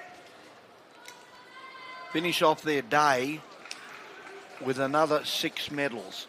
So 6 and 6 at 12. They've done exceptionally well. It's a marvellous day. See that right hand? Yep. The left hook. It is deadly. It is deadly. He just zeroes in, just comes forward. Australia haven't had super heavyweights, although I remember years ago a heavyweight, Mal Challoner, a big tall man, and talking about Australians, and Brad Pitt was his name, a boxer. He won a Commonwealth Games gold medal. But New Zealand, they've had Jimmy Pugh and George Stankovic. And of course, a great Paya Wolfgram. David Tua. Some great fights. There's your winner. There he is. He's off to Paris. Crowd's happy. Australian fans cheering. Well, I think the crowd are happy mainly because they've seen, I've got to say, I'm not having a go at the lighter weights.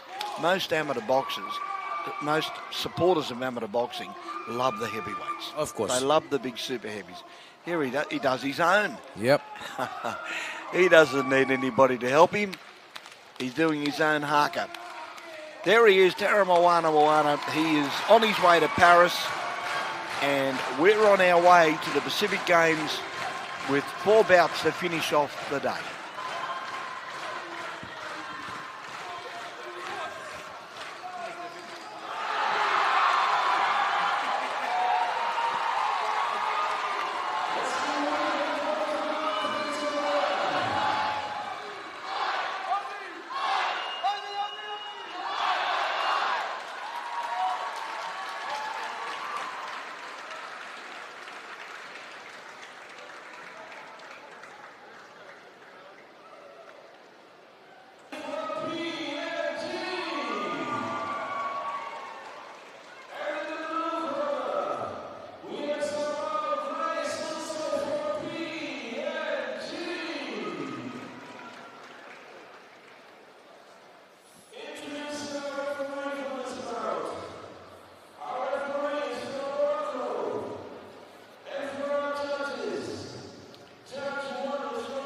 We make our way, ladies and gentlemen, and Mervyn Singh.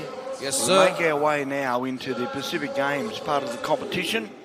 This is the last 4 bouts of the championships. There's Kadu there from Papua New Guinea, and she's taking on a compatriot, another Papua New Guinean, Grace Sabu.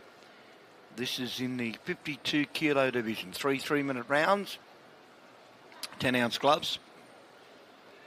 And I've got to congratulate, while we might give Australia a rap, but the Papua New Guinean coach, he's there, Peter Morrison, just shaking the hands of the referee. What an outstanding job they have done.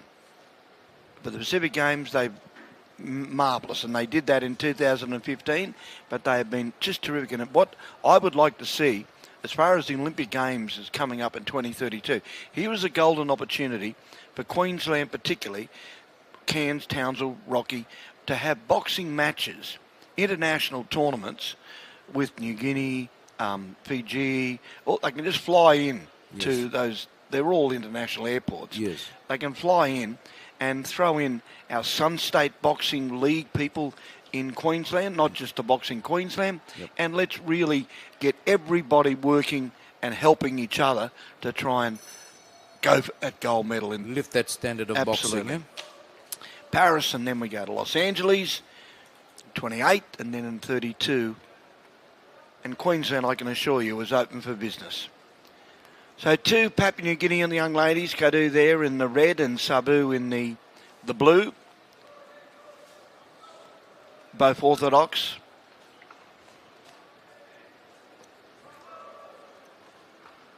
You've got a feel for a country if you with teammates and you've got a box on, and here they are in the women's 52 kilo division, the flyweight division. And they're fighting for a gold medal. Nice right hands from Kadu. She's in the red.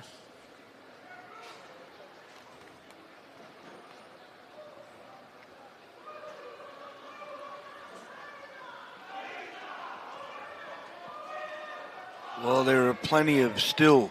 I think they're inspired from Teramawana, the way his haka or whatever it was in the ring. I think he's inspired quite a few of the supporters here.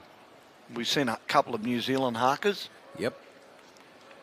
And nobody would stop him when he was doing it in the ring. No way.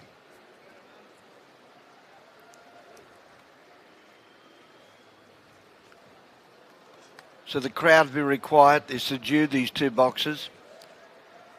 Nice right to the body from the Kadu, Angeline, and Grace Sabu.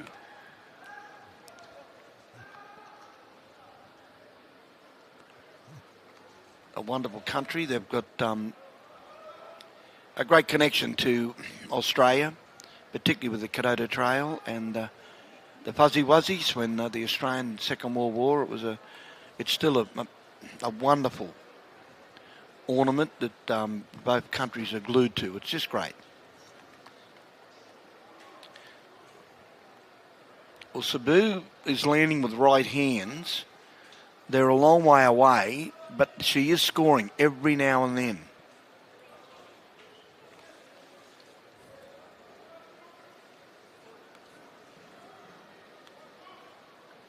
Three-minute rounds and 10-ounce gloves, head guards.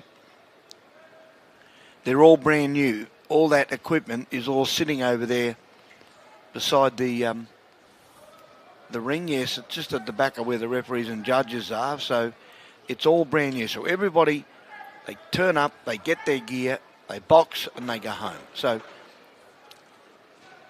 including the bandages. Yeah, I noticed that where the boxing coaches go to the technical before each. So they're all new. They're not used 2 days in a row, and we do see quite a lot of the coaches. You can there's the gloves over there in the back, in behind the referee in the corner, right behind him. And they also, you're right, they get the bandages. They go back to their own corners, their own coaches, and then they put the bandages on. Yes. And some of the bandages, we'll see some of the highlights here, some of the bandages, and it with the knuckle part quite a little bit high, which didn't happen years ago. I mean, it's more of a pro type bandage, but everybody's doing it. So both girls throwing solid punches, both scoring at will.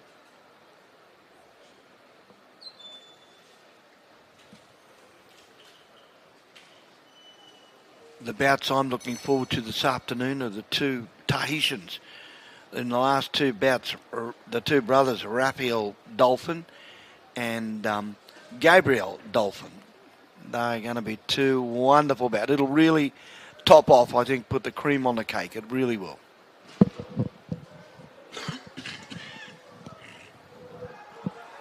Yeah, good punches.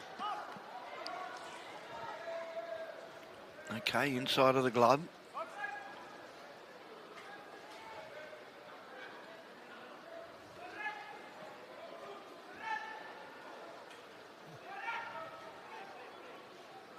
Centre ring again.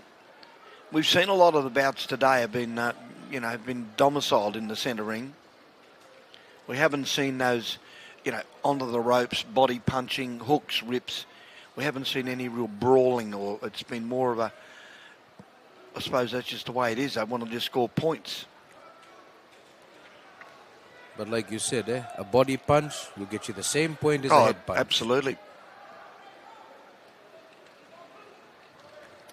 And neither of these two girls have thrown a body punch as yet.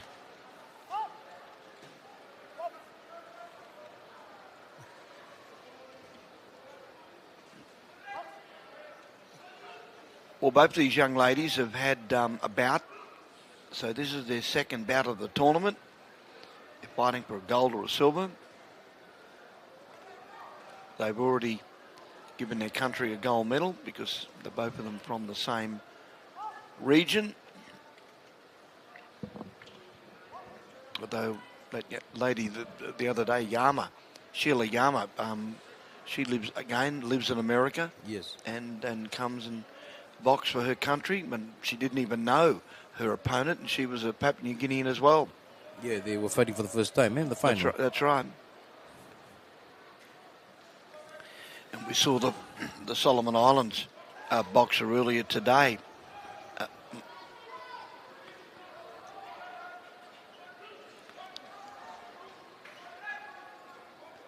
He's trains from another area and boxing now for the Solomon Islands.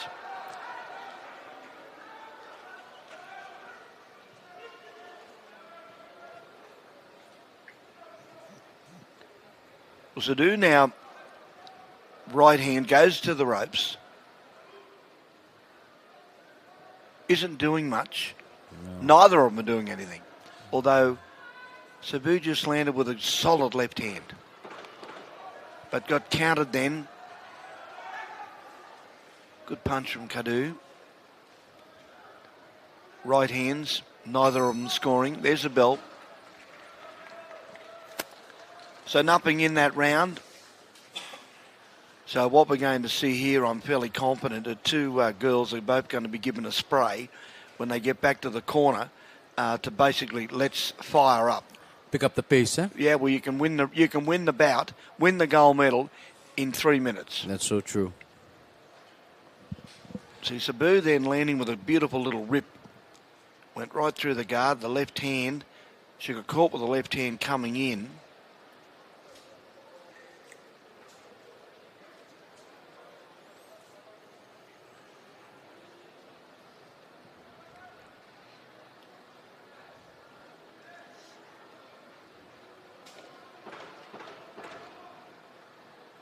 Both of the cornermen need to remove themselves from the apron, out of the ring, so the referee can start the bout on time. They get a minute in between rounds. Left hand, good punch. Sabugi starting off very competently.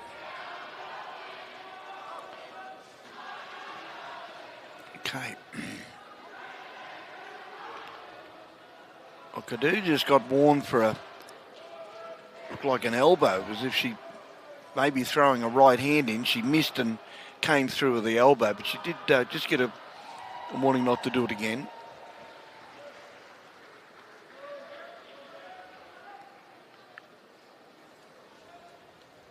Flyweight division, we'll be moving up to the women's 81 plus in the next bout, so we've gone from one extreme to the other.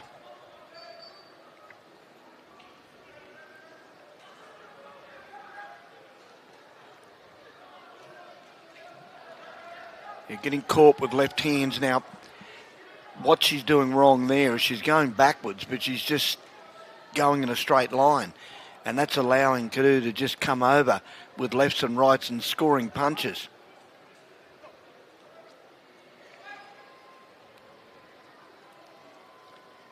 Warning for pushing.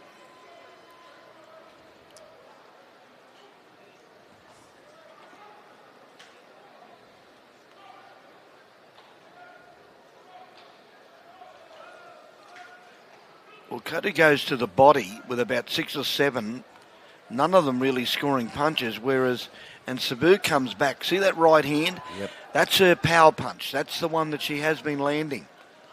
There it is.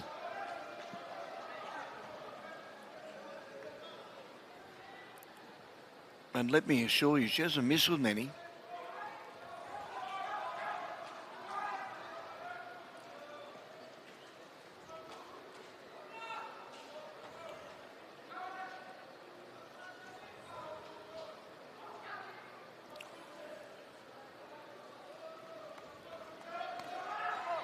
Swinging punches. Yep. Inside of the glove, not a scoring point.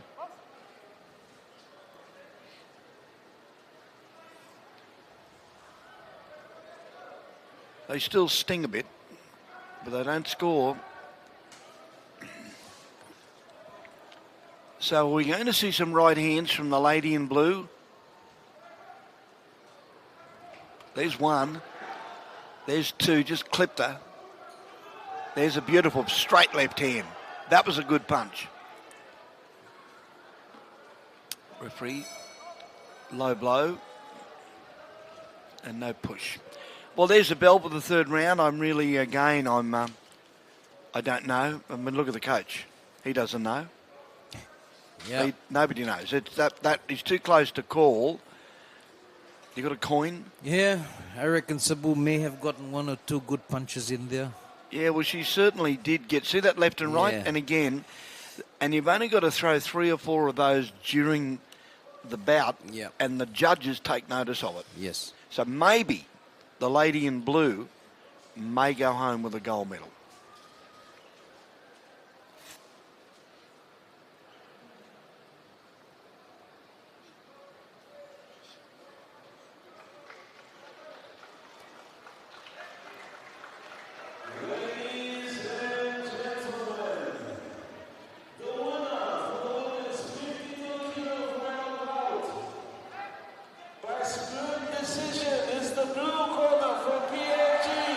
Split decision. We were lucky to get through that one, but it's a split decision.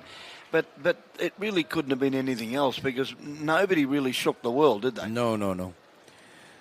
Gold to PNG, silver to PNG. No, good stuff. So Papua New Guinea continue on their golden form. They really are, and they are to be congratulated. They really are. Great games for PNG.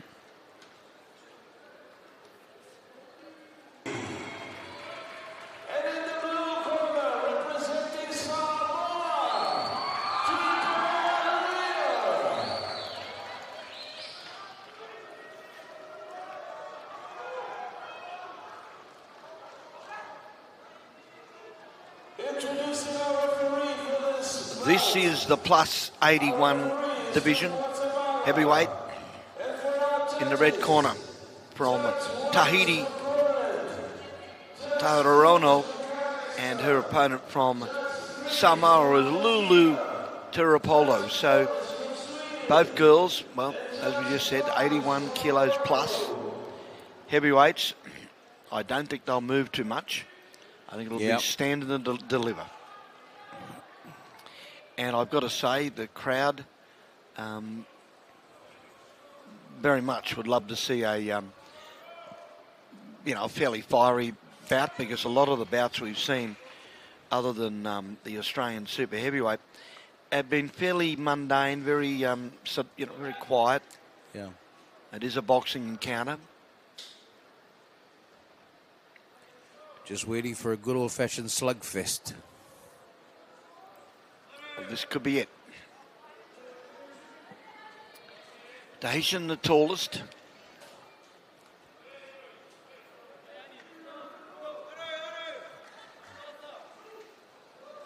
Tamarona from Tahiti. Tarapola from Samoa. She's in the blue. They're both orthodox. As I mentioned, the Tahitian quite tall. Okay, well, she's indicated straight away, the Tahitian, that she is ready to land a big, big right hand. She cocked it back there and was about to let it go. Switches to southpaw. Again, another one of the boxes. I don't know how many we've seen throughout this tournament that have switched backwards and forwards. Now she goes back to orthodox, but lands with a good right hand. We'll get it, yeah. This bout and the next two all contain Tahitians. And I'm sure the Tahiti group would love to go home with 3 goals to wrap up the afternoon.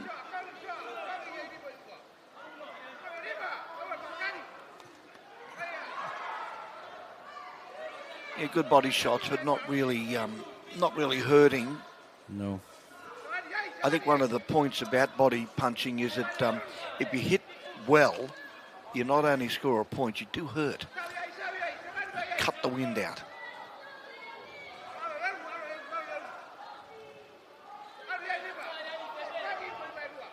Tuilapola is boxing well. She's counter-punching. She's getting caught with the first punch from the Tahitian, but she is counter-punching, and that's a good move.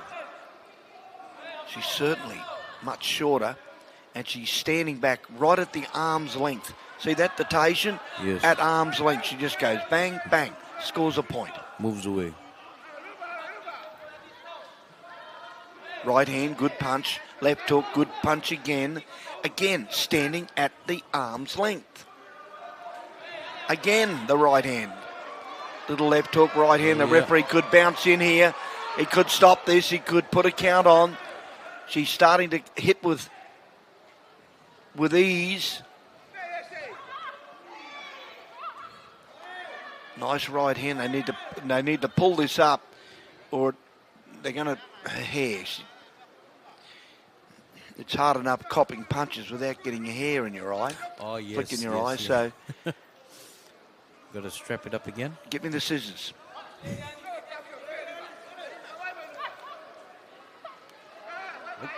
It's going to come out again. Yeah. 15 seconds left to go. The Tahitian certainly has been the more vigorous and certainly scoring with straighter and stronger punches, although the Samoan a little bit shorter. She's not going to back away. Oh, yes. Left and right. What a good punch. Gets caught again. Standing at distance. Right, there's the bell. I think the Tahitian probably in front there, but not by much. Tuck the hair in. That's the important thing. Let's just have a look at this. Oh, we're not going to go back to... here we go. Yeah. See these long... Just watch these long punches. See? Ooh. 1, 2, 3. Yeah. And she just kicks... See how she's at distance? Yes. Just stays at arm's distance. And that's where she scores points. And unfortunately, the Samoan, Lulu, is just, I think, a little bit hurt because she's doing her best, and then all of a sudden when she stops throwing that little bit of a combination, the Tahitian goes bang, bang, bang, bang, yeah. bang, bang, bang, bang. And that can be, it's like letting a balloon down, and you just start to, you come down. Out, eh? Well, let's see if she can prove me wrong. We're into the second round, 3 minutes. And we've got 2 more Tahitians to come. Oh, yes, listen, here she goes. Good left hand. If she gets in close, that's a good right hand as well. If she gets in close, stays in close, she can absolutely out-punch the tall Tahitian. Because the tall people don't like fighting short people, I can assure you.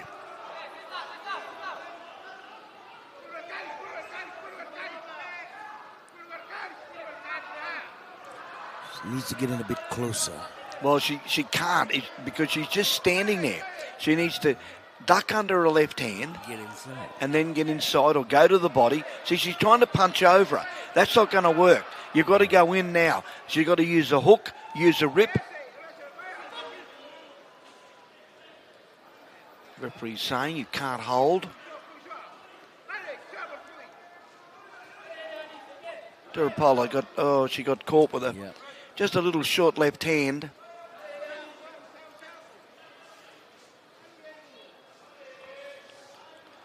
Left and rights again from the Tahitian. She opens up, doesn't she? When she does fire up, she really gets at length and throws some beautiful punches. We're halfway through the second round, and the Tahitian again.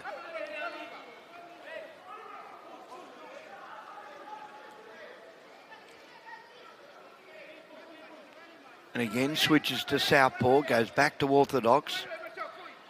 And Tulapula just gets caught at the end. Again, lands with a good punch then, but that's only 1 in about 20. She needs to start moving. She did start off the second round very well.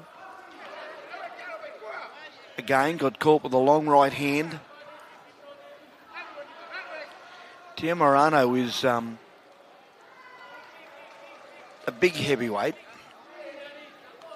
And she's long, solid punching, double left, right hand, good punch.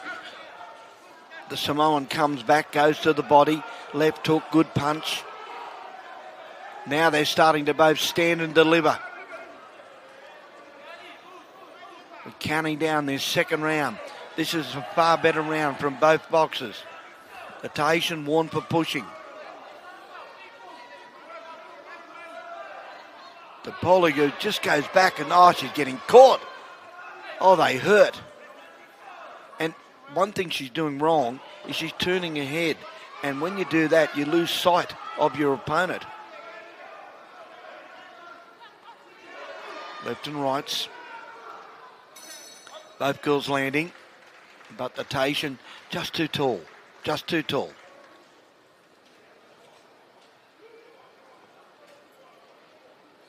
We'll see some of these left hands and right hands from, see the Tahitian, left again. See, they're classy. They're really classy punches. They're scoring punches. They're clean. I mean, Ray Charles can see she's just dropping the left hand. Great little shots. But I've got to give the Samoans some credit. She's not backing away. No, she's not. But just that. Now, look at how she turned her head there. You can't do that. She's allowed the Tahitian to have free shots at her. Yes. Don't do that. Particularly not a heavyweight. She started to feel it towards the end of the round. And the hair gets tucked in again. I don't have that problem. Same here. We're into the third round and the Tahitian probably in front. Mainly because of the cleaner scoring punches. She's taller. She's using her reach. She's outsmarting her opponent by stepping left and right, going southpaw, going back to orthodox. She's just unsettling the Samoan. The Samoan would love her just to stand there and trade punches. But the Tahiti boxer isn't going to do that.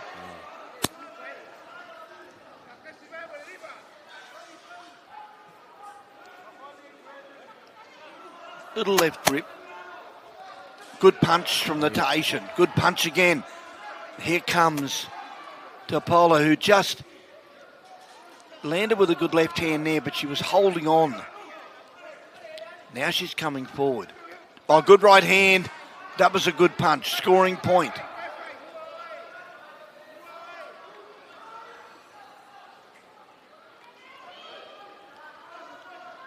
None of those punches are landing. They're holding, they're pushing, they're shoving.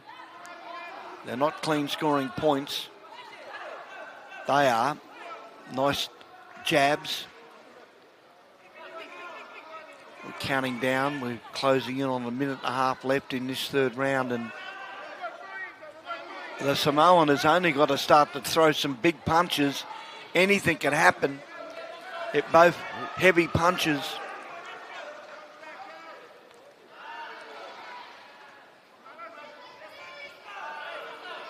Again, she turns her head. Yeah, that's a no-no. That is a big no-no. And then stands there right in the middle. Allows the Tahitian to have a shot with a great left hand, another good left hand.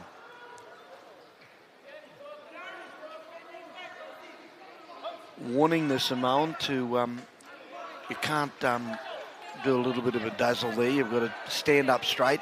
And both of them exchanging punches, good punches. Lefts and rights. Miss with the right hand there. With the Tahitian taller. And just has that reach. And that's what's winning her this bout. Although, that was a good right hand. So was that. But here comes a Tahitian with the left hand. Right hand over the top. Good punch. This is better. This is getting better. I think the crowd would have loved them to start this way, not finish this way. Yeah. Start this way. Just starting to pick up.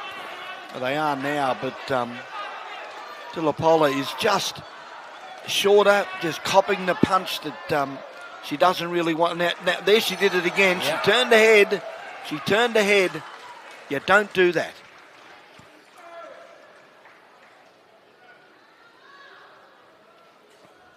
I would suggest that will be a unanimous points decision. I'm not going to say who to. We'll wait for the decision. But many mistakes made in that bout, and none more so. You don't turn your head when you're being hit. Yeah. Okay, well, we'll go to the decision.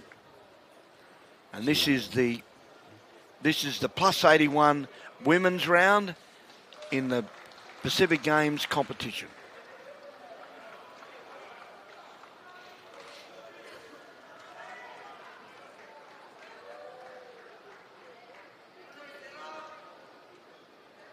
They won pretty easy.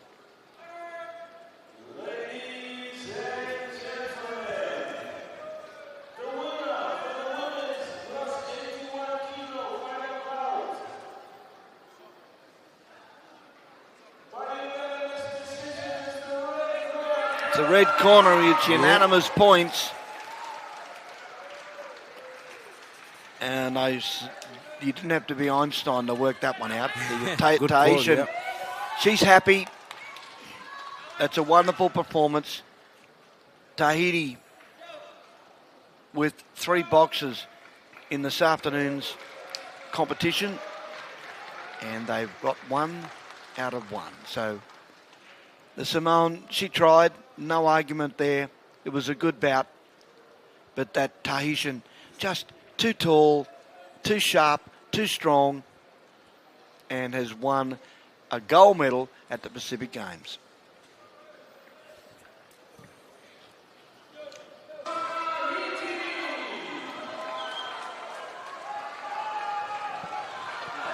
It doesn't matter.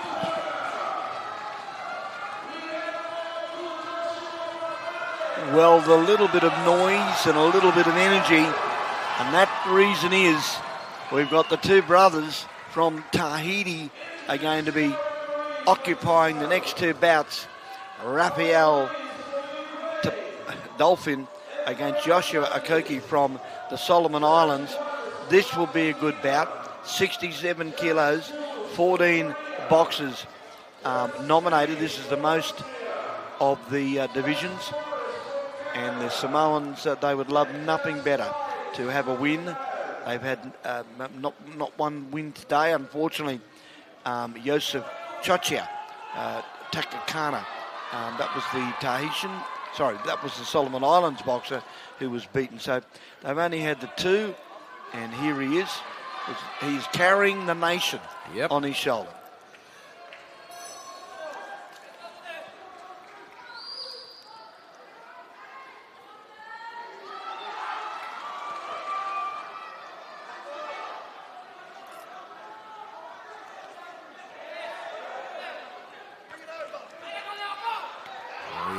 Trading blows, Benny. Yeah, well, Joshua has had 3 bouts.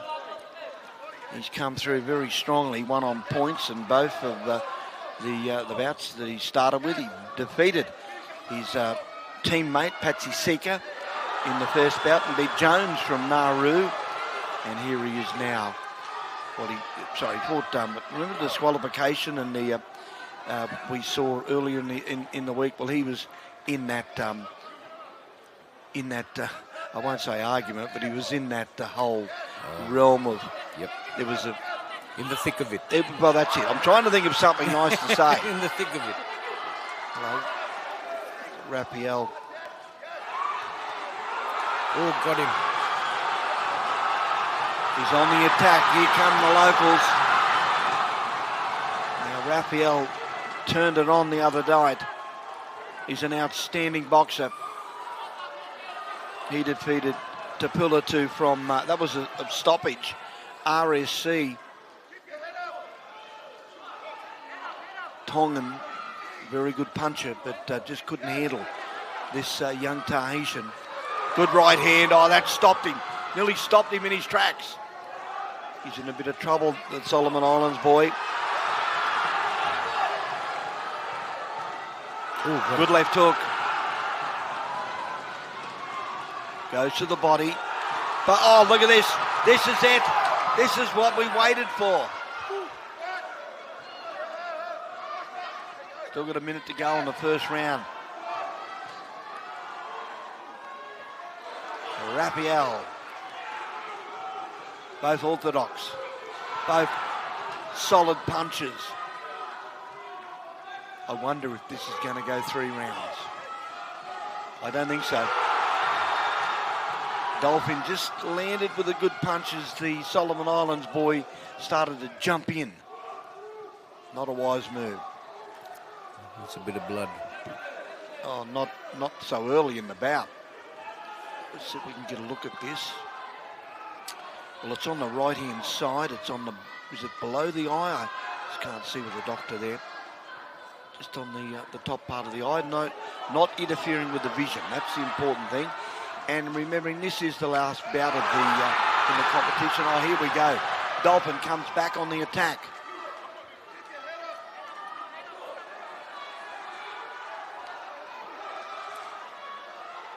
Aku is strong. Look at his shoulders. But he's jumping in. And he's going to get caught because this Tahitian can punch. Now those hooks, they may score, but they're basically hitting, you know, on the nut, not really on the knuckle part. They're on the sort of hand part. So let's we'll go back to some of the highlights here. Now you'll see this solid punching from this Tahitian. He is a terrific boxer, but he can punch. But I tell you what, he wants to watch this young man from the Solomon Islands.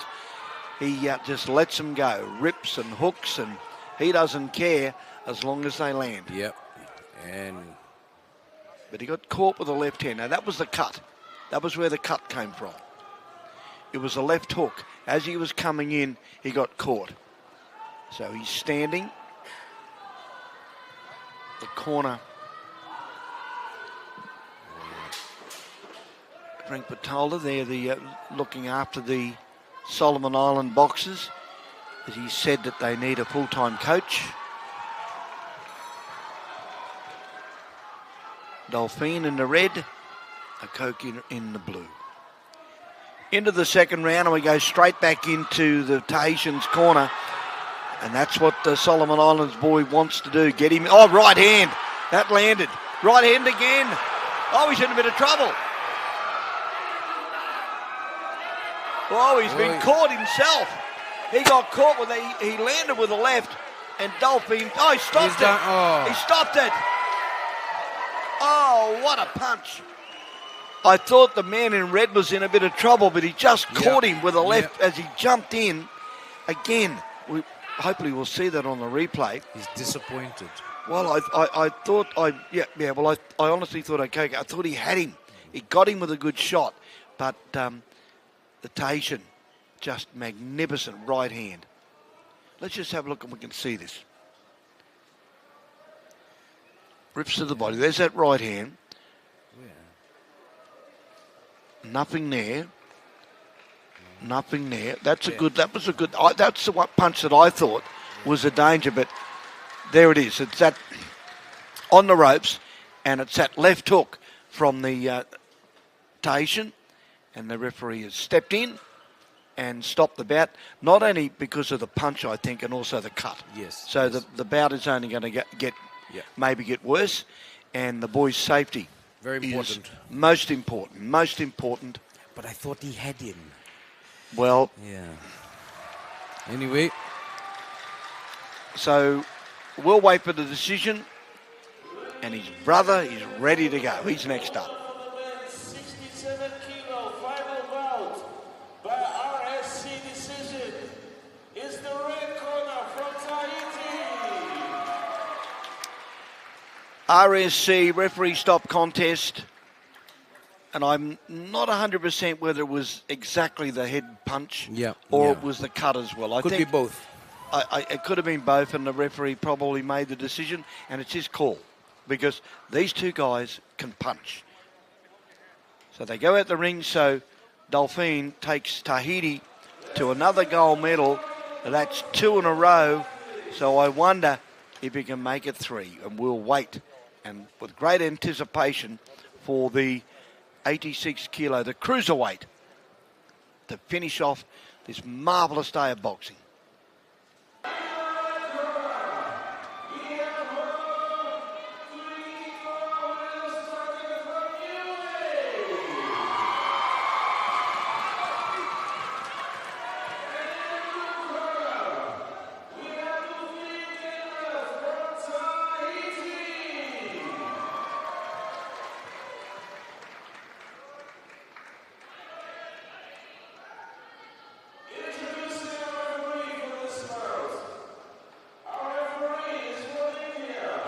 We go into the blue corner, Gabriela Delphine, who's just witnessed his brother's victory in a gold medal performance with a stoppage.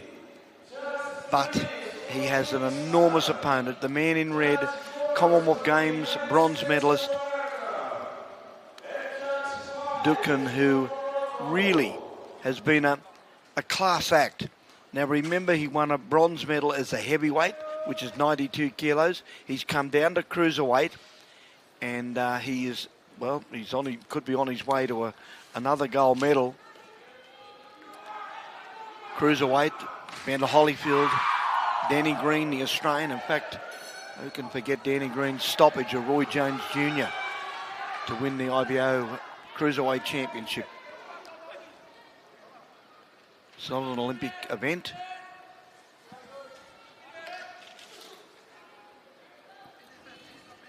.86 kilos. He boxed at 92 in Birmingham, and he's the first ever Newey boxer to win a medal, and particularly a gold medal. So we've got the man in red, Dukan, who is from Newey. He's a southpaw, and he's very, very classy. You watch him dance around, and every now and then he'll throw a punch, then he'll throw a combination. But the thing he's got to watch, Gabriel Delphine, who's the older of the two brothers, he has just seen his brother take a part with a stoppage. So he has got to be psyched to the max. Yep. Now, why wouldn't he be? And Tahiti, are they on a roll? They've had 2 wins in a row. Tia Morano, who won her bout, and then, of course, Delphine. And can it be 3 in a row? That's the big question. The crowd are sitting with a great anticipation. They know that this fellow can punch. He had a stoppage win against Labadlu from, he's from Papua New Guinea. And of course, Dukan Nurasuri, he won his first bout with the RSC. He won his second bout on points.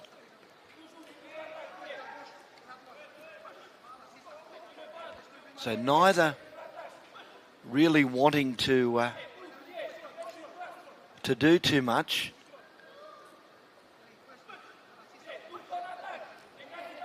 I'm not sure if Delphine knows how to box or fights the southpaw that often. I think that's what's just troubling him a little bit. He's a little bit cautious. He's taller. I don't know why he doesn't use his left a little bit more.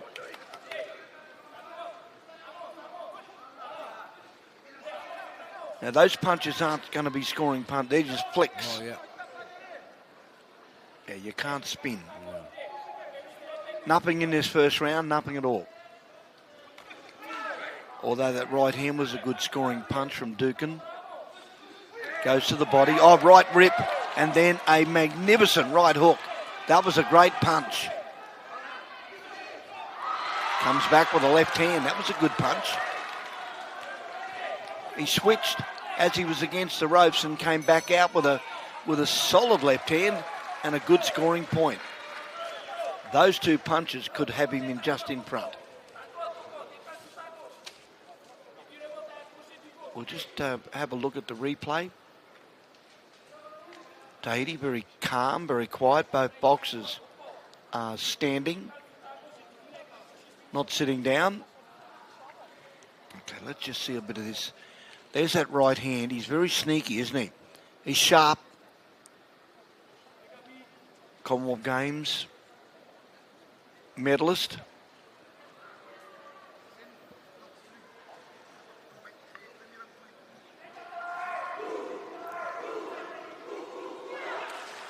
Okay, so very, very stern, quiet, but I think that might be a con. I think he's going to come out firing with both hands and start scoring points and get himself, build himself up an artillery, a fence that he can maybe sit on and maybe keep this fellow away from him. Because the one thing Dolphin wants to do, and that's fight. He wants to get on with it. He wants a good bout.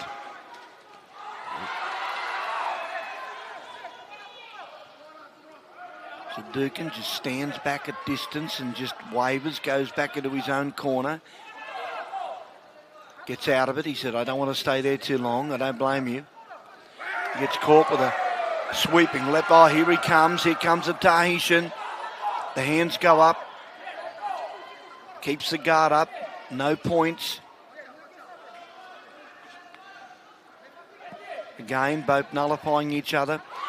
Dukin landed. Good right hand over the top.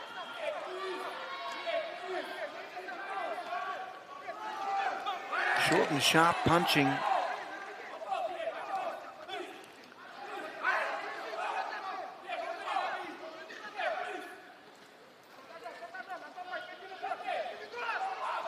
Left hands straight through the marker. There it is. Then he goes the right hand. So there's two punches either hand, and they're both scoring points. Or four punches scoring points. 10-9. 5 judges and a referee. This is the last bout of the Pacific Games for 2023. It's been a pleasure to be part of it. I was involved in 15 and of course in 2019. Samoa were the winning country in the games. Oh, good right and left. Oh, good one again. He's starting to open up a bit. Oh, he's got him again with a good left hook. Again. Oh, we've got a minute to go. I'll forget about the history. I'll get on with this fight. This is terrific. They're starting to work. They're both now starting to zero in. When the Niue boy won the other day, there was crowds cheering and they had harkers and they had everything. They're very proud of him. Good right hand. Goes to the body. Dolphin. You can see his brother at the top of the screen cheering him on. Why wouldn't he be? And you've got to remember that this Tahitian can punch. He's not really landing any hard punches at the moment. He's just going. He's going with, he got a body punch. Oh, yes. What did I tell you? That body punches can hurt. He got him a little short left to the body, a great punch.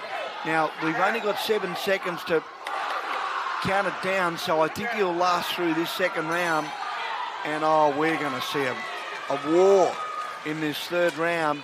I can assure you, the Tahitian coach, oh, yeah, look at him. Some stern work. Look, there's the spray. He's giving it to him. Not happy. Yeah, but he said he dropped his hands. We'll see that, I'm sure. Hopefully we'll see that in the replay. We've had wonderful stuff from the production crew. I thank them so much. Let's have a look at this. Okay, so it was a left hook. Right. So he's on the attack there, but then he gets caught himself.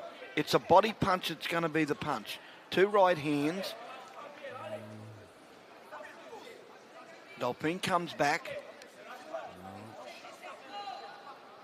Lefts and rights, all scoring. Yeah. Then he goes. There's a nice little short left rip. Oh, there it is. There it is. There's a right rip and then followed up with another right rip. Oh, there it is. And he buckled him up with that left hand. Oh, he's a vicious puncher. Oh, yeah. Gets him against the ropes. You got nowhere to go. Locked in, eh? All right. We're into the 3rd round. This is anybody's bout. I think maybe the Newey boy, the young man who won a bronze medal, could be heading to a goal, but he needs to be very careful because this Tahitian is known. He's like his brother. He's like a tsunami of lefts and rights. They'll just come straight at him. He'll open up. But he doesn't want to get caught on the ropes, just like he did then. Newey. Hello, Williams. Tahitian a little bit of trouble. He got a bit good. Oh, he's just, look at him dropping his elbows. He knows that William Dookan is going to try and go to the body. He's a head body puncher, so that's a terrific variety. Into the body there. Oh, yes, that was a magnificent punch. Went to the body, then came through with a beautiful right hand, flush on the chin. Here he goes again. He's landing now with left hands. He's starting to run away with this bout. Right hand again. Just poking. Yeah, I know, because Dolphin's just standing there. They want him to start moving. He's getting caught with left hands and right hands. He's a good boxer. He's a good puncher. Remember, he was a heavyweight. He's now down to 86. This is a cruiserweight. Oh, look at him open up. He goes to the body again. Oh, that's a dangerous punch. There he goes again. He's softening him up on the body.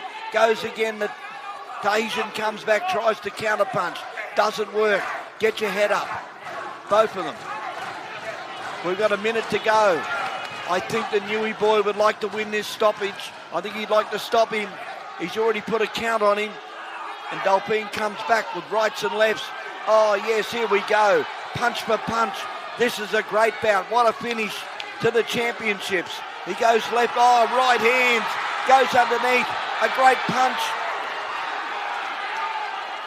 Again. Oh, yes. Right and left hook. What a punch. He goes to the body with a beautiful... Oh, he's in a bit of trouble himself. He's in a bit of trouble. They're both out on their feet. Out on their feet. Who's going to land the telling blow? Back he goes to the body. That's the safest bet. He goes up, right up the middle of the guard. Left to the body. Great punch. Goes again. Right rip to the body. And oh, this is an outstanding bout. Oh, he stopped it. Yep. He has stopped it. He has. He stopped it. I didn't hear the bell go, so I'm... No, the bell went, yeah. The bell did go. Bell did go. Well, it was so much noise, I just couldn't hear it. And neither boxer heard it either because they both looked at each other and saying, are we going to get on with this or not? But I think the winner is there. Great last round. Oh, terrific round. Terrific round. Oh, so Let's have a look at some of the highlights here. Wonderful, wonderful stuff. Okay. Wonderful boxing. It really is. Punch for punch, body punch. Let's go to the decision. Interesting. Let's have a look.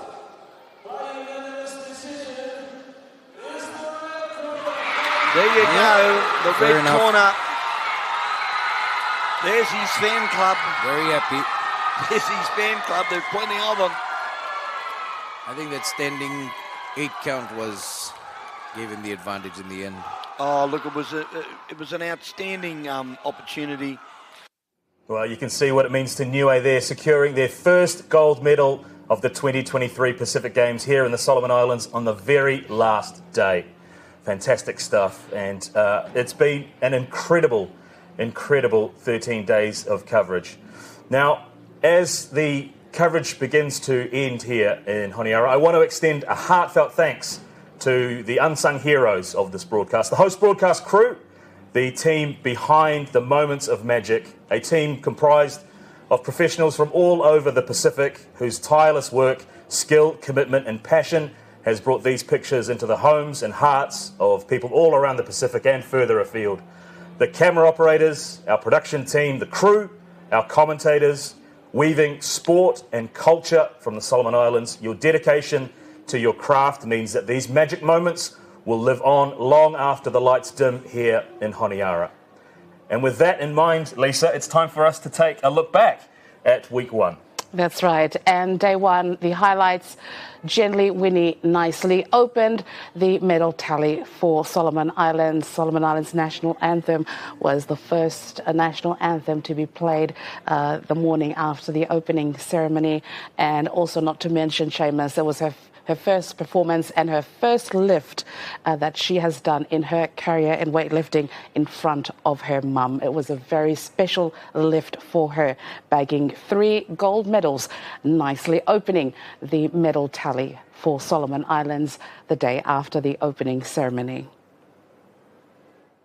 One weightlifting just about to get underway, and in something of a change as well, we've got the women's 55 here today that are going to lead off the competition, and that means significantly for Solomon Islands the chance of a gold medal here for the one and only Jenny Winnie, who last night of course led in her team at that absolutely beautiful opening ceremony. Solomon's in 1-2 now. So to bring it back to 76.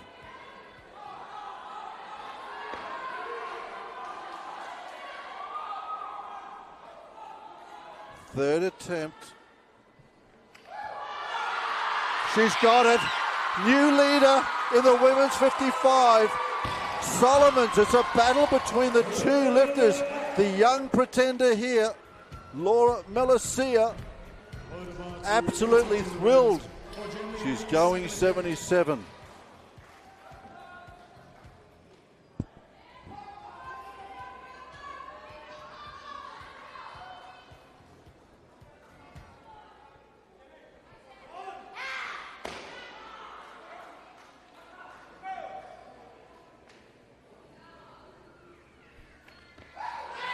That's it. We have a new leader. She's in the gold medal position with a lift to come. She's got the 3 white lights. She's done it. She's won the gold medal. She's got the snatch gold. In the snatch competition. For the lead, 94 Solomons. They like the clean. They like the jerk better. Solomon's back in the lead. Oh, look at the emotion of Laura. Wow. This is the lift. This is the lift that she's wanted all her career. Oh, so fast. And just like that, she does it. She's got the gold. That's the treble. Big 95. That's it. Enough to win the clean and jerk and the total. This amazing 40-year-old athlete. Look at the speed. Look at the domination. Up it goes. Not a suggestion in those elbows. And bang! Thank you very much. That is 3 gold medals. And so this young 17-year-old absolutely beaming at the moment because she knows she's got an under 23 Oceania record with that wonderful lift of hers. Silver in the snatch. And winner of the gold medal with a lift of 82 kilograms, What representing a proud moment for Solomon Jenny Islands. Winnie. Gold medal then, the 40-year-old Iron Queen.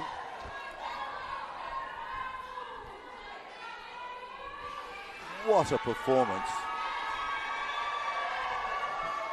Incredible work by her. So these then are the snatch medals. Thank you, athletes. Moving Now to they the step competition away. in the clean and jerk. Now we'll get the clean and jerk medals. And winner of the silver medal with a lift of 94 kilograms, representing Solomon Islands, Laura Melosia. Once again, the smile on the face of this young 17-year-old says it all, doesn't it? Laura Melosia got a huge future ahead of her.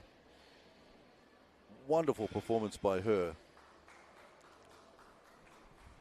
And winner of the gold medal with a lift of 108 kilograms, representing Solomon Islands, Jenly Winnie.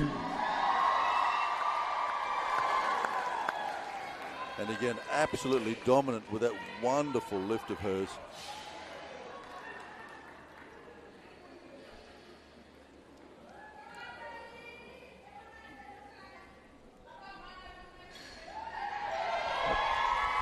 $108.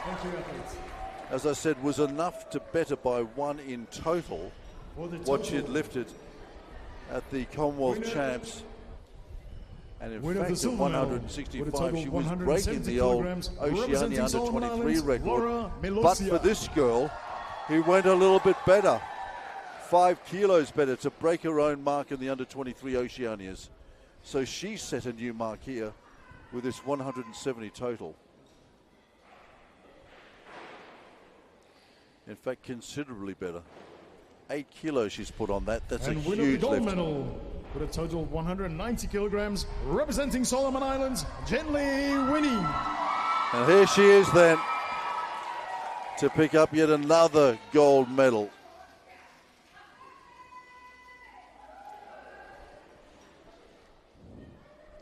A brilliant win in the women's 55.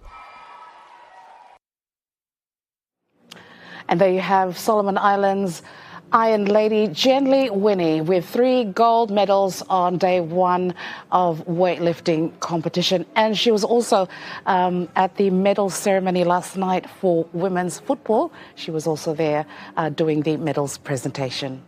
Solomon Islands Prime Minister Manasseh Sogavare had set a very ambitious target of 40 gold medals for his athletes. That the 3-medal haul to Jenly Winnie really got the Solomon Islands off to a solid start, but they have finished with 12 gold medals. They're up on the 4 from 4 years ago, and a total of 80 medals across, more than doubling the total from up here in the 2019 Pacific Games. So a fantastic achievement for all of the Solomon Islands athletes. We're going to stay with weightlifting for now and check out Samoa's Don Opelangi with some world-class lifting from the hall.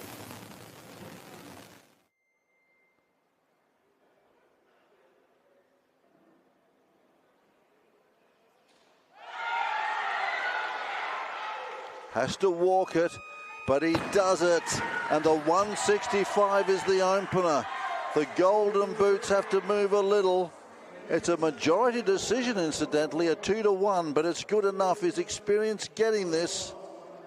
He was momentarily off balance. Has to walk it out. Does. Gets his 165. He has a gold medal. Samoa.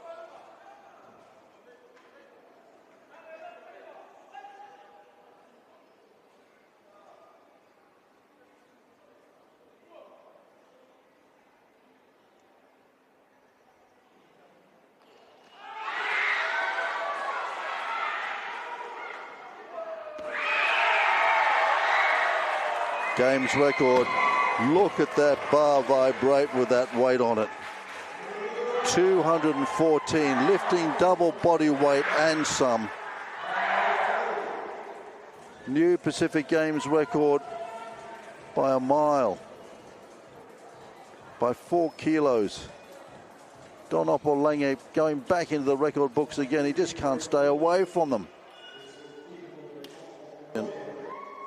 For 2023 has to be Don Opelangi.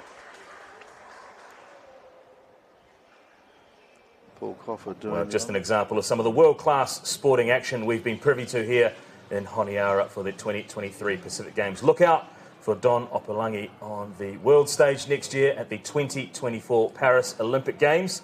Samoa putting the whole of the Pacific region on the map in terms of global weightlifting.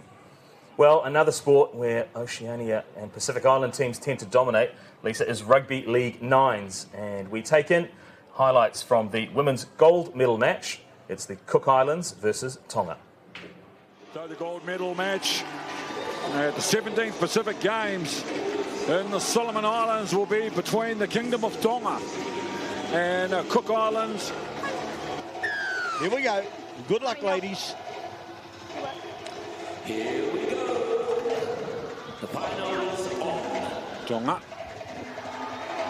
Oh, the ball goes behind all of them. It will be the Cook Islands. Go 3. Now, Arakua with a ball over the top for Matua. This 1-2 combination of Toru Arakua and Kere Matua coming to the fore. She's happy. The one thing we've got to do now is we've got to make sure we put the ball over. We have had some successful conversions in the game so far today. Go 3. Oh, you're saying this one's 4. Now a little play down the right edge. Oh, the Cook Islands have opened them up. Ate.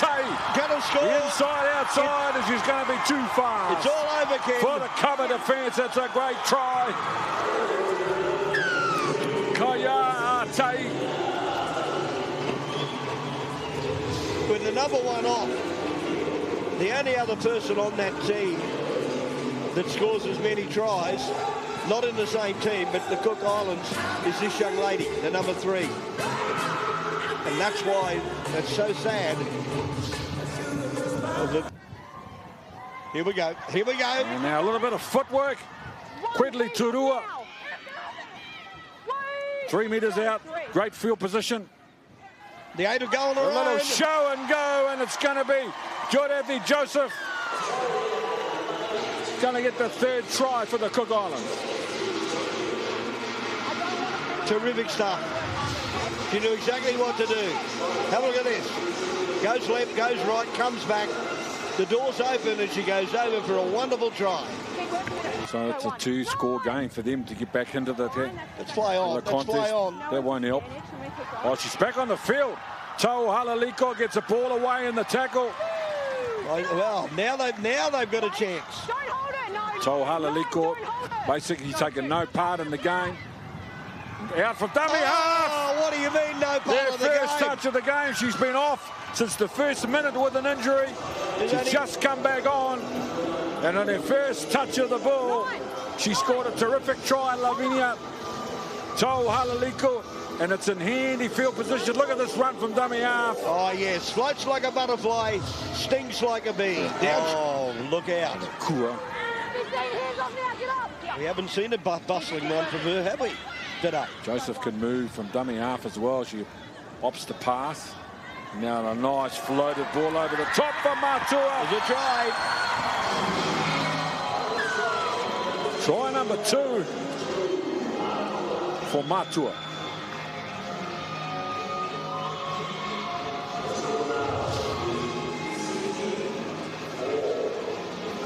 They try wide out wide, plenty of room. I've been mentioning it all games. The one's still there. She's calling for the ball.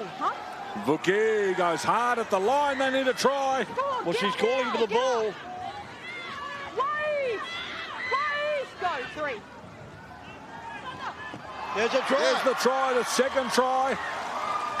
Scored by Mele Fotumola.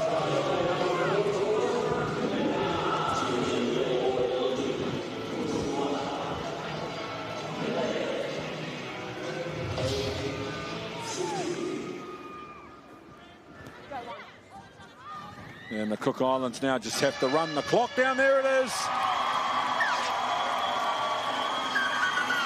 The gold medal champions for 2023, the Cook Islands.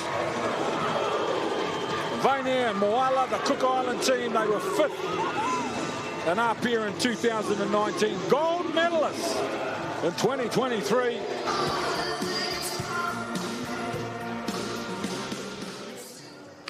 The gold medalists for Women's Rugby League Nines, the Cook Islands, and also during the final match, you can see a lot of support for the Cook Islands. You can see a lot of dancing, the drum beats going off. It was a really, really good support all around, not only for Cook Islands, but also for other countries during the Rugby Nines competition. Also, the support from Cook Islands also went as far as the aquatic centre swimming. That's kind of like the style that we've been having, the vibe with the Cook Islands. A lot of drum beats and a lot of dancing for support. Yeah, a wonderful display of culture, not only from the Cook Islands, but from all of the Pacific Island nations. Sticking with Rugby League Nines, let's take a look at how the men's gold medal played out. It was Samoa versus Fiji.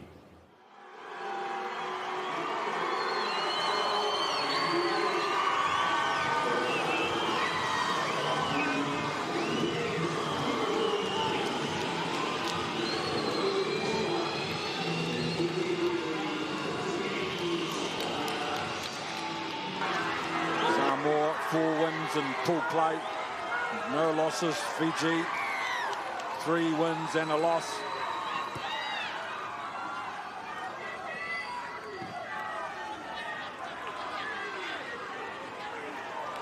Of course, all the teams have been terrific over the last 3 days. In the late tip on, and then the pass. It's a try. And it's going to be Samoa. The first try, Ole Pesamino.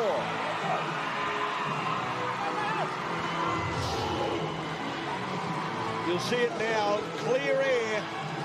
Easy pass. He drops it in. And he just falls over. Great try. Oh, on the first nobody tackle. there. Nobody there. It's a foot race. He's going to yes, score. He got it. He scored. He's controlled that, has he? He has. In goal, referee.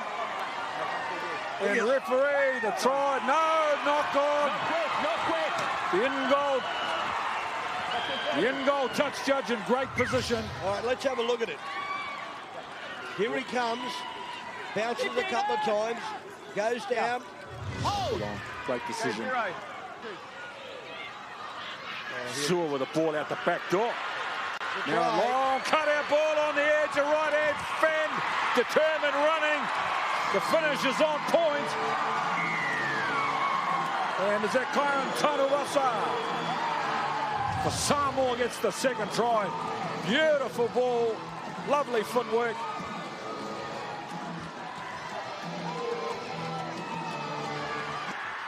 Sure, they've got a 2-on-1 on the right edge, Fiji. Big chance now, yes. The try scored. Now hang on.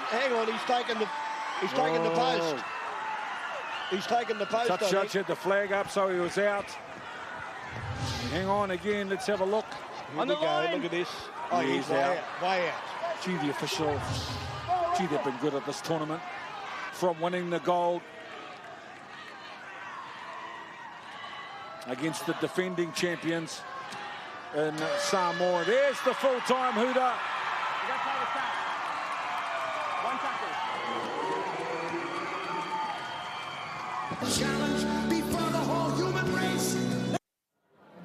Gold medalists there, Samoa with gold, Fiji with silver, and Cook Islands with bronze for the Rugby League Nines men's competition.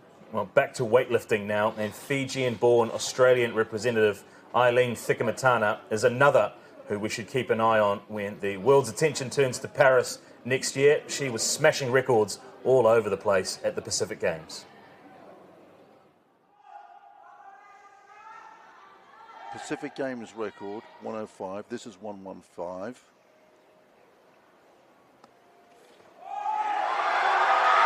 Smashes the Pacific Games record. Wow, she's up for it. Gold medal with lift 1. Pacific Games record by a margin of 10 with her second. And now surely an Oceania record. Now I'm also looking here at the Commonwealth record. So this is a Pacific Games record attempt at 145.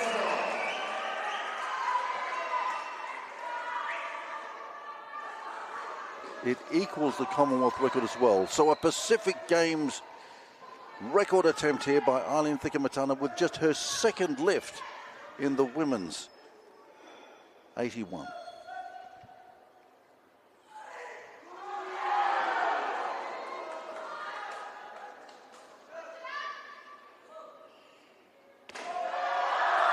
Pacific Games record achieved.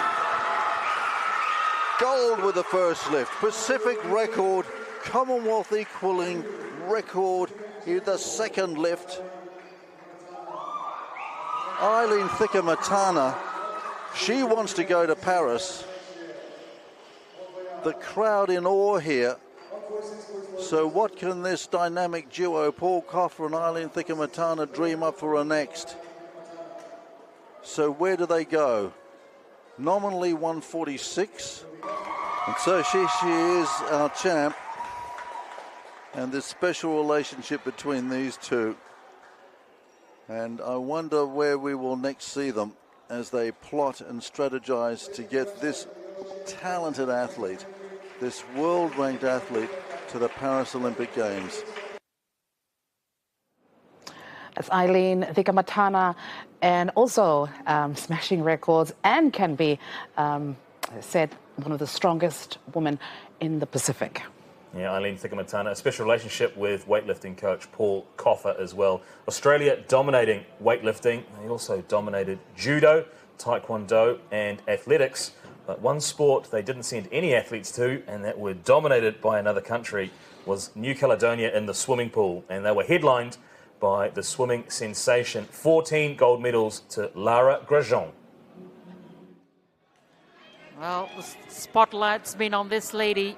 4 gold medals already. The 200 IM, 200 breaststroke, 400 freestyle, and the 4x200 freestyle relay.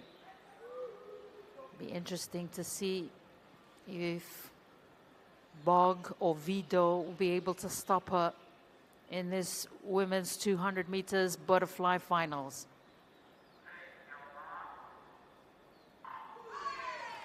Off we go in the third final of the night. Grosjean, Bog already has a good start. Yes, starting out very strong with Borg and Grosjean keeping almost stroke in stroke, trying to figure out what tempo they should be at, how fast they want to go out or how slow they want to go out, so that they don't get caught up in that last 50. But as you can see, it's the two of them coming into this 50. Very Grosjean. tough. Grosjean turns first, but Bog is staying alongside her. Grosjean with 4 gold medals already, and Bog with 2. Her second one, of course, won earlier this evening in the first race, as Grosjean tries to break away from Bog, but Bog is staying in touch at the moment. The two ladies in contention for the top prize here in the women's 200 meters butterfly. Yes, as we come into the last 100, you can see that Grosjean is pulling ahead. She is doing a very different technique than what she did in the 200 breaststroke on Monday, where she was holding back the first 150 and then decided to sprint out that last 50. She is holding a commanding lead, really trying to widen the gap between her and Borg as we see them come into this last 50, about to turn in. Grosjean keeping a very consistent stroke, breathing every stroke, but not slowing down at all. Grosjean in the lead, Bog following behind, as well as Frelon of New Caledonia, but Grosjean looking for her 5th gold medal at this game. She's powering home. Grosjean already 4 medals in the bag, all gold. She won 11 gold medals in 2015 in PNG, and she's coming home strong, looking for her 5th gold medal here in 2023. She secures it. Wonderful swim by Grosjean, winning the same race she won back in 2015. And there we have Borg and Vidu coming in strong with a 2nd and 3rd. a mighty race by these mighty ladies, finishing off strong. I tip my hat off to them, being able to complete a 200 fly as strong as they did. Wonderful, wonderful swims by all of the ladies in the water. But Grosjean is still on the roll, securing another gold medal, adding to her own tally of 5 gold medals in her 5 events.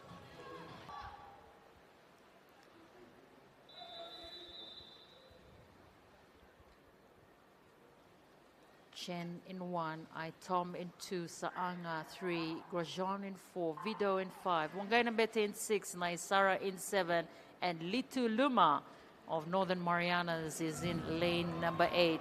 She's just come off the podium with Vido, and she makes a great start again here. Lara Grosjean, Saanga right there with her, and also Vido of Tahiti. We also can see Wangainambete on the outside lane with Naisara and Lituluma. On the inside is Chen and Aitom of PNG, but Grosjean just taking it easy at the moment. Exactly, keeping it very smooth as she is being challenged right now by Saanga in this first 100, but seeming very smooth, being very controlled, knowing that it's a 200 and there's still one more 100 to go. But as we see, she is pulling ahead, keeping the pace, not slowing down at all, treating it like the first 100 of a very easy swim as she just continues to keep pace. But we do have a very interesting battle for second and third between Vidu and Saanga as we come into the first 100. Grosjean still a commanding lead, very smooth, strong wall, and using her underwaters, not popping up early, knowing that, like we've said, the underwaters are the fastest part of swimming. Well, she's just won the gold medal in the 200 butterfly, and here she is again in the 200 backstroke.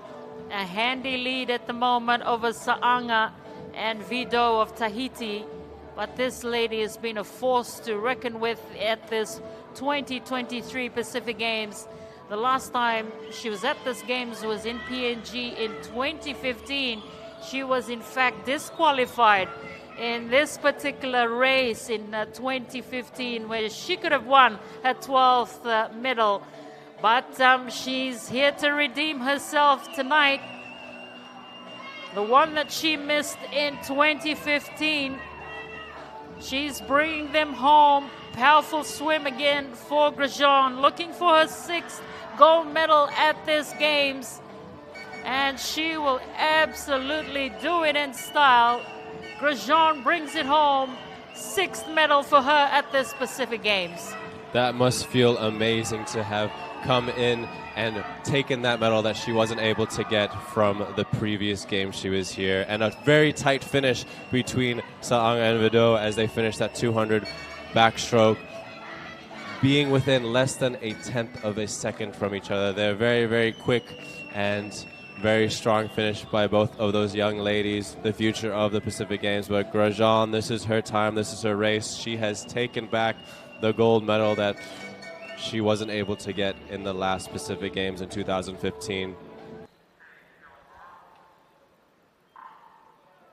And off we go in the second last final for tonight, the women's 800 meters freestyle. And Grosjean, like we've seen so many times, really trying to assert herself, but staying alongside her is Flamand, also of New Caledonia, the defending champion in this race. Pais of Tahiti, also there in the picture. Flamand just moves a wee bit ahead as they turn around. It is close at the moment, Brendan. Yes, very close as they are all stroke for stroke as we come into this first 100, knowing that there's still 700 meters after they turn here. A very grueling event and race that is going to push them to their aerobic maximum. But right now, a very controlled stroke rate, as we can see from Grosjean.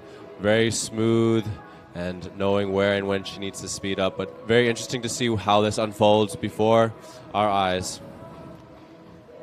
Brendan, if you were in Pais's shoes as well as Flamand, what would you try to do to stop Grosjean?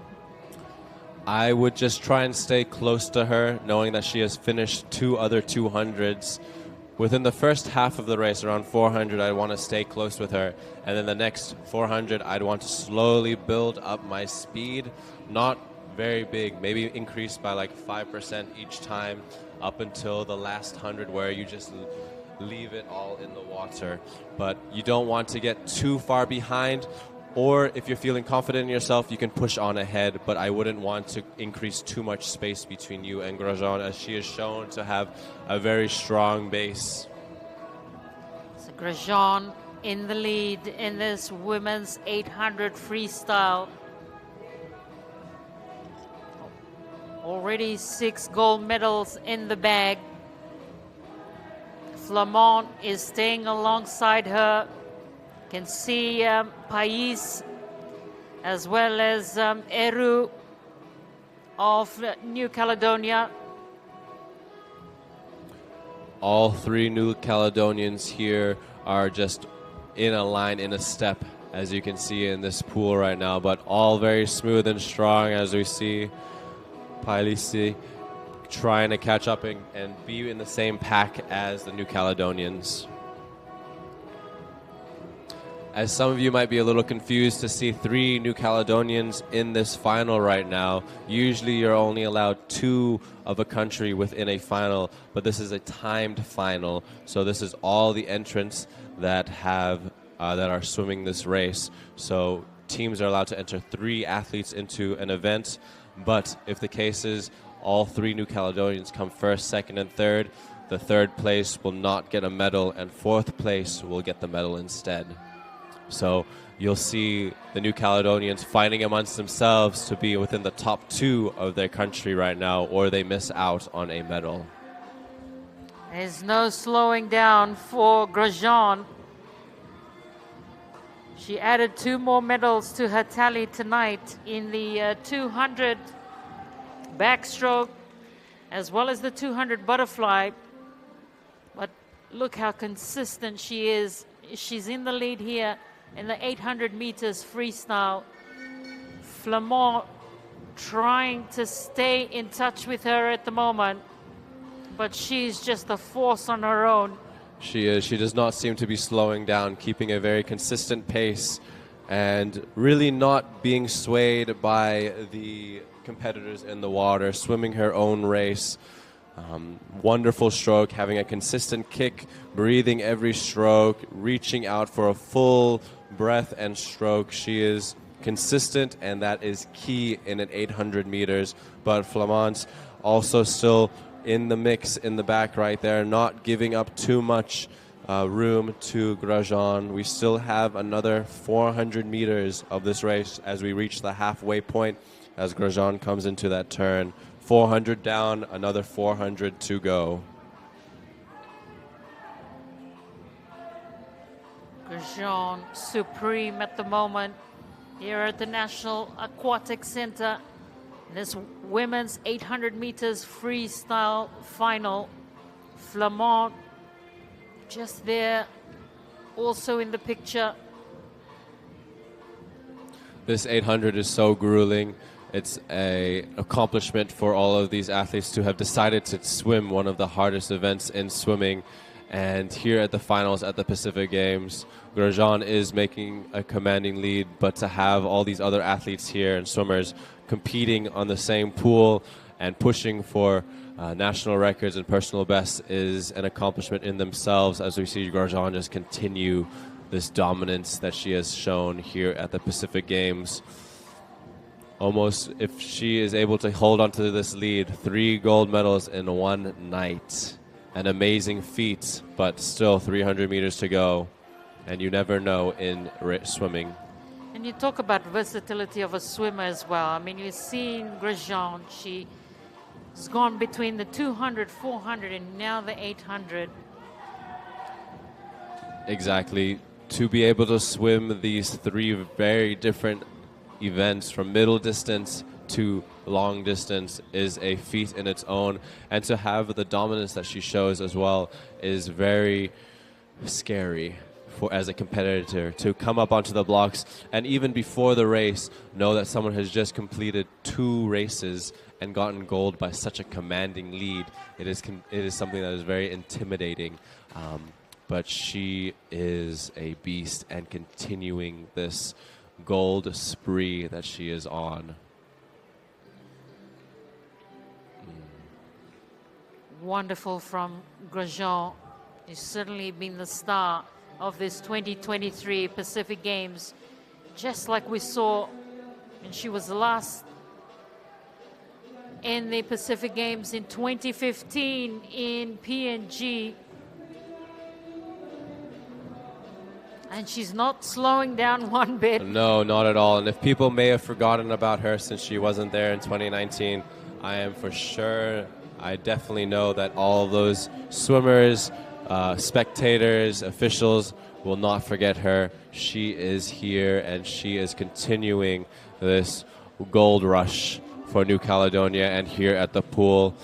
Very commanding lead, very strong, not slowing down at all. Still pushing for that gold and that time as well. As we see Flamant still trying to push and catch up, but proving very difficult as we are coming up to the 700 mark with 100 left to go. Grosjean, impressive indeed.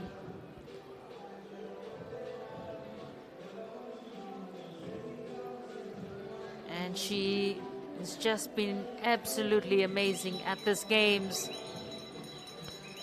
And as we hear and see the bell, this is the signal for the last 100 of the 800. She has not slowed down one bit, continuing her dominance, continuing to increase the space between her and the rest of the field and second place.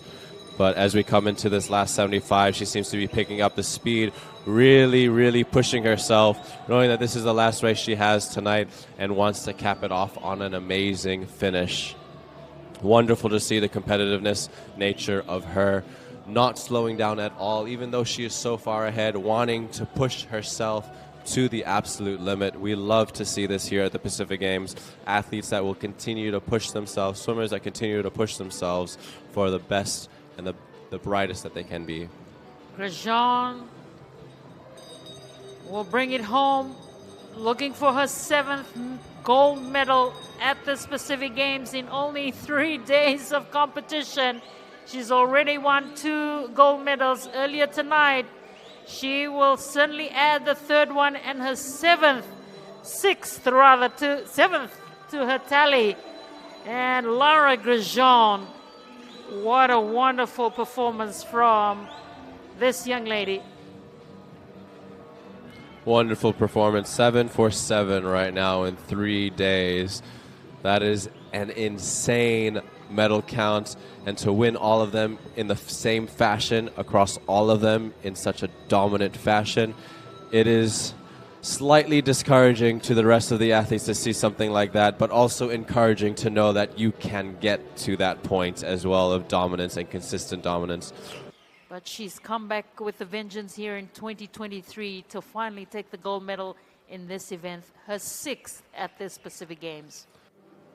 It's New Caledonia's Laura Grosjean and bagging 14 gold medals to her name for the Pacific Games. Now, how amazing is that? Incredible achievement. Another amazing thing, during the swimming competition, the Aquatic Centre, it was the very first for a swimming competition to be held in Honiara, brand new facility, and it was an amazing time. The environment was just perfect and all the support, so that was one of the highlights as well, the swimming and the Aquatic Centre itself. Yeah, that's right. Well, we ended the first week of competition here in Honiara with Super Saturday, and the highlight of Super Saturday was the Fiji men's rugby sevens taking gold at the National Stadium. Well, they're not far away. They're ready. Samoa in the blue, Fiji, of course, in their usual black and white. The answer to your question, Benny, is Fiji. Go for their normal. Kick off the 2 best teams that kickoff time in this competition have been these two, Samoa and Fiji. Seti Vakula with the throw. The line out doesn't find its mark. So Fiji with a free position. They've got a little 2-on-1 down the left side. And the result of not winning their line out, Samoa gift the first try to volley to Evie. Driven over the touchline. This will be a Samoa throw. They take it quickly. Samoa now, the little grubber in behind. Fiji claim the ball. 2 kicks from Samoa, giving Fiji the ball. And now the heartbreak. Fiji from inside their 22.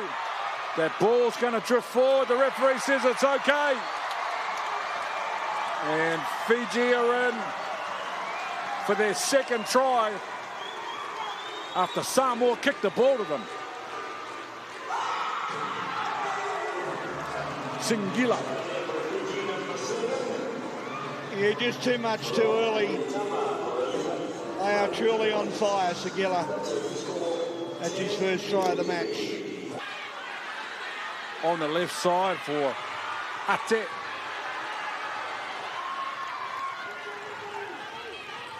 Play on. Sione. Samoa's got the right arm available. Promotes the ball back on the inside. They're 7 metres out. Samoa. Well, they've got big numbers out on this right edge. If they can get the ball out here, Maiava. Left foot step. Dummy through the line. Tom Maiava for Samoa. What a first half he's having.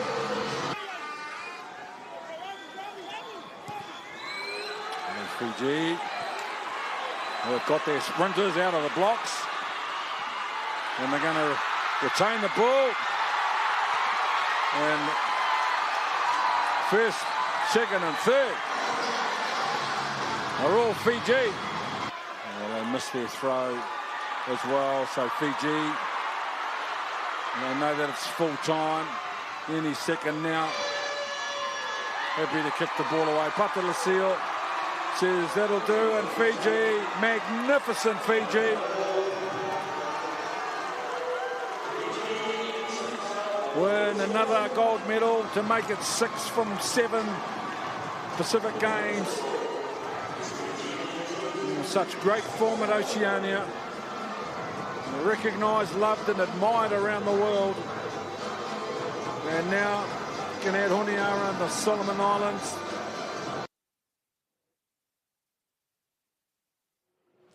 And that's the gold medal for rugby sevens Fiji, and for the men's and both the women's sevens. That's right. The National Stadium was the venue there, a site of so many highlights. Spare a thought for the ground staff. They've turned it from a Rugby League 9s venue to a Rugby 7s venue to an athletics venue, and in the last 48 hours to a football venue. Last night we were treated to the women's gold medal match, Papua New Guinea taking a historic 6th gold medal in women's football. And this morning it was the site of heartbreak for Solomon Island fans. New Caledonia taking the men's gold medal, their 8th in their history, on a penalty shootout. We'll spare you the highlights, but we'll take you to the medal ceremony. This one of New Caledonia's 86 gold medals at these Pacific Games, 197 total, very clearly ahead of the rest of the field. The winners of gold, the 2023 Pacific Games men's football winners, the gold medalist, and rightfully so, well-deserved, New Caledonia. And you can tell by the joy and body language of all these players, they are in happy mood. An achievement that every New Caledonian around, probably mostly Naumea, should be proud of. Their 8th as champions of football in the Pacific Games. So fans back at home, especially in Naumea, this is a moment for you to treasure. The national football team of New Caledonia definitely put their mark here in the National Stadium of Solomon Islands, and what many Solomon Islands fans dreamt of should have been their goal, but well-deserved victory here by New Caledonia. There you see some messages for the fans back at home. This youngster who was introduced, Richard, he has been one of the young players in the New Caledonian side. Mikhail there, and mixed with experience and youngsters. Definitely the New Caledonian side has definitely put themselves on the spot here. Still a lot of New Caledonian fans around in the stadium. They look to continue the celebrations probably after as well. We have an official closing later on, but this moment here is a moment to treasure for these players. They will go back home and tell their families how they become gold medalists in a hot, humid sun in Honiara in the National Stadium against probably one of Oceania's best sides, Solomon Islands. But for now, the spotlight is on these players, and moments to remember as such definitely will come with so much joy. And for this number 7 here, Morgan Mathilon, well, he just skipped places here. He almost had the match taken and given to Solomons with his red card, but fortunately for him, his teammates worked their way back, and he's smiling now with gold medal around his neck.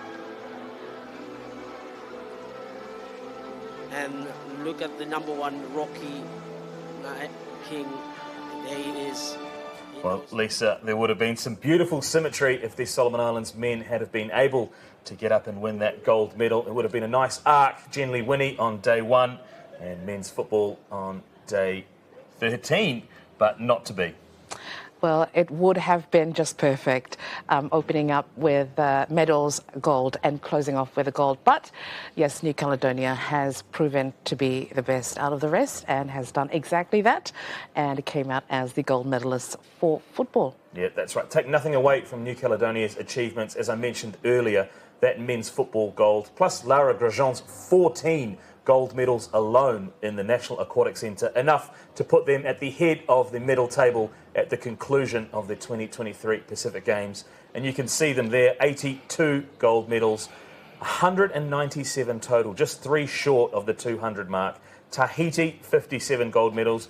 They have built a solid foundation when they host these Pacific Games in 4 years' time. Australia, the bronze medal, 50 gold medals, and Samoa consolidating a solid appearance when they hosted 4 years ago in 4th place. In 5th place, Papua New Guinea, 29 gold medals and a total of 105. Fiji, 21 gold medals and a total of 91. And Solomon Islands, 12 gold medals and a total of 80. Nauru's 10 gold medals, 9 of which coming in the powerlifting hall, a sensational achievement for a single sport. The Cook Islands, 5 gold medals, 4 of those coming from their swim team of just 2 athletes. The 5th, of course, the women's rugby league 9s, which we saw earlier. The Marshall Islands, 10 medals overall, all coming in the weightlifting hall. And Vanuatu, 3 gold medals, together with Wallace and Fortuna. The Federated States of Micronesia, their 4 gold medals all came through their swimmer, Tasi Limtiako, a triple crown in the breaststroke and a silver as well. Tonga, a 2nd gold medal today in netball, and Niue, the last gold medal of the day. Tokelau, the only nation not to register a medal, with their judo athlete unable to bring one home. Well, we are getting ready, Lisa, for the closing ceremony here at the National Stadium. It'll bring the curtain down on 2 weeks of amazing sporting achievements, none of which would have been possible without a huge team behind the scenes. And so many people, Lisa, have contributed to getting this Pacific Games to the start line and now to the finish line. That's right.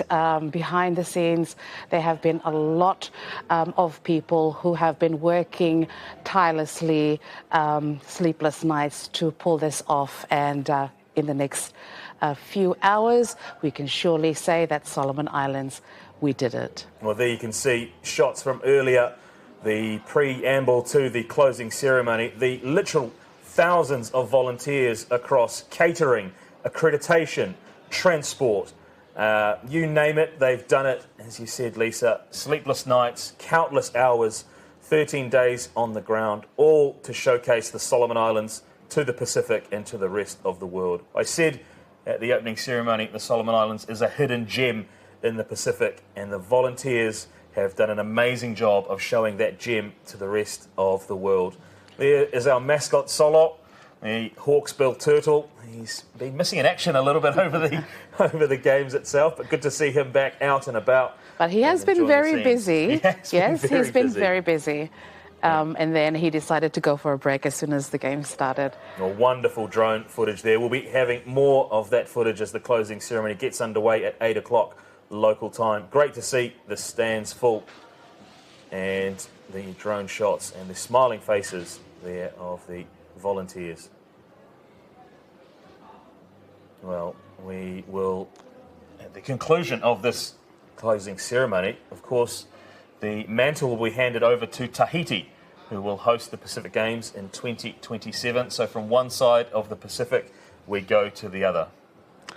That's right. The next hosts will be handed over from Solomon Islands to the next host, and that will be Tahiti. And very soon also, we will be taking our seats up in the stands to witness the closing ceremony and the official dimming of the lights tonight after a fantastic 2 weeks of competition. Yeah, that's right. Well, stay with us.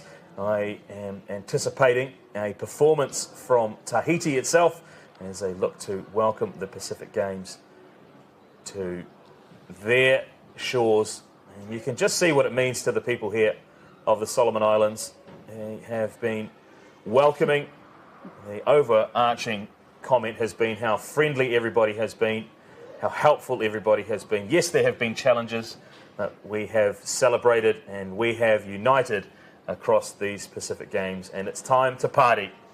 Yes, the party which happens mostly highly likely after the official part of the program ends. But yes, a shout out to all the workforce, the volunteers who have been working day and night as helping hands around. Of course, like you've said, Seamus, there has been a lot of challenges here and there over the past 2 weeks. But, we are here. We've come to the finish line. And those volunteers we have there in shot deserve to really smile tonight.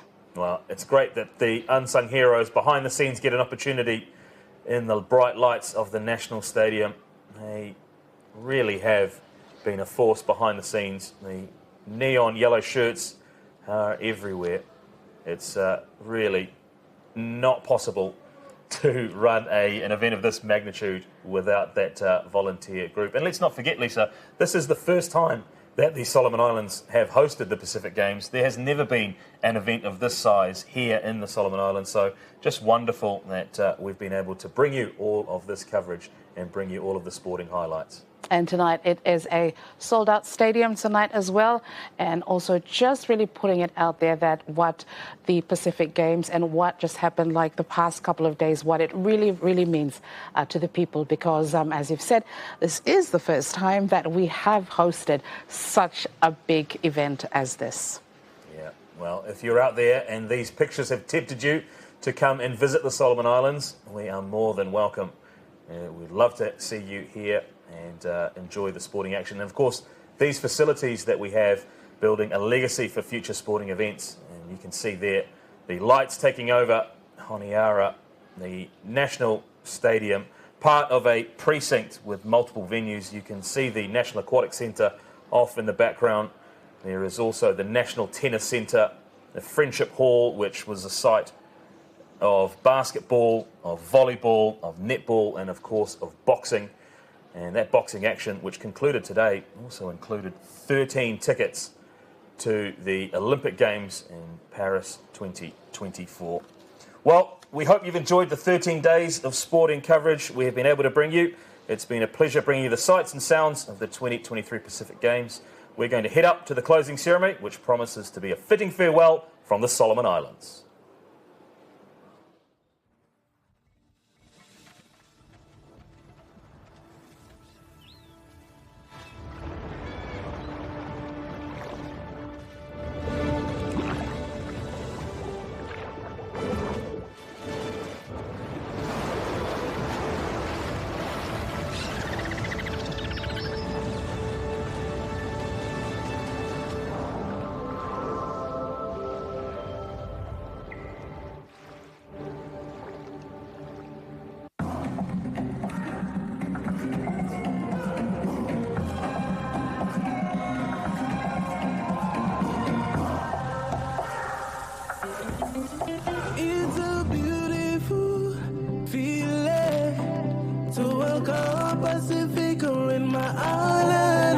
solo.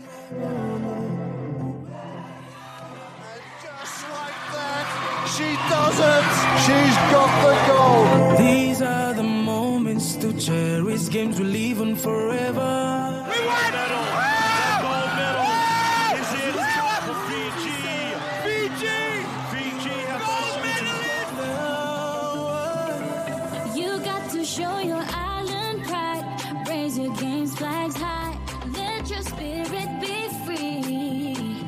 It's time for you and me.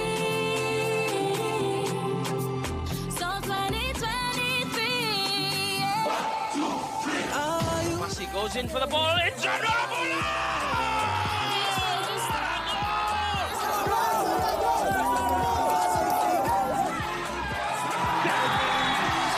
Tahiti win their 13th gold medal in the women's volleyball at the Pacific Games. Try. It's another gold medal.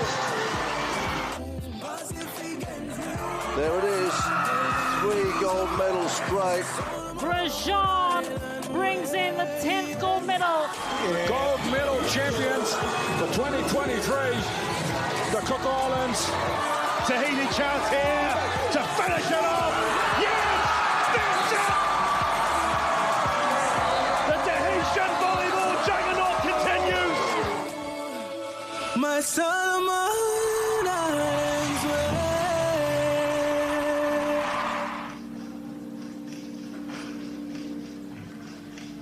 From the heart of Melanesia on this beautiful Saturday evening, welcome to Honiara, and this is the closing ceremony of the 17th Pacific Games, and what a night. This incredible national stadium hosting tonight's farewell to the Pacific and its athletes and sending them off in true Melanesian style. For the past 2 weeks, we here in Honiara, and Honiara of course has been home to 5,000 athletes from 24 nations competing in 25 sports, and those feats have redefined sports excellence in the Pacific, and for some those achievements will take them to Paris and the Olympic Games next year. The Games have transformed the sporting capacity of this island nation, and the legacy is going to last absolute generations, as will the sports facilities built for these games, including this incredible centerpiece, the National Stadium, that is, of course, tonight hosting this amazing ceremony. Already tonight, we've seen some fantastic feats. The crowd, the atmosphere, it's electric. It's a night of nights. And Seamus Martin, you must be very proud to be here. Well, as a proud son of the Solomon Islands, as the games draw to a close, I'm filled with a sense of pride and awe. Awe for what has been achieved. Over the past 2 weeks, we've witnessed incredible feats of athleticism, unbreakable spirits, and the true essence of sportsmanship. Brendan, we stand tonight amongst an ocean of stars, athletes, officials, supporters from across the Pacific, and of course, right here in the Solomon Islands itself, who have hosted their first ever Pacific Games with friendship, with warmth and dignity. From the shores of the Solomon Islands across the Pacific Ocean and around the world, tonight we reflect on a journey that has embraced the values of challenge, celebrate and unite. Absolutely, and I tell you what, Seamus, already we've been celebrating and honouring the fantastic technical officials and the volunteers as well. The 7,000 of them that were just about to parade out here on this national stadium that have put in so much and made us feel so welcome from all parts of the Pacific, including our brothers and sisters from Australia and New Zealand as well, who are now very much part of this Pacific experience. Well, that's right. The Pacific Ocean knows no boundaries. It washes on the shores right here in the Solomon Islands, in Papua New Guinea, in Micronesia in the north, down in Aotearoa in the south, and all the way east to French Polynesia, who will be the hosts of the next Pacific Games. Look at the crowds in and around the National Stadium here tonight. I tell you what, that is going to fill up.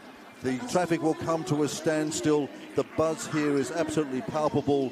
There's such enthusiasm, such emotion. And for the last 2 weeks, we've been riding this incredible high here. And that tonight, it all comes to a close in Melanesian style. But we're all linked, Seamus, by this beautiful Pacific Ocean, of course. And, you know, we've been enjoying the joy and the expression of Melanesian and Pacific culture. And importantly, of course, in these somewhat troubled times, the unifying power of sport and particularly, Seamus, the harmony of the Pacific and the Pacific peoples. It's been outstanding. Well, it really has, Brendan, and you can't escape the fact that the Solomon Islands itself has had a challenging history, and the unification powers of sport evidence within Team Solomons as well. They have more than doubled their medals from 4 years ago, a sensational achievement on the beautiful venues of Honiara, but as well, maybe the enduring memories of the people here will be the warmth of their hosts. Indeed. You know, the games, as you say, Seamus, it's transformed the sporting capacity of this island nation. I mean, look at this facility, this legacy, and that legacy is going to last for generations. And the sports facilities, of course, built for the games, the aquatic centre next door, this facility, the best track facility anywhere in the Pacific at the moment, bar none.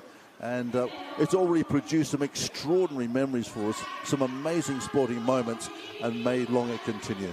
Well, I think I described the Solomon Islands as the hidden gem of the Pacific during the opening ceremony. Well, the nation has done its absolute best to show the beauty and the value that there are in this archipelago of nearly 1,000 islands. So the crowd just being cranked up a little bit here, Seamus. They're getting into it, and I think it's going to be very festive and very colourful by the time the fireworks go off in an hour or two. Oh, absolutely, and spare a thought for the ground staff. I've mentioned this a couple of times. They've turned the National Stadium from an opening ceremony host to a Rugby League Nines venue, to a Rugby Sevens venue, to an athletics venue, to a football venue, and tonight to a dance floor. I'm sure we are going to see some amazing entertainment. I tell you what as well, Seamus, there are going to be some heavy hearts as well. You know, the prospect of leaving our beautiful home. We've been adopted by the beautiful Solomon Islands. The generosity of our hosts has been absolutely phenomenal. And of course, a chance tonight to bid farewell, to thank everybody here. And as you rightly say, get a warm welcome from Tahiti on the eastern side of the Pacific, waiting for us in 4 years' time. Yes, the paddle will be passed on to Tahiti, and I'm sure they will set sail for 2027. That promises to be an improvement, shall we say, on what I think are the biggest games in memory. Yeah, the last time we saw the games in Tahiti was back in 1995. It's a 22-year wait. They want the games. They've been pushing for it for a long time. And we'll talk a little bit more about that later on. But I tell you what, the Tahitians got something special planned. There's going to be a festival of Pacific sport and culture in a month before the official games get underway. It's going to be a month and a half of an expansion on Pacific sport and brotherhood across the region. It's going to be sensational. That's in the future. Right now, we're honouring the magnificent Solomon Islands and what they've done for us this last 2 weeks. Sensational. And we begin to welcome the participating nations back to the National Stadium, beginning with American Samoa. These are the powerlifters from American Samoa, silver medalists, the pair of them, and they've had a whole lot of fun here. And American Samoa, of course, one of the countries that will be looking to host, has put in an expression of interest, incidentally, in upcoming games, both mini and major games in future years. Been a while since we were back in Pango Pango, but I tell you what, their powerlifters, they've been pretty effective here. Oh, don't forget about the swimmers in the first week as well, adding a couple of silverware there. And Australia, well, they sent the largest delegation that they have in their 3 previous performances here at the Pacific Games. Caitlin Parker from boxing is looking after their flag-bearing duties today. There she is. Boxing team, massive contributor to the positive culture, and also the Cook Islands. How can we not forget the Cook Islands, Seamus? Well, one of your favourites, Brendan. One of my favourites, and one of yours, baby. And mine as well. Come on. There's no hiding my fondness for the Cook Islands. Kia ora to everyone back in the Cook Islands. A fantastic achievement as well from the Cooks. Their swimming team of 2 bringing home 4 gold medals. And we can't forget the women's Rugby League Nines. They had an arduous journey here, and they've come away with a gold medal. FSM as well, looking to be represented here. This is Scott Fight, Athletics Commission. And FSM travelling pretty well as well here. They picked up a couple of golds in the swimming pool as well. Yes, they did. Tasi Limtiako, the triple crown in the breaststroke, 50, 100, 200, and threw in a silver medal for good measure as well. Stunning performance. And when we get up to Palau for the mini games as well, you'll see a lot of the Micronesians up there really settle into their work. And what about this team? And what about this particular athlete with the flag here tonight? Swept the field in the big distance events, and Karan here, absolutely brilliant. A wonderful track and field exponent, and 3 big gold medals going back to Fiji from him. Yeah, that's right. The 5,000, 10,000 double, and then throwing in the men's 3,000 metre steeplechase for good measure. And I tell you what, Guama's done extremely well as well here at these games. They too are one of the potential bidders upcoming. How can we not forget young Tan there in the 10,000, the 5,000 women's, the gold medals there was absolutely fantastic. Sienamai up there in Micronesia as well, doing extremely well. So Micronesia, I think, will come into its own when we get to see them up in the mini games up in Palau in a couple of years' time. Kiribati as well got a great tradition here. Well, a large Kiribati community call the Solomon Islands home. They've been well supported through the duration of these 2 weeks.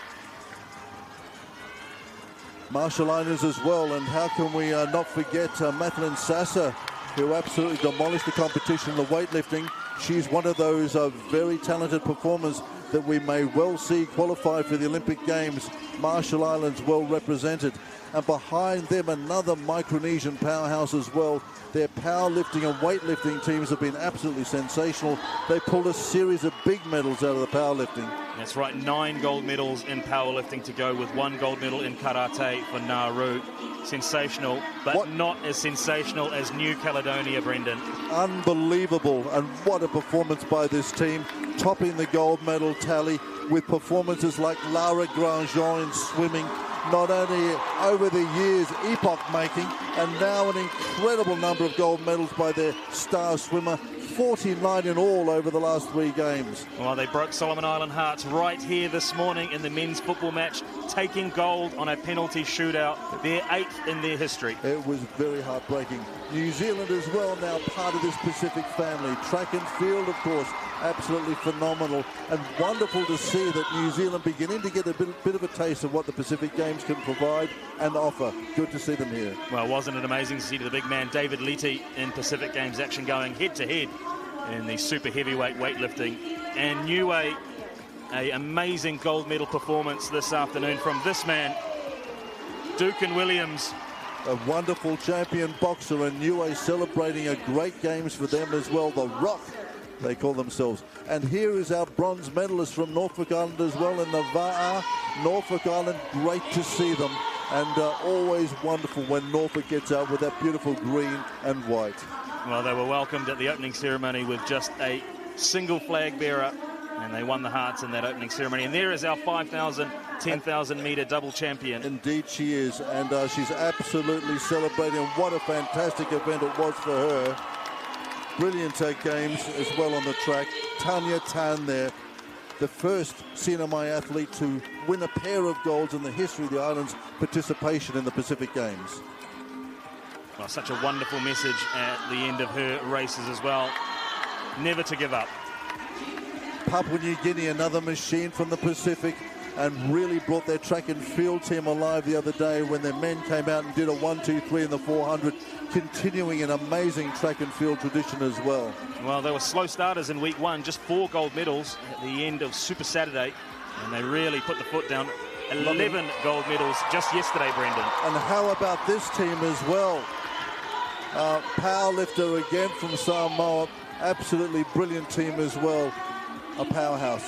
Well, Samoa consolidating their bronze medal finish in Apia 4 years ago. They finished in 4th place.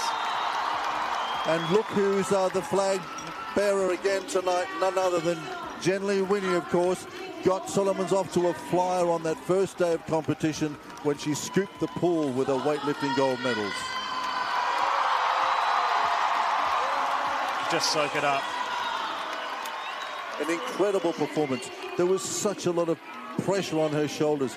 Tahiti, hosts of the next games, going to turn it on. Their best ever performance, they reckon, in recent years, really building to a big performance in 4 years from now. Well, that's right. They've built a solid foundation with their performances here in the Solomon Islands to set them up for hosting in 4 years' time. Tokelau as well. 24 nations across the Pacific. Just the single athlete for Tokelau in judo, not able to register a medal. The only one of the 24 nations medalists at the end of 13 days of competition. Netball gold. Tonga here celebrating a very famous victory on the netball courts. Wonderful team effort and wonderful to see the kingdom once again really beginning to assert itself. Well, they've had a wonderful year in netball. Tuvalu, for me, one of the great unexpected stories. Men's doubles tennis, they played in the gold medal match, and men's beach volleyball earlier today as well. Silver medal in the tennis for them.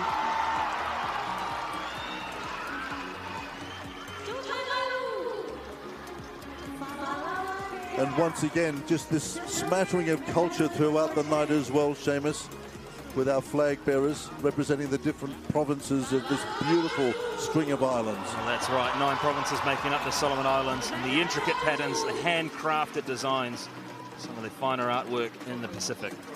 Vanuatu.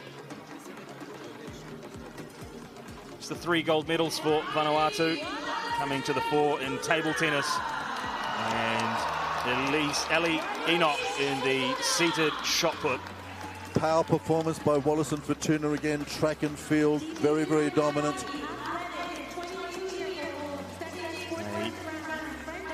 Stephen Mailagi, I think it was, with the discus and shot put double for Wallace and Fortuna. It was indeed. Fantastic job. And their rugby sevens team as well travelled pretty nicely. Discus as well. Fantastic performance by Wallace and Fortuna in the power events in track and field.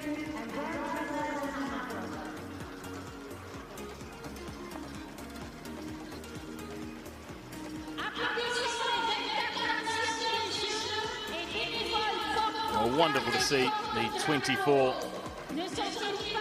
flags of the nations and territories that have participated here at the 17th Pacific Games. Always admiring the colour and culture.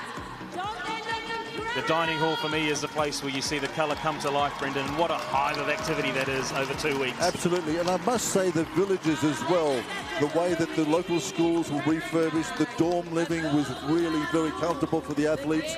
The food, 5,000 athletes, the tons of food that went through that place on a daily basis, the variety of meals, the requirements of some of the different athletes as well, all accounted for. Solomons did themselves proud.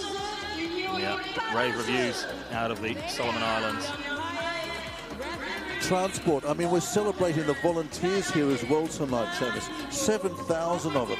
The personnel that went into this event, absolutely massive. And the enthusiasm and the warmth. That's the thing, you know.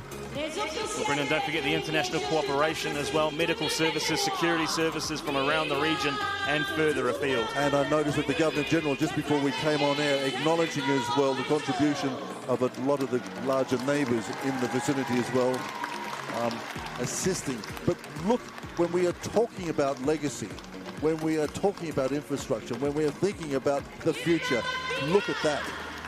This is Melanesia, in the heart of Melanesia tonight. This is just sensational. And these technical officials as well.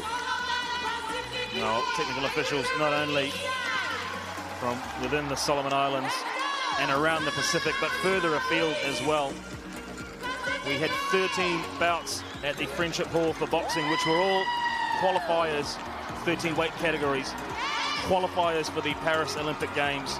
Indeed, same for weightlifting as well, so they really had to be on their game because they're basically securing performances here that ultimately could take them all the way to the Pacific Games, the Olympic Games. Well, they could be described as the 25th nation or team participating at the Pacific Games, these technical officials.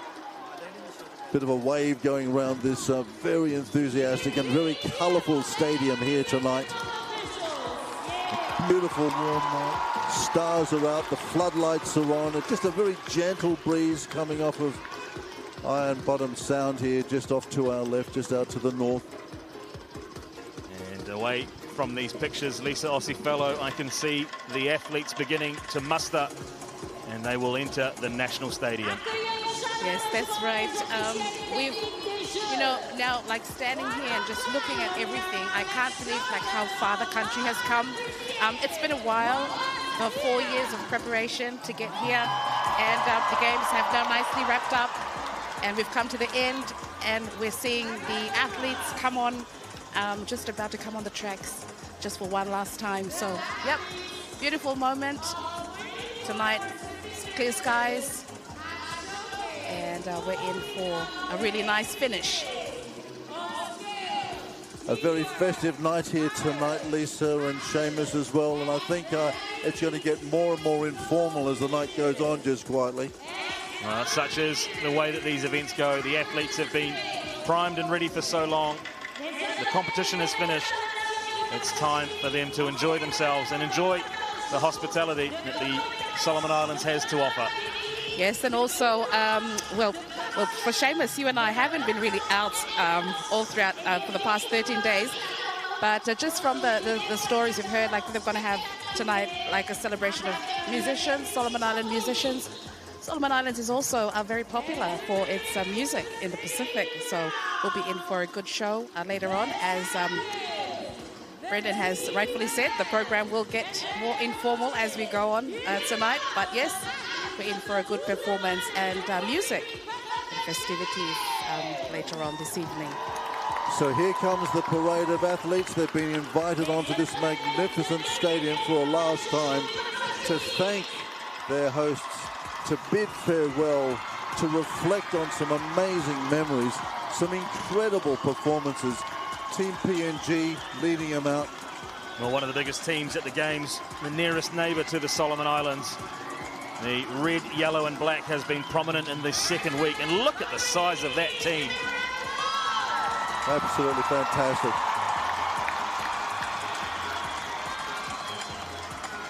It has got that feeling about it, doesn't it? That is really going to be a celebration tonight. I got a feeling.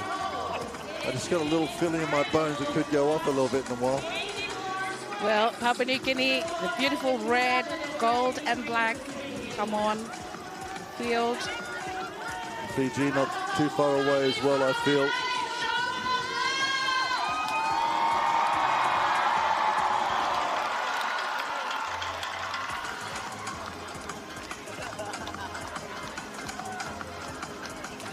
Also think it's fantastic that we can welcome Australia and New Zealand out here as well, Seamus, Lisa, that they can test themselves out here in these conditions as well, come out and become part of this vibrancy that is Pacific sport.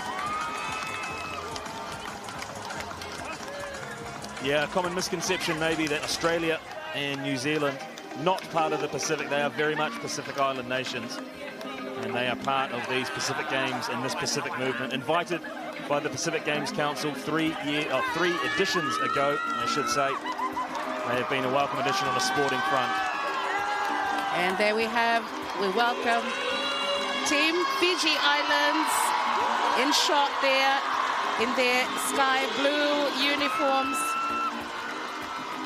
As Fiji, one of the big contingents also this year, waving their flags in beautiful blue. There we have Fiji Islands. Yeah, one of the well-supported nations here, a large Fijian community that call the Solomon Islands home, Brendan. And a powerful performance as well from their teams. Once again, you know, football and track and field, very powerful. And also making mention to Fiji winning the basketball gold medalists also. That was really an exciting Super Saturday that we just had. Yes, Bula to Fiji and those watching in. Ending the reign of Guam, of course, in the men's. Guam was going for the triple, couldn't do it. Fiji denying them. And Fiji is always there or thereabouts in most of the major plays. It really was a Super Saturday for Fiji. It was men's basketball gold. It was men's rugby sevens gold. It was women's rugby sevens gold. A Super Saturday for our friends in Fiji. And a big bula to all of you in the Republic.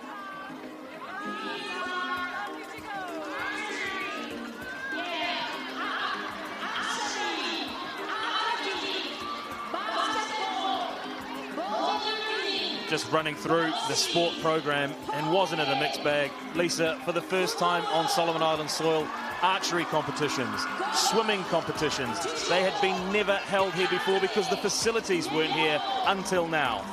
That's right. I think that the really big highlight for everyone and all the supporters and the locals around was the swimming that gained so much popularity during the first week.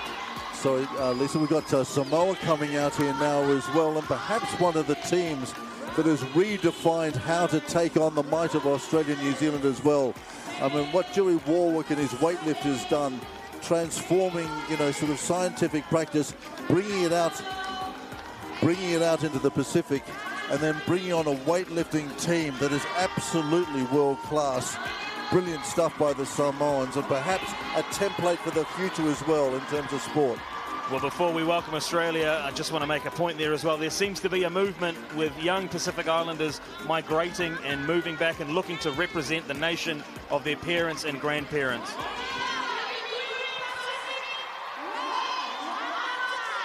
And Australia makes their way into the track area. Australia also this year holds, sent in their biggest contingents ever in any Pacific Games competition, mainly as probably Brendan and Seamus has mentioned, the qualifiers for the Paris Olympics next year. Big contingent for the first time for Australia.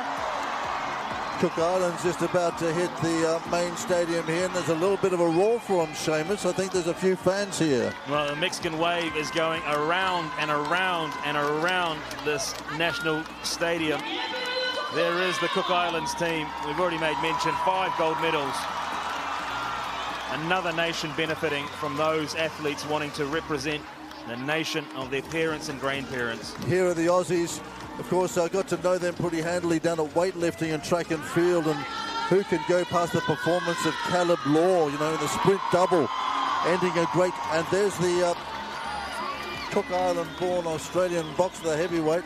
Tere Moana, he booked a ticket to the Paris 2024 Olympics in the boxing program. There were 13 positions up for grabs. Incredible achievement by the Australian boxing team. American Samoa with their power lifters coming in here and giving us a demonstration of power to weight ratios that left us a little bit agog, Seamus. Certainly did. It certainly did. And there's the waves for the friends and family back in the Cook Islands and in Pango as well behind them. Vanuatu coming into the National Stadium. Yes, there we have Vanuatu in yellow making their way onto the tracks. Halolo for everyone. We're starting in Kamlo, Vanuatu. Table tennis again for Vanuatu. 2 gold medals at the HCC Arena to go with a gold medal in the seated shot put. Beach volleyball, they're pretty handy as well. Picking up bronze, they bowed out at the semi-final stage, somewhat surprisingly to Australia, who scooped both gold medals in beach volleyball today.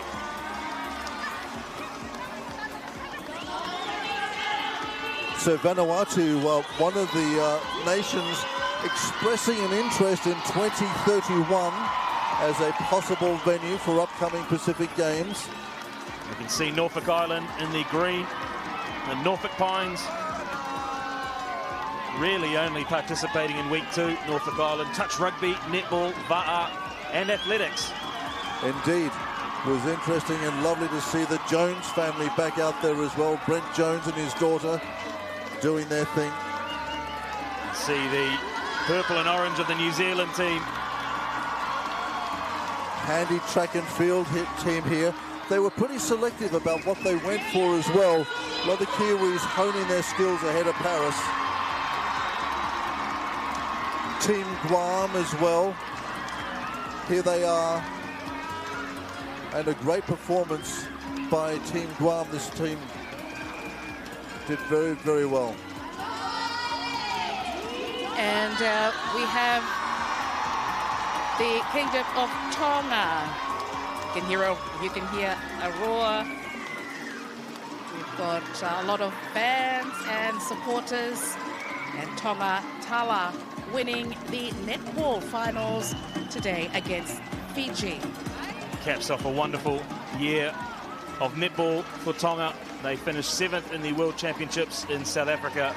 They set a goal of a gold medal at the Pacific Games in netball, and they have achieved it this morning. Their second gold medal of the Pacific Games.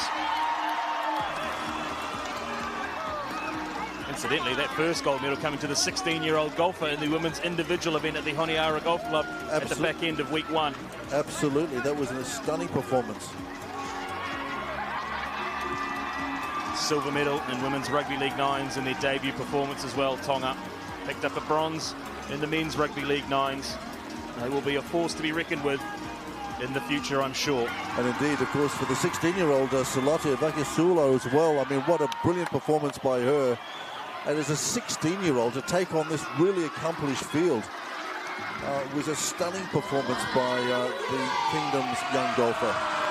So this blaze of colour just beginning to assemble out here in the middle of this incredible stadium under these wonderful floodlights, and the crowd in raptures just cheering on these wonderful athletes that have called Solomon Islands home for the last 2 weeks. This wonderful aerial shot from our drones tonight. Well, like it was at the opening ceremony, fans outside of the stadium as well, enjoying this spectacle. Niue picking up a solitary gold medal on the last day of competition in boxing to go with a bronze in powerlifting. The Rock coming to the fore at the back end of the Pacific Games. And here then are the Tahitians coming in, hosts of the next games in 4 years' time. And we've made mention already of the magnificent performance of Tahiti. They were second overall in the medal table. And just mentioning as well that a little bit of a challenge has been thrown out by Tahiti by Louis Kovast, the Tahitian Pacific Games president over there. He reckons that tonight he's going to be speaking in English. I was speaking to him downstairs, and he's challenging Vidya Larkan and all the other officials that when they come to Tahiti in the next 3 or 4 years, he wants them to be speaking French. Well, I guess that goes for the three of us as well, then, if we want to be in Tahiti. It does. We're going to impress the boss and try and learn a little bit of French in the next 4 years, eh?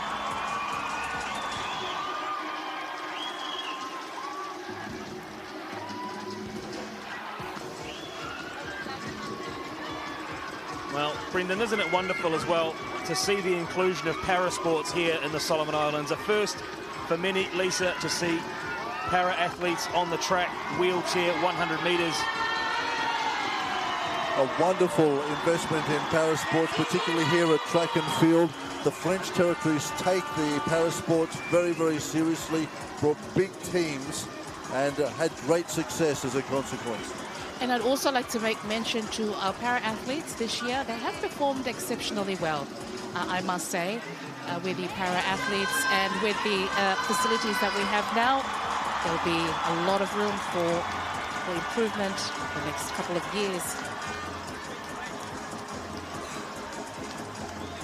Wallace and Fortuna, again, some wonderful experiences and exploits by them in track and field.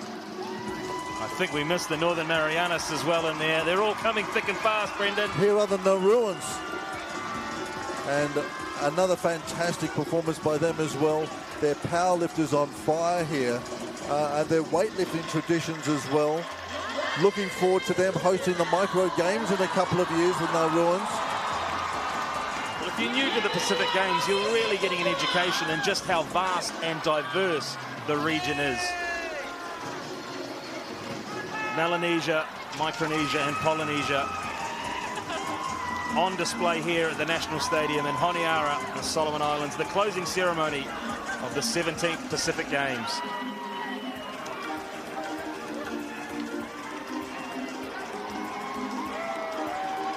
They're still coming through the gates. There's the Nauruans. And from the back, it's Kiribati. Kiribati. There we go. Nauru just entered. Here's the shot from Kiribati making their way into the tracks. And of course, Kiribati, Ruben Katatoa, the young brother of David. David, incidentally, the gold medalist from Kiribati at the Commonwealth Games a number of years ago, really invested in the whole notion. We were talking before about the Pacific sea levels, environment.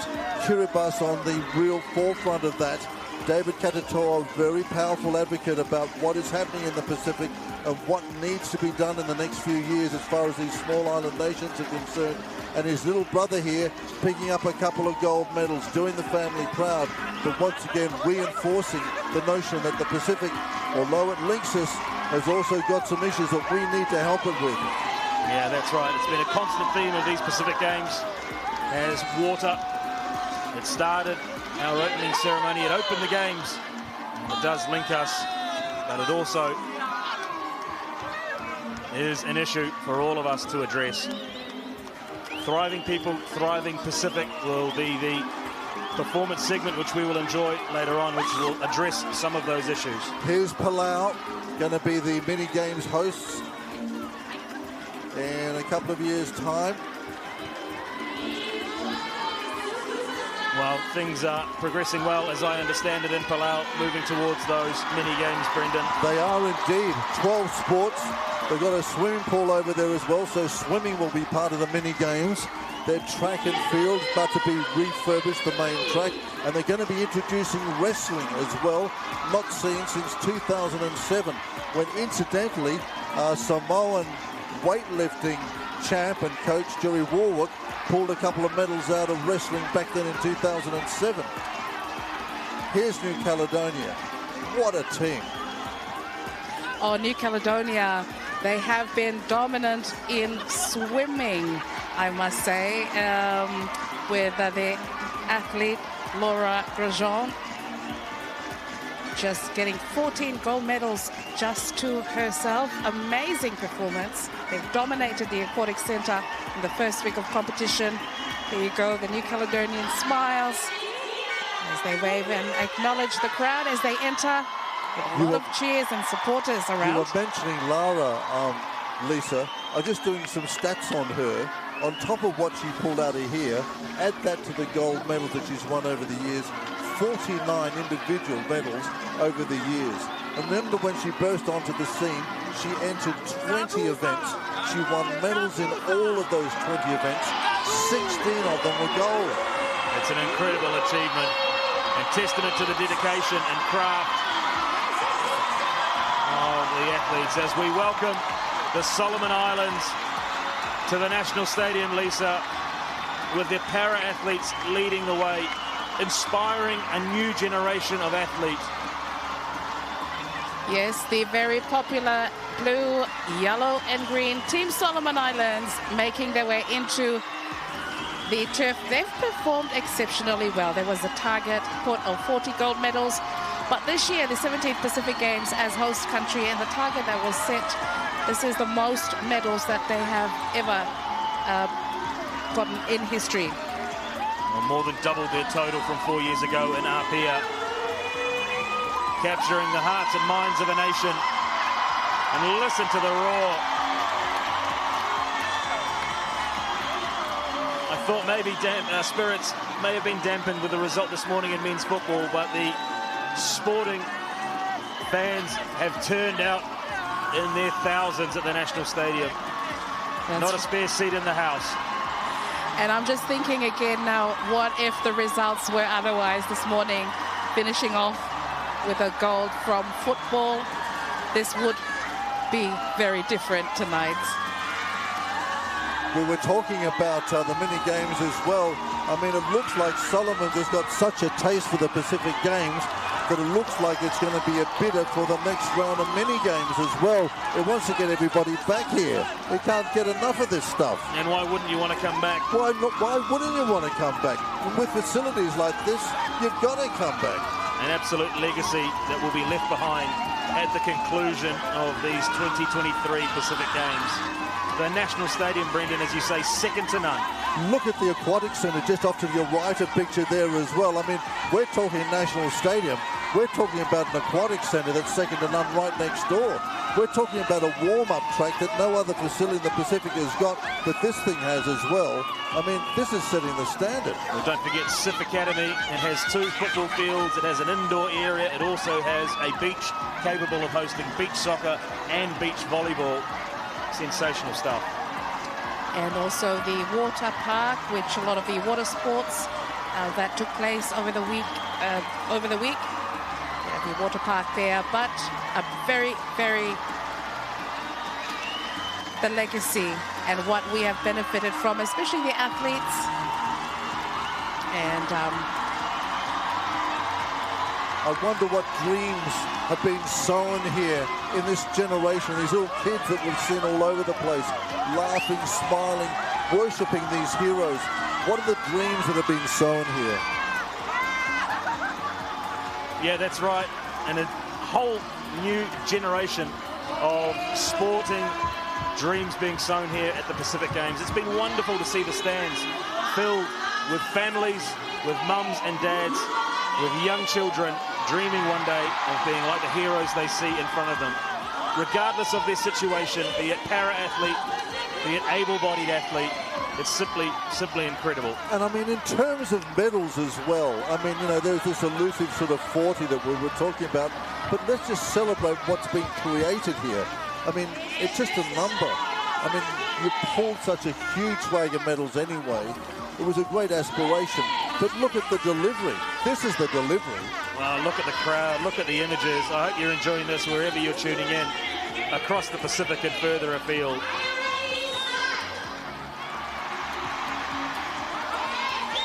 Solomon Islands set out to challenge, to celebrate and to unite. And I firmly believe that the nation has achieved all 3 goals, Lisa.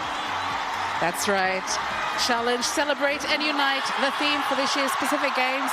Just you can see just then shot, we have a wave going around the stadium, but we've got Team Solomons there, as you can see on your screen, just finishing off the parade coming into the area. And there is also another beautiful shot there of the stadium. Beautiful. It reminds me of the 200 metres the other night, actually. They're at the 200-metre mark, but except there's about 1,000 or more of the Solomons team here. And the roar here, the energy in this place is, again, it's palpable. You can just feel it sweeping over you.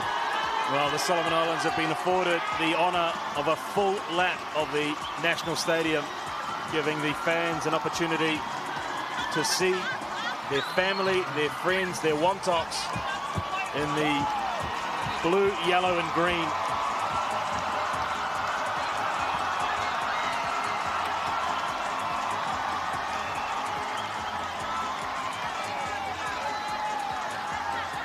Well, we're getting set for the formalities. But as you said, Brendan, I'm sure it's going to loosen up. I reckon it is. And again, Seamus, I mean, it's unbelievable to think that we've been at this for some 12 days. The compression of time. These moments have just been distilled, and the compression of time.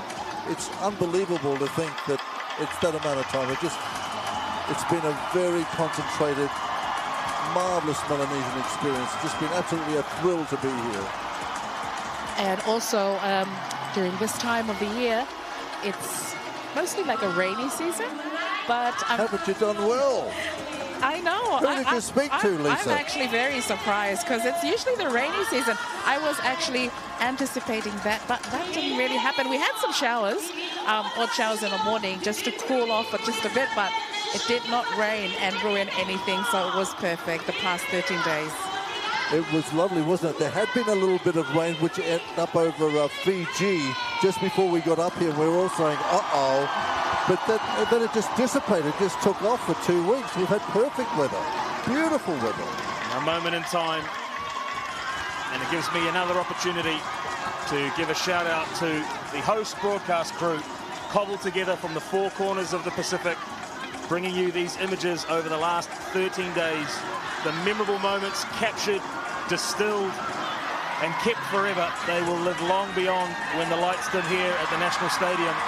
And a huge thank you must go out to all of the broadcast partners, Brendan. Absolutely. absolutely they must. But can I just call out a couple of guys that we don't hear a lot? One is Clint Flood, and the other one is Paul Gunitulonga. Paul and Clint, working in the background, have got the machine here. And without those guys, I tell you what, we would have been in a little bit of difficulty. But to all the crew, thank you so much. These pictures in high definition, they've been wowing them around Oceania, on the eastern side of the Pacific, all the way to the Americas, right the way across Australia and New Zealand. Awesome job. Awesome.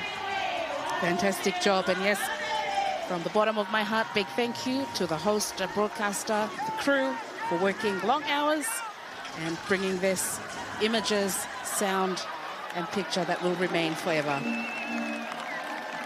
Well, how amazing it is as well that the friends and family all over the Pacific have these pictures beamed live into the living rooms, into the hearts and minds. But further afield, the world is seeing the Pacific Islands for what they are. Truly, truly amazing.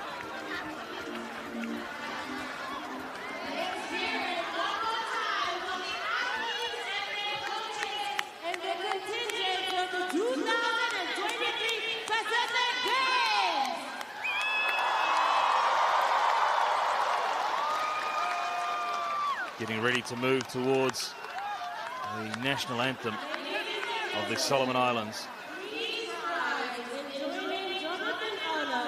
And the St. Barnabas Choir for the national anthem of the Solomon Islands.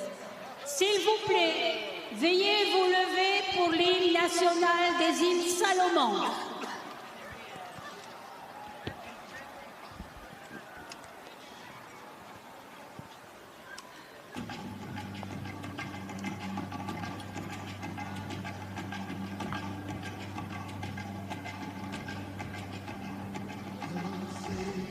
Solomon Islands from shore to shore. Blessed all our people and all our land with your protecting hand. Joy.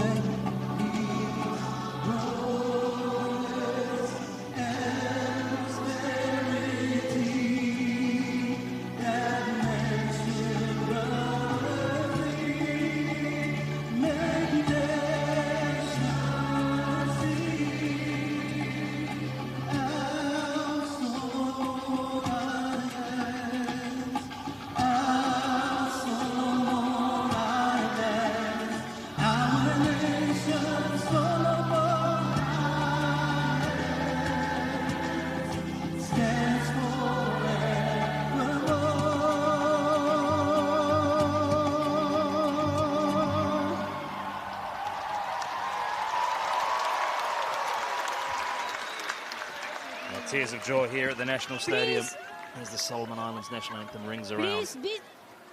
And the St. Barnabas Choir there as well.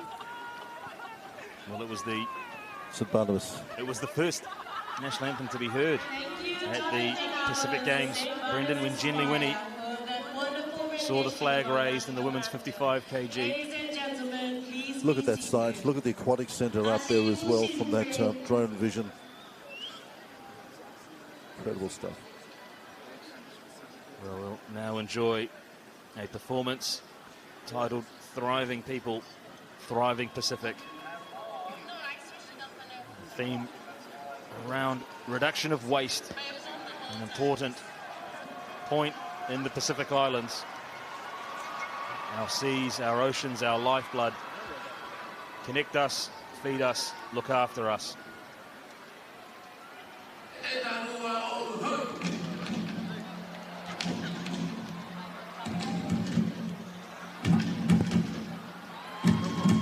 And you'll see in the costumes that there is reused plastic to create many of the props that you see. The percussion instruments, the oil containers and drums, all collected from the ocean that surrounds Honiara.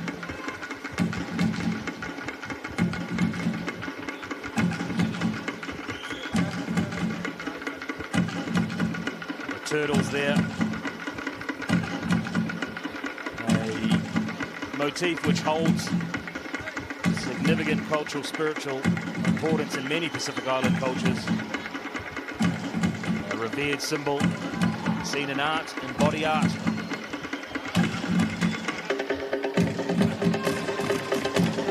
And still in our oceans.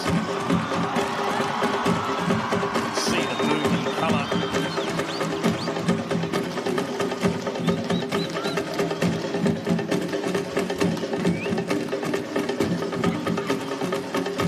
And just supporting the music and sound, we have the very popular panpipers, panpipe flutes and drums, who will be supporting the sound of tonight's performance. Here you can see examples of reusing plastic fused with the handcrafted handpipes, cultural dress of this diverse nation.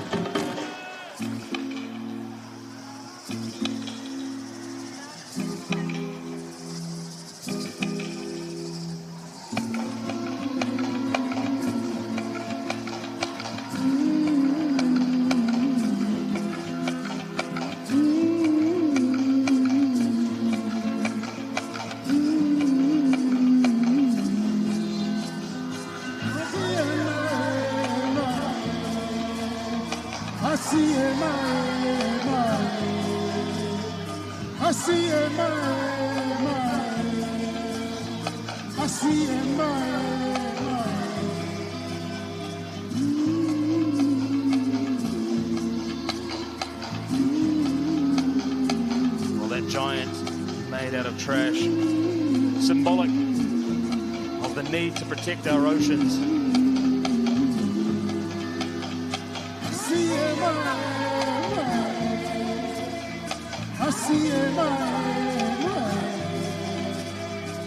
Everything on this giant has been secured from the waters around Honiara, a rather poignant symbol of the wastage. As we see Solo, mascot, a hawksbill turtle, one of the endangered turtle species of the Pacific. There you can see in shot, that's the giant monster made of rubbish, reiterating and really pushing the importance of protecting the ocean, which the ocean means a lot to our everyday lives in the Pacific, and the natural resources that we are so blessed with. Tonight's performance re-emphasizes this message. And that's right, as the tide rolls out on these Pacific Games, we are reminded that it is the Pacific Ocean that connects us together. And together, we are stronger and more resilient. This fight is not a fight just for the Solomon Islands, it's for all of the nations of the Pacific and the world to take arms and protect our natural environments.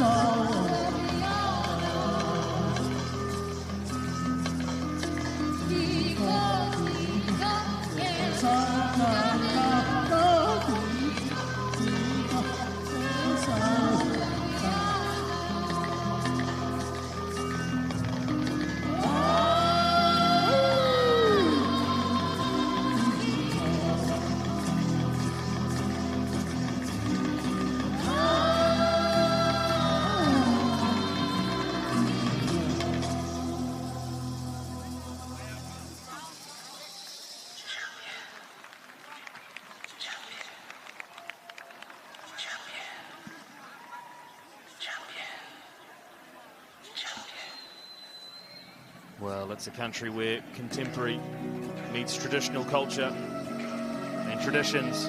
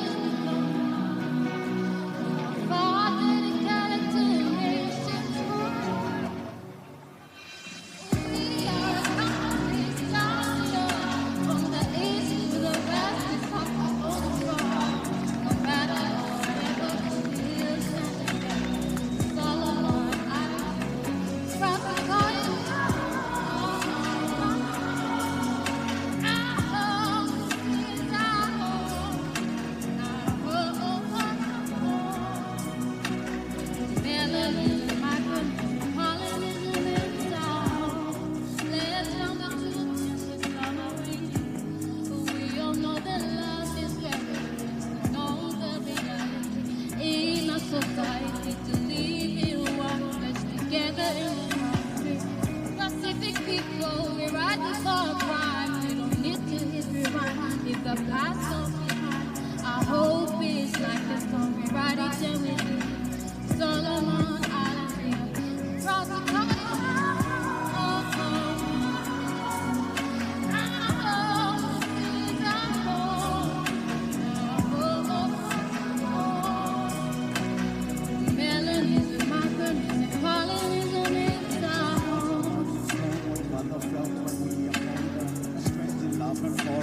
That's finding we your brothers and sisters who win on for moms holding wonders. Enjoy peace and progress in love that define us. We are grateful to our Father and the ones that go before us. The weak and the sad for the ones chosen to lead us. For land and the ocean, children of protectors. Personified Pacifica, we shall be and forever. We are a country strong beyond from the east to the west. Holding on, and whatever we still stand together. Solomon Islands, we are proud to call you your home. This is our home. Melodies and microphones, calling us and it's our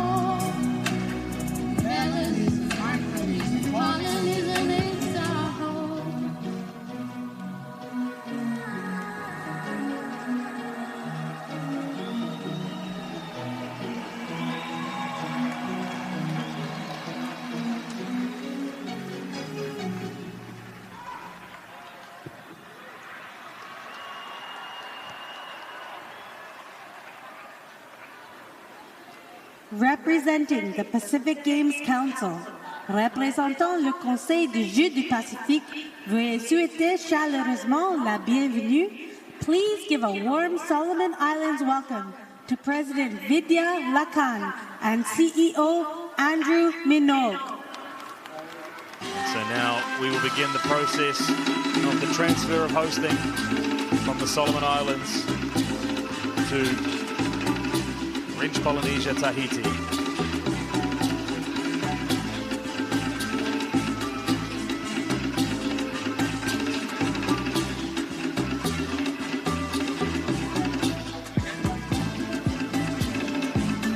Andrew Minogue, Executive Director of the Pacific Games Council at Vidya Lakan.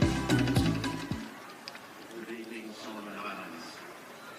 For the past 2 weeks, over 3,600 athletes have competed across. This is Andrew Minogue.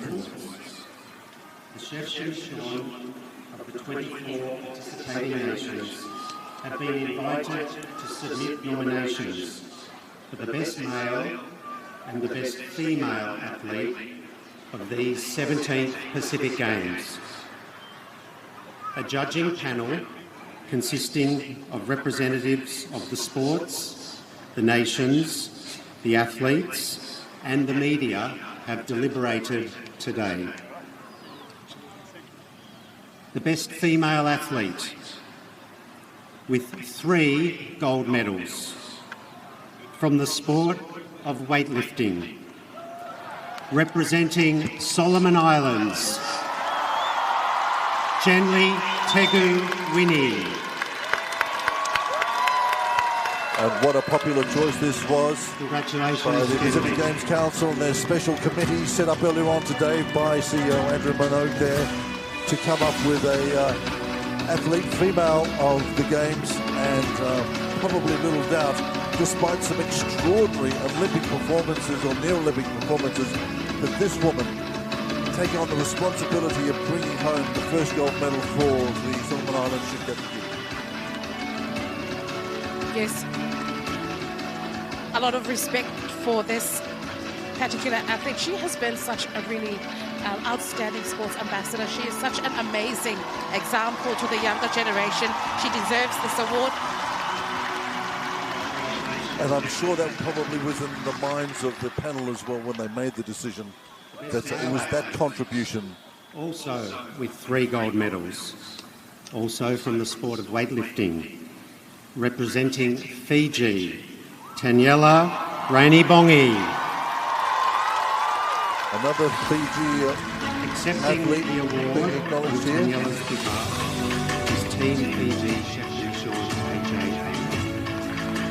Rainibongi then, the team member who was acknowledged, the great weightlifter, of course, flag bearer the other night here, 12 days ago as well.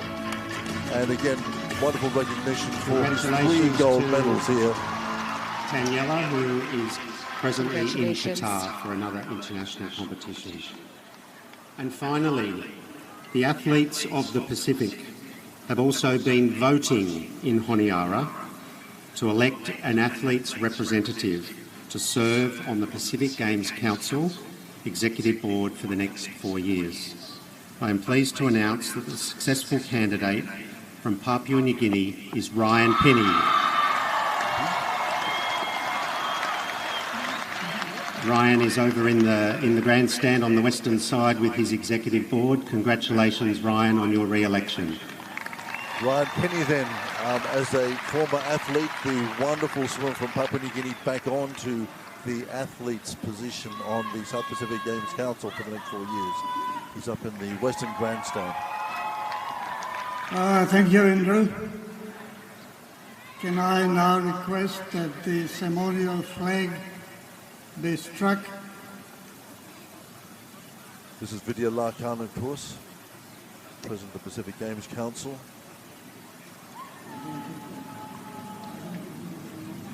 Requesting for the Pacific Games Council flag to be lowered. As the official party makes their way into the National Stadium. That flag will be lowered and presented to the Olympic Committee of French Polynesia.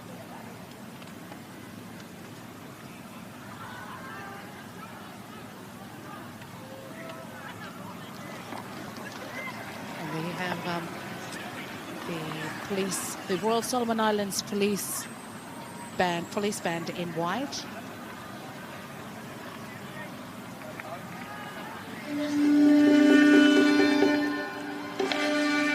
As they move closer to the flagpole, which the Pacific Games Council flag will be lowered.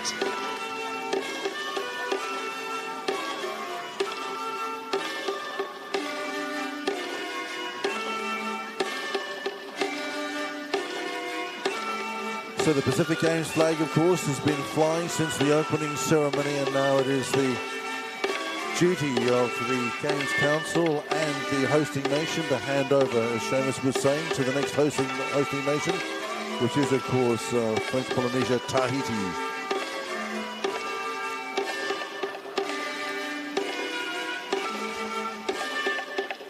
So the policemen will lower the flag, which they're doing.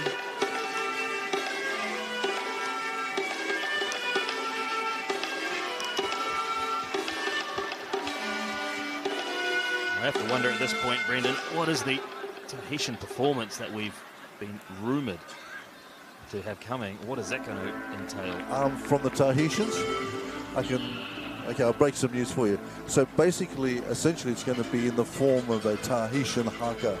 It's probably going to be requiring a response.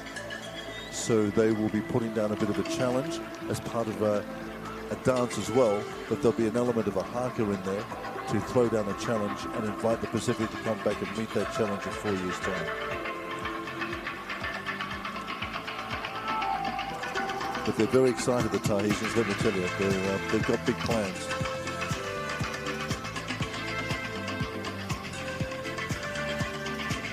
The final stages of the formalities of the conclusion of the 2023 Pacific Games in the Solomon Islands.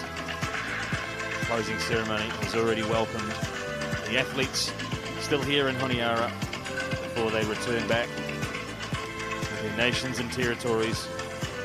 I'm sure, Lisa, with fond memories of the last 2 weeks Yes, we'll be expecting a very busy airport tomorrow morning, as most of the athletes, officials will be leaving tomorrow and a few days after. We're at the final stages of the formalities here. The Pacific Games flag has been lowered, taken down, and will be handed back, as this flag has been flying since the opening ceremony for the past 14 days here at the National Stadium. And what an opening ceremony it was. Oh, it definitely was. It was such an occasion to remember, especially for the very first time for Solomon Islands to host such a big event. Lots of memories to follow. I'm sure those athletes waiting patiently are ready to party. And also, from what I've heard for the performances tonight, some of the musicians that have gone way, way back, Solomon Islands will be performing tonight. And of course, things are going to get very informal after the official part.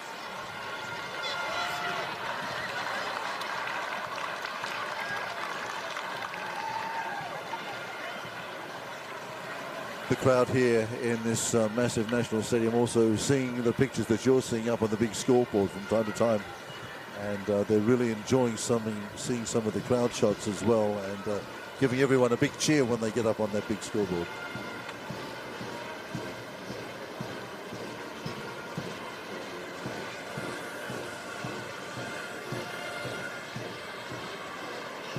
Yeah, the history of Solomon Islands music will take place here once the international broadcast makes way. We'll all be able to kick our shoes off and let our hair down.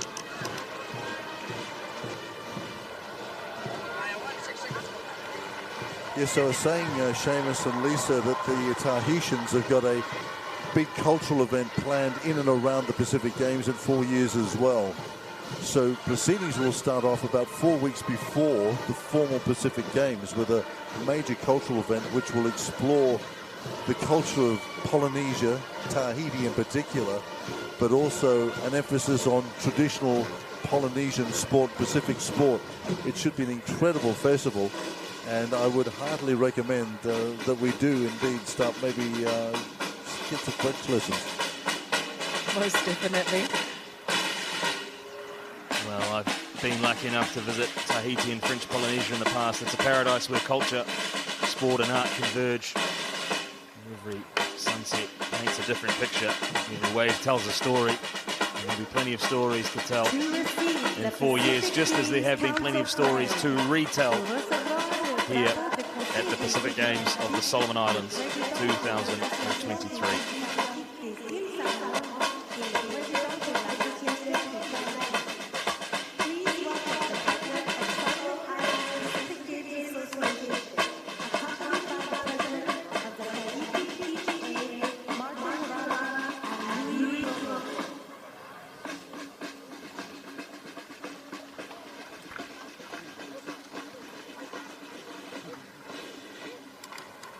So Martin Rara, the Solomon Islands Pacific Games Association.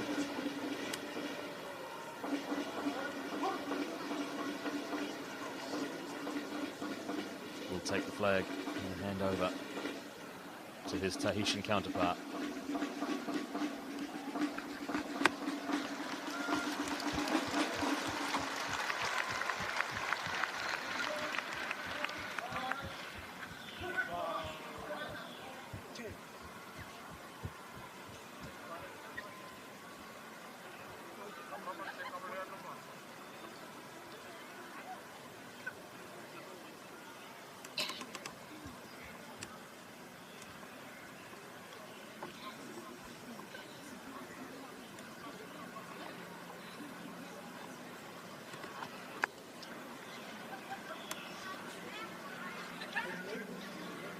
And now the flag is ceremonially handed over from Martin Rana to Vivian Laka.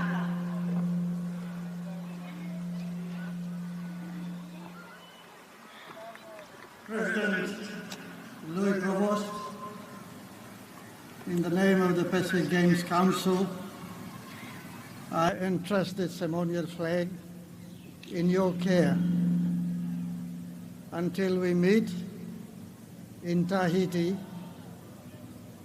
in 2027 for the 18th Pacific Games.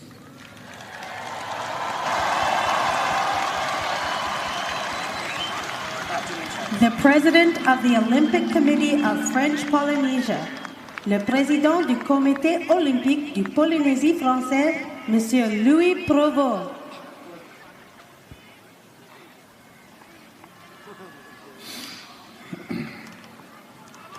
Mr. Prime Minister of Solomon Islands, Mr. Governor General of the Solomon Islands, Mr. President of the Pacific Game Council, Mr. Vidya Lakan, Mr. President of the Solomon National Olympic Committee and of the Game Organization Committee, Martin Rara. Ladies and gentlemen, members of the Pacific Game Council, dear member and representative of the Oceania Sport Federation, mes chers amis, présidents des comités nationaux olympiques, membres du Conseil des Jeux du Pacifique, ladies and gentlemen, dear Pacific friends, Yorana and Manawa.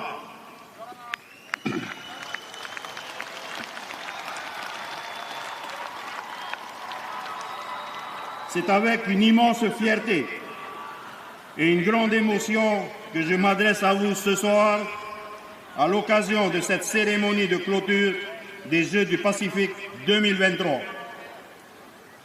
It is with a great honor and emotion that I address you for this closing ceremony of the 2023 Pacific Games. Tout d'abord, permettez-moi d'exprimer nos plus sincères remerciements à nos hôtes exceptionnels, les îles Salomon. Vous avez atteint votre ambition avec succès, challenge, celebration et unité. First of all, I express my sincerest thanks to our host, the Solomon Islands.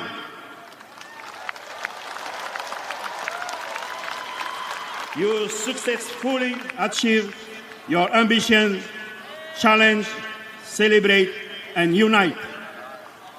Tongyo Tumas Solo.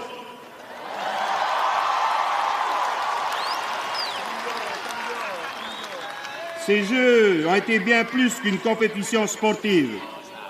Ils ont été le reflet de l'esprit océanien, de la solidarité entre nos peuples et de la passion que nous partageons tous pour le sport. These games have been much more than a sports competition. They have reflected the Oceania spirit of solidarity among our people and the passion we all share for sports.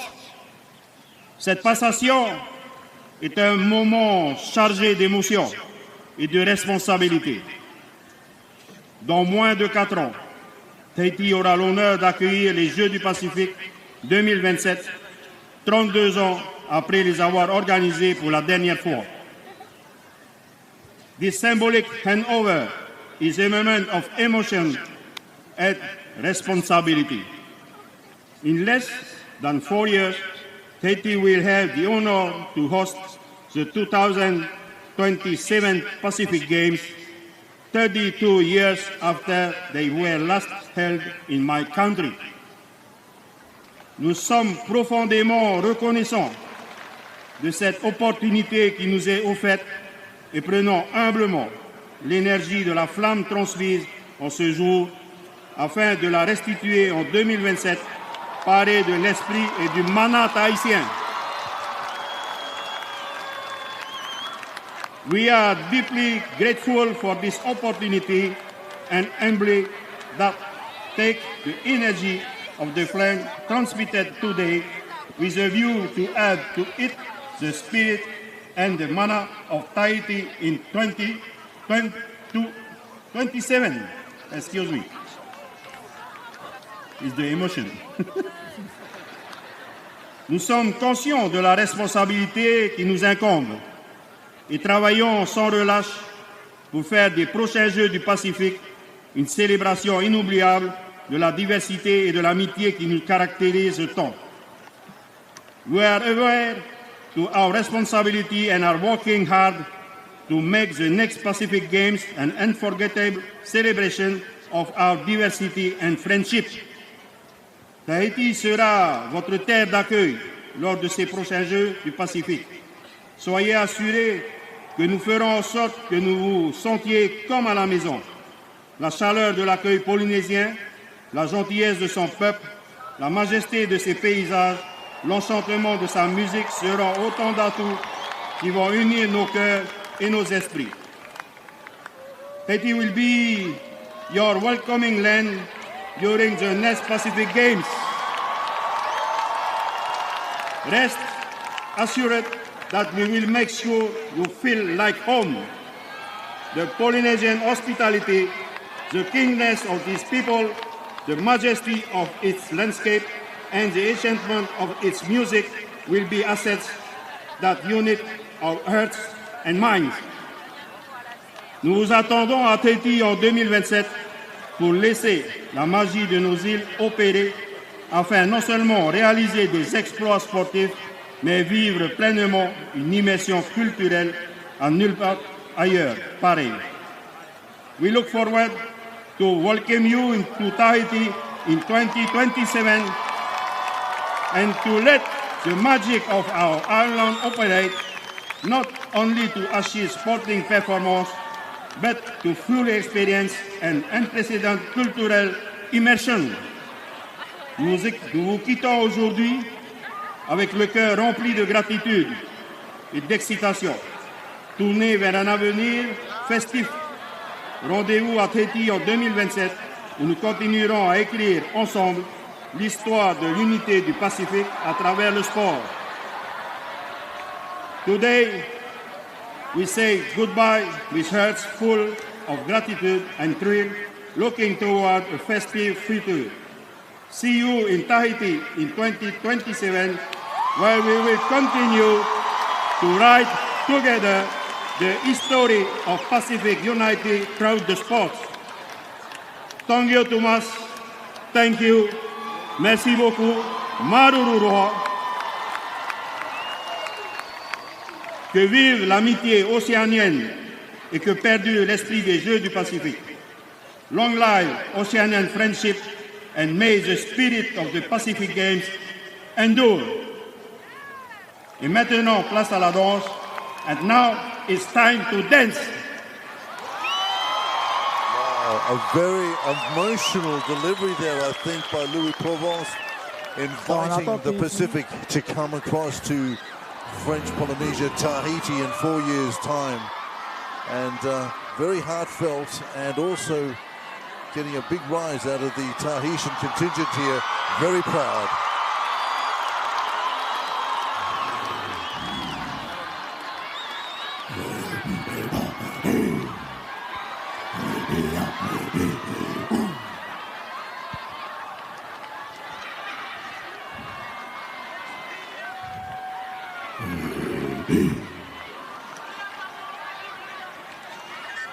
This, I think is the haka that they might have done to Taekwondo. Laying down the challenge to the rest of the Pacific. Come and meet the challenge in 4 years' time. That's the subtext, I think.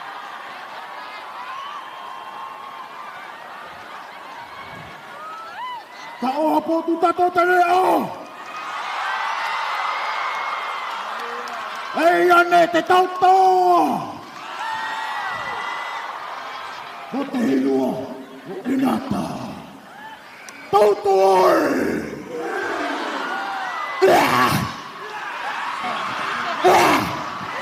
Toto! Apa kamu yang dehaknya? Hakka! Åter foto kaiota, otetani voi teka. Noutu punainen havaiti. Haka tiki tiki, tomo. Euko kupaka maine, hita.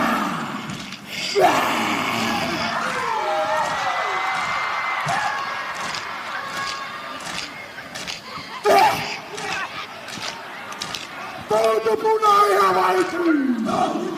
Haka tiki tiki, tomo. Euko kupaka maine, hita.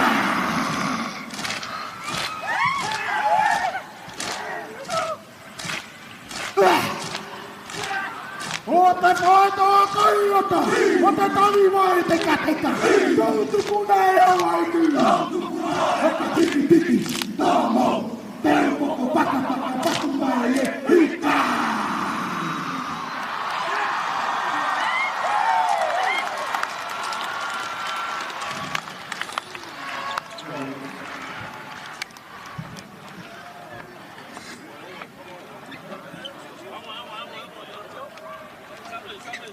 Well, the challenge has been laid down. See you in Tahiti.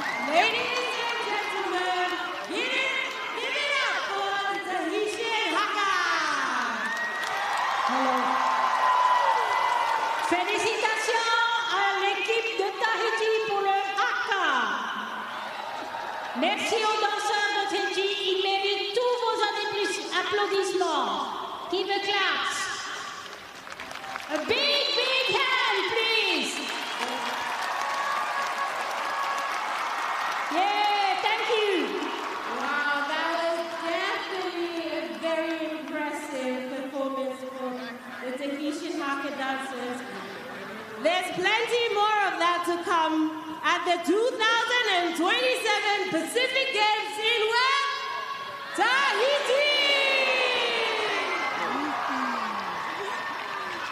Wow, Titawa, I really wish I could be there for the 2027. Hello, Melly. Il faut apprendre à parler français pour aller à Tahiti. Quoi?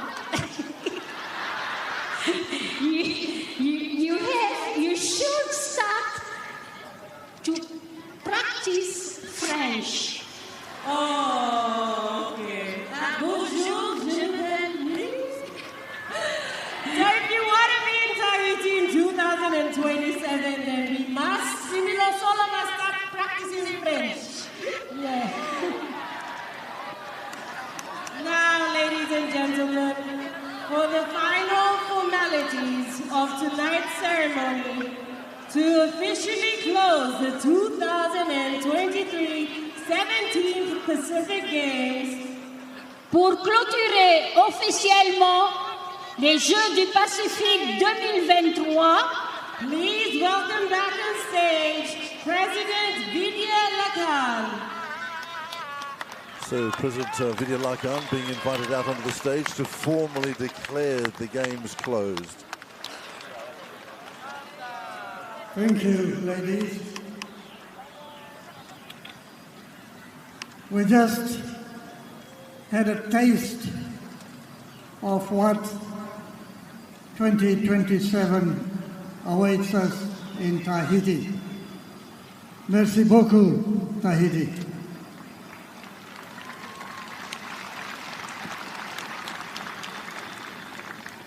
The Honorable Prime Minister, Mr. Sagavari, the Governor General of Solomon Islands, heads of state and heads of governments, cabinet ministers, sports ministers, presidents and secretary generals of PGAs, members of ONOC and OSFO, representatives of international sporting federations, visiting dignitaries, athletes of the 24 member countries of the Pacific, ladies and gentlemen. On behalf of my executive board, I welcome you all to the closing ceremony of the 17th Pacific Games held here in Honiara in the Solomon Islands. We came from all corners of the Pacific to give credence to the purpose and objectives of these games, as promulgated by our forefathers when they established and hosted the first Pacific Games in Suva, Fiji in 1963. These games have been a gift from them to us, the future generation of Pacific Islanders. For us to meet, create bonds of kindred, friendship, and brotherhood amongst the people of the Pacific region through sporting exchanges between us without any distinction of race, gender, or politics. We continue to live the dreams of our forefathers and deliver on the purpose of these games when we meet every 2 years, be it at the Pacific Mini Games or the Pacific Games. The 17th Pacific Games was no exception. The government and the people of Solomon Islands, under the leadership of their Prime Minister, Mr. Sogavare, by hosting these games, not only united and strengthened the bond between the peoples of Solomon Islands, but also between the peoples of the Pacific. Mr. Prime Minister, when our 2016 General Assembly voted and decided that we would meet in Honiara in 2023 for the 17th Pacific Games, many wondered if the Council had made the right choice. Would Solomon Islands be able to organize such a huge event? This doubt lingered in the minds of many, and as late as last year, they were doubting on your ability to deliver these games on time. We commend you, Mr. Prime Minister, for your vision, for your commitment, and most of all, for your faith in your own people.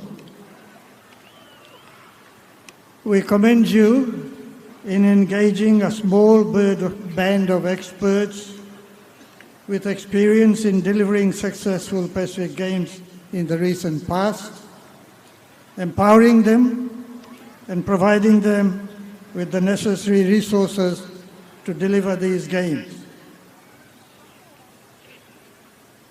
Whilst you gave the responsibility of organizing and delivering the games to the National Hosting Authority and to the Games Organizing Committee, the most difficult aspect is the weather for the 2 weeks. And I'm told very confidentially that the Prime Minister took the responsibility to organize the weather for us. He did it extremely well, and I think the athletes would want to thank him for providing us with the weather that enabled us to complete our games in time.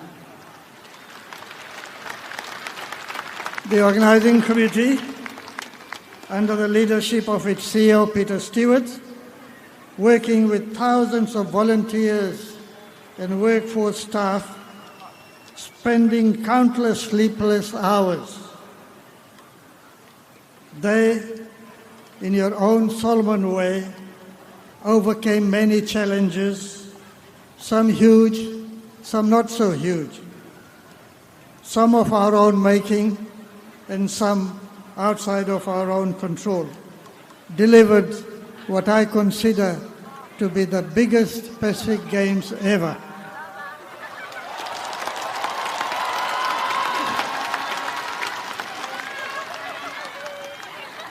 We thank the National Hosting Authority Chairman, Dr. Jimmy Rogers, and his board for their oversight and contribution in making these games so successful.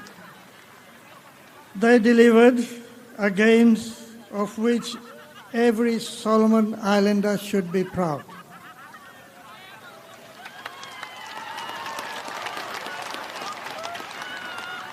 You provided us with world-class sporting facilities, many of them completed and handed over months before the opening of the Games. You housed us in very comfortable Games villages with excellent and quality meals at the dining room.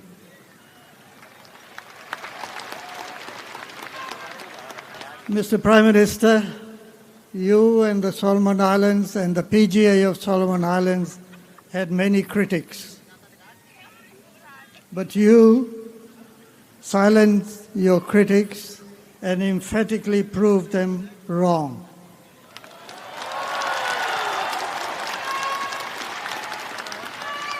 For us to have the Prime Minister of Solomon Islands as the Minister for the Games was a bonus. Mr. Prime Minister or Minister for the Games, we thoroughly enjoyed working with you and we found you a very productive and the working relationship you created to us helped us in delivering a wonderful games. Now it is time for us to say our goodbyes as we prepare to leave the shores of Solomon Islands.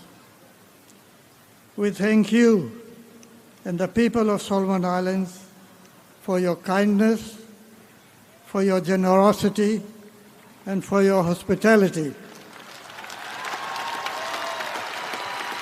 And for being such a wonderful host. We leave behind a changed Honiara, perhaps a more modern Honiara. We leave behind wonderful sporting facilities. We leave behind a large band of Solomon Islanders trained and experienced in the art of delivering major sporting events. To the volunteers, officials, members of the workforce, sponsors, and donor governments, on behalf of the athletes of the Pacific, I thank you most sincerely for the part you played in making these games so successful and memorable. Please take pride in the knowledge that your efforts made it all possible. To the athletes of the Pacific, I thank you for being part of this very successful 17 Pacific Games. My congratulations, first of all, to the Nickelodeonian team for topping the medal tally once again. And secondly, to all the medal winners, my congratulations. And to those who missed out at these games, please be reminded that your turn will come, perhaps at the next games, maybe in Palau or in Tahiti. In closing these games, in the name of the Pacific Games Council, I proclaim the 17th Solomon Islands 2023 Pacific Games closed.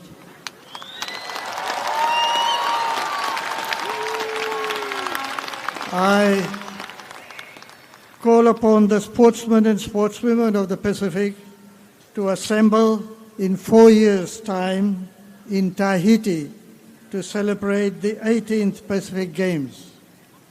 May you display cheerfulness and harmony so that the spirit of our Pacific family of nations may be carried with great eagerness, courage, and honor for the good of humanity and for the peace of the world.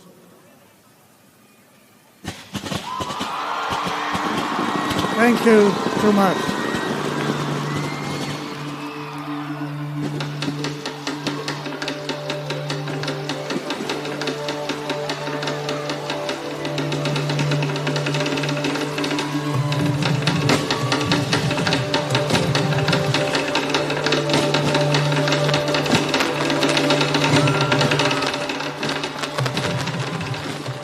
Other major games, it too means that we bring down the curtain, this beautiful water curtain on these amazing games.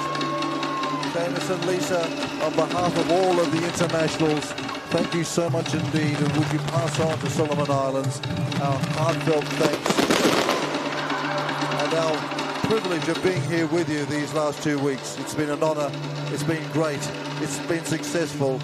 Thank you. And as we are about to dim the lights, at the close has been officially closed now, the 17th Pacific Games. Also, before we take our final bow, it's been an absolute delight sharing all the coverage. It's been a pleasure being host for the past 13 days. From the bottom of my heart, congratulations to all the athletes. Well done. And on a personal note, Takio Tomas. The water that connects us takes a moment here in the Solomon Islands as the 2023 Pacific Games come to a close and we set sail towards Tahiti. Our next host will add their third chapter of the 60-year legacy of the Pacific Games in 4 years.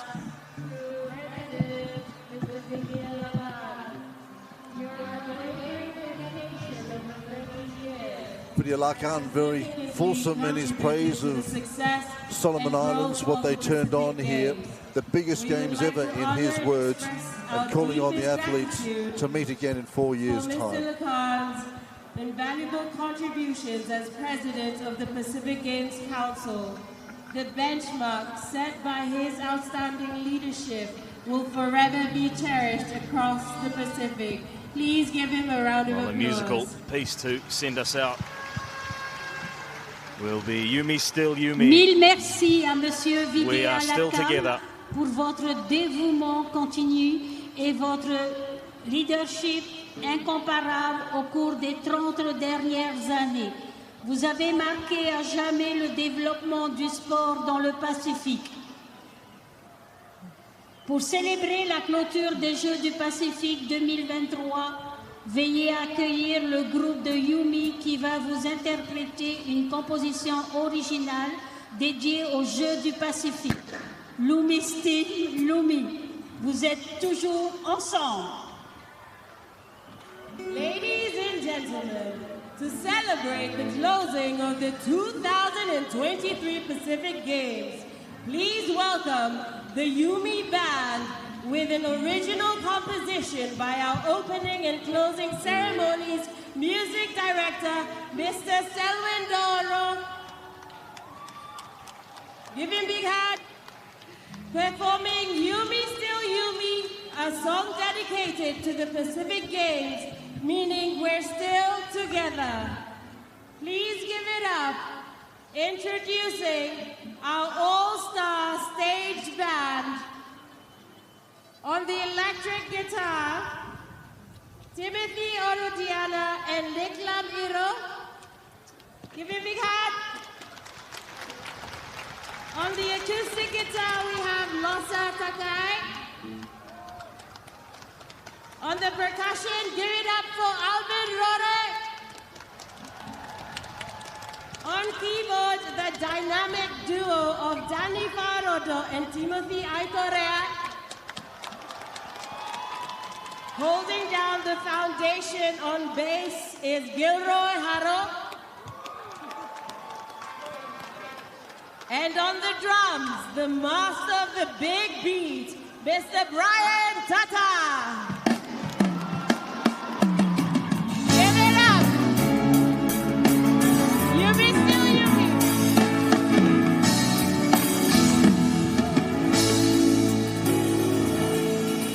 The pigments of flower, the little round crazy, the droplets of water on a thirsty land. We are the flowing across the sky. The river is flowing down from the mountain. We are flying together in different colors, and the rainbow that's stretching from island to island. We can jump, we can walk, we can crawl, we can always do it together. We are together, united forever. Hey! You may still, you may stand up together. You may love one another. You may still you may walk out together. Cause we're one big family. We are the Pacific. Our one people. You may still you may still